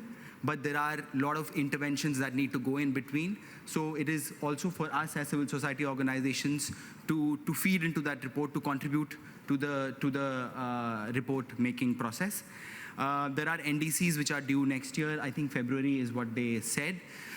India's NDCs, just to give you an example, has a paragraph and a few lines about the urban.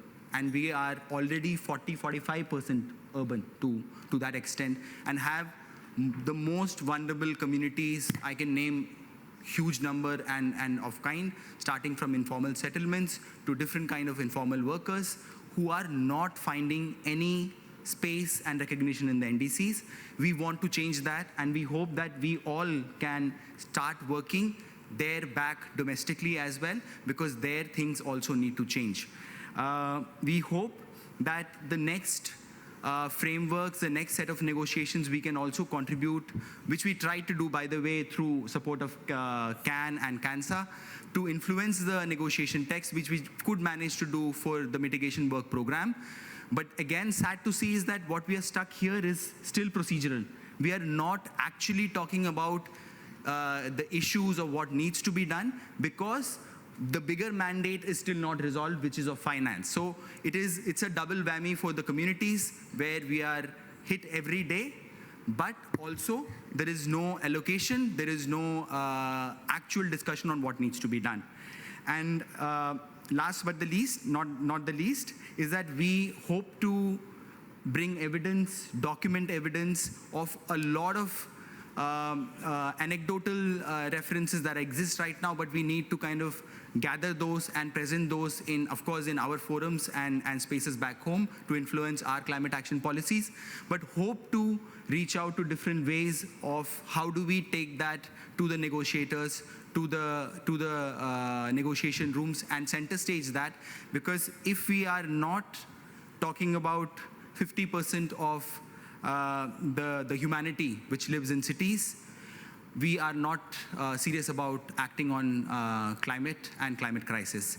So we are wanting to center stage the vulnerable communities and the need for justice now, which cannot be delayed, which also means that we need the required finance, but we need to also talk about issues related to communities, their specific vulnerabilities in their specific context. But we have not gotten to there because there are procedural aspects which are still stuck there, and we are not able to move domestically. So those would be our submissions. I would be happy if there are questions, and we would be happy to take them.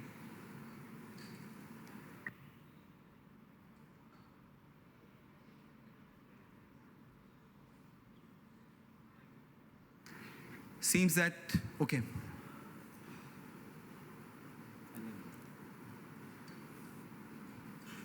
Sure. A mic will come to you. Thank you for this. It's refreshing, actually, to see that the urban questions being pushed. My name is Nayoka. I'm based in Bangladesh, but I work for SIDA, Sweden. My question is that the urban agenda requires clear focal points, whether you are doing programming interventions nationally or whether you're in a fora like COP. And not too long ago, there was a ministerial level discussion where a number of ministers were basically talking about how great their urban programming, their urban policy strategies are happening now in their places. So my question is, how is your network collaborating with these focal points at the ministerial level, at the subnational level, and other actors that could, follow this through? Thanks. Okay, thank you. Are there any other questions? Should we?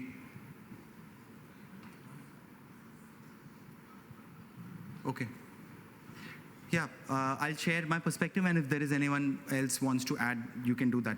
I think what we saw at the ministerial level discussions and gathering was that, unfortunately, if you've heard the discussions, we were there and we also heard, was that agencies like UN Habitat and a couple of others did have strong reference to informal settlements. They did talk about how we need to really take care of not take care, but to recognize and to formalize in some sense the 1 billion that are still in informal settlements.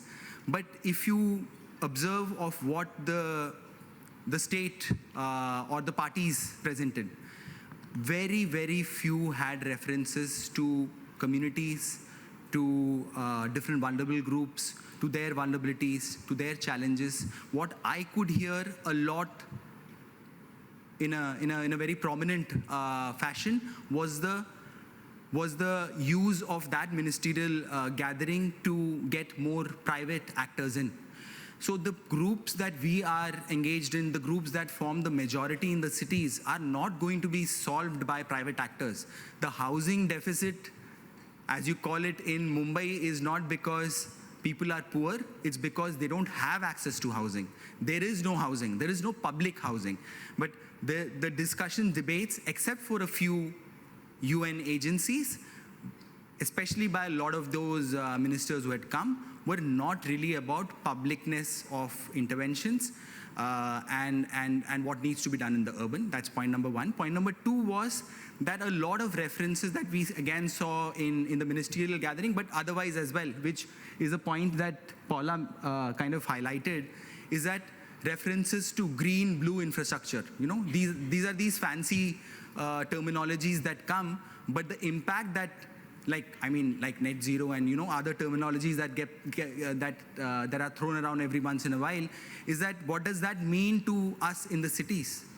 Because if it gets picked up and gets employed, there is a high degree of probability that a lot of communities that are next to green and blue infrastructures, which could mean that they are water bodies, little vulnerable areas. Of course, that has to be resolved of who is more vulnerable and what is the threat that's happening. But there is a high likelihood that this will only lead to mass displacements, evictions in the guise of climate actions. So those debates did not happen there, which is why we feel that if that is the discourse that is being said, and that is what influences the negotiations in different ways, that's going to be a double whammy, because we are not there on records there. The terminologies gets picked up. National governments and parties use them at their convenience. And because there are no safeguards right now, they can be used in any manner possible. So we have to really ensure that we add to that, but also get the safeguards in, get the clauses in to ensure that the communities and people are center staged in the process. That would be my response. Yeah. Is there anyone else who wish to share the thought perspective, or anyone wants to add to that? We have 4 minutes, so okay. Please. Hello, I am Fatima from Mexico. My concern is climate migrants. Do you think that as things stand now, we are even contemplating climate migration? And what should we be discussing about when it comes to that topic? Since most of climate migrants will get to cities. So I don't think, I haven't seen that topic generally. What do you think is the bare minimum we should have to consider to prepare for this important problem? Sure, thank you. Fatima, anyone wants to respond to that? Paula, you want to? Well, in Cebu, our strategy with the urban poor groups is always in-city relocation, no migration. So we involve them in processes. It's them who will look for the land, work with the city planning office and the building office. So it's really in-city relocation for us, at least in Metro Cebu. That's what we are promoting. Anyone wants to respond? My take, Fatima, is that, look, cities, the way they exist and the way they are developed right now, at least in the global South Asian cities, we see population and people as static. In housing, in how everyone needs to get identity over a period of time in city to prove that you're part of the city. So our cities are not necessarily made to deal with population flows, as are national borders. So look at India, for instance, because I am from India, so I just give that an example. We do not really have an assessment of, we have an assessment of how many people move, how many population groups move, and that's a massive number. Migrants would account for a big number, but I'll not get there. But we are not assessing even of what is the population group moving because of climate impacts and climate migration. We have really not assessed that. So when that is not happening, and whoever or whatever communities move to cities are not automatically made part of cities, because urban planning, city designs are not meant to deal with flows which are so fast and so moving. So I think we need to have certain sense of nimbleness in how we deal with cities, but that's only possible when you have recognized that huge population transfers are happening now because of climate impacts, just that we wish to call them migration for livelihoods, migration for better opportunities.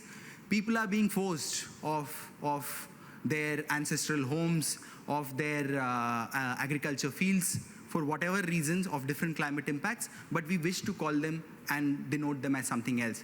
This closing, last point, is that it's going to get messier because Bangladesh will have impacts. It will have impacts in India. So borders are also not going to make much sense. But we are not wired toward this kind of a population transfer, involuntary transfer that will happen, and we are not ready for that. Yeah, thank you. I really appreciate your presence, and thanks for all the questions. Thanks, team, for the help.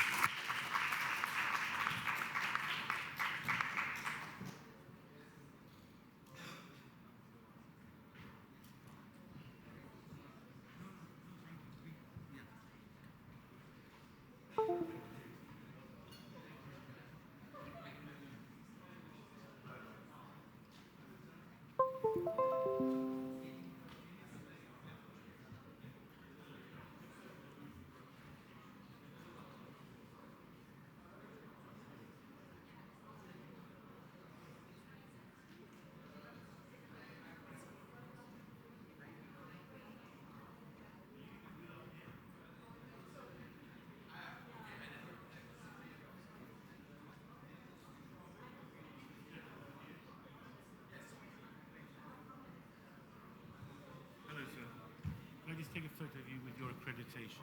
So if you just hold that up there for me. Thank you. Don't worry, it's just a TV.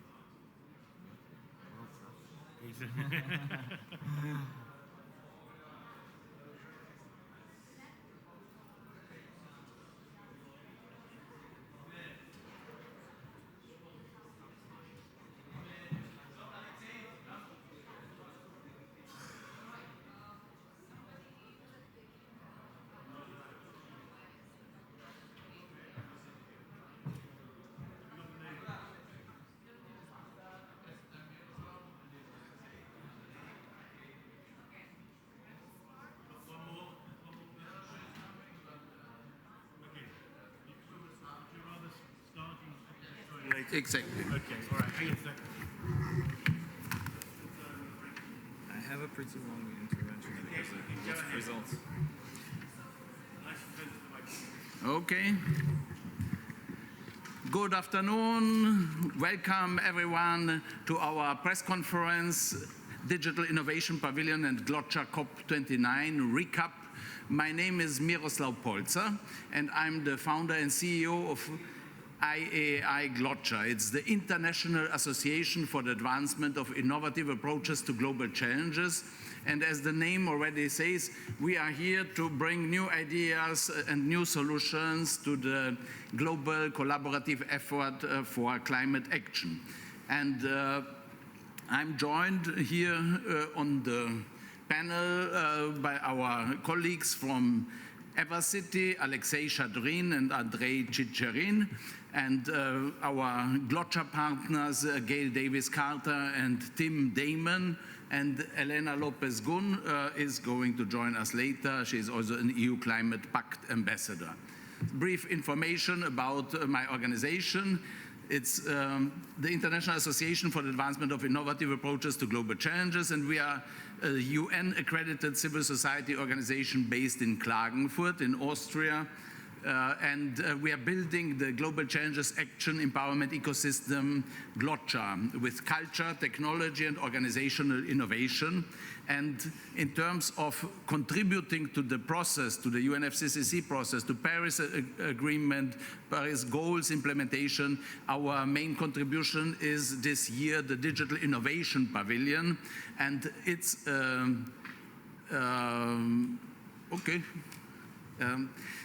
it's a space where digital solution providers can come and present their solutions and interact with global climate governance community and with global climate action community. And we believe that with this kind of space and this kind of interaction, there can be a lot of implementation power added to the UNFCCC process. And we are going to have more about later perhaps, but let's now come to Alexei Shadrin, EverCity and Climate Change Coalition. Please, Alexei, tell us about the Digital Innovation Pavilion.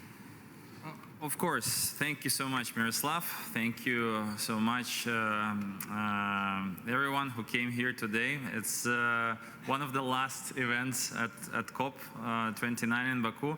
My name is Alexei Shadrin. I'm CEO and co-founder of EverCity, a company which provides digital climate finance infrastructure to accelerate climate finance in the developing world. And I also wear several hats. One of my hats is the Climate Change Coalition founding member.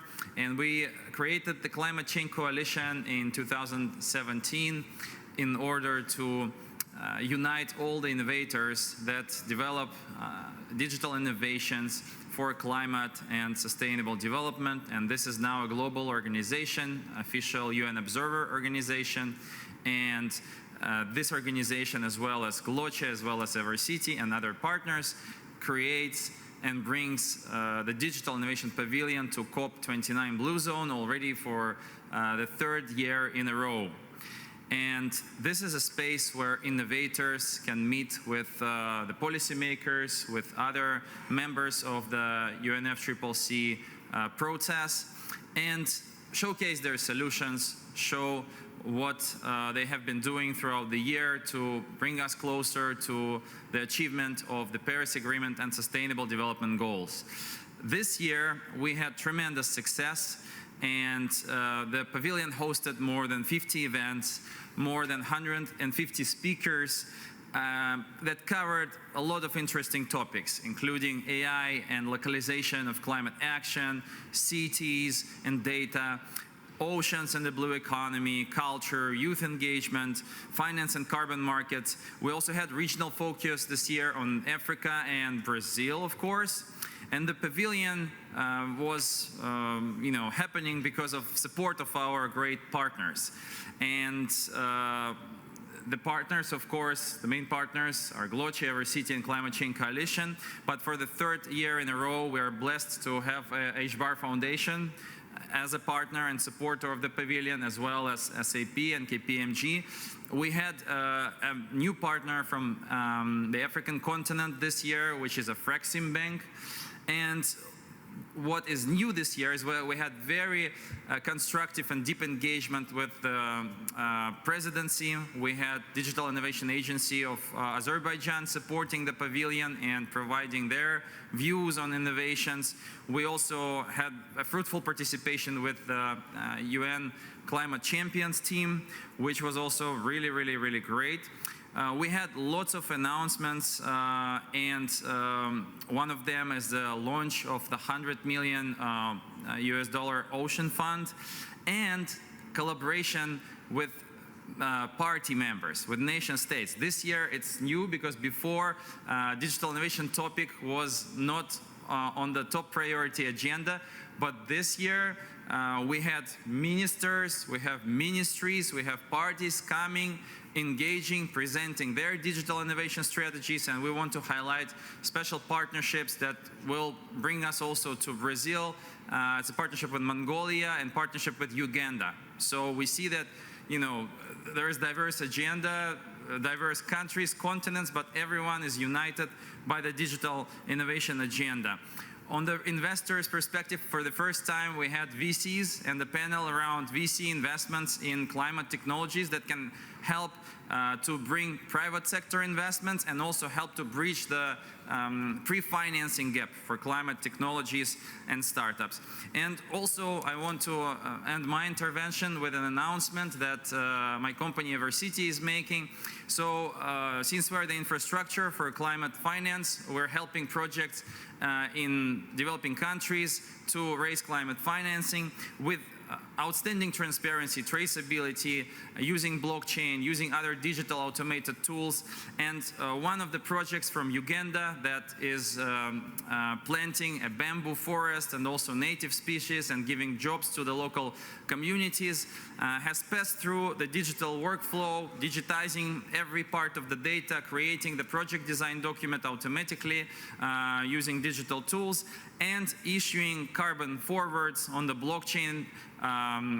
There are around 50,000 tons of CO2 now available as carbon forwards on the blockchain, available for the buyers, and this marks a new step in this process because these forwards are fully transparent and they can be traced to the very beginning. Every action, every data point is transparent, and we hope that from there will be much more projects that will benefit from this outstanding transparency, and investors would really value this approach. Thank you so much. Thank you very much, Alexei. And now to Andrei Chicherin, who is also Evercity team member, a former team member, official from the Green Climate Fund. Some perspectives from your side on the systemic potentials of digital innovation for climate action empowerment, especially the finance part. And the Ocean Climate Fund is also welcome to be mentioned. Thank you, Miroslav. Good afternoon, everyone. I'm member of the founding team of the Ocean Climate Fund. My name is Andrei Chicherin. I'm happy to see you all here at this moment. We are finalizing this COP with a very good offtake from the discussions and events that happen around this venue, including Digital Innovation Pavilion. My sincere gratitude to Miroslav and his team for being the cradle of the Ocean Climate Fund, pioneering and innovative financing structure where we unite communities, technologies, and finance to support resilience and climate mitigation action in the coastal areas as well as the high seas. This is a very valuable part of our planet of which nobody takes care of, and we are hoping that with some time our small baby will transform itself into the financial whale that will be utilizing innovative financing structure, support of multilateral financial institutions like the Green Climate Fund and other climate funds, and of course decentralized financing approach that will help us all on one hand commit and contribute to the support of the climate change action, but at the same time have the benefit of our investment in our planet and into our future. I sincerely believe that this united action is a valuable, even if not tangible, but nevertheless real outcome of this event. And in that sense, I definitely would like to say a few words of thanks to Azerbaijan, because today we are standing on this beautiful bridge of hope, bridge of cooperation, and bridge of United Nations that transatlantically links us to Brazil. And today we are saying goodbye to Baku, but we are saying hello to Brazil. Thank you very much, everybody. Thank you very much, Andrei. And so this was the part about the Digital Innovation Pavilion, and just a brief outlook also on the thematic focus also for next year. With our organization, we are partnering also with the UN Geospatial Information Network, the One Map initiative, and we are adding a citizen science component, community level data collection, and we believe that localization of climate action and the use of emerging technologies to have a better understanding of who is doing what type of climate action where and how and with what kind of activities and impact, this will help us to be more effective in multi-stakeholder climate action coordination and incentivization.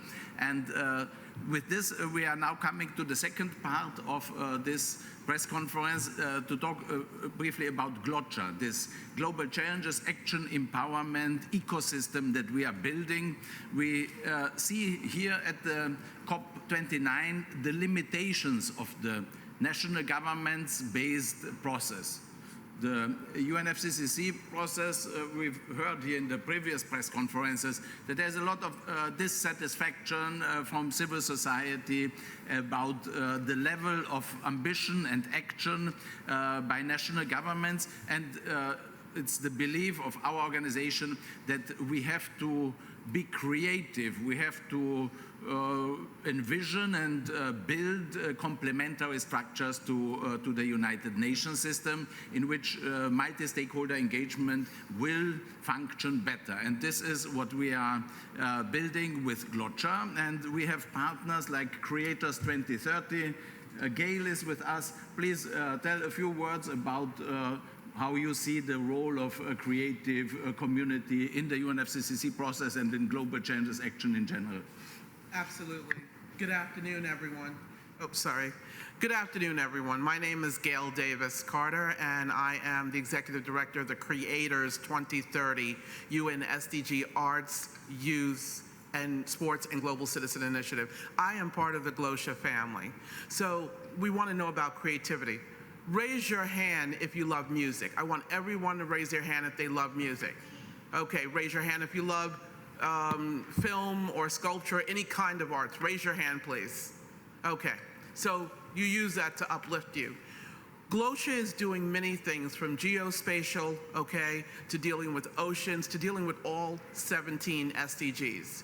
Why is GLOCHA important? GLOCHA is important is because it's bringing together people on the local level to the global level.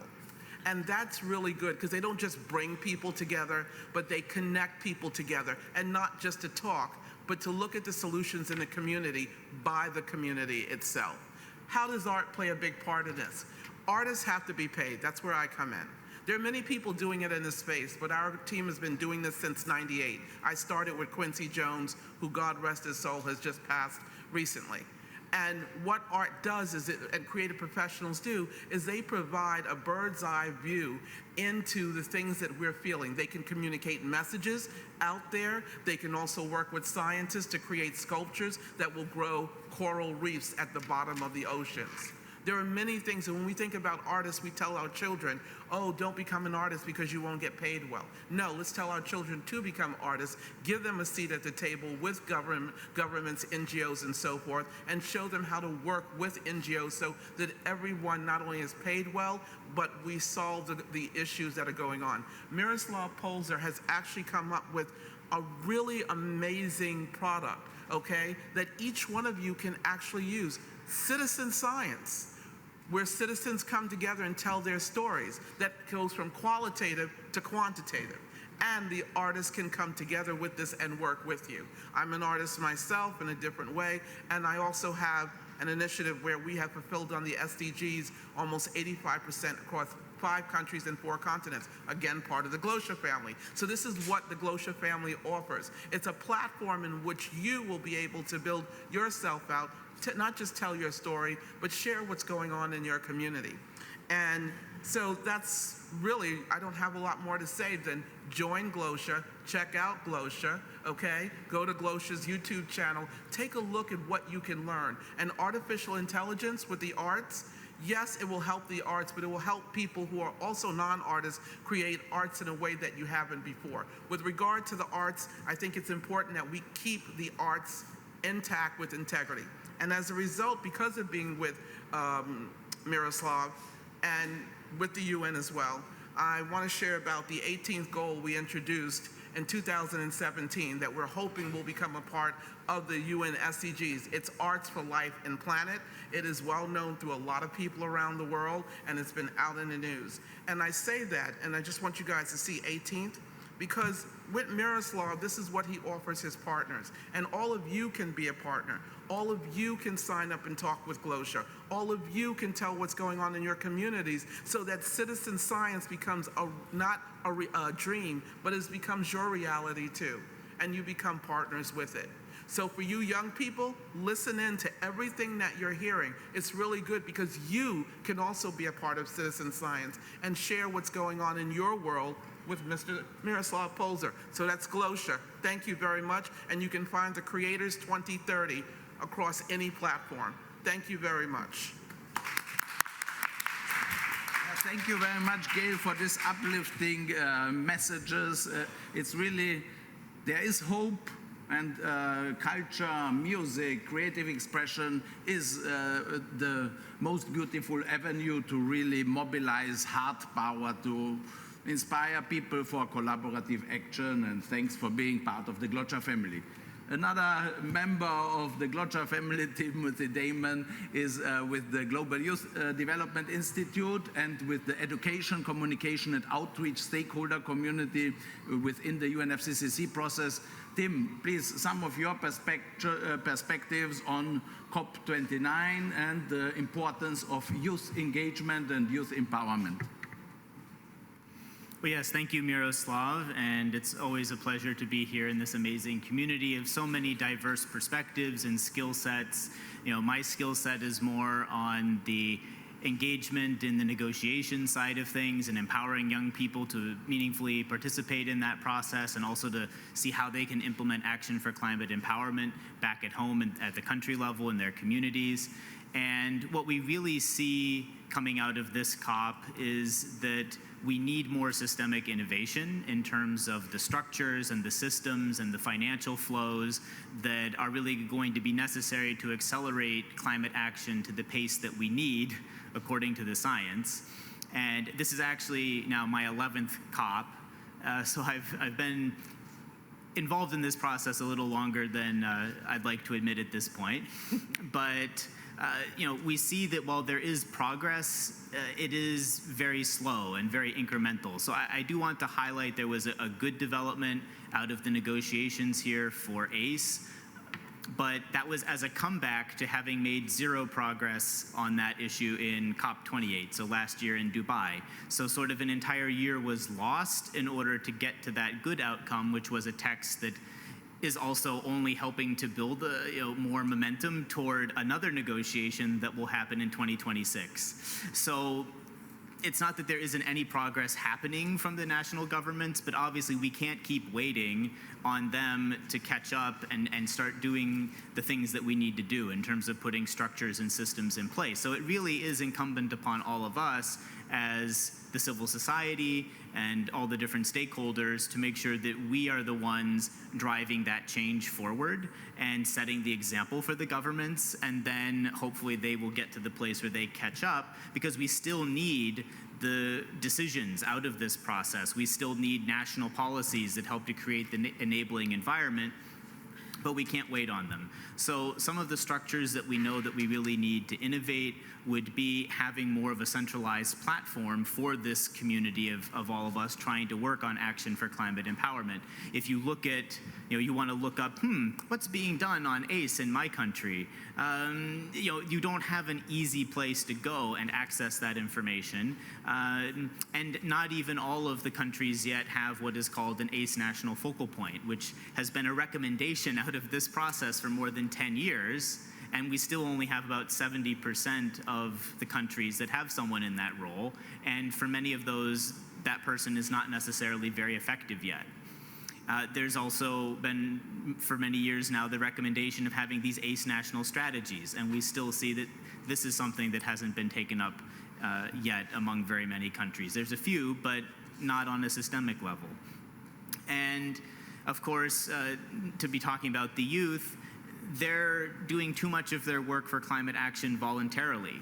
And youth NGOs cannot access, for example, the Green Climate Fund or the GEF or a lot of these other structures. And so some of that systemic innovation that we need when it comes to finance would be to also help to create funding streams which are accessible and empowering to young people. And a necessary component of that would also be an incubator aspect, so that you are empowering the young people, arming them with the skills that they need for green jobs, for taking action on all the different facets of climate change that we need to address, because not all of the young people are in a place yet where they can write a strong project proposal that would be worthy of getting funding, even if that funding were available, or they can't make an NGO because of the barriers in their country to being able to formalize a legal entity. So we need to get creative as well to overcome that problem in terms of having other ways of creating legal entities or entirely new entities that don't exist yet but are enabled through new technologies that overcome that barrier, so you can still have verifiable projects and accountability and oversight of projects, but in a way that is accessible to everyone, and of course not only youth but everyone in civil society, because that really is the core message of ACE, which goes all the way back to 1992. You'll find it in Article 6 of the Convention. We've known that we can't solve the climate crisis without every person involved, and yet we still see that there is so much marginalization of communities and people, and so much difficulty in being able to move this forward. So really we see ACE and as well ECOS, the education, communication, and outreach stakeholders community. So if you're working on ACE in this kind of space, please come up to us. We can help you to join that. And of course, all the amazing work that GLOCHA and the GLOCHA family is doing. This is us working together, building that community that is going to get the tangible solutions that we need. And we know that we need ACE, and we're doing it. We're going to keep doing it, and we know that the process will catch up to us eventually. Thank you very much, Tim, for your great systemic analysis of the needs. And we are building this solution. It's not that we are planning or envisioning or so. We are really determined to set up the mechanism that young people, micro-action will have the connection to global funds like the Green Climate Fund. And now to Elena Lopez-Gun, iCatalyst and EU Climate Pact Ambassador. I've invited Elena because she's very creative as the curator of programs in the Spanish pavilion, but also because this EU Climate Pact concept is a public sector innovation where citizens themselves nominate or apply to be ambassadors, and they commit to concrete action, and this is the future. We should not always wait for the national governments, and if they don't do it, being sad, we have to take action ourselves and reinvent, re-envision the public space. And Elena, please share your perspectives. Yeah, thank you very much, Mira, for inviting me. I mean, I was very privileged or very lucky to participate, and also in the digital hub pavilion, and also building bridges across pavilions. Because I participated in yours, and you came to visit ours, which was great. Yeah, I just wanted to briefly mention, that we're talking about 1,000 Climate Pact ambassadors across the European Union, and I have seen the power of citizen action. So, for example, one of the things that the EU is, I think it is public innovation.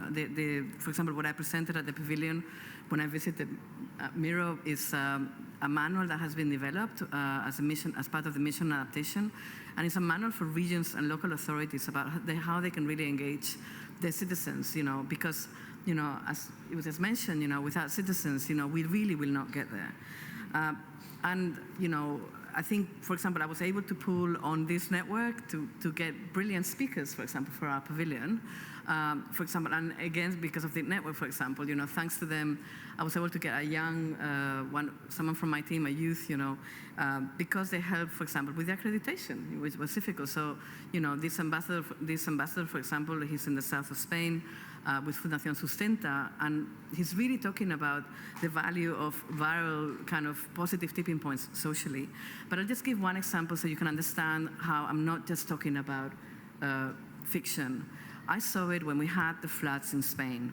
I saw how the network activated immediately, and a local Climate Pact ambassador from Valencia, who lived 1 kilometer away from where the floods had happened, activated another Climate Pact ambassador that had basically an NGO exactly where the floods had happened, and then another Climate Pact ambassador from the south of Spain mobilized a lorry to take help for that region. And then another Climate Pact ambassador was engaging with the media constantly to mobilize the volunteers, while another Climate Pact ambassador was actually because she was actually used to work in the commission in the, basically was able to communicate with the BBC, with the media, what was going on from the perspective of people activating in the face of, in this case, a disaster that we do know was highly impacted because of climate change. I mean, we know now the World Attribution Center is saying that this event was much more extreme because of climate change. We see the footprint of climate change. And these are people, we're talking about Juan, Jose Antonio, Carla, Carmen, Jesus. So I think just to show that it can happen, and Glocha, I think, again, would be a great platform that we can actually build on, so this kind of loose, qualitative energy can be channeled and then, basically upscaled. So thank you very much. Wonderful. Thank you very much, Elena, for this story of really citizen power, citizens taking action, and there is hope. So we have time for one question. Please.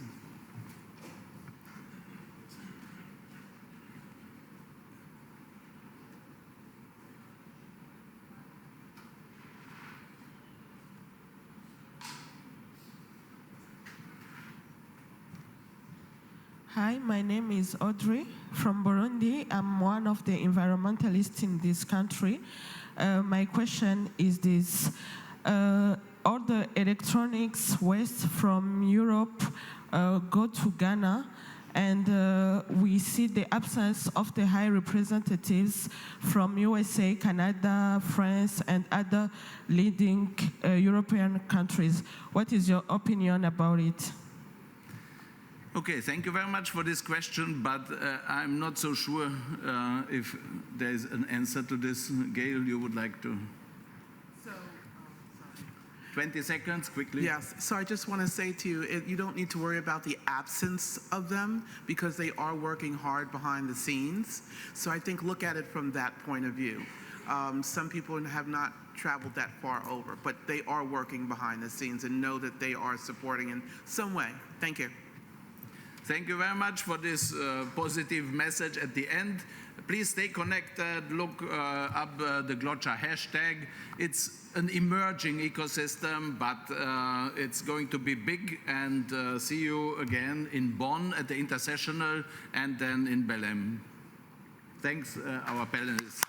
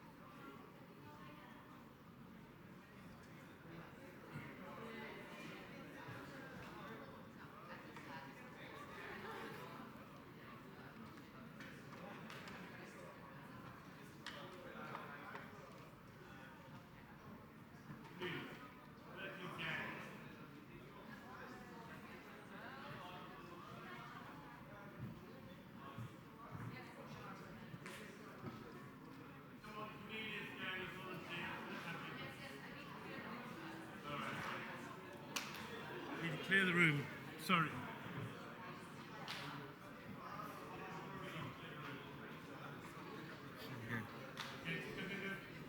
Hello, guys. Yeah, I hope it's feasible. It's good.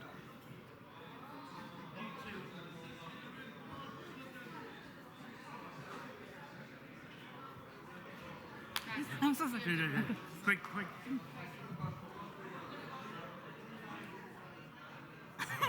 So,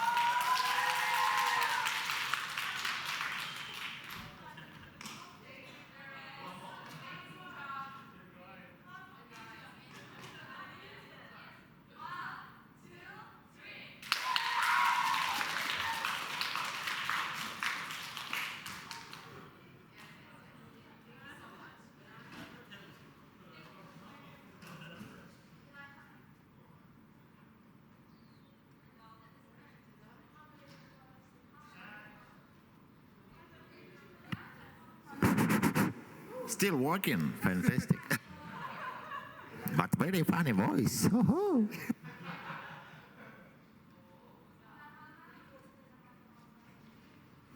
Hello. Is the floor open for questions? Where are the girls with the mics?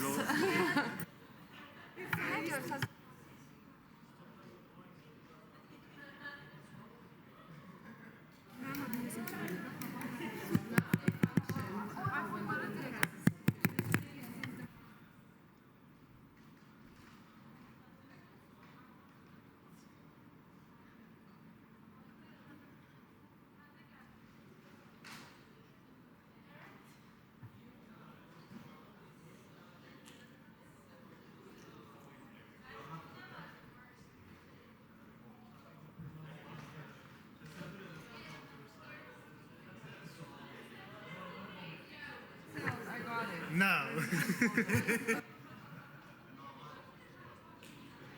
What the fuck's that question?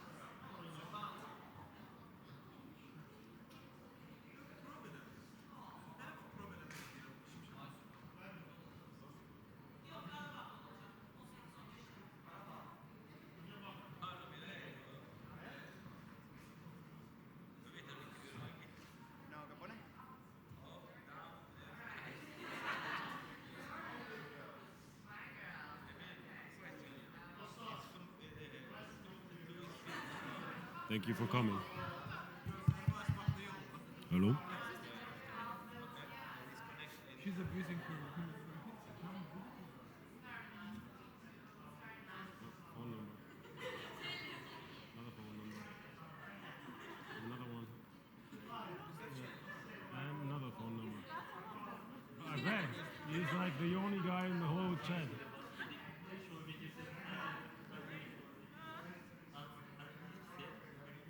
You just came?